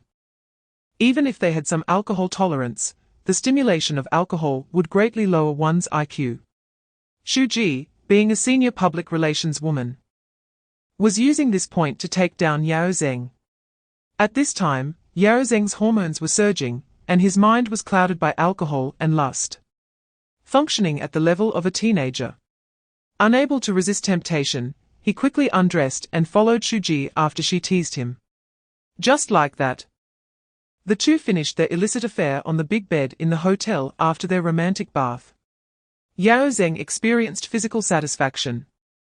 But little did he know that Shu Ji had already set up a miniature recording device in the hotel, while he was drying off after his shower, and had activated the recording function. After they finished, while Yao Zheng was washing up, Shuji retrieved the recording device and transferred the video to her phone. When Yao Zheng finished getting dressed, Shuji, now fully clothed, deliberately asked him, "Mayor Yao, how do you feel about me?" Yao Zheng embraced Shuji again and said, "To be honest, you know so much. You are not the kind of woman that just anyone can find. You are the most exciting and playful woman I have ever met." Chapter 275. Jiang Tongtong saw that it was Yang Wenming and said, "Mayor Yang, this is by Xiaolei, who was previously the director of the State-Owned Assets Supervision and Administration Commission of Suibei County, and she will be taking over my position." Jiang Tongtong introduced by Xiaolei, "This is a standing committee member of the Acheng Municipal Committee and the executive deputy mayor." Before Jiang Tongtong could continue her introduction, Bai Xiaolei said, "I know Mayor Yang. I have attended several meetings presided over by Mayor Yao. Mayor Yang, I have come from the county to the city, and I hope you will take care of me." Bai Xiaolei's adaptability was much more seasoned than Jiang Tongtong's, after all. She had worked as the deputy director of the county party committee office and learned how to navigate such environments, while Jiang Tongtong had always worked in the Public Security Bureau and was a former soldier with a more straightforward personality. In fact, Jiang Tongtong was suited to be the head of the Public Security Bureau, and Bai Xiaolei was excellent as a secretary, making the most of their talents.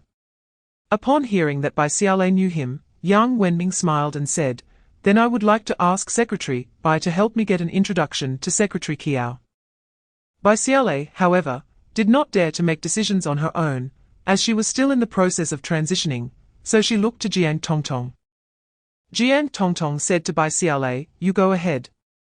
Hearing this, Bai Xiaolei felt emboldened to knock on Qiao Fei's door, and when she heard Qiao Fei say, "Come in," she pushed the door open. In this regard, she lacked the advantage that Jiang Tongtong had, after all. Jiang Tongtong and Qiao Fei shared a deep bond as war comrades and close friends, allowing for more casual interactions, while Bai Xiaolei did not dare to be so informal. Chapter 276. Li Fei told Qiao Fei, "After Fat Pig and Old Black gather the relevant information, I will update you with the specifics. The situation in Zhengyang County is definitely not simple. Comhouse car accident was not just a simple traffic incident, there are issues involved. I am worried that Chen Minglong may also encounter problems while inspecting there. But one thing is certain. I will try to keep Yao Zheng unaware of my visit to Zhengyang County." After saying this, Li Fei called Dao Taigang. "Are you still sleeping?" Dao Taigang was indeed resting, and when his phone woke him, he saw it was Li Fei calling and quickly answered, "Yes, boss, is there an urgent task?" Li Fei replied, "Yes, we need to secretly go to Zhengyang County." Dao Taigang soon arrived at the city committee's gate, and when Li Fei arrived, he was riding a bicycle, while his vehicle was being driven by Song Guoxiong, and Xu Miaqing's car was temporarily being driven by Han Xiaobo. Li Fei got into the car driven by Dao Taigang and said, "I'm going to sleep a bit in the back, wake me up when we get to Zhengyang County." After continuous work day and night, Li Fei was indeed very tired, and he took the opportunity to sleep. Dao Taigang was also quite tired, but being a former soldier, he was accustomed to this style of continuous work. Chapter 277. Li Fei's sudden involvement caught the person off guard. And having already been in a struggle with Dao Taigang for some time, his physical strength was beginning to wane. When Li Fei came in with a surprise attack, he offered no chance for the person to recover. As the person's speed slowed, Li Fei struck with lightning speed, leaving him only able to defend himself without any ability to retaliate. Just then, Dao Taigang, who had already rested, suddenly launched an attack with a series of 18 kicks, followed by the wind chase shadowless palm, knocking the person to the ground. After falling, the person suddenly pulled out 5 throwing darts from his pocket and threw them at Dao Taigang. Li Fei intercepted them, seeing that he was up against 2 skilled fighters. The person attempted to flee, but Li Fei threw the darts he had caught, hitting the back of the person's legs, causing him to fall to the ground. Dao Taigang quickly stepped forward and pinned the person's back down. "Tell me who you are. If you don't tell the truth, I'll cripple you." Li Fei also approached. "Speak up, what is going on here?" The person showed no fear and said, "I am from the logistics group at Yaming Lake in Acheng City. I'm not afraid of you knowing. I was sent by people from the logistics group to eliminate Li Fei. They informed me of the license plate number of the car Li Fei was traveling in, which is why I followed. You two are not Li Fei. Where did Li Fei go? I lost, but I want to understand what happened." Chapter 278. Upon hearing Wang Qianjin's words, Li Fei felt a bit guilty towards his family.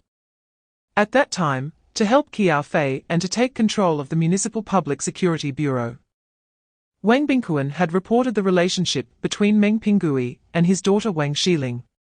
After returning, Wang Bingquan did not contact Li Fei and the others again, and unexpectedly, the county party secretary Liao Chengyun had taken action against Wang Bingquan's family. Li Fei then asked Wang Qianjin, "Do you have a position in the criminal police team?" Wang Qianjin replied, "Sai, it's a long story. I served as the deputy captain of the criminal police team for 6 years. But because I couldn't stand Captain Pan Zhihuai's frequent creation of wrongful cases, and often quarreled with him, Pan reported me to Director Zhao Peng. Zhao Peng wanted to remove me from my deputy captain position, but couldn't find any issues with me. So he resorted to marginalizing me by adding 2 more deputy captains to the criminal police team, effectively making it 3 deputy captains. They directly sidelined me, not allowing me to intervene in any cases related to their interests, and even kept me in the dark about them. They pushed all the cases that had nothing to do with their interests and from which they could not profit off me. This was not a big deal. I could do more or less as I pleased. However, when my father went to the city to report, Liao Chengyun arranged for Zhao Peng to have me dismissed. And then my family began to encounter endless troubles." Chapter 279. The leader realized things were going poorly. This afternoon, it was Director Zhao Peng who had them bring the person into this secret interrogation room for severe torture to force Song Guoxiong to confess. The task was assigned by County Party Secretary Liao Chengyun, who had received instructions from Yao Zeng to eliminate Kong Hao at any cost and to deal with those tracking Kong Hao, even if it meant torturing them to fabricate a crime, ultimately leading to their death, and then publicly announcing it as a suicide due to fear of guilt. However, despite many methods being employed against Song Guoxiong, the person remained unyielding. They initially planned to use the night to inject Song Guoxiong with a hallucinogen. But before they could proceed, they saw 3 people enter the basement on the surveillance, one of whom was in police uniform. The few of them stepped out to see what was going on. Unexpectedly, it turned out to be the top leader from the city bureau, wearing a provincial department hat. What to do now? The leading police officer was Pan Zhihuai, the captain of the criminal police team in Zhengyang County. Pan Zhihuai was already scared. He had his men beat Song Guoxiong to a pulp, torturing him with every means possible. Once Liu Chaohui saw such torture, he would definitely be held accountable for his negligence. Chapter 280. When Liu Chaohui heard from the front desk that Zhao Peng was coming to check the rooms, he couldn't help but smile. "Good, let him wait at the front desk, I'll go meet him right now." After hanging up the phone, Liu Chaohui said to Li Fei, "The people we've been looking for are here." Li Fei smiled and said, "Then let's go meet him." Li Fei arranged for a few people to stay in the room to watch over Pan Zhihuai and the others, while Liu Chaohui, along with his 5 inspectors, Dao Taigang, Wang Guizing, Chen Yanmin, Wei Yankai, Wei Songlin, and Huang Xiaochao, all went downstairs together. When they arrived at the lobby on the 1st floor, they saw more than 10 people in police uniforms standing there. As soon as Zhao Peng saw Liu Chaohui and Li Fei walking ahead, with 11 people following behind, he felt a shiver run down his spine. As the head of the county police department, Zhao Peng naturally recognized his superior Liu Chaohui and also recognized Li Fei. Although Zhao Peng had never dealt with Li Fei directly, he had seen Li Fei's photo, which had been circulated by Yao Zeng to everyone under him. When Li Fei was believed to be a drug dealer, Yao Zeng had warned everyone in their department to be cautious around him and to kill him if they had the chance, promising a hefty reward. However, as Li Fei's reputation grew, it became known that he was a journalist conducting undercover investigations in Cheng City. Yao Zeng did not change his strategy against Li Fei. But many in their department were afraid of encountering him. No one who had met Li Fei had ended up well. Chapter 281, Pan Jihuai was a person who sought profit and avoided harm. When he learned of Li Fei's identity, he felt that his situation was dire. And the best outcome would be to report more people to earn merit and reduce his punishment. Pan Jihuai reported that his criminal police team leader had been bought for 500,000 yuan, and in terms of true ability, he could not compare to Wang Qianjin. In the Zhengyang County Public Security Bureau, from Director Zhao Peng to Deputy Directors Zhu Wenguang, Zhao Yongheng, Hu Guanghua, and Chen Xianpeng, all were promoted by Liao Chengyun. Some had connections made by Yao Zeng, and some had paid for their positions. Those who had connections paid less when giving money to Liao Chengyun, while others had fixed prices ranging from 500,000 to 1 million yuan. When promoting personnel from ordinary police officers or deputy directors to station directors, a collective profit-sharing agreement was secretly reached, requiring a clear fee of 300,000 to 800,000 yuan. Those promoted had their physical tests conducted by substitutes. To obtain a formal position, a collective operation by bureau leaders required 500,000 yuan, and they could also fabricate heroic deeds for extra points. Besides personnel black operations, they also monetised their law enforcement powers into an industrial chain. For example, the 110 emergency response platform was personally operated by the deputy director in charge. And the public security team intentionally filtered gambling-related reports, collecting 100,000 yuan monthly as a security fee. In the criminal police team, the deputy director personally manipulated injury assessments as a means of profit, charging 20,000 yuan per case. The legal department, also managed by the deputy director, would let cases that should be criminally prosecuted be settled administratively for mediation fees. The cybersecurity team deleted posts for others, charging between 1,000 and 10,000 yuan each. Chapter 282. Fortunately, this time, Li Fei received news in advance and kept an eye on the situation ahead. The police cars were in the front, and even if someone tried to block them, they did not dare to create an accident to crash into the convoy. Dozens of people blocked the road ahead, and Liu Qiaohui and Li Fei got out of the car and approached. Li Fei saw that the leader was Fan Zhenjiang, which eased his mind. However, behind Fan Zhenjiang stood dozens of people holding iron rods, glaring at the convoy. Liu Qiaohui asked, "What are you doing? Why are you blocking the road?" "The police are enforcing the law, please clear the road." Fan Zhenjiang replied, "We are from the logistics group. Someone stole our goods from the warehouse, and we are here to track down the thief." Li Fei looked at the people behind Fan Zhenjiang and deliberately asked, "I say, those defeated underlings of yours, aren't they all fugitives?" He pulled out his phone to scan the people behind Fan Zhenjiang.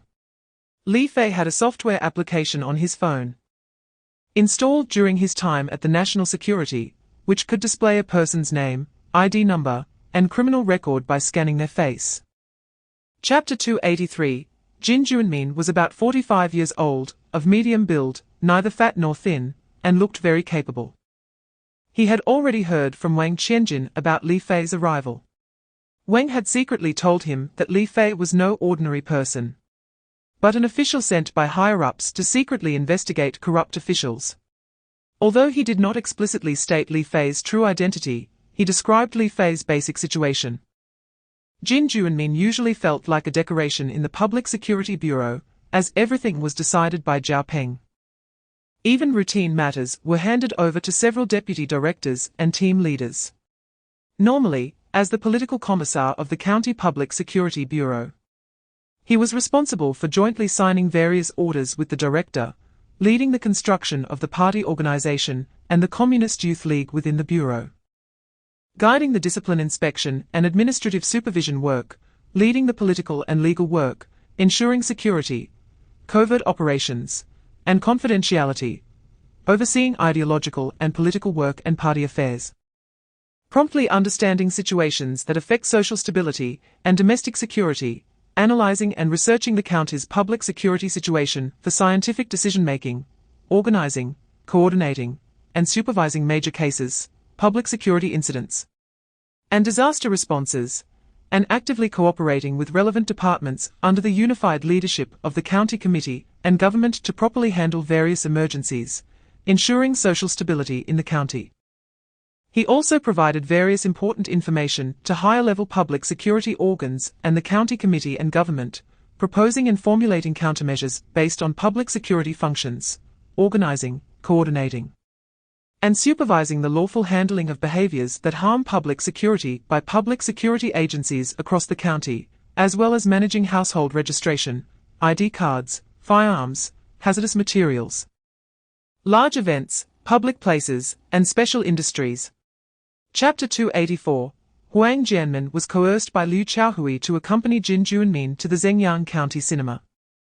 This meeting was called by Jin Juanmin, referred to as a police conference, but unlike the previous one in the Yaming Lake district, where all formal police officers attended, this time all officers were notified to voluntarily participate.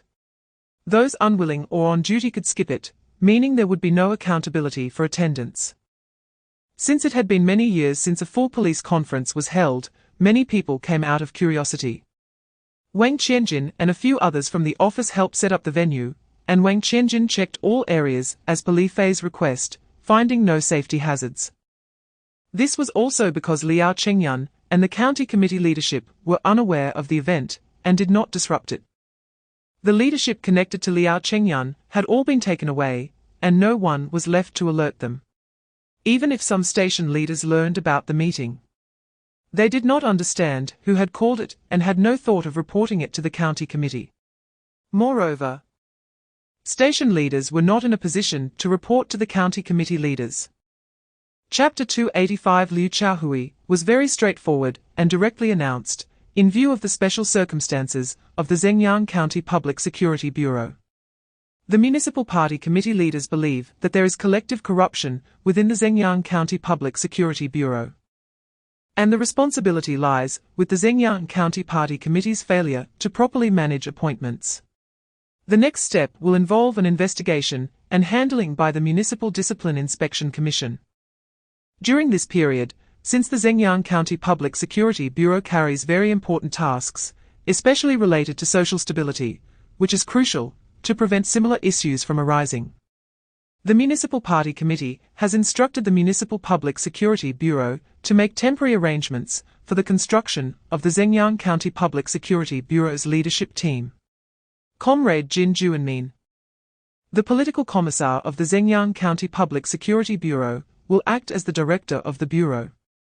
The Municipal Public Security Bureau will appoint stock-level and deputy section-level cadres Chen Chun, Kang Junhui, Chen Xinghua, and Huang Zhenjie, who have participated in the exams according to the pilot reform requirements of the 5 ministries, to act as deputy directors of the Zhengyang County Public Security Bureau until they are officially appointed after the People's Congress approval. Other personnel arrangements will be discussed by your county bureau. For Wang Qianjin, who was dismissed from public office due to false accusations against his father Wang Bingquan, his public office will be restored, and he will act as the captain of the criminal police team, while Sun Meng will act as the captain of the security team. The appointments for other absent team leader positions will be discussed and decided by your county public security bureau. This temporary personnel arrangement, based on the municipal party committee's opinion, will no longer heed the suggestions of the Zhengyang County Party Committee. Chapter 286. To the surprise of Li Fei, Yu Guangming, Liu Qiao and others, Liao Chengyun, accompanied by most members of the county committee, barged directly into the meeting venue. The director of the Qingguan police station had secretly reported to his relative. The organization minister of the Zhengyang County Party Committee, Chen Kui, via WeChat about the ongoing police meeting at the County Public Security Bureau. Chen Kui immediately found Liao Chengyun and recounted the situation about the municipal bureau appointing the acting director and deputy director without consulting the Zhengyang County Party Committee. Upon hearing this, Liao Chengyun's anger flared. Liu Qiaohui has gone too far, while the municipal bureau has the right to recommend. They should at least consult our county committee members. This is outrageous. Liao Chengyun called Yao Zeng to report this, but at that moment, Yao Zeng was in a state of panic, as the 600 million yuan he had approved for Xu Ji had not been transferred for over 24 hours. Xu Ji had repeatedly pressed for information and even threatened to report Yao Zeng's compromising video to the Central Commission for Discipline Inspection and the Huanghuai Provincial Discipline Inspection Commission if he was deceived. Yao Zeng inquired with the Finance Bureau, which assured him that the funds were sent out according to normal procedures without any issues. But they too were unaware of why the money had not arrived. Chapter 287. Upon hearing Yu Guangming's words, Liao Chengyun was taken aback. What do you mean?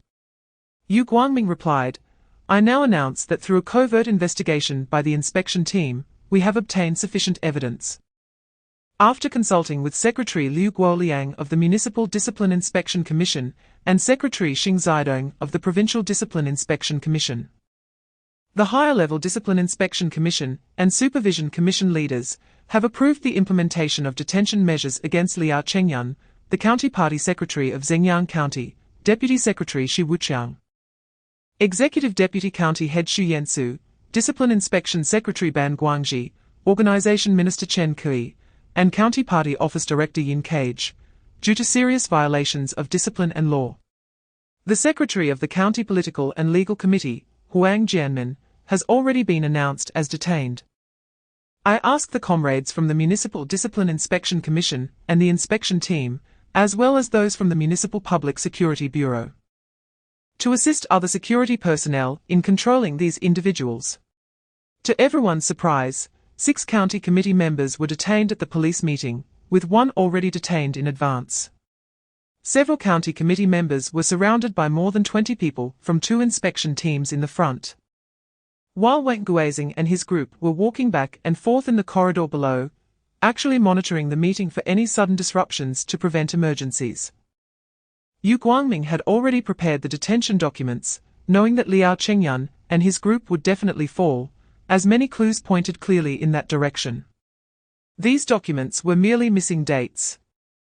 Chapter 288. Li Fei had to say goodbye to everyone and arranged for Dao Taigang and Wang Guizing to finish their meal and return to the security company to rest early. By the time Li Fei arrived at Qiao Fei's office, Liu Guoliang, Wang Yongliang, and Zheng Qianan were already waiting for him. Qiao Fei asked Wang Yongliang and Zheng Qianan to discuss the situation in the Yaming Lake district. As Wang Yongliang was a member of the Municipal Party Committee, Zheng Qianan could not compete for speaking rights. Let Secretary Wang speak first. I will wait a moment. Wang Yongliang, not being modest, said, after entering the Yaming Lake district in the past 2 days, I have primarily contacted the Deputy Secretary of the District Party Committee, Jin Saixia. Because she knows I am Yao Zeng's person, so she has not taken many precautions against me. From her, I obtained a lot of information and visited many local residents and grassroots cadres, learning that the matters involving Jin Saixia are shocking. Jin Saixia not only colluded with people from the logistics group, acting as a protective umbrella, providing shelter for drug production, trafficking, and transportation, but even directly participated in profit sharing. However, this is just what I have learned. I have not obtained relevant evidence, and it requires further investigation by the public security authorities. The second situation I learned is that Jin Saixia may be engaging in espionage, providing confidential documents to foreign forces. I hope national security can participate in the investigation. Chapter 289. The few people who had already returned home heard by Xiaolei's notification to go to Qiao Fei's office for something. And they quickly returned to the municipal party committee building. Upon seeing that Yu Yunhai and the others had arrived, Qiao Fei asked Li Fei to explain the reason for their visit. Li Fei did not mince words, directly stating the issues he had grasped regarding Yao Zeng's repeated hiring of assassins, acting as a protector of organized crime, forming cliques, building interest groups, accepting bribes, and having a chaotic lifestyle, one by one. He then said, "Since I have raised these issues regarding Yao Zeng in front of so many people, I can candidly tell everyone that Yao Zeng's problems are extremely serious, and I am not afraid that anyone here will tip him off. However, I have a proposal. Everyone should write down any violations of discipline and law by Yao Zeng that you know of in a document and submit it to me tomorrow at work. I will be waiting to receive it in Secretary Qiao's office, as I also need to write a comprehensive document.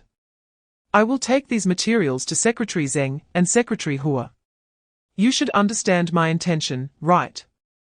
Yang Wenming had just submitted his illicit gains through the Provincial Discipline Inspection Commission's integrity account and had recently handed over valuable items he had illegally received to Liu Guoliang, who issued a receipt and inventory.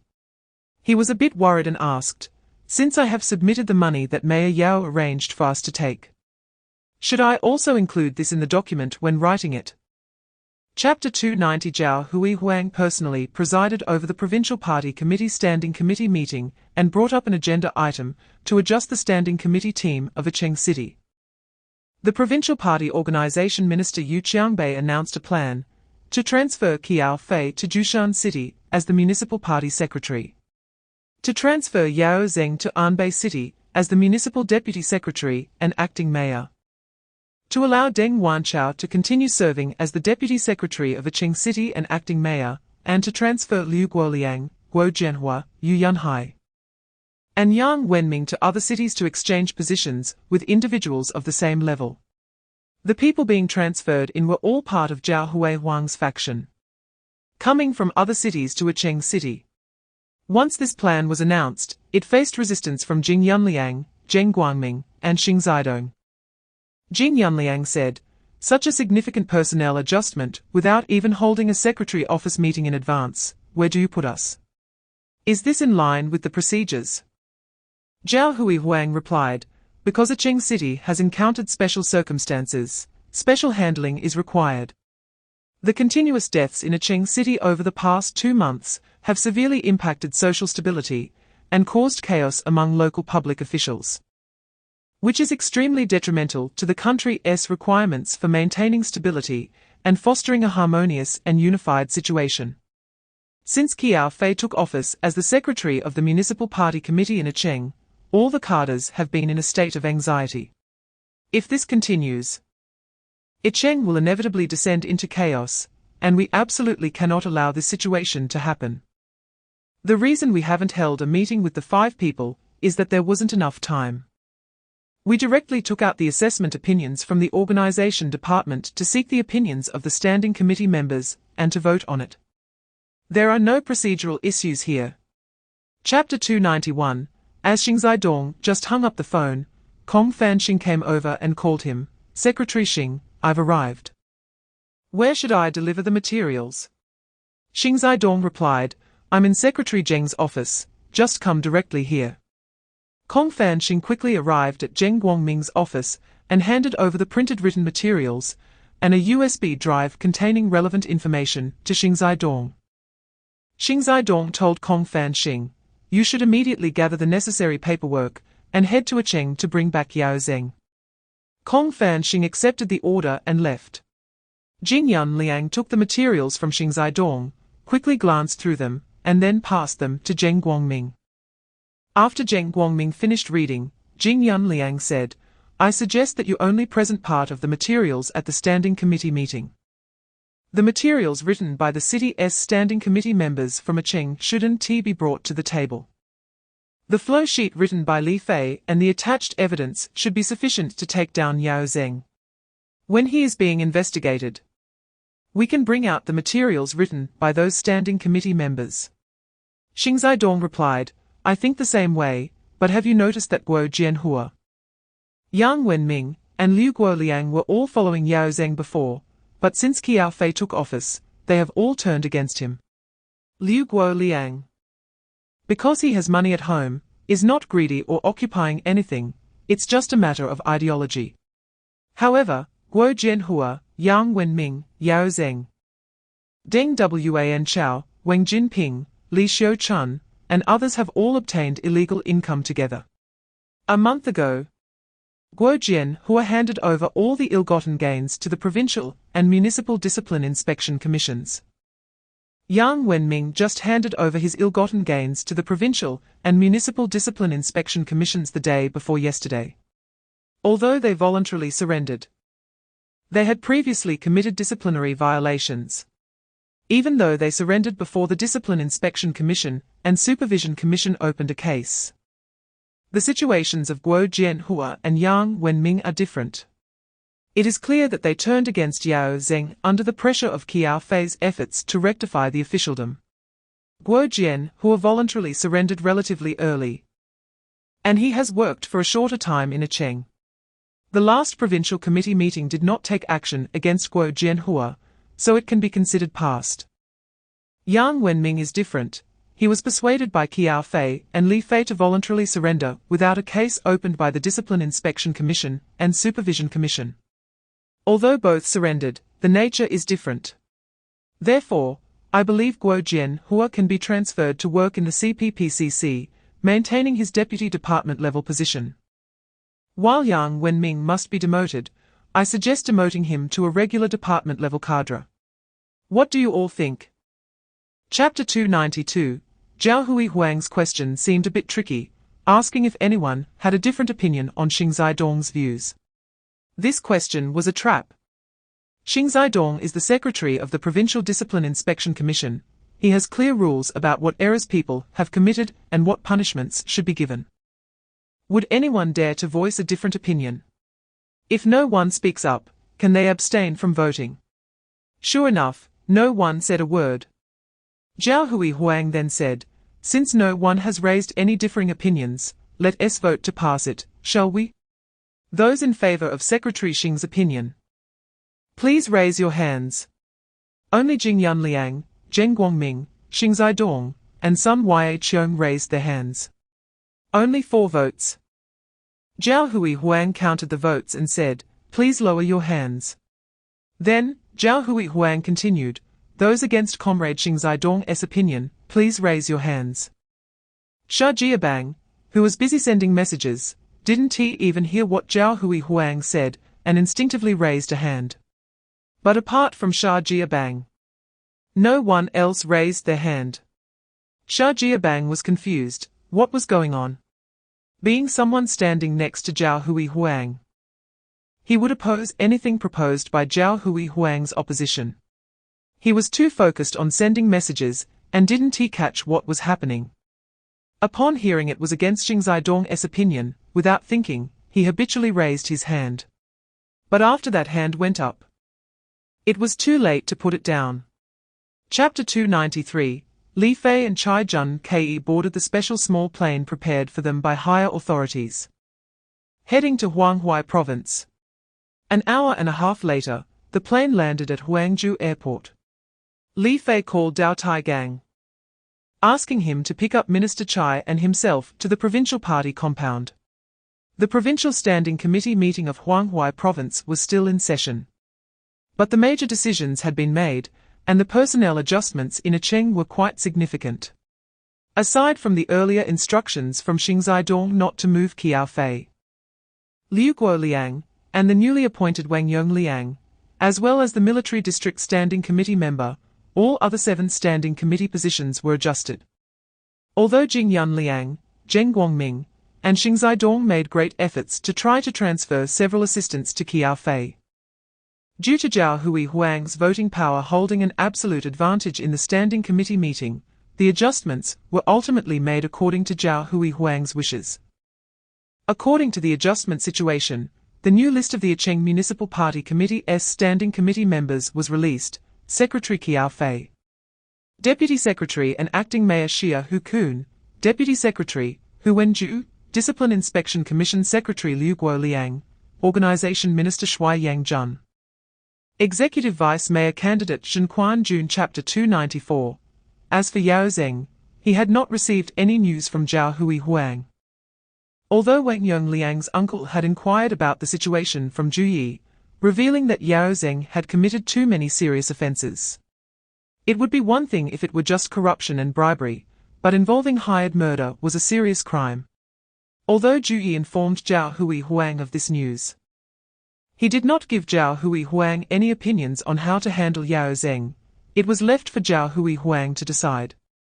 For this reason, Zhu Yi also did not let his subordinates inform Yao Zeng, as anyone could analyze that since Yao Zeng had already been targeted, it would be impossible for him to escape abroad. Since he could not flee the country, there was no need to inform him.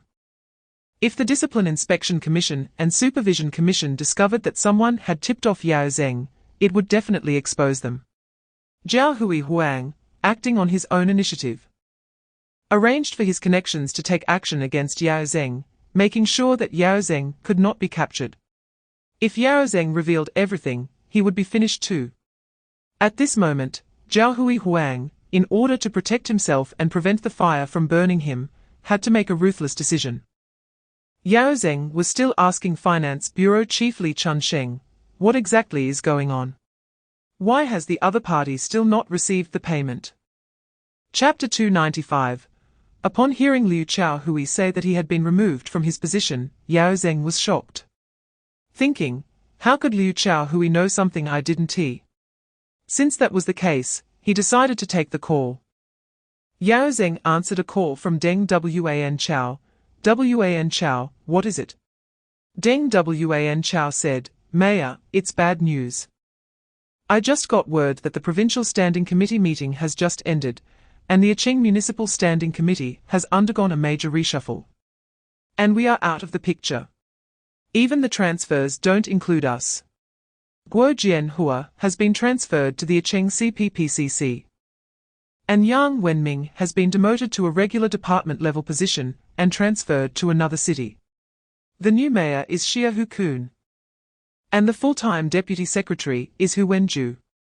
We have been abandoned, and I feel like we are in trouble again. We need to think of a way. It will be too late if we wait any longer. Hearing Deng Wan Chao's words, Yao Zeng felt like thunder struck him. How could this happen? Let us find a place to meet and talk. Wait for my call. I will go over right away. After saying this, Yao Zeng prepared to leave. Liu Qiao spoke, Mayor Yao, I advise you not to leave my office. This is for your own good. If you walk out of here, I estimate you won't last long before something happens to your life. I'm not trying to scare you. The methods you used on others are now being used on you. You've outlived your usefulness as a pawn. They won't let you reveal what you know. Chapter 296. Li Dakang heard Qiao Fei say that there were work-related matters to discuss, and she didn't seem to have any intention of deliberately blocking him. So he couldn't refuse outright. He said, all right, I'll give Secretary Qiao some face. Is 5 minutes okay? Qiao Fei smiled and said, all right. I'll listen to you, my superior. Just 5 minutes then. I'll talk with Mayor Yao in the police car. Can we have some private space? Li Dakang realized that Qiao Fei did not want anyone monitoring her conversation with Yao Zeng. Originally, Li Dakang wanted to hear what Qiao Fei would say to Yao Zeng so he could report back to Zhao Hui Huang, but now Qiao Fei had blocked him. He knew that if he opposed Qiao Fei at this moment, and didn't he agree to her small request, she might turn against him. After all, Qiao Fei was the city's party secretary and had taken control of the situation. Otherwise, Yao Zeng wouldn't have come this far. If he fell out with Qiao Fei, she could find many reasons to prevent him from taking Yao Zeng away. If that happened, it would be a lose-lose situation. This was not what was scary. The real trouble would be failing to complete the task assigned by Zhao Hui Huang. It was just a few minutes. Let them talk. Qiao Fei and Yao Zeng were already at odds. After all, they were on different sides. Even if they communicated, it wouldn't be productive. Chapter 297. As more and more people surrounded him, Li Dakang began to sweat. It wouldn't be simple to kill Yao Zheng in front of all these people. Unless Yao Zheng made a move to escape, providing a reason to shoot him. Otherwise, killing someone openly would mean the crowd would be witnesses. And it would be the end of his own days too. Li Dakang thought for a moment. He could listen to Zhao Hui Huang, but he needed a suitable reason. Li Dakang called Liu Qiao Hui, this is Li Dakang. I'm in trouble and need your help. I'm about a mile from the highway toll station and surrounded by a lot of people. It looks like I'm about to be attacked. So I had to call you for help. Liu Qiao replied, okay, I'll head over immediately. At this time, Li Fei and Chai Junki, who had just exited the highway, arrived at the scene. Seeing that the vehicles getting on and off the highway were backed up for miles, Li Fei asked Chai Junki to wait in the car while he and Dao Taigang approached. Li Fei shouted, all tricycles, clear the road quickly, don't block traffic. The people sent by Ling Hufeng, seeing Li Fei speaking, also told the surrounding crowd, everyone, clear the road, there are too many vehicles blocking it. Chapter 298. Li Fei and Liu Qiao did not stop Li Dakang, who suddenly drove away without apologizing to the elder Zhu Bingchen. Although it was reasonable to not let Li Dakang leave without an apology, the justification was insufficient, especially since Li Dakang was accompanied by a criminal suspect. Although they let them leave, Li Fei judged that Li Dakang would definitely find a reason and opportunity to eliminate Yao Zheng on the road. But mere judgment couldn't keep up with Li Dakang. He wanted to avoid Li Dakang pushing the responsibility elsewhere later. Unexpectedly, after walking a few hundred meters, Li Dakang heard gunshots. Li Fei and Liu Qiao immediately drove over. When they arrived, they saw Li Dakang still holding a gun, staring blankly at the wheat field. Although Li Dakang achieved his goal, personally shooting Yao Zheng made him a bit anxious. Li Fei noticed that Li Dakang was staring intently at the wheat field, already knowing there was definitely a problem. Since it was dark, apart from the street lights, the fields were completely dark. Liu Qiao and Li Fei stood side by side and asked Li Dakang, why did you shoot? Li Dakang replied, someone was trying to abduct the criminal suspect. I had no choice but to act. Liu Qiao asked, Director Li, where is he? Chapter 299. Zhao Hui Huang rarely called Qiao Fei. Whenever he did, it was never for good reasons. It was already past 8 p.m., and the night had fallen. Qiao Fei still answered Zhao Hui Huang's call, Secretary Zhao. Is there something urgent to discuss at this hour? Upon hearing this, Zhao Hui Huang felt uncomfortable and anxious. What? Can't I call you? Qiao Fei smiled. How could I dare? I just meant it's after work hours, and it's past 8 p.m. I wonder if there's something important. Zhao Hui Huang dropped the pleasantries. Qiao Fei, let me ask you, why can't I reach Li Dakang's phone? I need to find him for something else. Help me locate him, and let me know when you do. Qiao Fei replied, okay, I'll ask around. Li Dakang didn't contact me when he got here. If you hadn't mentioned it, I wouldn't have known. Facing Zhao Hui Huang's inquiry, Qiao Fei played it tactfully. After hanging up, she said, let's go eat. I'll report Li Dakang's situation to Zhao Hui Huang later. Zhu Bingchen asked, Secretary Qiao, are you not afraid Zhao Hui Huang will make things difficult for you? Chapter 300. After everyone finished dinner, Qiao Fei called Yu Yunhai to arrange for Chai Junki and Elder Zhu Bingchen to stay at a hotel. Elder Zhu Bingchen insisted on not staying at the hotel. I live so close to home, there's no need to spend public money on a hotel. Li Fei then asked Dao Taigang to take Elder Zhu Bingchen home, informing him that he wouldn't be going out to collect scrap tomorrow. Waiting for the leaders from the provincial military district to visit. After settling Chai Junki to rest, Li Fei told Qiao Fei to return to the city party committee's family compound to rest, saying he would return later. He then went directly to the base to meet Li Dakang. After being brought to the base by Liu Guoliang's people, Li Dakang felt something was wrong.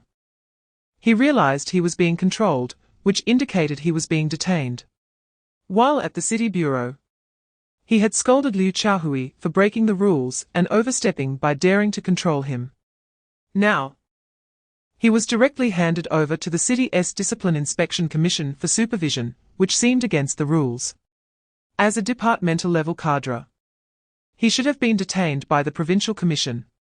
However, the Provincial Commission could request or assign the Municipal Commission to take action. Therefore, Li Dakang knew that once he was inside, it would not be easy to get out. Yet, he still hoped for Zhao Huang. He believed Zhao Huang would not ignore him. Chapter 301 Seeing Li Fei take out a miniature camera, Ren Zhenxiang knew about Li Fei's abilities and current identity. If Li Fei wanted to find out who did it, this matter could not be kept under wraps. Ren Zhenxiang realized he was finished and voluntarily said, "I know who did this." After saying this, he tried to grab a syringe, wanting to inject himself. But Li Fei was already on guard and wouldn't let him succeed. Unable to grab the syringe, Ren Zhenxiang suddenly collapsed to the ground, voluntarily admitting, "I did it." Ren Zhenxiang was harmed by his wife, Zhu Mi, and no longer cared about what he had left at home. He recounted everything in detail. Kong Fanxing gritted his teeth in anger. "Ren Zhenxiang, you not only harmed yourself, but also caused our provincial commission to suffer. My punishment is nothing. But the key point is you've severed all the leads on violations and illegal activities. I thought someone would do this, but I never expected it to be you. Ren Zhenxiang, you are also an old discipline inspector. What can I say about you? It's fine if you ruin your own reputation.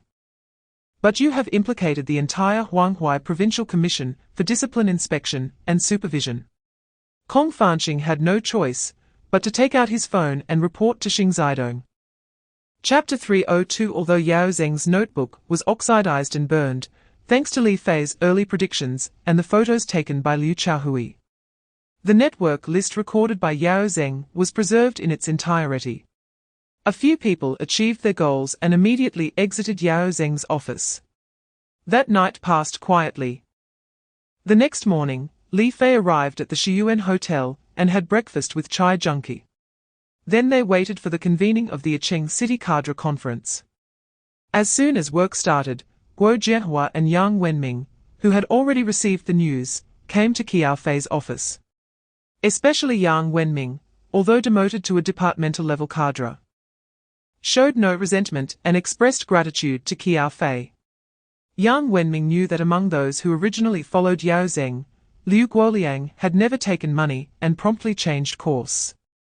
Guo Jianhua had reported illegal gains early and was not penalized at the provincial committee standing meeting, while Wang Jinping, Li Xiuchuan, and Yao Zheng ultimately met very tragic ends. Although Deng Wanchao had not yet been dealt with, it was estimated that he would not have a good outcome, as Deng Wanchao was worse off than Yang Wenming, who at least had been downgraded, and the provincial committee had given a conclusion, which could be considered a safe landing. What Deng Wanchao was waiting for was still uncertain. Chapter 303 This time, Li Fei officially appeared as an official, and also as the deputy leader of the supervision team. Li Fei's speech naturally attracted a lot of attention. Li Fei said, "Comrades, just now, Minister Chai briefly talked about the important work of our pilot city. What Minister Chai said represents the opinions of the pilot work leadership group. The higher-ups have sent Minister Chai, a ministerial-level leader, to Acheng City to serve as the leader of the pilot work supervision team, which means that our pilot work must succeed, not fail.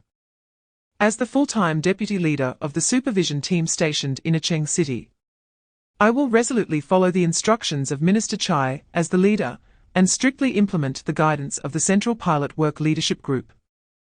What is the situation in Acheng City? I have been here for more than 2 months. I can say that in these 2 months, I have experienced more than 10 assassination attempts, countless slanders, and I have been detained a few times. Some people said to me, at that time, I didn't know what you were doing. Hearing this, I wanted to curse. Some people are so skilled at flattering those above them while bullying those below them. The implication is that if they knew I was an official, they would show mercy, but if I were an ordinary citizen, I would deserve to be bullied. Chapter 304 Chai Junki was very pleased that Qiao Fei could unite the Municipal People's Congress and the Political Consultative Conference to stand by his side. He was also very dissatisfied with Xia Huachuan's on-site statement, but Chai Junki did not show it, allowing the leaders of Aqing City to fight openly and secretly. Li Fei looked at the time. It was already 1 o'clock in the afternoon. He said to Qiao Fei, "It's about time, can we end the meeting?" Qiao Fei replied, "Wait a moment, I have one more thing to announce." After saying that, Qiao Fei took the microphone and said, "The last item. Due to the adjustment of the Municipal Party Committee Standing Team, and to ensure the smooth progress of the pilot work, there has been a slight adjustment to the members of the pilot work leadership group established by Aqing City. I will continue to serve as the leader of this leadership group, and the deputy leader, Comrade Liu Guoliang, remains unchanged.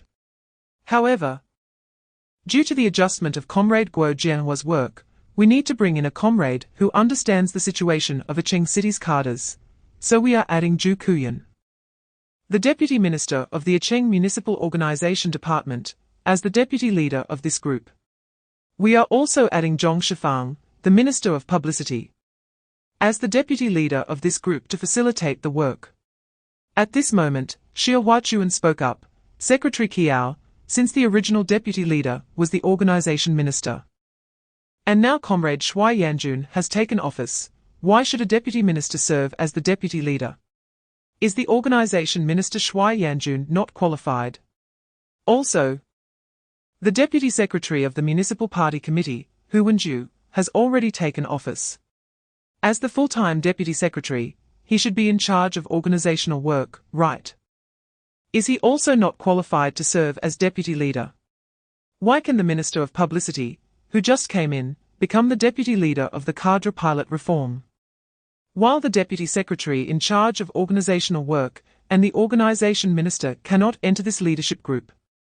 Chapter 305 Xia Huachuan was left embarrassed by Qiao Fei's maneuver. He never expected Qiao Fei to be so well prepared. If there were indeed issues with Shuai Yanjun, if he continued to speak for him, he would be digging his own grave. According to political rules in personnel work, as long as someone is reported by the Commission for Discipline Inspection and Supervision, regardless of whether there are issues or not, that person must be suspended until it is verified that there are no issues. And then it can be discussed in the next personnel adjustment. Hearing Qiao Fei's inquiry, Xia Huachuan could only say, "I understand. Shuai Yanjun's situation is indeed not suitable for entering the leadership group. However, there shouldn't be any problems with Hu Wenju, right?" Qiao Fei was just waiting for Xia Huachuan to mention Hu Wenju. Hu Wenju was promoted from the organization minister of Anbei City to serve as the deputy secretary of the Municipal Party Committee in Aqing City. Qiao Fei thought of Jin Lijie last night. This person was exchanged to Wuhuan County in Anbei City after she promoted him, by Zhao Hui Huang.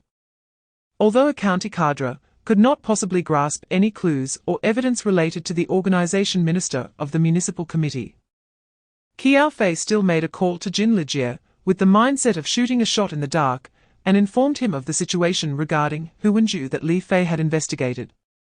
Chapter 306 At 3 in the afternoon, after having lunch, Yu Kai and Ji Qiaohong returned, and Chai Junki went back to Qiao Fei's office, followed by Zhong Shifang, Wang Yongliang, and Liu Guoliang. As soon as they entered the room, Li Fei's phone rang. The call was from Wang Haiqiang of the security company monitoring Deng Wanchao, boss. "It's bad. Deng Wanchao committed suicide, and his family is crying at home.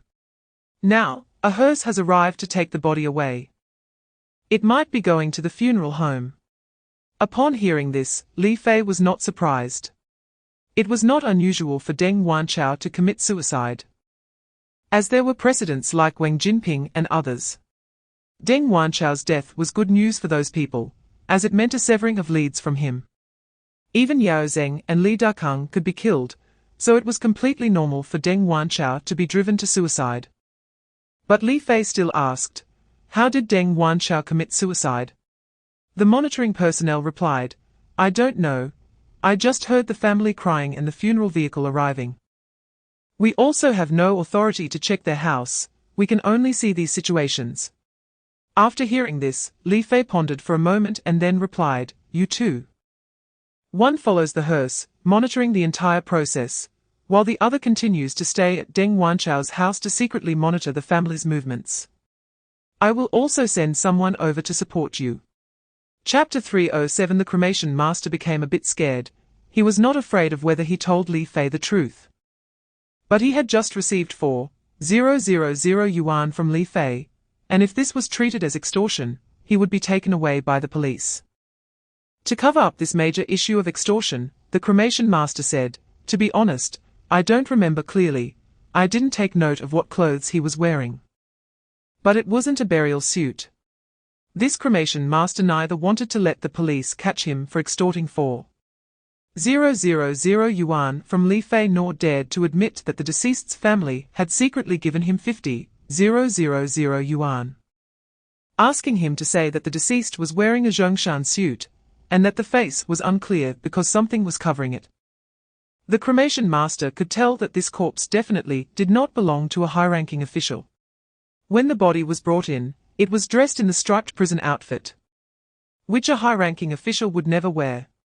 However, having just taken the money from the family, he couldn't betray them at this moment. Zhong Huolong shouted loudly, Tell us your name. The cremation master was startled by Zhong Huolong's sudden shout and replied, My name is Li Guohua, I'm 45 years old. Chapter 308. The person who came was Liu Guoliang, followed by Liu Chaohui. It turned out that when Wang Yongliang notified the Political and Legal Committee Office to contact the Discipline Inspection Group leader of the Municipal Civil Affairs Bureau to bring people to the funeral home, the Civil Affairs Bureau did not take it seriously, neither notifying Wei Weiya nor saying that the Political and Legal Committee was meddling in their affairs. The only leaders who could mobilize the Discipline Inspection Group leader of the Civil Affairs Bureau were from the Municipal Commission for Discipline Inspection. The Political and Legal Committee Office did not dare to report to Wang Yongliang, and could only contact Liu Guoliang's secretary to explain the situation. The secretary of the Municipal Commission for Discipline Inspection reported to Liu Guoliang. And upon hearing that it was Li Fei who asked Wang Yongliang to arrange for the Political and Legal Committee to notify the Civil Affairs Bureau, Liu Guoliang personally called Wei Weiya from the Civil Affairs Bureau, asking him to bring people to the funeral home. However, both Liu Guoliang and Liu Chaohui were still in Qiao Fei's office reporting their work, knowing that Li Fei and Wang Yongliang were going to do something. And since Wang Yongliang was asked to notify the Discipline Inspection Group leader of the Municipal Civil Affairs Bureau, there might be some situation. Liu Guoliang, realizing that the Civil Affairs Bureau did not take it seriously, did not call Li Fei to inquire about the situation, and instead discussed with Liu Chaohui about bringing people over. Seeing these two arrive, Li Fei knew that asking Wang Yongliang to notify the Discipline Inspection Group leader of the Civil Affairs Bureau was a misstep. However, he also learned about the situation in various government agencies in Acheng City through this incident. In such a political environment, it was indeed necessary to act, as each unit had become its own independent kingdom, which was unacceptable. Chapter 309. Li Fei jumped into the small courtyard and arrived at the gate, noticing a large copper lock securing the big iron gate from the inside. Since the gate was locked from the inside, it indicated that there were people inside. However, Li Fei did not rush to find them. Instead, he took out a small tool for unlocking from his pocket, and within a few moments, he opened the large copper lock. After opening the door from the inside, Li Fei let in Chai Wenlei, Han Xiaobo, Zhong Huolong, and 2 other police officers. Li Fei said, Chai Wenlei, you guard the door, don't let anyone out. We'll search here for a bit. This small courtyard was said to be an administrative office area. But the only people who could work here, apart from Wang Junqi, were the accounting staff of the funeral home, and this accountant was Wu Xiaohuan, the mistress of Sun Mingluan. Although Wu Xiaohuan worked here, the charging office was in another location of the funeral home. A fee collector was also arranged by Sun Mingluan. Since it was closer to the place where the bodies were stored and the woman was unwilling to go, Sun Mingluan had his other mistress's cousin, Yang Yanjun, stationed there. Every day's income was handed over to Wu Xiaowan at the end of the day, and Wu Xiaowan would do the accounting the next day. Separating the previous day's income into two accounts, one clear account and one dark account, with the dark account being a petty cash fund. Chapter 310, Li Fei said to Deng Wanchao, "Your statement is fundamentally incorrect. Is serving the people based on gambling? You have strayed from your original intention. Forming an alliance with vested interests, disregarding the interests of the country and the people to protect your own benefits, even resorting to various illegal means against justice. Do you not think this outcome is predetermined? Do not extend your hand. If you do, you will be caught. This simple truth you pretend not to know has led you to this point. You have brought this upon yourselves, so you cannot blame others. However, I still want to give you a chance to make a contribution. Please put on this hood, let me save you some face." Deng Wanchao did not expect that Li Fei had actually prepared a hood for him, and he voluntarily extended his hands. Han Xiaobo, who was following Li Fei, glanced at Li Fei, indicating whether he should put handcuffs on him. Li Fei nodded at Han Xiaobo, indicating to proceed. As Deng Wanchao's impersonation of a suicide already involved criminal activity, Han Xiaobo took out the handcuffs from his waist and said to Deng Wanchao, "Secretary Deng, I never expected that you were once a prominent figure in a Cheng city. I had to look up at you, but today I will personally put handcuffs on you. I used to envy you big officials, but now I feel pity for people like you." He continued, "You say you've reached this position, would you still lack money? Why be so greedy?" Chapter 311. Upon hearing Sun Mingluan say this, Li Fei knew that he had already learned the situation from Wu Xiaowan. However, at this point, how could Li Fei possibly hand over the USB drive to them? So, Li Fei said, "What if I don't give it to you?" Sun Mingluan sneered. "Not handing it over? Then don't think about leaving. Even if it costs me my life today, I won't let you walk out of this door." Li Fei also sneered. "Just you few bloated people." Sun Mingluan replied, "How do you know it's only us?" Hearing that Sun Mingluan was clearly calling for reinforcements, Li Fei was no longer anxious. He wanted to see who Sun Mingluan would summon. This was also a good opportunity to wait for Liu Guoliang and Liu Chaohui to bring people over and directly take away this group of corrupt officials from the Civil Affairs Bureau. Li Fei instructed Han Xiaobo to take Deng Wanchao aside, so that Deng Wanchao would not have an accident due to the conflict here. Sun Mingluan then said to the group of carters he brought, "As I expected, this person has copied our funeral home's 2 accounts completely, we must get them back. We absolutely cannot let him take them away. Everyone, let's act together." With Sun Mingluan's command, over a dozen people surrounded Li Fei and began to tear at Li Fei's clothes, trying to find the USB drive on him. Chapter 312. At 7 o'clock in the evening, Li Fei brought Han Xiaobo and Zhong Huolong to Deng Wanchao's home.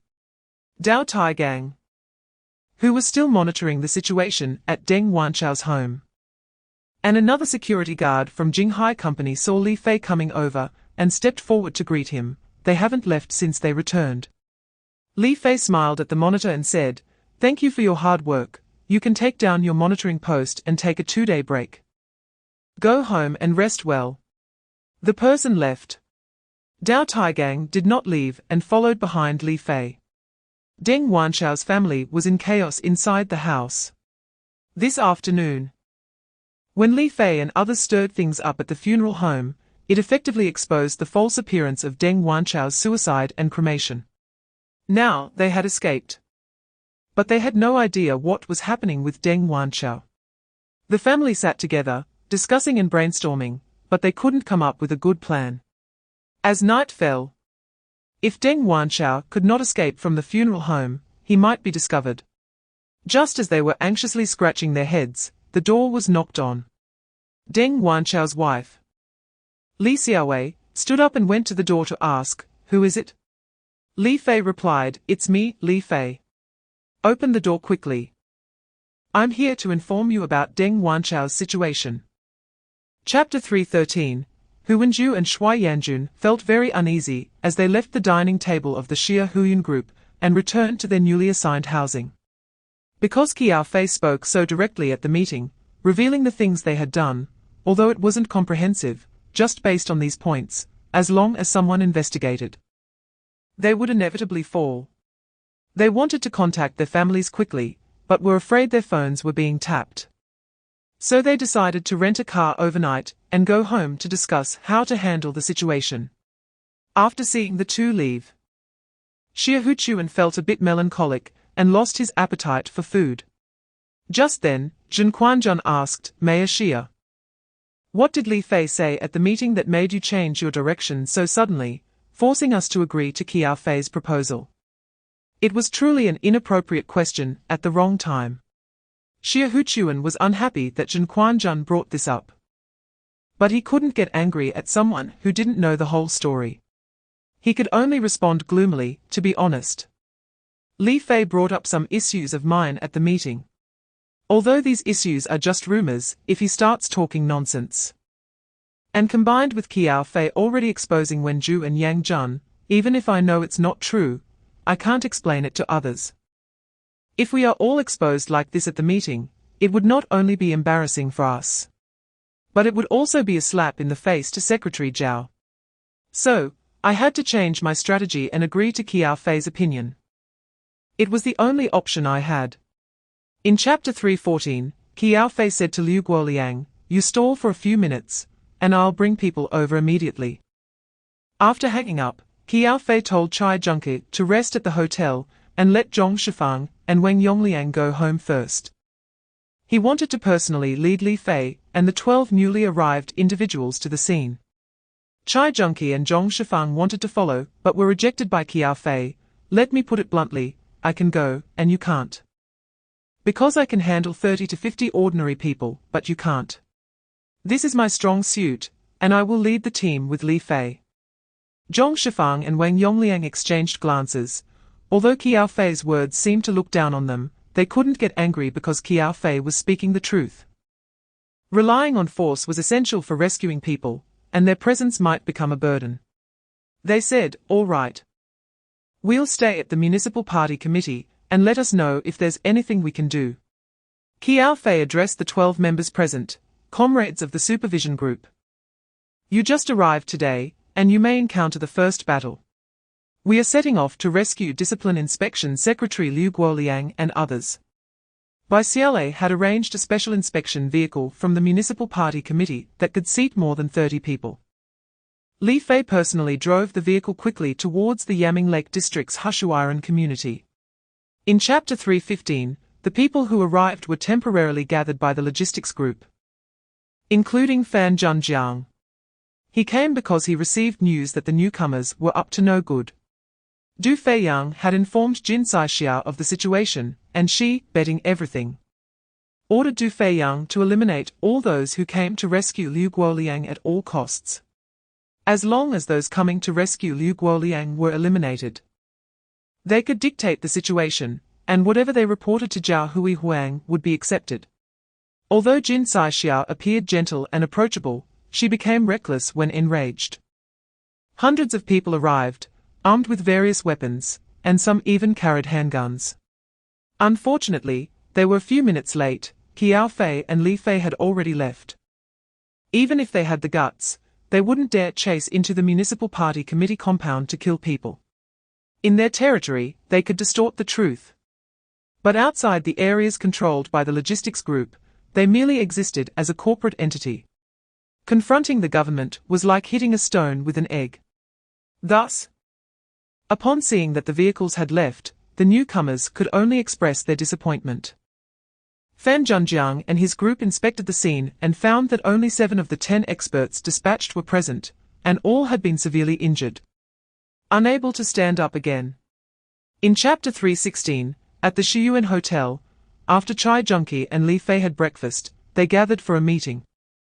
Li Fei recounted the various events that had occurred in Aching over the past 2 months and clarified the main tasks of the supervision group, we are not here for a sightseeing tour. We are here to assist a Cheng in completing the pilot work. Since we are all from the system, I want to discuss political matters, you all understand. I just want to emphasize one point. Think carefully about why we are conducting a pilot in a Cheng. Since it's a pilot, if successful, it will be promoted to other places.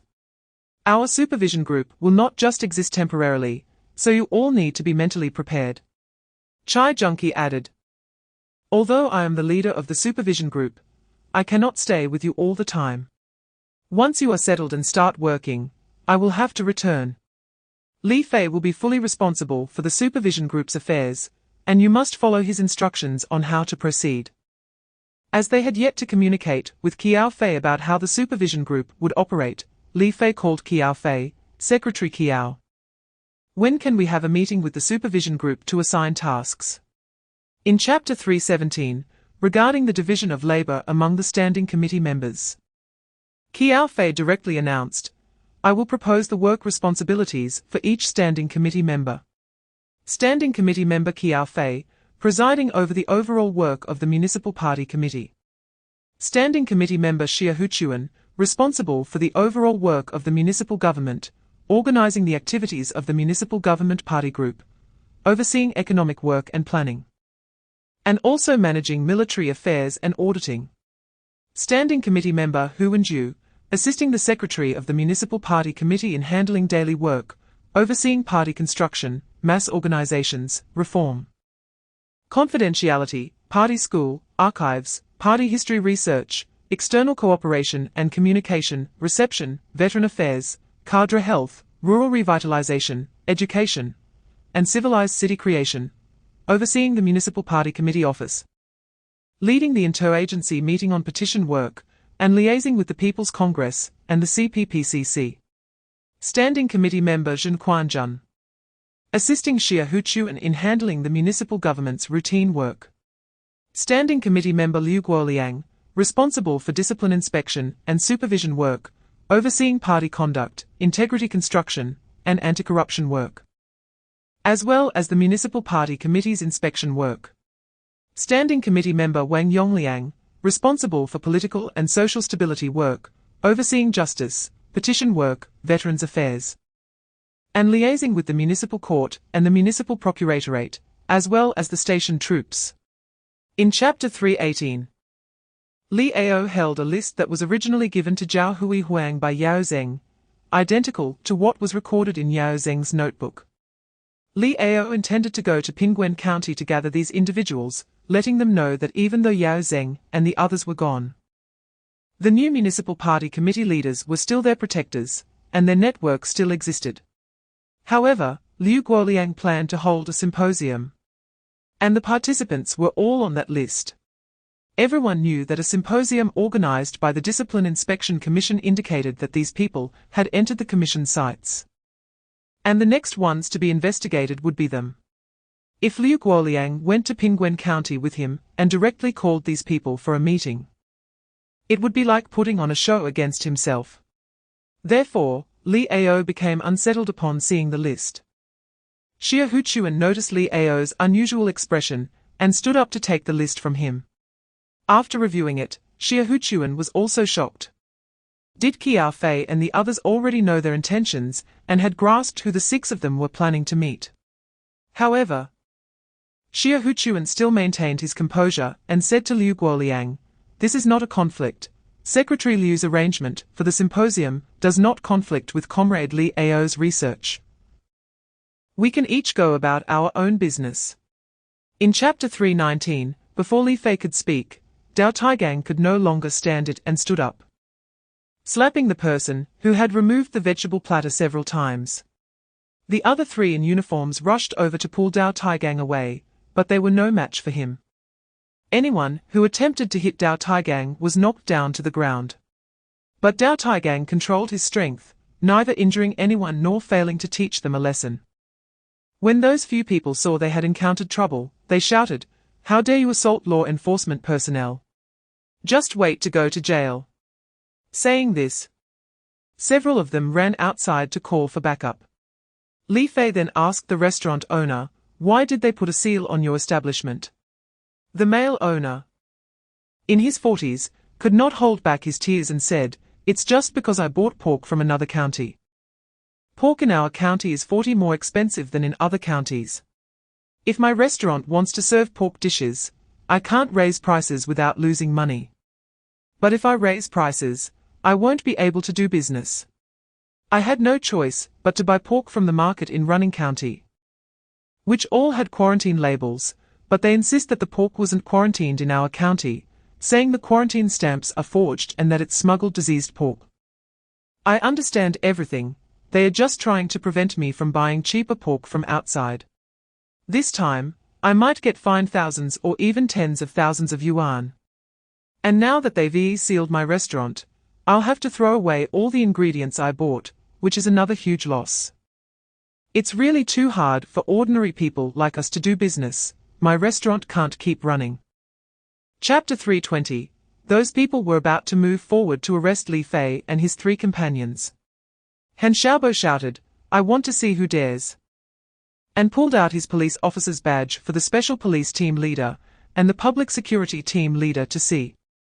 Xu Mingliang took Han Xiaobo's badge and was immediately taken aback. "You are from the city bureau." Han Xiaobo did not answer and looked at Li Fei, implying that Li Fei should explain. Du Wenhui, hearing Xu Mingliang's question, was shocked. "City bureau personnel? If they are here to handle a case, they should first contact our county bureau according to the procedure. Why have I not heard anything?" Du Wenhui waved his hand to stop people, approached Li Fei, and asked, "Are you from the city bureau? How come I don't recognize you?" Li Fei coldly replied, "Director Du, it's normal that you don't know me because your rank is not high enough. When I revealed my identity at the meeting in Acheng, at least the attending officials were at the deputy department level or above. I just invited the heads of the Agricultural and Animal Husbandry Bureau, the Market Supervision Administration, and the Public Security Bureau here to discuss some matters, but these people haven't arrived yet. Instead, the police from Pingwen County showed up. Do you rely on your Public Security Bureau for every issue in Pingwen County?" Chapter 321. The voices from outside were loud enough for those inside to hear. Li Fei was surprised to find that the speaker was Li Ao. Li Ao had arrived in Pingwen County not long before Li Fei. How could he have come here directly? This was too illogical. Li Fei remained still inside, while Du Wenhui did not dare to delay and quickly went outside.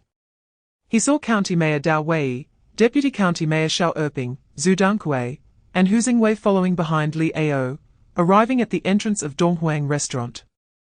Dao Wei had received a call from Li Ao in advance, and was waiting at the county government to welcome him for an inspection. Li Ao had first called County Party Secretary Liu Lei, but Liu Lei was in the provincial capital attending to his wife's medical needs, and could not return in time. So he arranged for Dao Wei to receive Li Ao first. After arriving, Li Ao went directly to Dao Wei's office. The two conspired for a while before receiving a call from Ying Yongbin, who elaborated on the use of diseased pork by Donghuang Restaurant and mentioned that he was beaten there while trying to help the owner. Since Dao Wei answered the phone in front of Li Ao asked what was going on. Dao Wei told Li Ao the truth.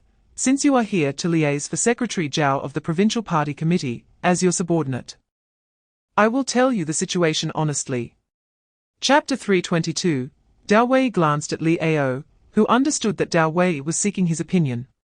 But Li Ao did not dare to directly contradict Li Fei's suggestion, and nodded to Dao Wei. Dao Wei replied, "I will notify them immediately. It's now 1:30 p.m., shall we set the meeting for 3 p.m.? Li Fei said, "All right. We will arrive at the County Party Committee Standing Committee meeting room at 3 p.m. sharp." After the people left, many onlookers suddenly gathered at the entrance of Wang Wenbo's restaurant, passing around the news. Wang Wenbo's restaurant was going to be sealed by the county's law enforcement personnel today. But then a high-ranking official in plain clothes came to visit, scaring off the officials from Pingwen County and the city. That official said that anyone who dares to bully Wang Wenbo in the future will be arrested. As the words spread among the people, they gradually changed in flavor. Some even said that Wang Wenbo had a relative who was a high-ranking official, who came back today to support him. And that no one would dare bully Wang Wenbo again. Hearing this, Wang Wenbo could only smile wryly, unable to explain. After Li Fei left, he went to the hotel where Zhong Gingqian was staying to hear a report on the inspection work. Zhong Gingqian said, "Through my inspections over the past few days, I have identified several issues. The first issue is economic monopoly and violence, which can be divided into two aspects. One aspect is the blood-sucking network in people's livelihoods. There is a Pingfa building materials company in Pingwen County that controls the supply of construction materials throughout the county. Whether it's rebar, cement, or sand and gravel, they must all be purchased from this Pingfa company. If anyone tries to buy from elsewhere, the Market Supervision Bureau will confiscate the materials on the grounds of using fake materials and impose fines on the buyers. Besides official personnel, there are also unidentified individuals who come to cause trouble. Ordinary people building houses or developers constructing buildings have no choice but to buy overpriced building materials from Pingfa Company. The other aspect is project interception techniques. All village access projects, water conservancy projects, and photovoltaic poverty alleviation projects in Pingwen County are monopolized by the Pingfa Road and Bridge Company. It is almost impossible for others to win bids for these projects. Any company that registers to participate in the bidding will voluntarily withdraw the day before the bid opening due to pressure from officials or threats from criminal forces. There was a small Honghe River management project where one company managed to withstand the pressure and won the bid, but they were unable to proceed with construction. They called the police countless times, but the police would arrive in less than 5 minutes, take a call, and leave without doing anything. If this company wanted to continue construction, they had to use materials supplied by the criminal forces, at a 50 markup. Because of this, over the years, no one has dared to participate in the bidding for projects in Pingwen County. In the end, only Pingfa Company is capable. Chapter 323. After Li Fei finished speaking, Zhong Gingqian picked up a stack of file bags and said, "Director Li has finished speaking, let me add a few words. In my hand are the reports received by the 9th Inspection Team after arriving in Pingwen County, including evidence provided by whistleblowers. I must tell everyone that the scope is extensive, and the circumstances are horrendous, which is truly heartbreaking.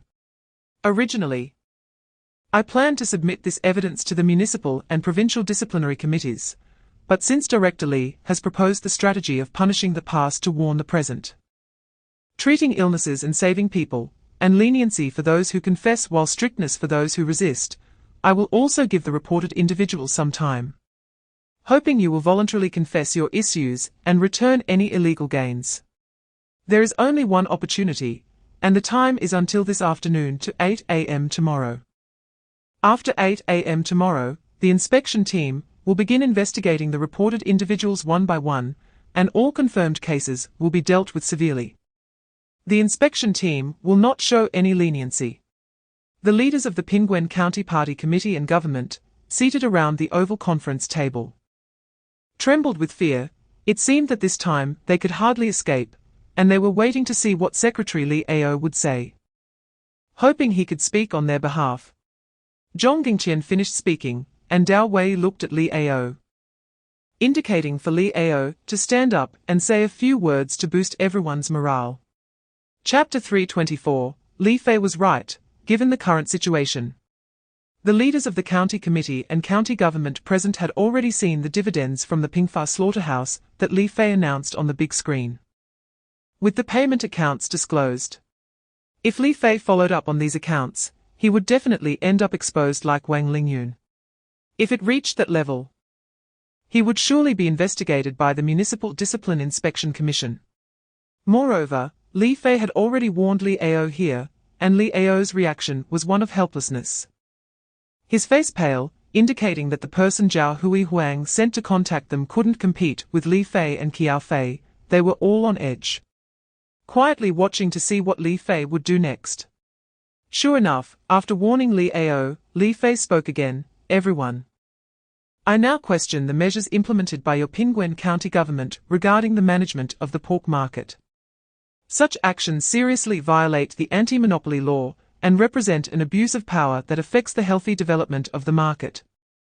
The law clearly states that the state adheres to the principles of marketization and rule of law, strengthens the fundamental position of competition policy, formulates and implements competition rules that are compatible with the socialist market economy, improves macro control, and establishes a unified, open, competitive, and orderly market system. Administrative agencies and organizations authorized by laws and regulations that have public affairs management functions must conduct fair competition reviews when formulating regulations related to the economic activities of market entities. Administrative agencies and organizations authorized by laws and regulations must not abuse administrative power to exclude or restrict competition. But how have you acted? You have created market monopolies through government documents, intentionally raising pork prices for local protection. Isn't this an abuse of administrative power? I hope you will collectively study this at this meeting and discuss whether this government document should be revoked. Shouldn't the pork prices in Pingguan County align with the market? Chapter 325, Liao said on the phone to Dao Wei, "Come to the hotel where I'm staying, we need to talk in person." Dao Wei replied, "Okay. I'll be there right away." After Liao hung up, he found paper and a pen on the bedside table, quickly wrote a few lines, and placed a lighter on the ashtray. After a short while, there was a knock on the door. Liao opened the door to welcome Dao Wei in. Dao Wei, feeling anxious, directly asked, "Secretary General, Mayor Xia said to contact you directly. I'm here for your instructions." Liao remained silent, picked up the sheet of paper with a few lines written on it, and unfolded it in front of Dao Wei. Dao Wei saw it said, "Mayor Xia means that to resolve your crisis, the inspection team and the supervision team must disappear. If they are no longer present, there will be no issues." Just as Dao Wei finished reading, Liao ignited the paper with the lighter. Such an action made it useless for Dao Wei to try and record anything. Dao Wei was shocked, his mouth agape. What kind of idea was this? If this were leaked, he would only end up in deeper trouble. Dao Wei stood in front of Liao for a few minutes, unsure of what to say. Did Xia Huaqin really say this? But Xia Huaqin clearly pushed this matter onto Liao. Regardless of whether it was Xia Huaqin's intention or Liao's. The thought of making so many people in Pingguan County disappear made Dao Wei anxious. There were 12 people in the inspection team and 4 in the supervision team. How could these 16 people vanish from Pingguan County? Who could do it? How could it be done? Yao Zheng and his group had used many methods and still couldn't take down Li Fei. Why would a county head like him be able to do it? Moreover, even if it were accomplished, who were these 16 people? Especially the members of the supervision team, they were all individuals connected to the highest levels. If they died in Pingguan County, not only would I, as a county head, face economic issues, but even if I were a clean official, the leaders in the capital would likely execute me. I thought there might be a good plan, but it turned out to be such a terrible idea. Chapter 326. Liao provided a list and materials from the file box for Li Fei, including everyone from County Party Secretary Liu Lei, County Head Dao Wei, and all members of the Pingguan County Committee, excluding the Armed Forces Minister Li Dawei and the Propaganda Minister Dao Xiaojing. They clearly documented which accounts the dividends from the Pingfa slaughterhouse and benefits from other enterprises were deposited into. Furthermore, all deputy division-level officials in the county government, and nearly 100 section-level and deputy section-level officials in the entire county, had their disciplinary and illegal evidence included. It's no wonder Li Fei was surprised. It turned out that the Ninth Master was able to make officials of all sizes across the country obedient through this tactic. He would deliberately lead you into corruption, even if you didn't want to be corrupt. He would find ways to lure you in with benefits. Once you were on the bandwagon, you had to work for them below. If you were disobedient, your evidence would be directly submitted to the Discipline Inspection Commission. And in the face of ironclad facts, you could only be investigated. To avoid such an ending, you had to go along with them and become a part of their web of interests. If someone were exposed and needed to be taken down, they would find ways to cut ties, using the various powers in their web to shake off the burden. Especially significant figures could be silenced directly. Chapter 327, Li Fei said to Dao Wei, write down how many sets of housing each member of your county committee and county government has and where they are located. Can you do that? Upon hearing this, Dao Wei realized Li Fei was preparing to monitor them, so he readily agreed, I can provide that.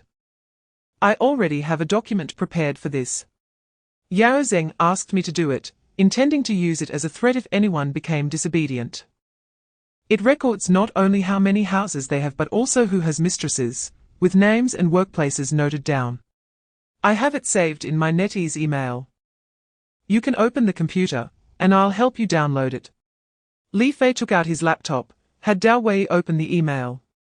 Then asked Dao Wei to step aside while he personally checked the email, downloading the housing situations of every county committee and county government member, excluding Liu Lei, as well as various disciplinary and illegal matters. There was also a document in the email that Li Fei downloaded. He used a portable printer to directly print a copy.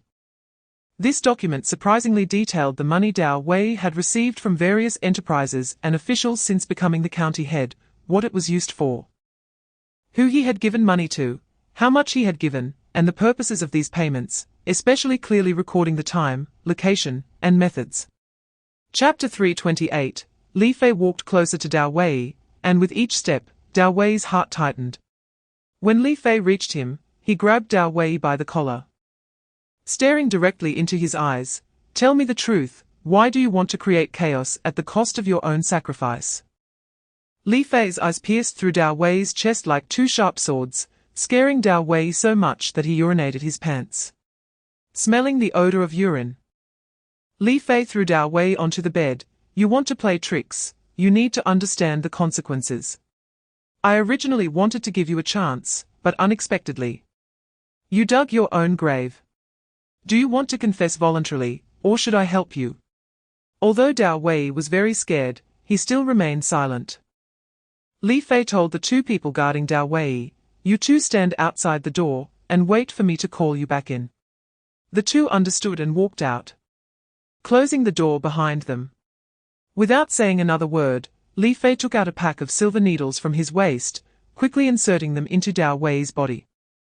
In a few minutes, Dao Wei was in so much pain that he knelt on the ground, his facial muscles contorted. Li Fei listened to Dao Wei's painful cries and said, I'm just trying to help you with your health issues by giving you acupuncture. How does it feel to have this kind of suffering? Do you want to carry this feeling with you for the rest of your life, having attacks every 2 hours? This is a family secret of mine. As long as I don't lift the restrictions, no advanced instruments can detect the problem. If you want to accuse me of mental torture or forced confession, you won't find any evidence. On the contrary, I can say that you are just pretending to evade investigation. How about it? Are you willing to make this deal? Chapter 329. At this moment, a group of security guards from the entertainment venue rushed out, intending to surround Li Fei and Dao Taigang. Li Fei, with the girl, wanted to leave quickly, but there were no vehicles nearby. The girl, frightened, clung to Li Fei and refused to let go. It was unlikely for Li Fei to leave quickly with a girl weighing around 100 pounds. Jumping in and out through the retractable gate twice was a desperate act. To protect the girl, Li Fei brought her to the roadside outside the entertainment venue and whispered to her, don't hold on to me, if you do, I won't be able to protect you, and will only be passively beaten. Let go of me. Since I want to save you, I will see it through to the end. Remember, stay put on the roadside, and I'll deal with those who are trying to grab you. The girl understood upon hearing this. Although she was scared and wished for protection, if the man saving her became a human shield, she would only end up getting beaten. Seeing how he managed to jump out through the retractable gate, she realized this man was quite formidable. The girl released Li Fei. At this moment, the pursuers from the courtyard had already approached, intending to encircle Li Fei and Dao Taigang. Chapter 330 Qiao Guangmin and Liu Huan followed the leaders from Pingguan County and recognized the person stepping on Dao Junhui, although he was dressed in a ride-hailing outfit. They identified him as Dao Taigang. Therefore, they concluded that since Dao Taigang was here, Li Fei must also be. They observed closely and discovered that Li Fei was standing next to Liu Lei. Qiao Guangmin and Liu Huan hid in the crowd, looking for an opportunity, and did not reveal themselves. Before long, 2 police cars arrived. Du Wenhui got out of the car, and upon seeing the numerous leaders from the county committee and government, he was startled. What kind of major incident had occurred that caused the leaders from Pingguan County to gather here in the middle of the night? Liu Lei and Zhao Feng had returned to the crowd and saw that Du Wenhui had arrived. Liu Lei said, "Deputy Director Du, a ride-hailing driver has kidnapped a customer here. You must take immediate action to apprehend him. If he resists, take action immediately to prevent greater harm to society." Hearing Liu Lei's words, Du Wenhui glanced at Zhao Feng. The lights at the entrance of the entertainment venue were relatively bright, and upon seeing Zhao Feng's frown, Du Wenhui sensed something was wrong. The county party secretary seemed to be suggesting that he lead people to directly kill the ride-hailing driver, while his own director was frowning.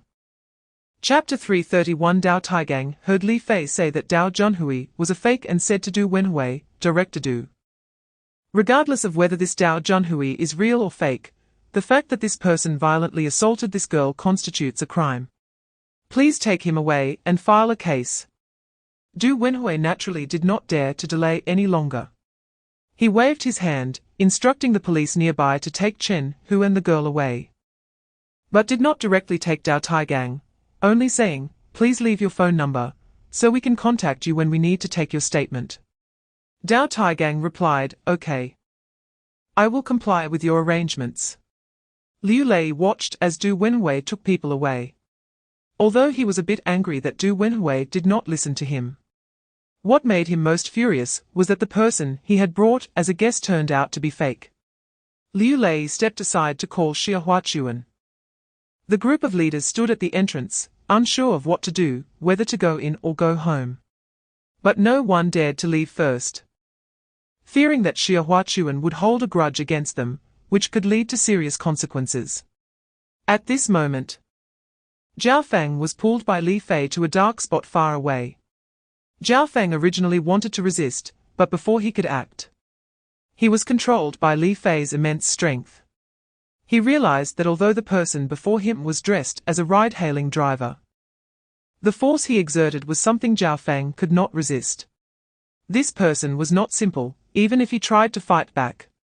He would have no strength to do so if the other party wanted to attack him. Zhao Feng did not dare to shout. If he did, he would be in even greater danger, so he let Li Fei take him further away. Chapter 332 Li Fei, upon hearing Zhong Gingqian mention new developments, asked, "New developments? What is it?" Zhong Gingqian replied, "Wang Lingyun wants to expose others, seeking to make a contribution." Li Fei did not expect Wang Lingyun to still be at the hotel. Just temporarily detained, without formal detention procedures, merely asked to cooperate and explain the situation, and she couldn't sit still. Therefore, Li Fei said, "Let's go meet this Wang Lingyun." Upon seeing Li Fei and Zhong Gingqian coming together, the guards quickly opened the door. Wang Lingyun, upon seeing Li Fei enter, hurriedly stepped forward. "Director Li, I've already clarified my issues, why am I still not allowed to go back?" Li Fei looked at Wang Lingyun, the discipline inspection secretary, who spoke such an unprofessional line, and sternly asked, "Is this all you want to say?" Wang Lingyun tried to test Li Fei, "This matter is already a huge deal for me." Li Fei shouted angrily, "As a member of the county committee and discipline inspection secretary, do you not know the rules of the discipline inspection and supervision commission?" Wang Lingyun was left speechless by Li Fei's words. Indeed, although she voluntarily explained the situation, it had not yet been verified through investigation. How could she casually draw conclusions? Chapter 333 Li Fei dodged the axe coming at him by turning his head, grabbed the wrist of the person holding the axe, and heard a crack as the bone broke, causing the axe to drop. Li Fei caught the axe with his other hand and swung it towards the group of assailants beating the police. At this moment, facing the brutal assailants, Li Fei showed no mercy, attacking them under the guise of self-defense. The sound of bones breaking could be heard wherever the axe struck. Dao Taigang saw that Li Fei was not holding back and also unleashed his full strength. As long as he did not kill them, he aimed to cripple them. Wielding the axe he had taken, the two of them took less than a minute to incapacitate all the assailants, leaving not a single one unscathed. People living nearby had already heard about the drunken disturbance occurring on the east side of the Mingyuan New Scene community, and many rushed over to watch. When they found the drunkard arguing with passers-by, and the police couldn't manage, the public security personnel arrived. When the drunkard's accomplices showed up, they even attacked the police, who were helpless. Onlookers criticized the police for their poor physical condition, while also feeling indignant at the arrogance of the assailants. But they could only dare to be angry without speaking out. Unexpectedly, two thieves who had just been caught suddenly showed up and took down all the assailants, resulting in broken legs and bones. Someone recorded this scene and posted it on social media. Chapter 334 At 7 o'clock in the evening, Qiao Fei and Liu Guoliang arrived at Xing Zidong's home. Liu Guoliang gave a detailed report on the situation in Pingguan County and handed over the evidence regarding the annual profit sharing of the two leadership teams at the Pingfa slaughterhouse, as well as the complaint materials concerning the county-level and deputy county-level officials stored by Wang Lingyun to Xing Zidong. After spending more than 10 minutes reviewing the relevant evidence, Xing Zidong asked, "Comrade Guoliang, what do you mean by saying that a large number of officials' family members in Pingguan County will collectively petition?" Liu Guoliang explained, "It's like this. Secretary Xing Liao and Dao Wei, these two provincial-level officials, were originally going to voluntarily explain their issues to the Disciplinary Inspection Commission. However, this situation was learned by Xia Huqin and Dao Junhui. Dao Junhui is the temporary strategist for the largest enterprise group in Acheng City. They took advantage of Liao and Dao Wei's willingness to confess and tricked them into submitting false evidence to Comrade Li Fei, hoping that our city's Disciplinary Inspection Commission would escalate the case based on this false evidence and detain the hundreds of officials. Then, they would organize the family members to petition to the provincial committee, claiming that the Disciplinary Inspection Commission was fabricating cases in the name of pilot work to eliminate dissent. Their goal was to stop the pilot work and let it fizzle out." Chapter 335, Pingguan County. Li Fei still couldn't contact Zhao Fang. Meanwhile, the staff of the Municipal Disciplinary Inspection Commission were organizing county and deputy county-level officials to watch documentaries about anti-corruption and integrity, aiming to prevent them from contacting their families. However, it was already evening, and it was unreasonable to expect them to keep watching anti-corruption films and documentaries all night, right? Based on Liu Guoliang's instructions, Yu Guangming arranged for the leaders of various towns to have boxed meals in the conference room and convened a discussion meeting overnight, asking everyone to share their thoughts on what to do if they had also engaged in corrupt behavior. Although it was a discussion, the topic was quite dull, and participation was not enthusiastic. They endured until midnight, when Yu Guangming announced that the working groups in each town would accept officials who voluntarily came forward to explain the situation. For those who actively returned embezzled funds and showed a good attitude before any case was filed. According to the principle of punishing the past to cure the disease and save lives, they would no longer be detained, but would only receive administrative or disciplinary penalties. Those with minor circumstances would be exempt from punishment. In the conference rooms of various towns, the working groups made such arrangements. However, several requirements were put forward. First, no one was allowed to go home tonight. Everyone must stay at their posts. Second, do not leak information to anyone, and try to avoid contact with the outside world. Though it was not mandatory, If any consequences arose from contact with the outside world, they would be severely punished. Third, the time limit was only for tonight. After 9 a.m. tomorrow, collective study would be disbanded, and freedom would be restored, but for those whose situations had already been grasped by the Disciplinary Inspection Commission. Measures to escalate handling with evidence of violations would begin. Chapter 336. This person is Xia Jiabang, the Secretary-General of the Provincial Party Committee. Xia Jiabang came to execute the task based on Zhao Huihuang's arrangement. Zhao Huihuang instructed Xia Jiabang to bring the representatives selected by the petitioning masses, while preventing other petitioners from being taken away or dispersed by the provincial department, allowing them to wait outside the main gate for his inquiries.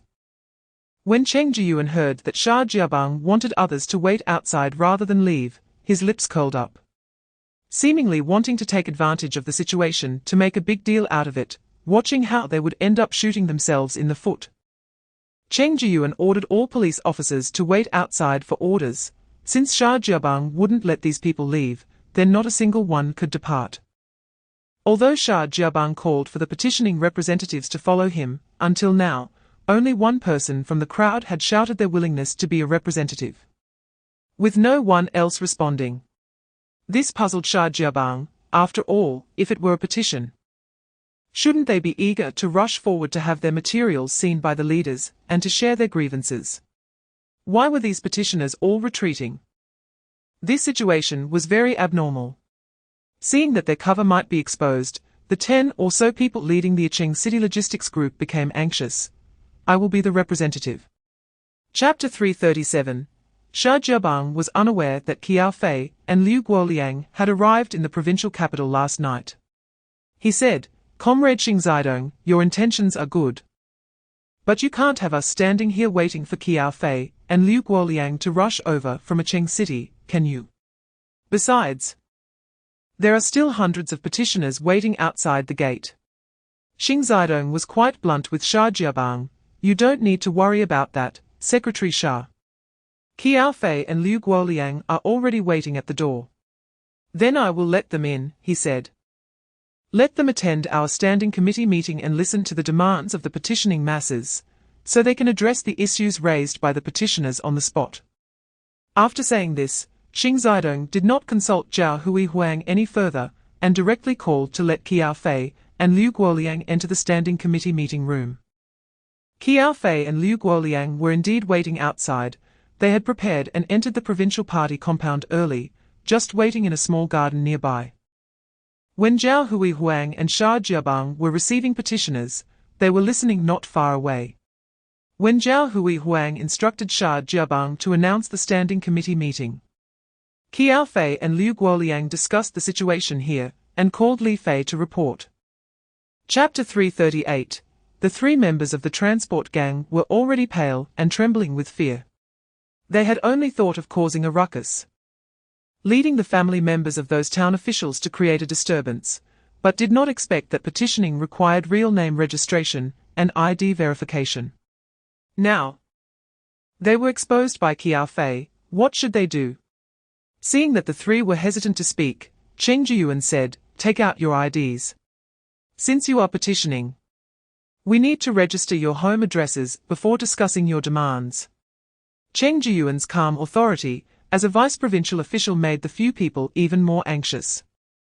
Realizing there might be a problem, Xia Jiabang, a staunch follower of Zhao Huihuang, quickly said upon receiving a glance from Zhao Huihuang, "You didn't bring your IDs, right?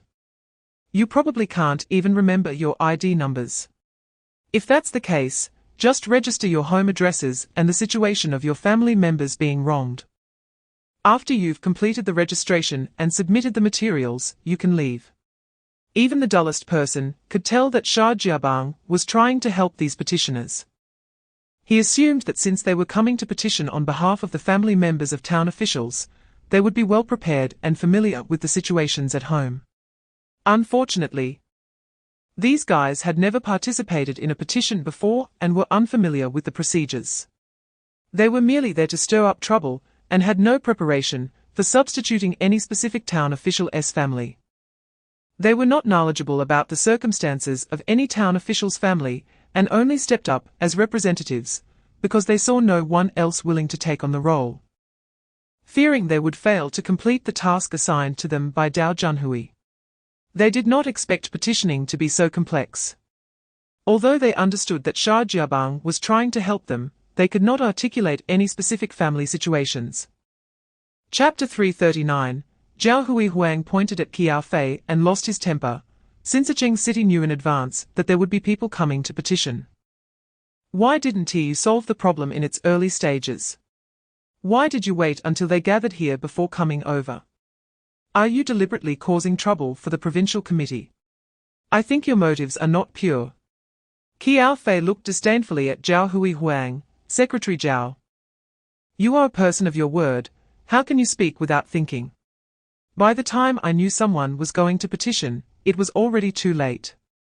We couldn't find the petitioners anywhere. I couldn't reach anyone by phone. How could I do my job? Due to this situation, I had no choice but to report the warning. Since the leaders of the Provincial Party Committee are present, let me mention another situation. The members of the Pinguin County Party Committee and the county government have collectively lost contact for a day and a night. Until now, I haven't been able to reach any of them. Someone told me that this was arranged by acting Mayor Xia Huchuan.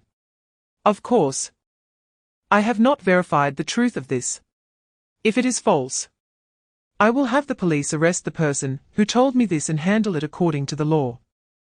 But if the investigation confirms that it is indeed Xia Huchuan who is behind this, then I would like to ask Secretary Zhao, how should we handle this matter?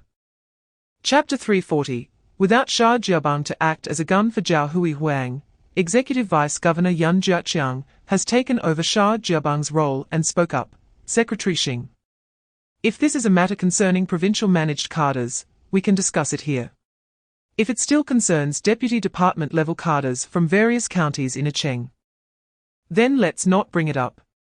Didn't Governor Jing say that our provincial party committee will not interfere in the matters of city managed cadres? That would be excessive intervention. Xing Zidong smiled and said, Executive Yun, what I am about to say is indeed about provincial managed cadres. A few days ago, I handed Secretary Zhao a report regarding the complaints against Hu Wenju and Shui Yanjun. Now, there are more complaints targeting these two individuals. And it has been pointed out that if our Provincial Discipline Inspection Commission does not provide an answer on whether to initiate an investigation, they will go directly to the capital to report our Provincial Discipline Inspection Commission for inaction. Moreover, regarding the report from Acheng's Discipline Inspection Secretary Liu Guoliang concerning Dao Wei and Liu Lei, since we have already voted in the meeting to have Dao Xiaojing and Zhao Feng oversee the work of the Pinguin County Party Committee and county government, we must have an opinion on how to handle Liu Lei and Dao Wei, right? Also, Li Ao has come to the Provincial Discipline Inspection Commission to proactively explain his situation and has surrendered all illegal gains. How should we deal with him next? As for Xia Huchuan, Secretary Zhao has handed it over to Secretary Sha, and we can only wait for Secretary Sha's investigation results. Chapter 341, Meanwhile, on Li Fei's side, the various working groups persisted until after 9 a.m. and notified the deputy-level cadres from each township in Pinguin County to collectively study again. But they could freely make and receive phone calls. The study time was set until before noon, and after 12, the working group would withdraw. They were also waiting for Qiao Fei's news from the Provincial Party Committee. At the same time, Li Fei arranged for Gao Guangmin and Liu Huan to continue searching for Zhao Feng and others in the Dahao Entertainment City, this time insisting on finding them and having Dao Taigang, Han Xiaobo, and Zhong Huolong accompany them. Wang Guizing and others were instructed to hide near the Dahao Entertainment City, waiting for reinforcements. Gao Guangmin and others entered the Dahao Entertainment City, but it hadn't opened for business in the morning, so they were not allowed in. The group stepped back outside to discuss how to get in. Gao Guangmin noticed a few elderly people sitting on roadside chairs, chatting not far from the Dahao Entertainment City. So he walked over alone, took out some cigarettes, and offered one to each elder, with two refusing and tucking them behind their ears. One elder asked, "Young man, do you have something to ask?" Qiao Guangmin smiled and replied, "Elder, you truly have sharp eyes. You can tell I have something to ask you, uncles." Chapter 342, Li Fei said, "Director Du, the people you need to rescue might be those leaders from the Pingguan County Party Committee and county government, including your director Zhao Fang, as he is also a deputy county head. The person controlling them is County Party Secretary Liu Lei and the people from Pingfa Group. I have sent a few experts to Dahao Entertainment City to assist you. Just bring the people out of the basement. If you can handle this matter successfully, I can assure you that you can be directly appointed as the director, and after a year, you'll be confirmed as the deputy county head. But this is on the premise that you have not committed any serious disciplinary violations." Upon hearing this, Du Wenwei was immediately filled with energy. As long as he could handle this matter well, he could become the director and then the deputy county head. This was something he had dreamed of for many years. He thought he would just muddle through his position as deputy director until retirement, but now there was such an opportunity. Fortune favors the bold. Since Li Fei gave him this chance, what does it matter if Pingfa Group is involved? No powerful enterprise would dare to confront the state apparatus, right?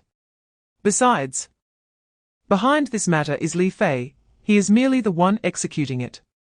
Chapter 343, Qiao Guangmin suddenly noticed someone blocking the way with a submachine gun. His eyes narrowing with a serious expression. That was a submachine gun, not an ordinary handgun. If it were a handgun, he could easily dodge it and seize it. But with a submachine gun, once it fired, there would be no escaping its bullets. The group of county committee and government cadres looked at Liu Lei in despair. "Secretary Liu, we have always followed you. Wherever your banner goes, we follow. We are all on the same line. Why are you turning against us?" Liu Lei coldly replied, "I don't want to do this either, but what can I do? I want to explain the reasons to you. I can only say I'm sorry, everyone." The person behind Liu Lei said, "You don't need to know too much. Knowing too much is not good. Just be mentally prepared. I'm about to start." At that moment, suddenly, the power in the basement went out, plunging everything into darkness. Noticing this situation, Qiao Guangmin and Liu Huan immediately utilized their special forces' advantages, quickly feeling their way to Liu Lei and the armed person. Qiao Guangmin successfully grabbed the armed person's neck and retrieved the submachine gun, swiftly disassembling it into parts in the dark and stuffing the magazine into his pocket. Chapter 344, the explosion was not very loud, but the vibrations indicated it came from underground. Li Fei was genuinely worried that it was an act orchestrated by Liu Lei and his group. If they used this method to eliminate the members of the two sets of leadership in Pingguan County, even if Qiao Fei and Li Fei could explain it. If it resulted in the deaths of a dozen or dozens of people, especially the collective demise of leading cadres, they would still have to bear the responsibility as leaders. If it weren't for Qiao Fei's anti-corruption efforts and the rectification of the officialdom in Cheng, how could such a situation arise? When the higher-ups ask you to do work, you must consider all risks and issues thoroughly. In the event of a major mass casualty incident, whether intentional or due to other reasons, as the chief officer responsible for a locality, it would be hard to evade responsibility. At this moment, Li Fei could no longer care about the situation here and told Du Wenwei, "Director Du, take your people and come with me." Du Wenwei, along with Pan Junhua and others, followed Li Fei towards the location of the explosion. Unexpectedly, the explosion occurred inside Pingxi Lake Park, right by the viewing platform by the lake. Seeing the location, Li Fei was somewhat puzzled. Although the Dahao Entertainment City was not far from the lakeside, it was still outside Pingxi Lake Park, and the explosion came from inside the park. What does this have to do with the cadres from Pingguan County? Chapter 345, Du Wenwei, furious, slapped Pan Junhua across the face and then told the other police officers, "Take him back first. I will talk to him personally later." Li Fei addressed the group of cadres, "Anyone who doesn't want to be killed, follow me." We will hold an expanded meeting of the Standing Committee in the County Party Committee Conference Room, with the inspection team and supervision team overseeing them. No one is allowed to leave before the meeting ends. Qiao Guangmin immediately made a phone call, asking Zhong Gingqian to bring the inspection team's vehicles to pick up these county leaders and return to the County Party Committee compound. At this moment, Zhao Fang and Dao Xiaojing approached Li Fei. Li Fei looked at the two and said, "It was a close call.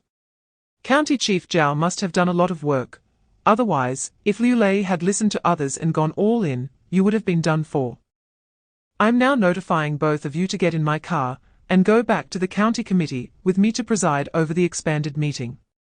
The Provincial Standing Committee has already approved that Comrade Dao Xiaojing will preside over the work of the Pingguan County Committee, and Comrade Zhao Feng will lead the county government.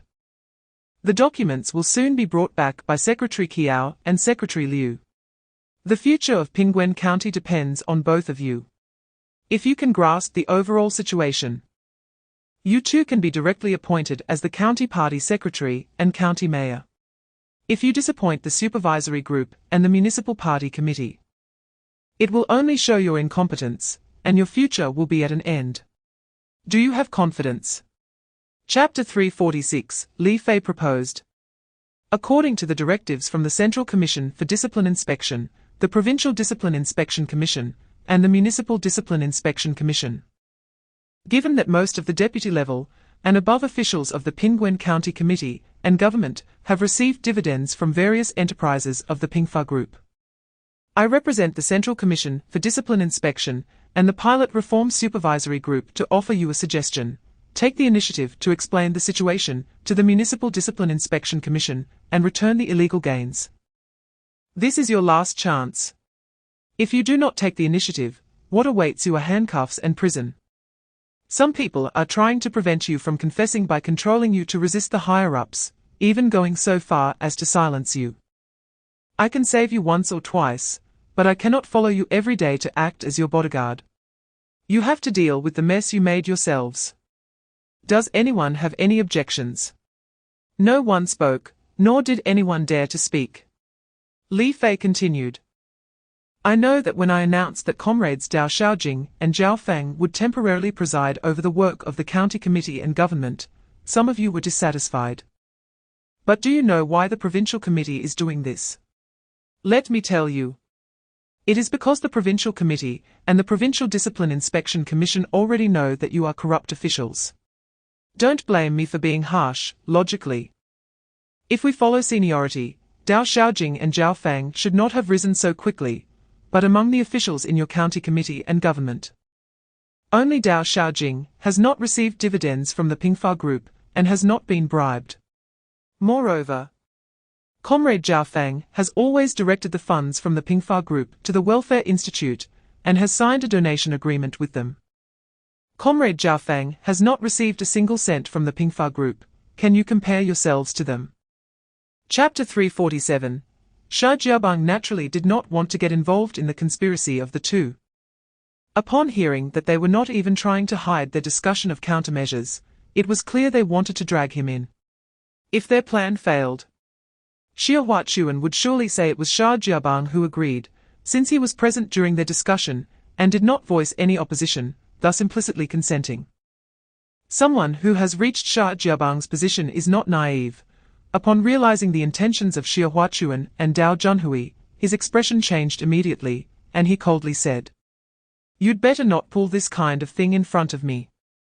I am here only to investigate the issues of public petitions and the disappearance of Pingguan County officials.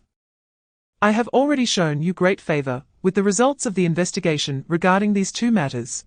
I will not listen to or participate in anything else." Upon hearing Shi Jiabang's words, Xia Huachuan felt a bit scared. After all, Shi Jiabang was one of the standing committee members and controlled his official position. However, Dao Junhui was indifferent. Not being part of the system, he did not care about such things. He thought that since Shi Jiabang was Zhao Huang's person, they should be tied together and listen to Zhu Yi. But he did not understand that those who enter the officialdom have their own interests at heart. Although they may speak well in public, privately, everyone has their own thoughts.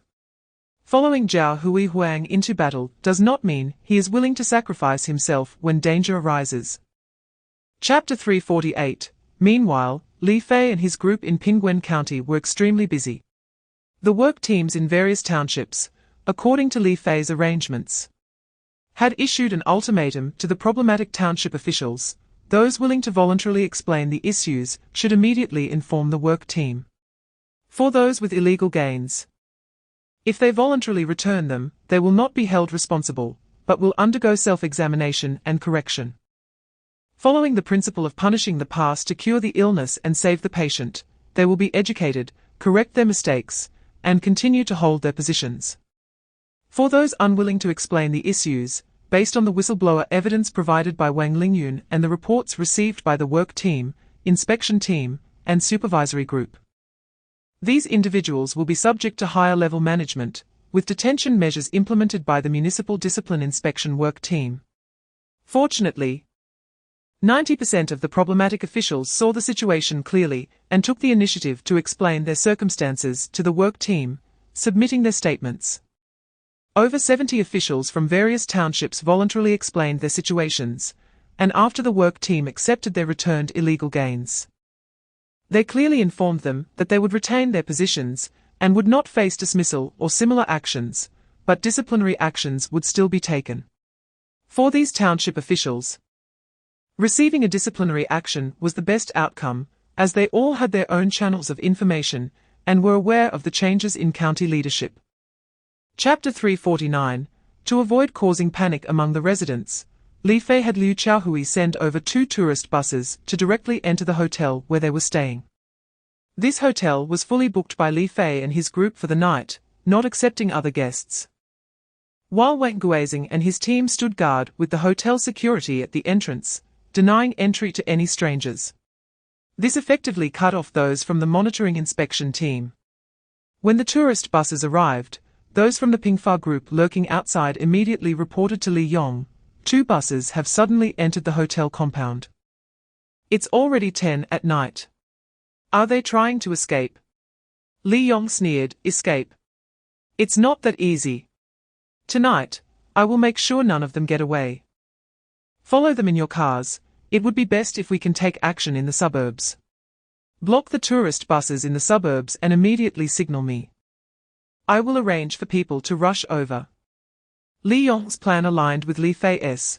There should be no large-scale violent conflict at the hotel to avoid harming innocents and causing too much trouble. Li Fei also aimed to move the battlefield to the outskirts. Only over 30 people led by Meng Jigang entered the hotel, while another 100 remained on the small Qinghe dike in the northwest of the county, with several military trucks parked nearby. Chapter 350. The chaotic battle continued. And with the addition of over 100 soldiers, along with the strength of Li Fei and his group, the Pingfa group personnel gained no advantage and suffered over 100 injuries, all serious but not life-threatening. Just then, gunfire erupted from the perimeter, and 20 soldiers armed with submachine guns surrounded them. The military is conducting exercises. Anyone who continues to disrupt the exercises will be shot on the spot. Put your hands on your heads and squat down. At this moment, Ma Wu was already furious. Seeing that nearly half of his men were seriously injured, he shouted, "Don't listen to him, keep fighting. If anything happens, I'll take the blame. Anyone who disobeys will be dealt with when we get back." As soon as Ma Wu finished speaking, someone actually tried to continue attacking. The armed soldiers wasted no time and opened fire on Ma Wu and those who wanted to continue fighting. Ma Wu was shot dead on the spot, and 2 others fell to the ground as well. This immediately silenced the crowd. Faced with the fully armed soldiers, those people finally felt fear, quickly discarding their knives and kneeling on the ground. Meng Jigang shouted, "People from Pingfa group, gather on the east side. People from the logistics group, gather on the west side." Chapter 351. While driving, Li Yong suddenly saw a large truck seemingly out of control, crashing into his small car. He quickly turned the steering wheel and pressed the accelerator. The front half of the small car avoided the large truck. But the truck hit the rear end of the small car, flipping it several times into a roadside ditch. Qiao Guangmin, who was following Li Yong, witnessed this situation. He urgently stopped his car, parked it on the side of the road, and quickly got out with Liu Huan. Just after Li Yong's car flipped into the ditch, the truck driver stopped the vehicle, and, along with another person on board, each grabbed a 1-meter-long machete and jumped out, running towards Li Yong's car. Seeing this, Qiao Guangmin realized they intended to kill Li Yong. This couldn't happen. He and Liu Huan were there to apprehend Li Yong. If Li Yong was killed right before their eyes, that would be unacceptable. The two reached the overturned car almost simultaneously with the two machete-wielding men. Qiao Guangmin shouted, "Stop!" The two men with machetes saw two people coming to stop them from killing Li Yong and said sternly, "I advise you not to meddle in our business. Get lost quickly. If you say another word, I'll chop you first." Chapter 352, When Xia Huchuan returned to the government of Icheng. He heard the news that a covert line he had just developed in Pingguan County had been burned to death on the road not far from the highway entrance. Analyzing with his intelligence, he deduced that Dao Junhui's departure was due to fear of being caught. It's possible that both Dao Junhui and Li Yong would take the blame. Which is why Dao Junhui fled at the same time Li Yong had a fatal accident. He could easily infer that this was a conspiracy to silence someone. If the Public Security Bureau investigated seriously, they would definitely uncover the truth, but even if they found clues, what would it matter? Even if they confirmed that Li Yong was silenced, what could be done? The trail would go cold. What Xia Huchuan truly feared was whether he would also be silenced. Just as he was contemplating this, his secretary came over to remind him, "Mayor, the standing committee meeting is about to start, you should go." Xia Huchuan had to get up to attend the meeting, and the secretary quickly followed with Xia Huchuan's notebook and teacup. It was already 9 a.m. And in the conference room, the members of the standing committee had all taken their seats, with Xia Huchuan being the last to enter. The others glanced at Qiao Fei and then at Xia Huchuan, feeling a bit worried. Xia Huchuan was being a bit overconfident by entering just on time. According to the unwritten rules, the order of entry should be based on rank, with the mayor usually arriving 1 or 2 minutes before the meeting starts. Typically, others would arrive at least 5 to 10 minutes early. Today, however, it was reversed. Qiao Fei arrived 2 minutes early, while Xia Huchuan came in just on time. Would Qiao Fei be angry? Chapter 353, Li Fei had not left Pingguan County because the most important matter was still pending, after Li Yong's death. Pingguan County needed to conduct a tax audit on the Pingfa Group, which had been reported by the public for serious tax evasion. They needed to investigate each enterprise of the Pingfa Group, ensuring none were missed, to find out how they obtained their business projects. Would they exploit the common people for profit like the Pingfa slaughterhouse? If so, then the operating methods of these enterprises would need to be completely corrected and not allowed to continue. However, before the new team in Pingguan County was established, Li Fei had no leverage. He could only rely on Dao Xiaojing and Zhao Fang, which was simply insufficient. Moreover, the inspection work in Pingguan County had not yet concluded. Last night, he had Zhong Gingqian take people back to prevent the Pingfa Group and Logistics Group from storming the hotel, to avoid causing them any harm. This morning, as soon as work started, Zhong Gingqian had already returned with the inspection team. Although the inspection team was back in Pingguan County, they could not begin their work until the new county committee and government team was in place to coordinate with them. Initially, Wang Lingyun, the county's Discipline Inspection Commission secretary in charge of coordination, was not cooperative at all. It was only after Li Fei presented evidence that Wang Lingyun took the initiative to provide Li Fei with a list of reported individuals. Among those reported, about a dozen deputy-level officials from townships had a sense of luck and did not actively seek out the inspection team to explain their situations. Li Fei instructed Zhong Gingqian to detain and investigate these more than 10 individuals in the morning and temporarily assigned Wang Guizheng's 12 people to assist the inspection team in several townships. The inspection team was divided into 6 groups, each with 4 members, and went directly out. Li Fei, Qiao Guangmin, Liu Huan, and Dao Taigang served as a mobile unit, ready to assist any group that encountered difficulties. Chapter 354. Dao Xiaojing immediately asked the members of the county committee and government present at the meeting to stay and participate in the expanded standing committee meeting. In this meeting, not only Li Fei, but also Zhongging Qian, Qiao Guangmin, and Liu Huan attended. Seeing that most of the attendees were young people, Li Fei felt much better. They had more combat ability, accountability, and a pioneering spirit compared to the previous group.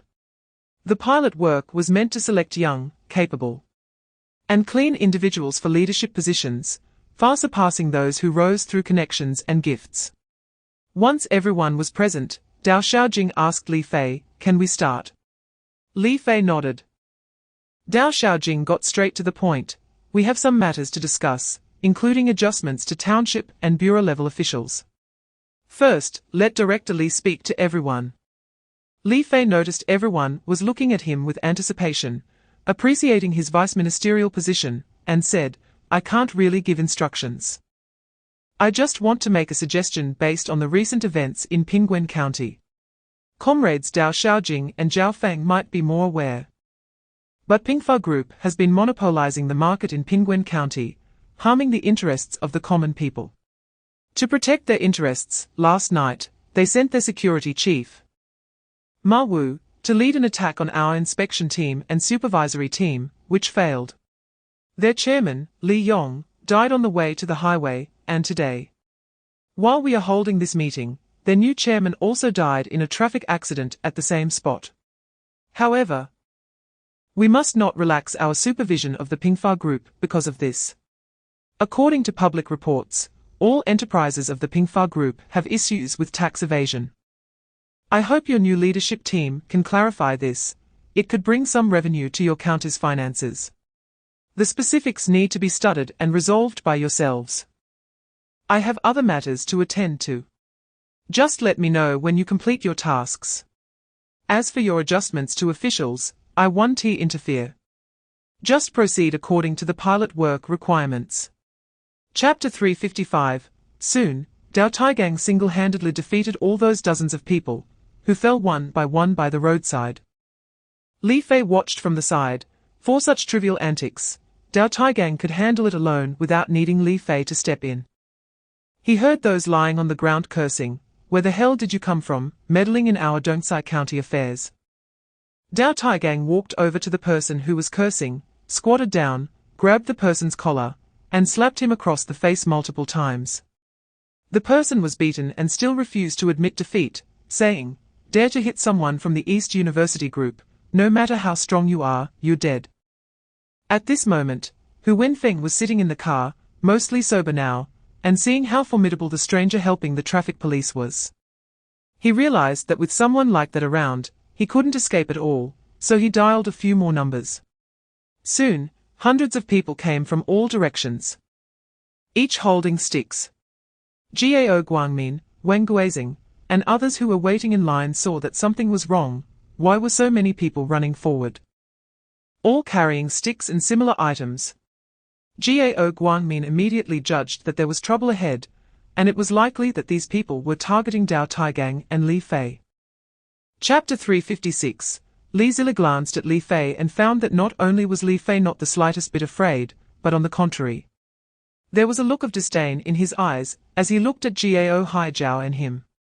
Li Zili immediately felt a chilling sensation and couldn't help but shiver, thinking, why does this person exude such a frightening aura? Coupled with the hundreds of people lying on the ground, an ominous premonition arose in his heart. Li Zili said to Qiao Haijiao, "Director Qiao, let's clarify the situation first before we act. We just arrived and haven't understood the situation yet. Jumping to conclusions is a bit inappropriate, right?"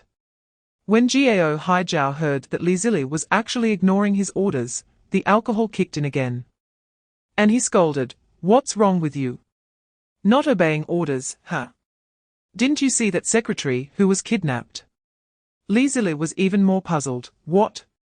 Kidnapped. Why would he kidnap Secretary Hu? Seeing that Li Zili was not keeping up, Hu Wenfeng pointed at Li Fei and deliberately said, "Yes. He is the one who kidnapped me, arrest him first." Li Fei had been secretly recording the video, and couldn't help but be amused by the behavior of Hu Wenfeng.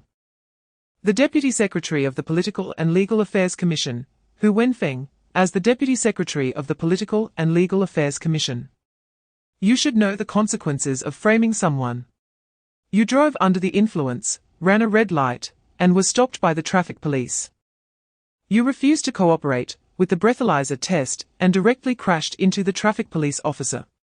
If that taxi hadn't blocked your car, you would have killed that officer. Bystanders had to hold you to make you stop. You didn't just keep going but dragged the person for dozens of meters. You are already suspected of assaulting a police officer and endangering public safety. How can you still claim to have been kidnapped? Chapter 357. Ding Minggang was different from Qiao Haijiao and Li Zili. He was a deputy county-level official and had attended a municipal meeting for department-level officials. When he saw Li Fei sitting on the podium, he remembered the host introducing Li Fei's identity. At that moment, upon suddenly seeing Li Fei, he realized what was happening and thought that today's situation would be difficult to handle, immediately dismissing any thoughts of letting Qiao Haijiao evade responsibility. Ding Minggang hurried forward and saluted Li Fei, reporting to Director Li, "Ding Minggang is here to report." Li Fei, who had a military background, returned the salute to Ding Minggang and said, "You handle today's matter. Just tell me the results tomorrow. Also, this traffic officer, Qi Jingguang, is a person who stands for justice and should be commended and promoted. As for the two traffic officers who came with Qi Jingguang, they can be dismissed."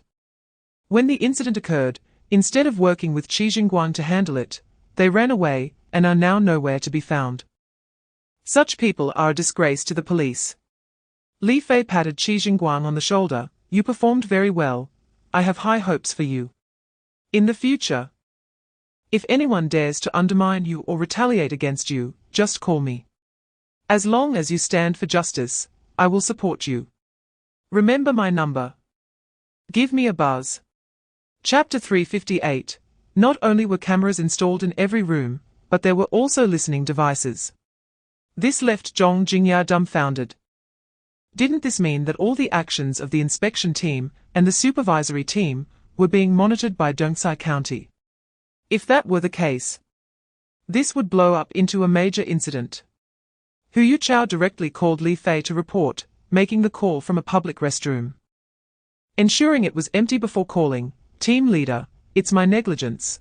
I didn't think of this," which has put the inspection team in a significantly passive and precarious situation. Li Fei criticized, "Saying you were negligent is not unfair.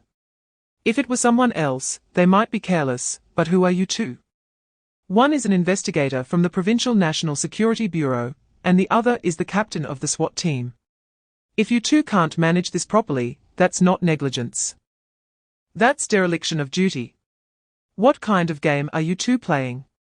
Speak." Hu Yuchao said, "Team leader, can we discuss this in person?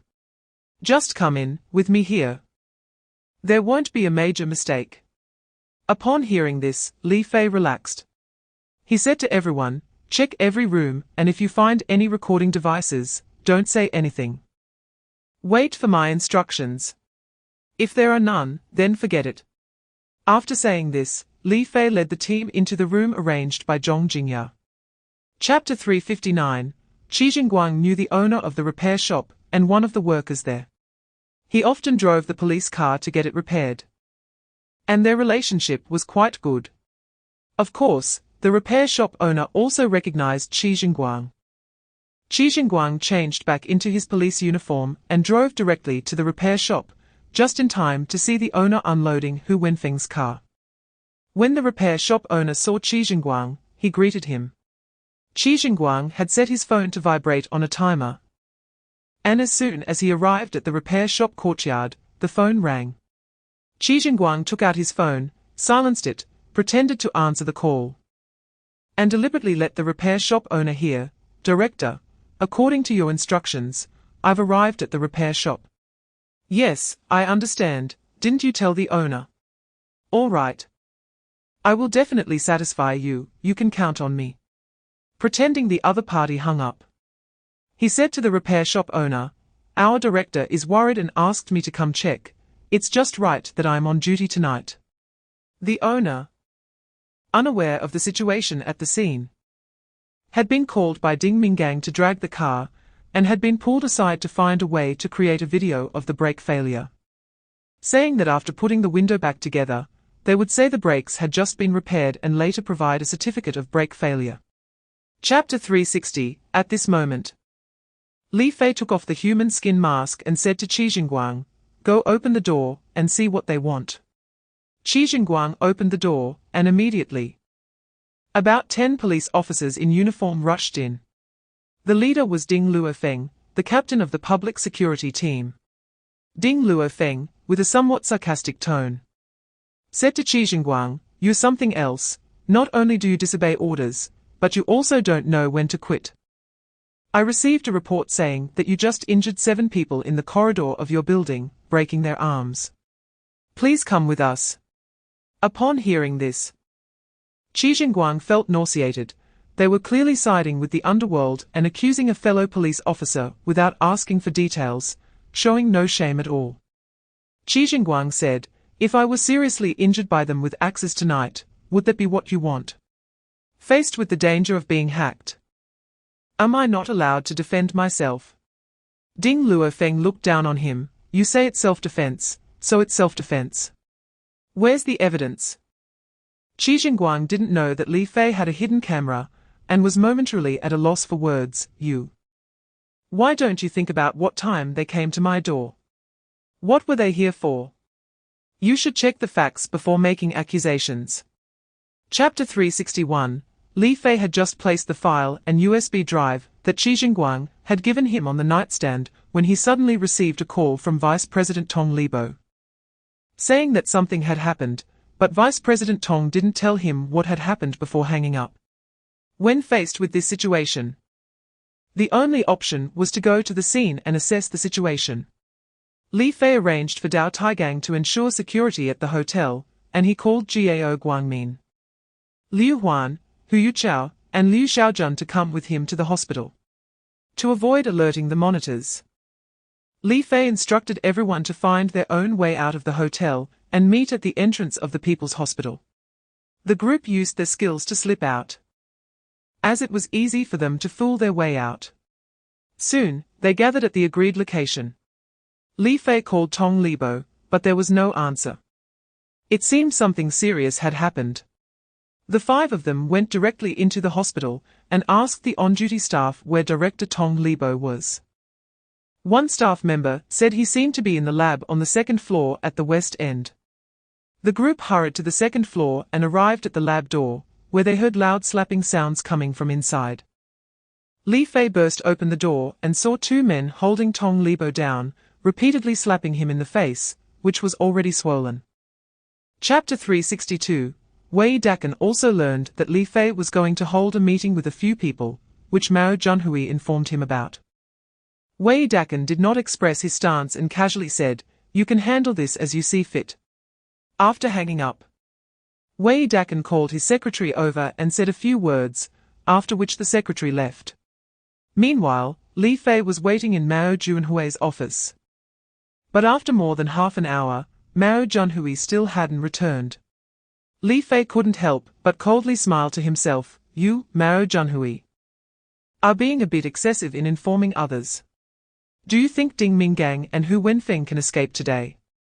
If you go too far, and if you get caught now, don't think you can escape responsibility."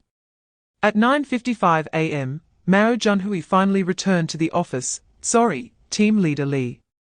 I had to deal with a few urgent matters and took a bit longer." "What's wrong?"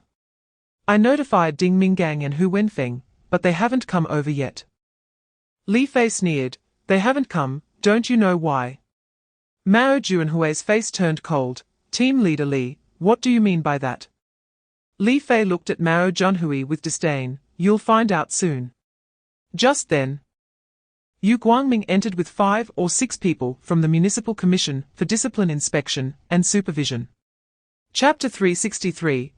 After Qiao Guangmin and Liu Huan apprehended Ding Minggang. Yu Guangming confiscated Ding Minggang's service pistol and handed it to Mao Junhui, as well as taking Ding Minggang's phone and a voice recorder from his pocket. Yu Guangming then said, Hu Wenfeng, based on your criminal conduct, the relevant authorities in Dongsai County are covering for you. The Municipal Commission for Discipline Inspection has decided to elevate your case, and it will be directly handled by the Municipal Commission, with the Dongsai County Commission no longer managing your case. Additionally, due to special circumstances, any misconduct or illegal behavior by officials at the department level or above in the political and legal systems discovered in Dongsai County within a week will also be elevated for handling and designated management. First, let Secretary Mao know. Mao Junhui was not pleased to hear this. Secretary Yu, it's useless for you to say this only to me. You need to inform the Dongsai County Committee and the Commission for Discipline Inspection. Yu Guangming knew Mao Junhui was dissatisfied and simply replied, the Municipal Commission will send them a document. After that, he instructed the people from the Municipal Commission who came with him to take Hu Wenfeng away. Li Fei and Zhong Jingya were the last to leave. Unplugging a USB drive from Mao Junhui's computer, saying hello before departing. Seeing them leave, Mao Junhui immediately called Wei Dakan to report that Ding Minggang and Hu Wenfeng had been taken away by the Municipal Commission, along with Yu Guangming's remarks. Chapter 364. Li Fei shouted, Dao Taigang, Hu Yu Qiao, Liu Xiaojun, come with me, we are going to save someone. Not knowing where Qi Jingguang was, Li Fei opened the software given to him by the head of the mobile company and entered Qi Jingguang's phone number.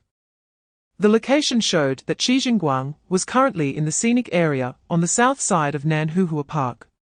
The four activated the Beidou positioning system and quickly made their way over.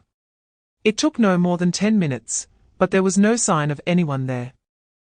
Li Fei checked the location again, but the phone signal indicated it was right in front of him. Li Fei called Qi Jingguang's phone, and surprisingly, the ringtone sounded just 2 meters ahead. Qi Jingguang's phone might have been intentionally thrown there or dropped during a struggle. All four were former special forces, skilled at searching for clues, so they immediately split up to look for places where Qi Jingguang might have been taken. Not far away, a gardener was busy tending to the flowers and plants. Li Fei quickly approached him, offering a box of expensive cigarettes. Seeing Li Fei's courtesy, the gardener asked, Young man, do you have something going on? Chapter 365. At this moment, Li Zili approached Qiao Haijiao and whispered, Director Qiao, this method is not appropriate. We did receive a report, but we haven't even asked what happened before directly arresting them. They are from the Municipal Commission for Discipline Inspection and the inspection team. Qiao Haijiao received instructions from Yu Qingjie to do whatever it takes to capture Hu Wenfeng and Ding Minggang. As for their identities, it was not a concern, as this was also the directive from above. Qiao Haijiao directly notified Zhong Long to arrange for people to intercept those from the Municipal Commission on the road. If a conflict occurred, the county police could take advantage of the situation to detain them and use the opportunity to let Ding Minggang and Hu Wenfeng escape. Hearing Li Zili oppose this approach, Qiao Haijiao, who was in charge of the criminal police team, was very dissatisfied, no matter who they are.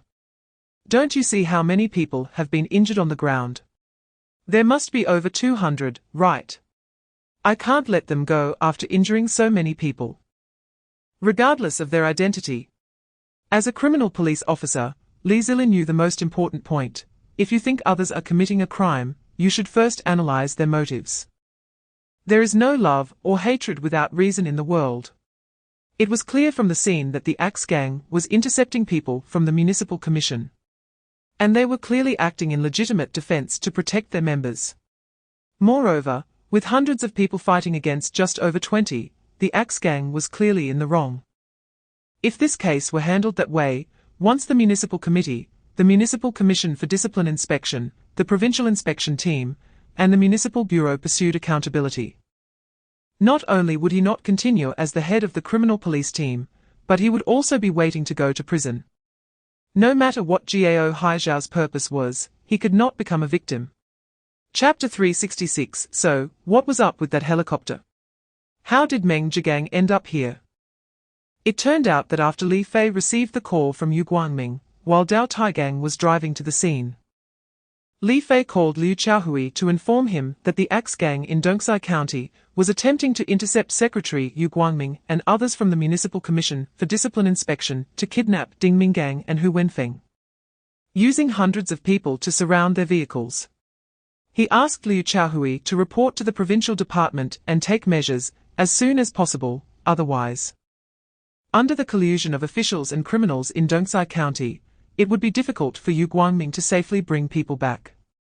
He was on his way to the scene to turn the situation around. After receiving Li Fei's call, Liu Qiaohui wanted to send city police to assist. But there was no time, and sending too few people would be ineffective. Commander Zheng Guoqiang of the Provincial Military District had just sent Meng Zhigang to Acheng City to communicate with the local police about the transfer of those criminal elements arrested in Pingguan County. Meng Zhigang, leading more than 10 soldiers, arrived at the Acheng City Bureau by military district helicopter, which relieved Liu Qiaohui's urgent situation. Liu Qiaohui explained Li Fei's current situation to Meng Zhigang. Upon hearing this, Meng Zhigang immediately instructed Liu Qiaohui to send more than 10 police officers onto the helicopter, heading directly to the scene of the incident in Dongxi County. Chapter 367. After Li Fei arranged everyone's work, he called Wei Dakan. Mayor Wei, are you in the office? Is it convenient for me to visit? At that moment, Wei Dakan was in his office listening to a report about the Axe Gang's interception of vehicles from the Municipal Commission for Discipline Inspection and Supervision. The reporter was a member of the Axe Gang who participated in today's fight and was uninjured. For some reason, he came to Wei Dakan's office to report the situation in person. Upon hearing that Li Fei was coming, Wei Dakan told the man, "Zaihu, Li Fei is coming. You should leave. I already understand the situation. Continue to stay undercover and report any new developments." As soon as Zaihu left, Li Fei's car arrived downstairs. At the door of Wei Dakan's office, Li Fei knocked. Wei Dakan called out, "Come in," and walked over from behind his chair to personally open the door for Li Fei. However, Li Fei had already pushed the door open and entered. So Wei Dakan invited Li Fei to sit on the sofa and personally poured tea for him. After sitting down, Li Fei smiled and asked, "Mayor Wei, a major event happened today. Have you heard about it?" Wei Dakan had already received the report, but pretended to be unaware and responded, "Oh. What happened? No one told me. You can see how sidelined I am. No one informs me when something big occurs." Chapter 368. This time, Li Fei and Li Zili chose to meet at Donghu Park. Donghu Park in Dongxi County is the largest water park in the county, and vehicles are not allowed inside. Li Fei asked Dao Taigang and Qi Jingguang to guard the documents in the car while he walked in alone. At the pavilion in the center of the lake, the two sat down. Li Fei asked, "What is the new situation?" Li Zili replied, "We received a report from the police station about a case where 6 people from Dongda Group were found disabled in an abandoned factory in the south of the city. After investigation, they all said they were beaten into serious injuries by 4 masked men. I find this case a bit strange and wanted to report it to you to see if there is any way to solve it." Li Fei asked, "What did your investigation reveal? Did the victims mention what they were doing in that abandoned factory?" Li Zili said, "I haven't conducted a thorough investigation yet. I just called 120 for emergency assistance to have the ambulance take them away." Li Fei realized that Li Zili was asking him whether this was done by their people, and what hidden truth lay behind why those 6 were seriously injured yet were being vague about it. Chapter 369. Li Fei was on speakerphone, and the threatening voice was heard by everyone present. Everyone looked outraged. The actions of some people in Dongxi County were too rampant. openly threatening the leaders sent by the higher-ups. If this place was not corrected, it would truly become an independent kingdom. Li Fei smiled wryly and said, "Everyone. Did you hear that? This is the opponent faced by the inspection and supervision teams." The joint inspection work group formed by the provincial department's inspection team and the municipal bureau's inspection detachment was led by Li Kuan-yu, the captain of the municipal bureau's inspection detachment. Now, Li Kuan-yu had completely sided with Liu Qiaohui. He directly said, "Director Li," without saying anything else. "We have reviewed 4 cases suppressed by Deputy Directors Wei Baojun and Zhong Kun, each involving 2 cases. According to the results of the Dongsai County Criminal Police Team's investigation, it is clear that the suspect's criminal facts are evident and the evidence is sufficient. This indicates that Wei Baojun and Zhong Kun are not only acting as shields, but likely have interests at stake or collusion with power. They should be arrested without doubt. When do you want us to take action?" Li Fei replied, "Captain Li. I think it should be after those who have already gone to carry out the arrest bring the suspects back. We can interrogate them urgently. And if we obtain confessions from the suspects, it would be justifiable to take measures against these 2 deputy directors. However, I have a suggestion. Since we are all police officers here, let us work hard and divide into teams to assist in capturing those suspects. After all, there aren't enough police identities among them, and if a conflict occurs, it would be difficult to explain." Chapter 370. Another group also brought back the suspects and asked where to take them. Li Fei still instructed them to bring the suspects to the hotel. This group consisted of Wang Xingwei and Li Yusong, and the person they brought back was named Fan Yizhao. From the documents, it was seen that Fan Yizhao was the captain of the 3rd Squad of the 1st Brigade of the Security Department of Dongda Group. He committed the crime to complete a task assigned by Dongda Group. In August of last year, Fan Yizhao received a task. Dongda Group wanted to acquire the mixing plant at the old Kill factory in the south of the city.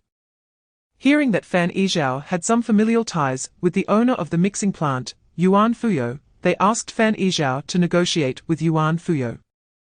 Now that the real estate market was down, the construction industry was in decline, and the mixing plant was lying idle, it was better to sell it to Dongda Group.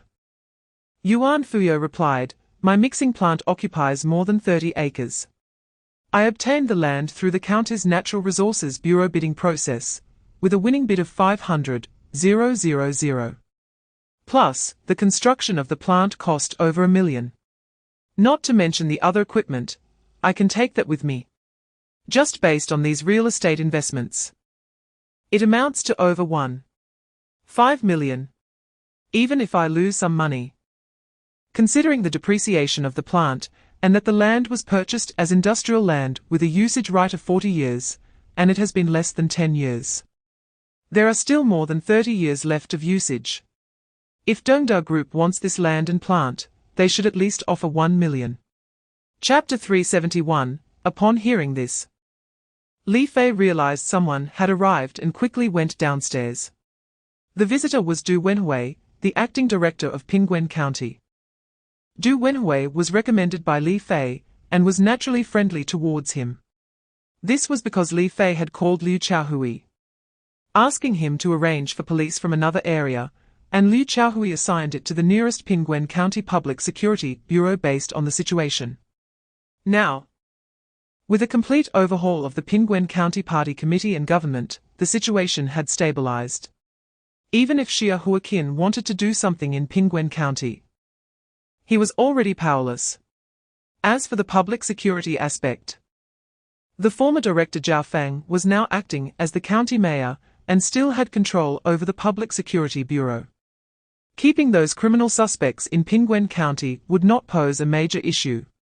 When Du Wenhui saw Li Fei coming down to greet him, he immediately stood at attention and saluted. "Report, Director Li, Du Wenhui from the Pingguan County Public Security Bureau reports to you." After Li Fei returned the salute, he said, "Let's go upstairs first." After welcoming Du Wenhui and others into the building, in front of everyone, Li Fei called Xing Zidong, Secretary Xing, I have something to report. Is it convenient to talk now? At that moment, Xing Zidong had just gotten up and was preparing to go out for morning exercise. Seeing his phone ring and noticing it was Li Fei, he answered. Hearing Li Fei's urgent tone, he replied, "Go ahead." Chapter 372. Several people cast surprised glances at Ma Yagang. Ma Yagang did not find the odd behavior of these individuals strange and softly said, "Secretary Wei, County Mayor Yu. I am not opposed to your proposal for Wei Baojun to take charge. Right now, team leader Li is here. And he knows best that Acheng City is the only pilot city in the country, which has strict requirements for organizational personnel work. There are two conditions. One is that transfers at the same level are unrestricted, and the other is that if a deputy section level official is promoted to a section level official, they must go through a series of procedures including exams, evaluations, reviews, public supervision, and announcements, and those who do not pass these procedures cannot be promoted. Furthermore, there is an additional consideration, which is morality, ability, diligence, performance, and integrity. Therefore, Wei Baojun does not meet the requirements. If we do not act according to the superior's document requirements, it would be a violation of political discipline, which is not feasible. This is my reason for opposing it." After Ma Yagang finished speaking, the conference room fell silent, and everyone fell into deep thought.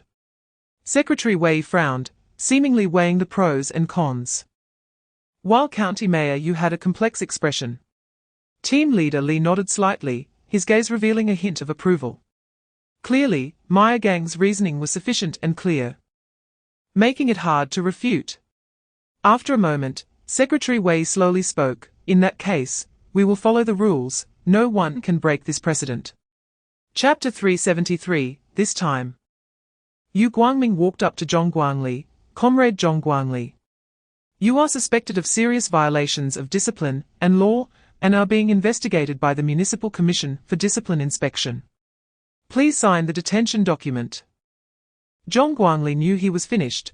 This incident was definitely related to the names mentioned by Li Fei in the 5-person group meeting. How embarrassing it was to be detained in front of the other standing committee members. At this moment, he wanted to explain, but no one would listen.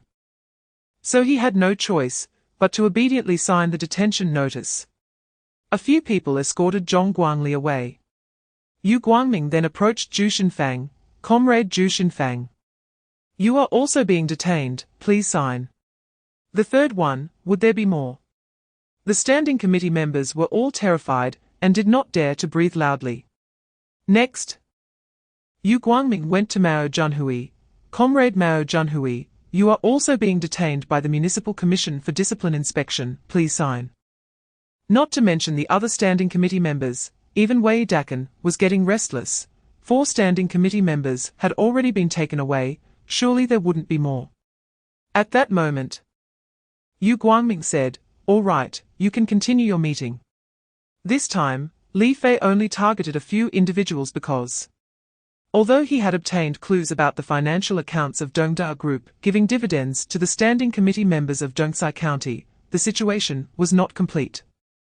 A few people had not shown any information of large sums being transferred to their family members' bank accounts from Dongda Group.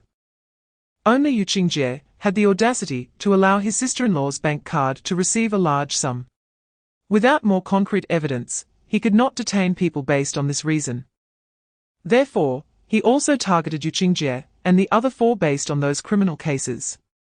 Chapter 374, at 2 in the afternoon. Liu Qiaohui and Li Fei arrived at the Public Security Bureau. After the Standing Committee meeting adjourned, Ma Yagang notified the director of the Public Security Bureau's office, Ji Jianxi, that a meeting of all personnel in the Public Security Bureau would be held in the afternoon, and the directors of the township police stations would attend.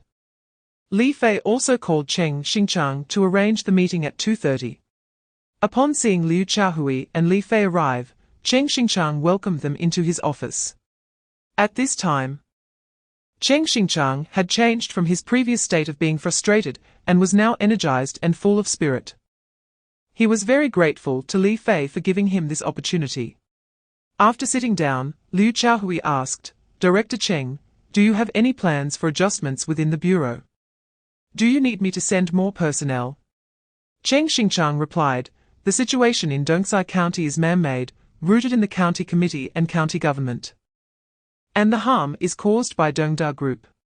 If there were no collusion between some people and Dongda Group trying to exploit the people of Dongsai County for their own gain, the current situation would not have occurred. Ultimately, if corrupt officials are not eliminated, the social security situation in Dongsai County will not improve. However, since Director Li has arrived, I see hope, and I will do my utmost to turn the situation around. As for the personnel in the bureau, indeed, some need to be adjusted, and the section-level cadres must be reappointed. Chapter 375. The newcomer was Lin Pingheng. This second-generation, rich kid did not know what wind had blown him here. Qiao Huachuan did not know what had happened between Lin Pingheng and Yao Zeng. Nor did he know who Lin Pingheng was, but he was very dissatisfied with this person, who had barged into his office without knocking. What kind of quality is this? He had the audacity to come up and say that he had a solution. Qiao Huachuan couldn't help but feel puzzled. Hearing Qiao Huachuan questioning him, Lin Pingheng introduced himself. My name is Lin Pingheng. I used to be a friend of Mayor Yao Zeng, and have collaborated with him on some matters, but unfortunately, Yao Zeng's life was cut short. Hu Wenju and others did not know Lin Pingheng either. Their first impression of him was not good, and they looked at him with curiosity about what he would say next. Seeing that the people in the room were cold to his arrival, with no one offering him a seat, the sense of superiority he was used to being surrounded by was ignored here, so he continued, I, Lin Pingheng, am a businessman. But my father is Lin Hongshan, and my brother is Lin Pingjun. I am sure you are not unfamiliar with these two names. Upon hearing Lin Hongshan's name, Qiao Huachuan's eyes widened. What kind of existence was Lin Hongshan? Not to mention Qiao Huachuan, even Zhao Hui Huang would probably be respectful in front of Lin Hongshan. Chapter 376. Hu Pingyu was still in Dongsai County, so Li Fei had to call LV Wenhua and ask her to secretly protect Qiao Fei. He also notified Hu Pingyu and Shi Laqin to return to Acheng City to carry out the task of protecting Qiao Fei, while using investigative methods to monitor Qiao Huachuan. Then, Li Fei called Song Guxiong. Guxiong, I've been busy lately and haven't returned to Acheng City to see you. How are you doing in the hospital?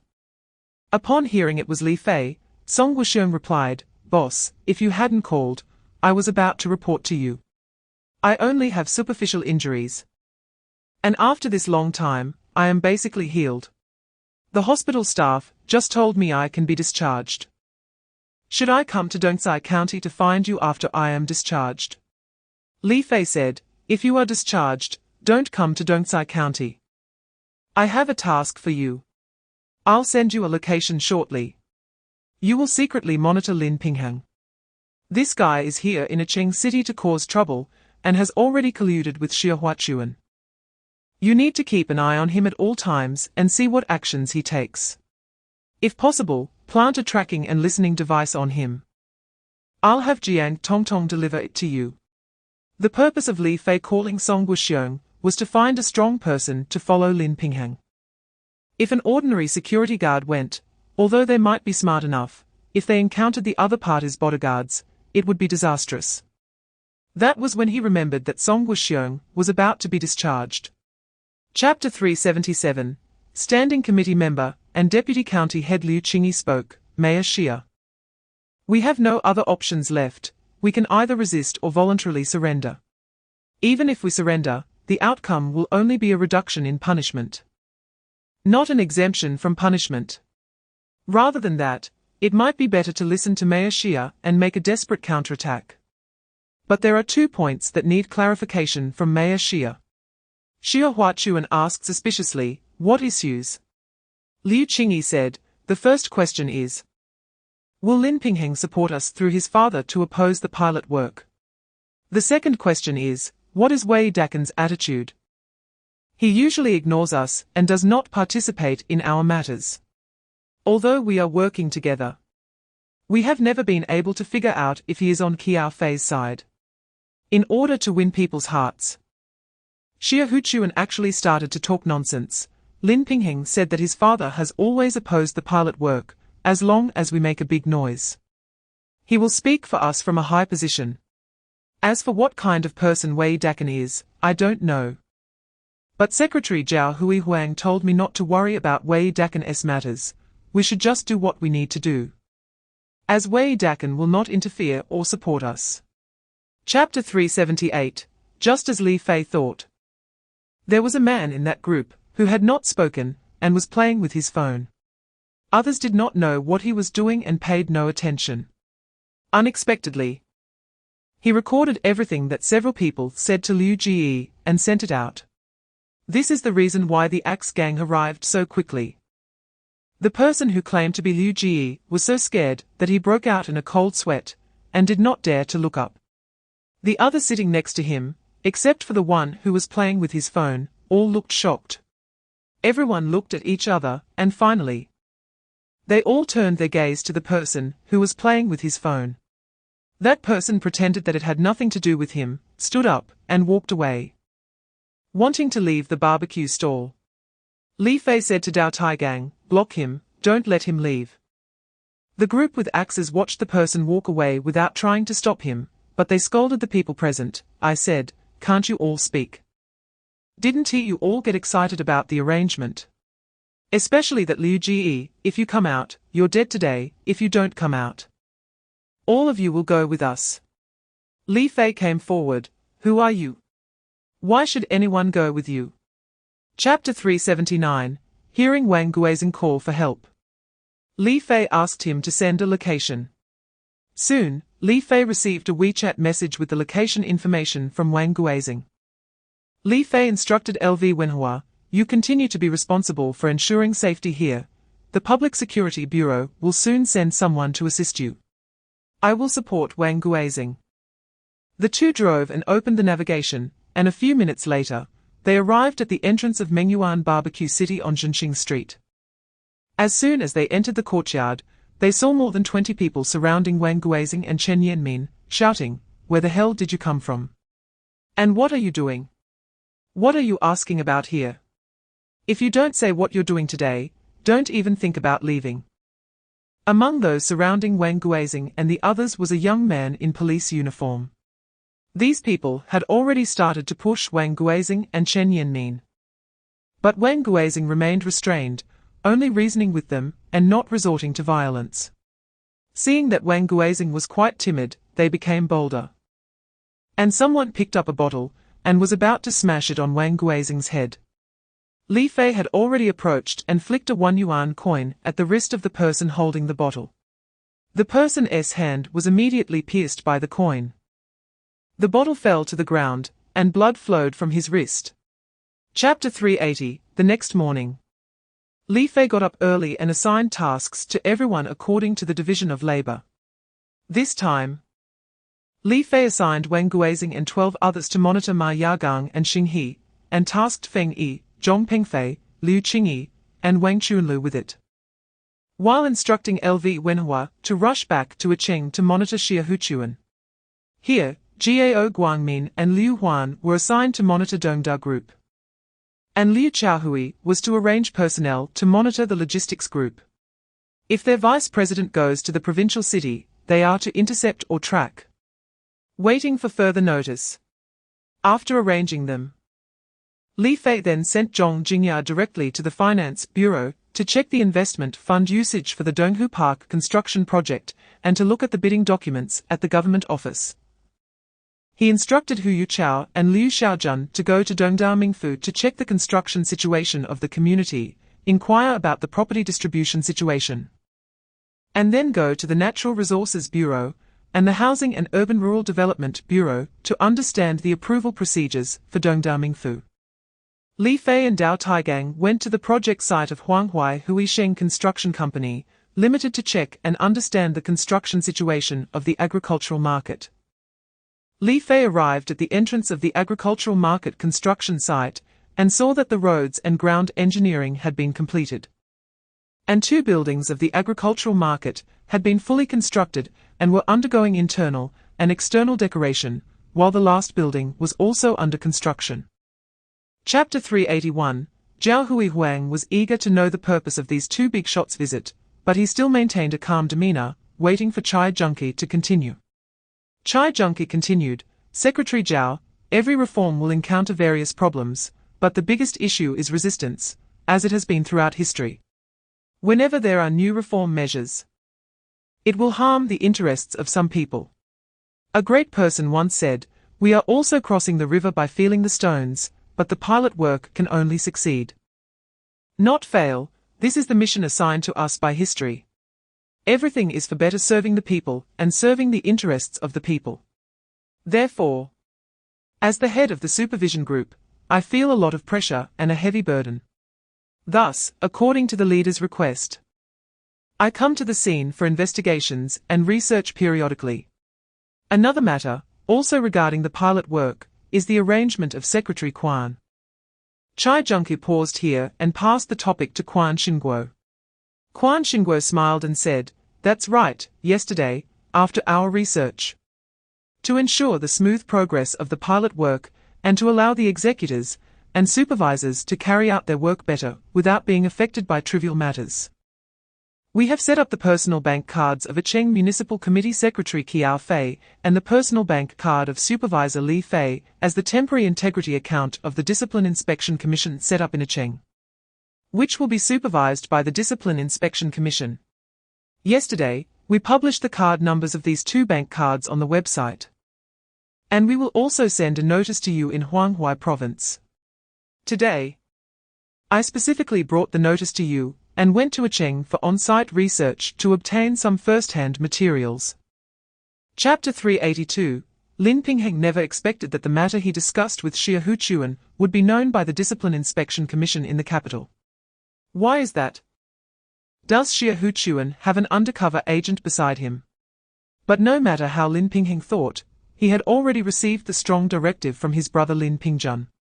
However, since he did not have his passport with him, and it was still at home in the capital, he could not immediately board a flight from Huangzhou Airport, and could only go home first. So, he hurriedly bought a flight ticket back to the capital online, and rushed to Huangzhou Airport. Meanwhile, Zhong Pengfei and others, some transferred money from the bank in the morning. Some directly used online banking at home, and some asked relatives for help, each showing their own abilities.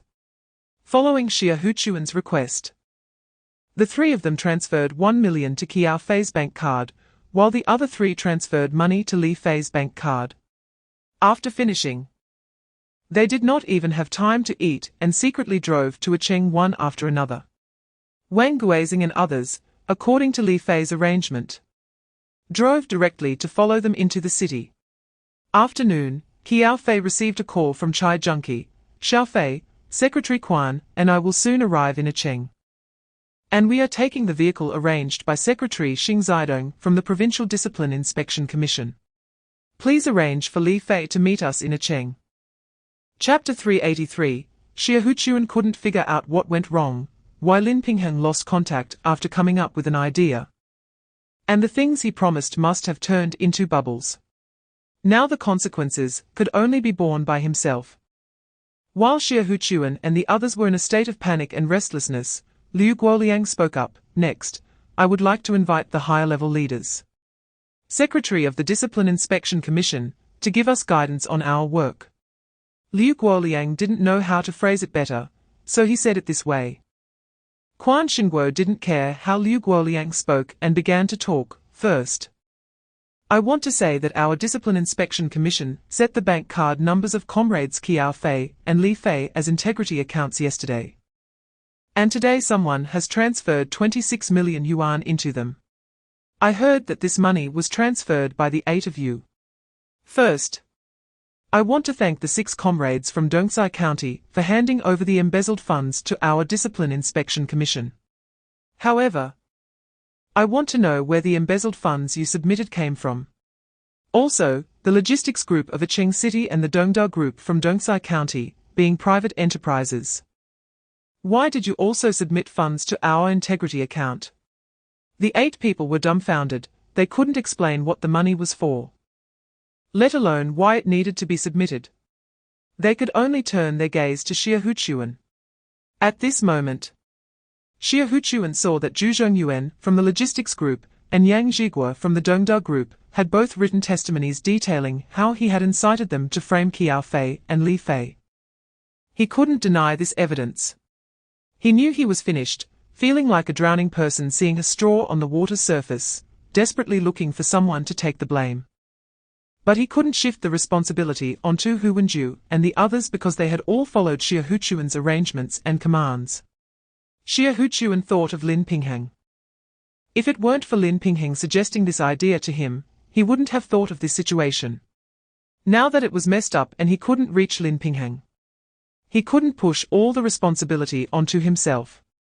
But in front of so many people, if he directly threw Lin Pingheng under the bus. Once Lin Hongshan found out that it was Xia Huchuan who implicated Lin Pingheng, Xia Huchuan would definitely be in a worse situation. But he also felt a bit wronged, as he was also misled. He needed to express this without causing too much of an impact, so Xia Huchuan said to Quan Xinguo, "Secretary Quan, can I speak to you alone about the situation?" Quan Xinguo immediately understood what Xia Huchuan wanted to do. This guy was definitely going to push the blame onto Lin Pingheng. However, in order to understand the true situation, Quan Xinguo still agreed, "Okay, Guoliang. Is there a quiet room nearby?" After Xing Zidong left with his team, Qiao Fei invited Quan Xinguo and Chai Junke back to the hotel, where they rested briefly before going out for dinner. This time, Qiao Fei didn't arrange for Quan Xinguo and Chai Junke to stay at the Shiyuan Hotel, but had pre-arranged accommodations at a newly opened hotel. Liu Chaohui had already arranged for Huang Tinghui to book the entire hotel, and no other guests were accepted. Huang Tinghui also sent dozens of police officers to stand guard around the hotel 24 hours a day, prohibiting strangers and unapproved hotel staff from going upstairs. Li Fei and Liu Guoliang did not leave the conference room. After the Discipline Inspection Commission personnel completed the inquiry records for Zhong Pengfei and others, they submitted the records. Li Fei and Liu Guoliang discussed and said to Yu Guangming, "Bring Zhong Pengfei and the other 6 over." These 6 people now regretted their actions. If it weren't for listening to Xia Huchuan, they wouldn't have ended up in this situation. They looked wilted like frost-bitten eggplants. When these few people arrived at the conference room, Li Fei said, "You can sit down and listen to me." The 6 people had no choice but to obediently sit down, lowering their heads, not daring to look at Liu Guoliang and Li Fei's expressions. Li Fei said, "Xia Huchuan, Hu Wenju, Shui Yanjun, Zhen Quanjun, and He Yadong have already admitted that they conspired to suggest that you transfer money to the bank cards of me and Secretary Qiao. Then frame us. They have all written resignation letters and voluntarily accepted the investigation of the Provincial Discipline Inspection Commission. They have already been taken away. As for you, you should also express your stance and explain your actions, especially regarding the dividends you received from the Dongda Group. Through which channels did you receive the dividend payments? I hope you can provide truthful explanations. I am not afraid of you colluding to provide false testimonies. Now, you 6 can go to the adjacent room to discuss whether you want to seek leniency from the organization or accept severe penalties. I will only give you this one opportunity." After Xing Zidong entered the room, he sat down according to Zhao Hui Huang's instructions. Zhao Hui Huang personally brewed a cup of tea for Xing Zidong and asked, "Secretary Zidong, you came so late. There must be something urgent, right?" Xing Zidong took a sip of tea and said, "There is indeed something urgent, and this matter is very serious. I must report it to you overnight. Please take a look at this." Xing Zidong handed over the resignation letters written by Xia Huchuan and the other 5 to Zhao Hui Huang. Zhao Hui Huang took the letters and looked at them one by one. He was immediately furious and slammed the table. "Bastards! How dare these scum do such things?" Zhao Hui Huang's reaction in front of Xing Zidong seemed theatrical. He actually already knew about Xia Huchuan and Lin Pingheng's scheme to frame Qiao Fei and Li Fei, but was unaware that Xie Huchuan and these individuals had all participated in the planning and resigned all at once.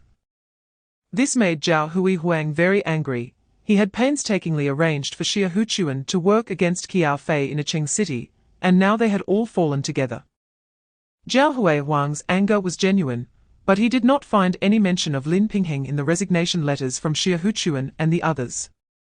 Realizing that they might have conspired to unify their statements and avoid mentioning Lin Pingheng to prevent offending someone they dared not offend. However, Zhao Huihuang also noticed a potential issue. Did Quan Xinguo and Cai Junke deliberately give Xie Huchuan and the others the opportunity to collude? Hearing Li Fei report the benefits brought by the pilot work, Cai Junke was very pleased.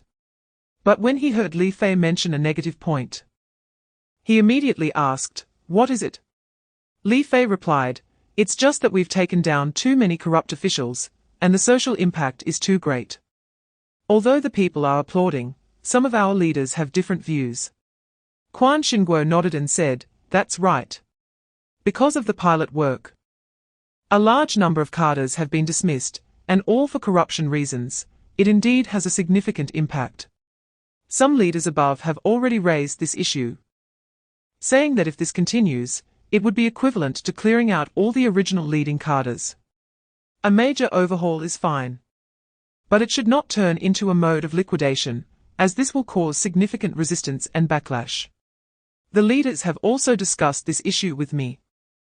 It is indeed very sensitive. I reported that it's not entirely the case. For example, Guo Jianhua and Yang Wenming are examples. They haven't gone to prison, but continue to work within the system. Although Yang Wenming was demoted from a vice department level to a regular department level. This is also a form of punishment and reflects the ability of cadres to rise and fall, setting a good example for others. The next morning, Quan Xinguo and Cai Junke conducted investigations and research in Shanghai County and Shilei County, and they were quite satisfied with Qiao Fei's work. Around noon, they returned to Cheng City. After lunch, under the escort of Liu Chaohui, Quan Xinguo and Cai Junke were taken to Huangju City. Because Zhao Huihuang had contacted Cai Junke's secretary in advance, he wanted to meet with Quan Xinguo and Cai Junke before they returned to Beijing. The two agreed. Zhao Huihuang convened a secretary's office meeting as soon as he arrived at work that morning, which was proposed by Xing Zidong. In light of the collective downfall of 9 county committee members led by Yu Qingjie in Dongcai County, as well as Xie Huchuan's resignation after failing to frame Qiao Fei and Li Fei and voluntarily accepting the investigation of the Provincial Discipline Inspection Commission, Xing Zidong reported on behalf of the Provincial Discipline Inspection Commission. The participants of the Secretary's office meeting were Zhao Huihuang, Jing Yunliang, Zheng Guangming, Yu Qiangbei, and Xing Zidong. They all agreed to the resignations of Xie Huaqin and others, and signed their resignation letters. They then began discussing how to supplement the new standing committee members for Cheng City. This time, due to the urgency, Zhao Huihuang did not have time to let Yu Qiangbei recommend candidates for investigation as he wished, and instead left the nominations to the 5-person meeting on site. Chapter 389, Utilizing his voting advantage in the standing committee. Zhao Huihuang forcibly passed the appointment of cadres to be sent to Cheng City in the absence of Jing Yunliang and the other 4. He ordered Yu Qiangbei to immediately draft a document to send a deputy minister to Cheng City the next morning to announce the provincial committee's appointment. It wasn't until the next workday that Jing Yunliang, Zheng Guangming, Xing Zidong, and Sun Yaqiong received the document from the provincial committee, which stated that 11 standing committee members had 5 leave midway and 6 participated in the vote, thus allowing the provincial organization department to issue the document, and that a team would go to Cheng City to announce the latest appointments. One could say that Zhao Huihuang's move was nearly insane. Under the pressure from Quan Xinguo and Cai Junke, he still acted as he pleased, skirting the edges of pilot work to achieve his personal goals. After receiving the document, Zheng Guangming, Xing Zidong, and Sun Yaqiong communicated with Jing Yunliang over the phone and reached a consensus. let things take their course. And let Qiao Fei and Li Fei pay close attention to it. Moreover, the report on this matter to Quan Xinguo and Chai Junqi would be handed over to Li Fei, as the four of them were not suitable for it. They believed that Li Fei would have a strategy. Since Li Fei and Qiao Fei could defeat Yao Zheng and his group, leading to the exit of Xia Huaqin and others, Li Fei would surely find a way to deal with the opponents sent by Zhao Hui Huang. Chapter 390, Rui Guanghui said. I just heard a piece of news today.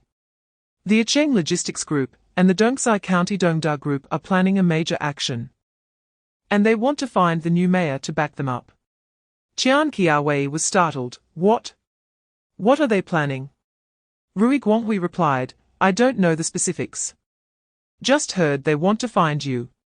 Qian Qiawei asked, do you think I should meet them? Rui Guanghui said, I can't say for sure. Qian Qiawei replied, I'm not concerned about whether you're right or wrong, just speak your true opinion. Rui Guanghui said, I've heard from Acheng that there is a saying in society that the logistics group, Dongda Group, and the largest enterprise groups in each county are all controlled by a mysterious figure. It is said that their protector has killed 4 previous secretaries to protect vested interests. It is said the higher-ups are extremely dissatisfied with the interest group formed by that mysterious figure in Acheng and Huanghua province, and have sent Qiao Fei down to return benefits to the people. The goal is to use Acheng as a starting point to cut off the roots of monopolizing social interests and harming the common people. Therefore, I think since you just arrived, there's no need to get involved in their disputes. Chapter 391. When Li Fei heard Zhong Jingya say something had happened, he was startled. Currently, in Dongsai County, apart from Wei Dakan and a Women's Federation Director Chang Ailan, and the Armed Forces Minister, there were no other leaders temporarily. Fortunately, the police bureau's team was intact and could play a role. Li Fei asked, what happened? Zhong Jingya reported, now. The county-level cadres of Dongsai County have collectively demonstrated to the inspection team, saying that the arrival of the inspection team has disrupted Dongsai County, causing panic among the people. And the cadres are not at ease with their work. Now more than 100 people have come to the hotel where the inspection team is staying. Li Fei sneered. They've got some nerve. All right, I understand, I'll be there in 10 minutes. I'll go with Mayor Wei to see which cadres are causing trouble. Just after hanging up with Zhong Jingya, another call came in from Yu Changji, boss. I heard that the Dongda Group is preparing to organize 500 people tonight to attack the inspection team again, and they have threatened the hotel owner, saying if the inspection team stays here again, they'll smash the hotel. You need to prepare in advance. If you need me to bring staff to help, just say the word. Li Fei replied, I got it, this little matter doesn't need you, don't worry. Chapter 392. After finishing the call, Li Fei went downstairs to eat. Suddenly, he recalled something and immediately called Qiao Fei. Qiao Fei, have Bai Xiaola privately notify the personnel coming to Dongsai County tomorrow to find a way to rush to Dongsai County overnight and stay at the Caizhou Hotel. I'll arrange accommodation for them. I'm worried that the logistics group and Dongda Group will create obstacles on the way tomorrow, deliberately causing trouble. For safety's sake, let them split up and arrive in Dongsai County in advance to avoid delays tomorrow. Hearing Li Fei say this, Qiao Fei remembered an incident when she sent someone to Shanghai County, and another in Shilla County where Guo Jianhua was almost taken out by his driver. The journey to Dongsai County was quite far, separated by Running County and Pingguan County. If someone caused trouble on the way, it would be hard to predict the consequences. So she agreed.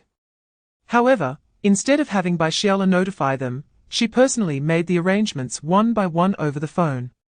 Once she felt the arrangements were nearly complete, Li Fei went down to eat. After finishing his meal and returning to the hotel, Li Fei asked the front desk for over 10 room cards for the new team members who were checking in, considering that it would be night time when they were traveling, and that none of them would likely be alone, with some possibly arriving in groups of 3 or 4, he reserved more rooms. Chapter 393. The sound of metal clashing echoed as steel pipes struck against iron bars, accompanied by the sharp whistle of the wind. As mentioned earlier, Li Fei's family has a long-standing mastery of stick techniques. Although his opponent's weapon was slightly stronger, Li Fei still held the advantage with his skilled stick techniques. After 5 or 6 minutes, Li Fei deliberately exposed a weakness to his opponent, then turned back with a sweeping strike that hit the opponent's waist. This blow broke the opponent's lumbar vertebrae, causing him to fall to the ground and remain motionless. Wang Guizhong stepped forward and stomped on that person's wrist, breaking it and rendering him unable to move. Meanwhile, with the help of Dao Taigang and Song Wuxiong, Qiao Guangmin and his group also took down their opponents. Dao Taigang and Song Wuxiong didn't let Qiao Guangmin's group take action, they directly stomped on the wrists of the 4 opponents. 7 of the opponent's experts were disabled on the spot. Li Fei handed the steel pipe to Wang Guizhong and walked towards the others standing across from them. Those people instinctively stepped back, fearing that Li Fei and his group would incapacitate them as well. However, Li Fei knew he couldn't act that way.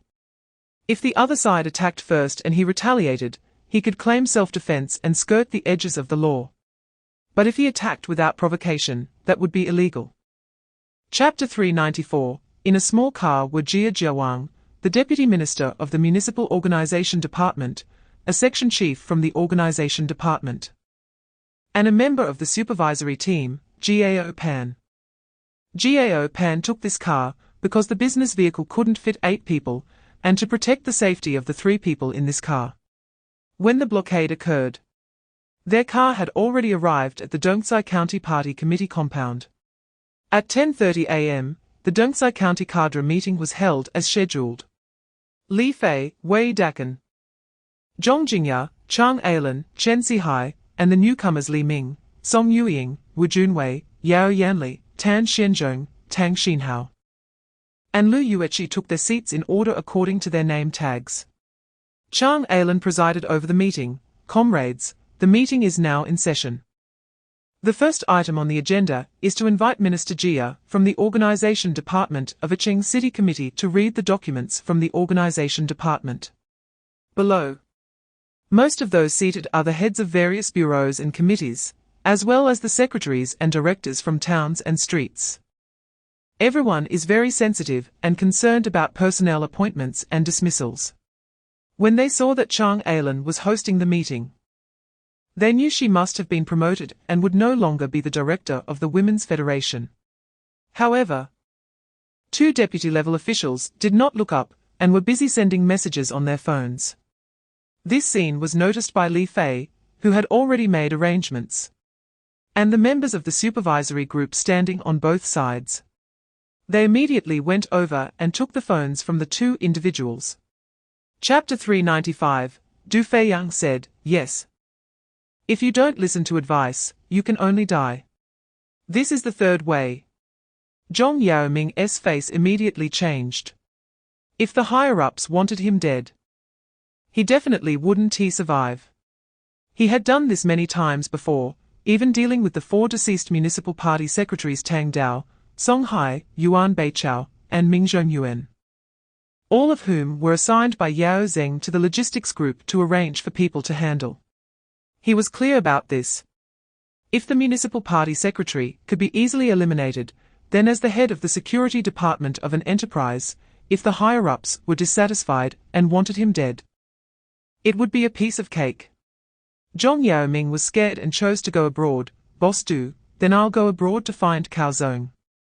I'm afraid that if I turn myself in, I won't be able to withstand the interrogation, and if I say something I shouldn't, it won't be good for the group. I'll buy a plane ticket now, okay? But please let Kaozong know first so I can find him." Only then did Du Feiyang relax. "All right, I'll inform Kaozong." After Zhong Yaoming left, he indeed bought an international ticket to Canada on his phone, flying from Guangzhou Airport at 10 o'clock that night.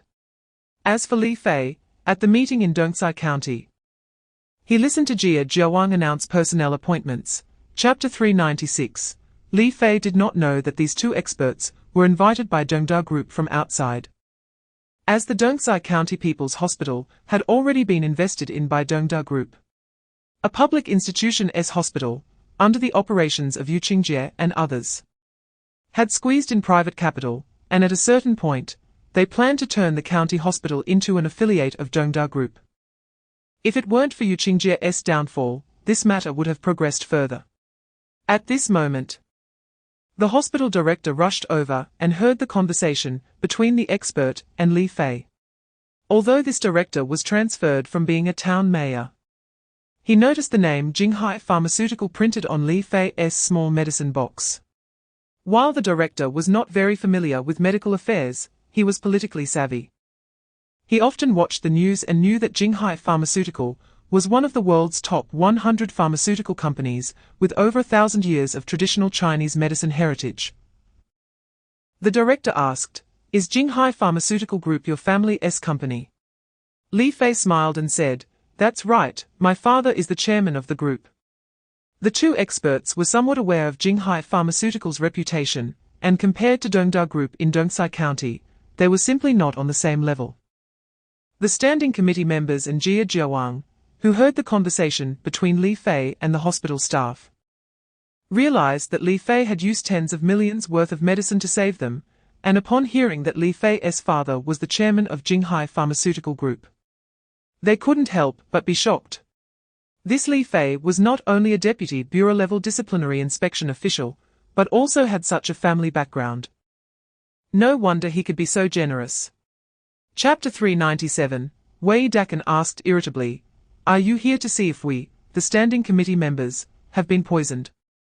Zhonglong pretended not to know and said, "Mayor Wei, I don't understand what you mean. I am here to clarify something with the leaders. Recently, due to my negligence in management, our Dongda Group's security department head Yang Sanxing became extremely inflated and, without my knowledge, used security personnel multiple times to create mass incidents in Dongsai County. After reporting to the group's higher-ups, they asked me to arrange for someone to send Yang Sanxing to the police station for handling, but when I went to find him, he actually ran away. I know that although the things Yang Sanxing did were unknown to our group, he is still one of us, and we have a responsibility. To show our group's sincerity, after consulting with the higher-ups, we decided to donate 500 million to the Dongsai County finances, as an apology." Wei Dakan and Li Fei exchanged glances, and Li Fei shook his head. Wei Dakan understood that if they accepted Dongda Group's 500 million now, it would be tantamount to tacitly approving Dongda Group's previous actions in Dongsai County, essentially acknowledging Yu Qingjie and their betrayal of national and public interests. Chapter 398. The woman known as Zi Fengling came from the County Natural Resources Bureau, and was the head of the Legal Affairs section. Tonight, she was invited by several friends to a barbecue stall in Donghu Park. The people who invited her were also section heads from various units. In the county, the culture of social circles is the most prevalent, and interactions between people are largely based on equal status to make friends. Section-level cadres mostly associate with other section-level cadres, while deputy section-level cadres mingle with their own. In the county, this situation has formed an unwritten rule. When Zi Fengling noticed her friends looking at her expectantly, she lowered her voice and said, "I heard from a neighbor that Secretary Wei Dakan had a falling out with Zhonglong from Dongda Group today." Suspecting that Dongda Group hired someone to poison the meals of the standing committee members in the county committee cafeteria.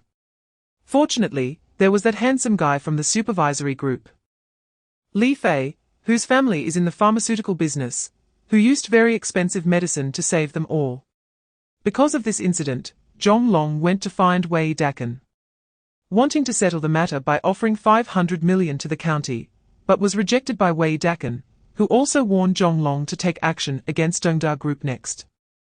To counter Wei Dakan, Zhonglong called many section-level cadres who got a house without spending money, asking them to cooperate with Dongda Group for a big move tonight. What exactly they were going to do, the neighbor didn't tell me. I feel like this matter is serious. Do you think we should report it to the inspection team as a precaution? Chapter 399. Li Fei heard that Dao Taigang said something had happened on his side and quickly told Zifengling and the others, other places are already making moves. So after you finish eating, act quickly. I need to rush over to help, and if you encounter any situations, call me in time. I'll leave first. I've already paid for the meal. ZG, settle up with the boss later, and take what's left for now. I'll treat you again next time. After Li Fei finished speaking, he left with Shi Taiping and 4 others. Li Fei drove over according to the location information provided by Dao Taigang. The location Dao Taigang was near a barbecue street beside Yinshi Garden Square in the city center. He parked the car in a nearby parking lot, and the 5 of them walked in. When they arrived, they saw a group of police surrounding Dao Taigang and Huang Xiaoqiao, handcuffing the 2. Li Fei asked, "What's going on?" A young policeman saw a few more people arriving, and, upon hearing them speak, realized they were not locals, saying, "These 2 are being charged with forcibly molesting women. And we caught them in the act. Who are you? Don't interfere with our case." Upon hearing this, Li Fei sensed something was wrong. Caught in the act. Does that mean Dao Taigang forcibly molested a woman right in front of these police? Knowing Dao Taigang, this was impossible. Besides, there were 3 people in their group. Where was the other one?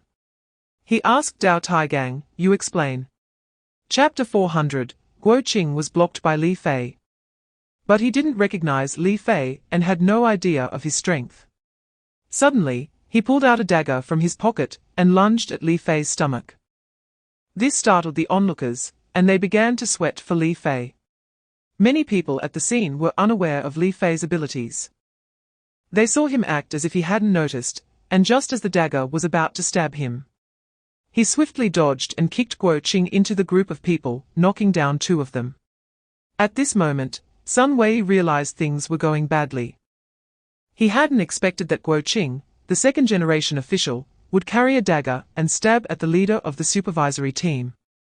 This was unbelievable. This foolish Guo Qing was destined to be caught.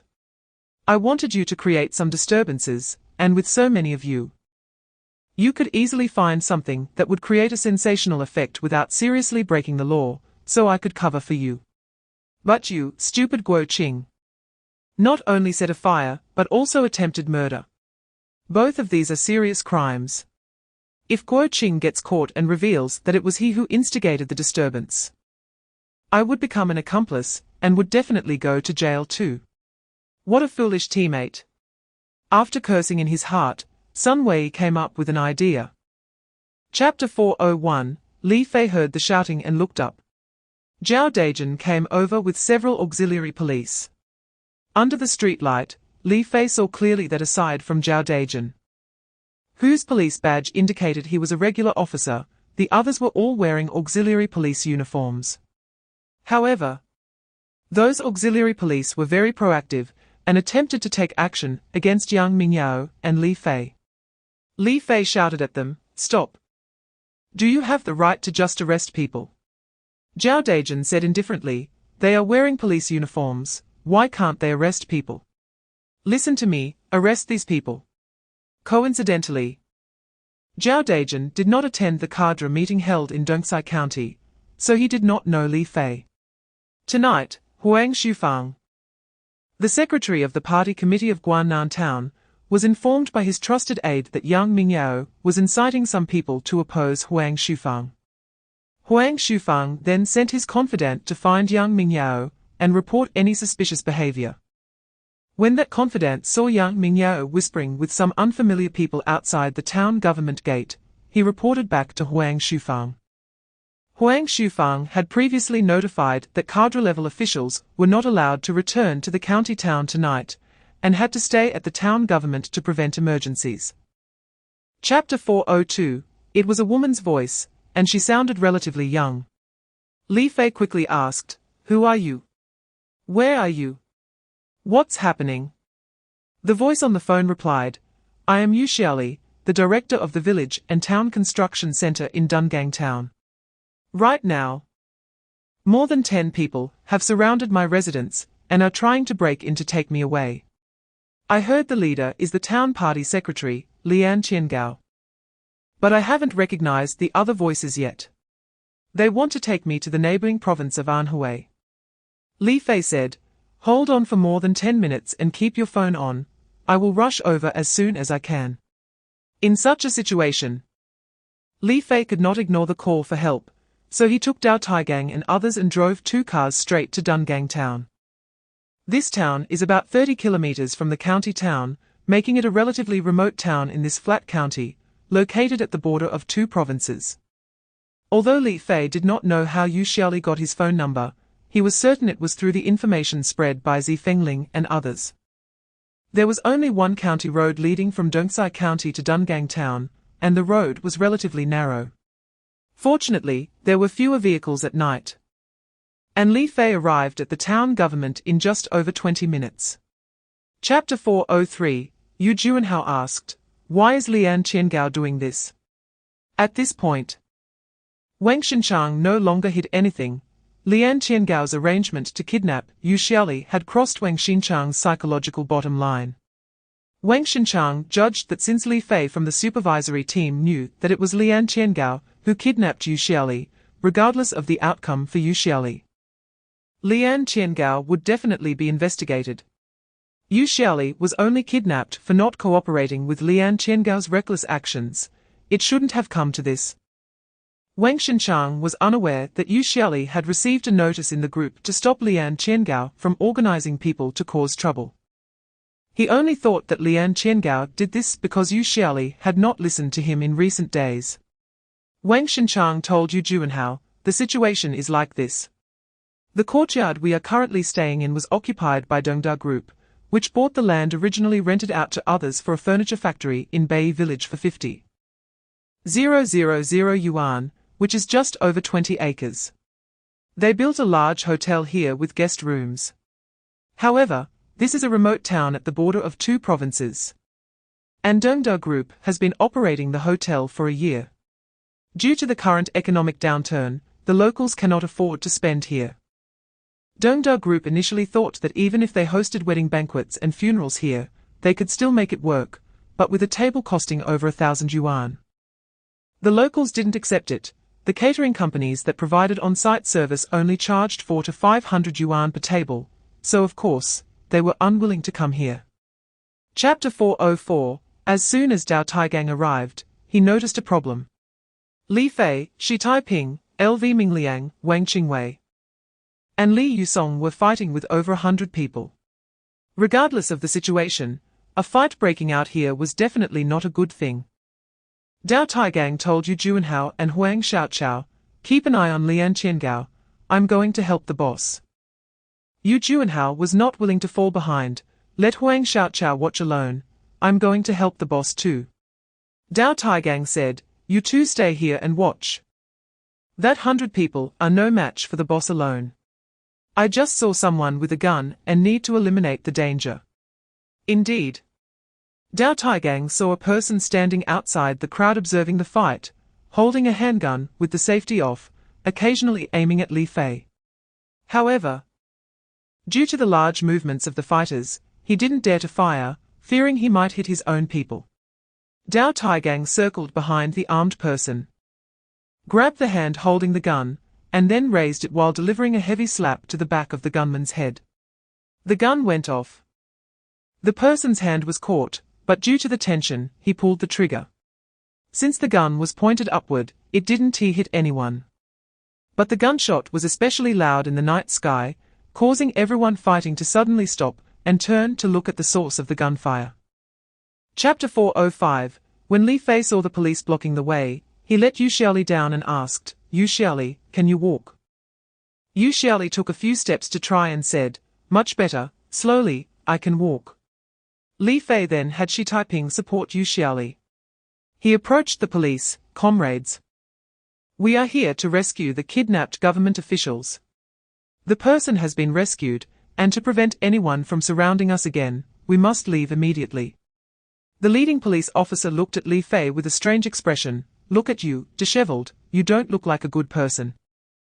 Are you trying to make up a story? Do you think a story like this will get you through? Show me your ID, after we verify it. We'll take you back to the substation. Li Fei had important matters to attend to tonight, and could not linger here, let alone waste time at their substation. He said to the leading police officer, "My name is Li Fei," intending to reveal his identity and escape in time. But when he instinctively reached for the documents in his pocket, he realized that his jacket was with Yu Xiaoli. So he approached Yu Xiaoli and asked her to help him retrieve the documents from the inner pocket of his jacket.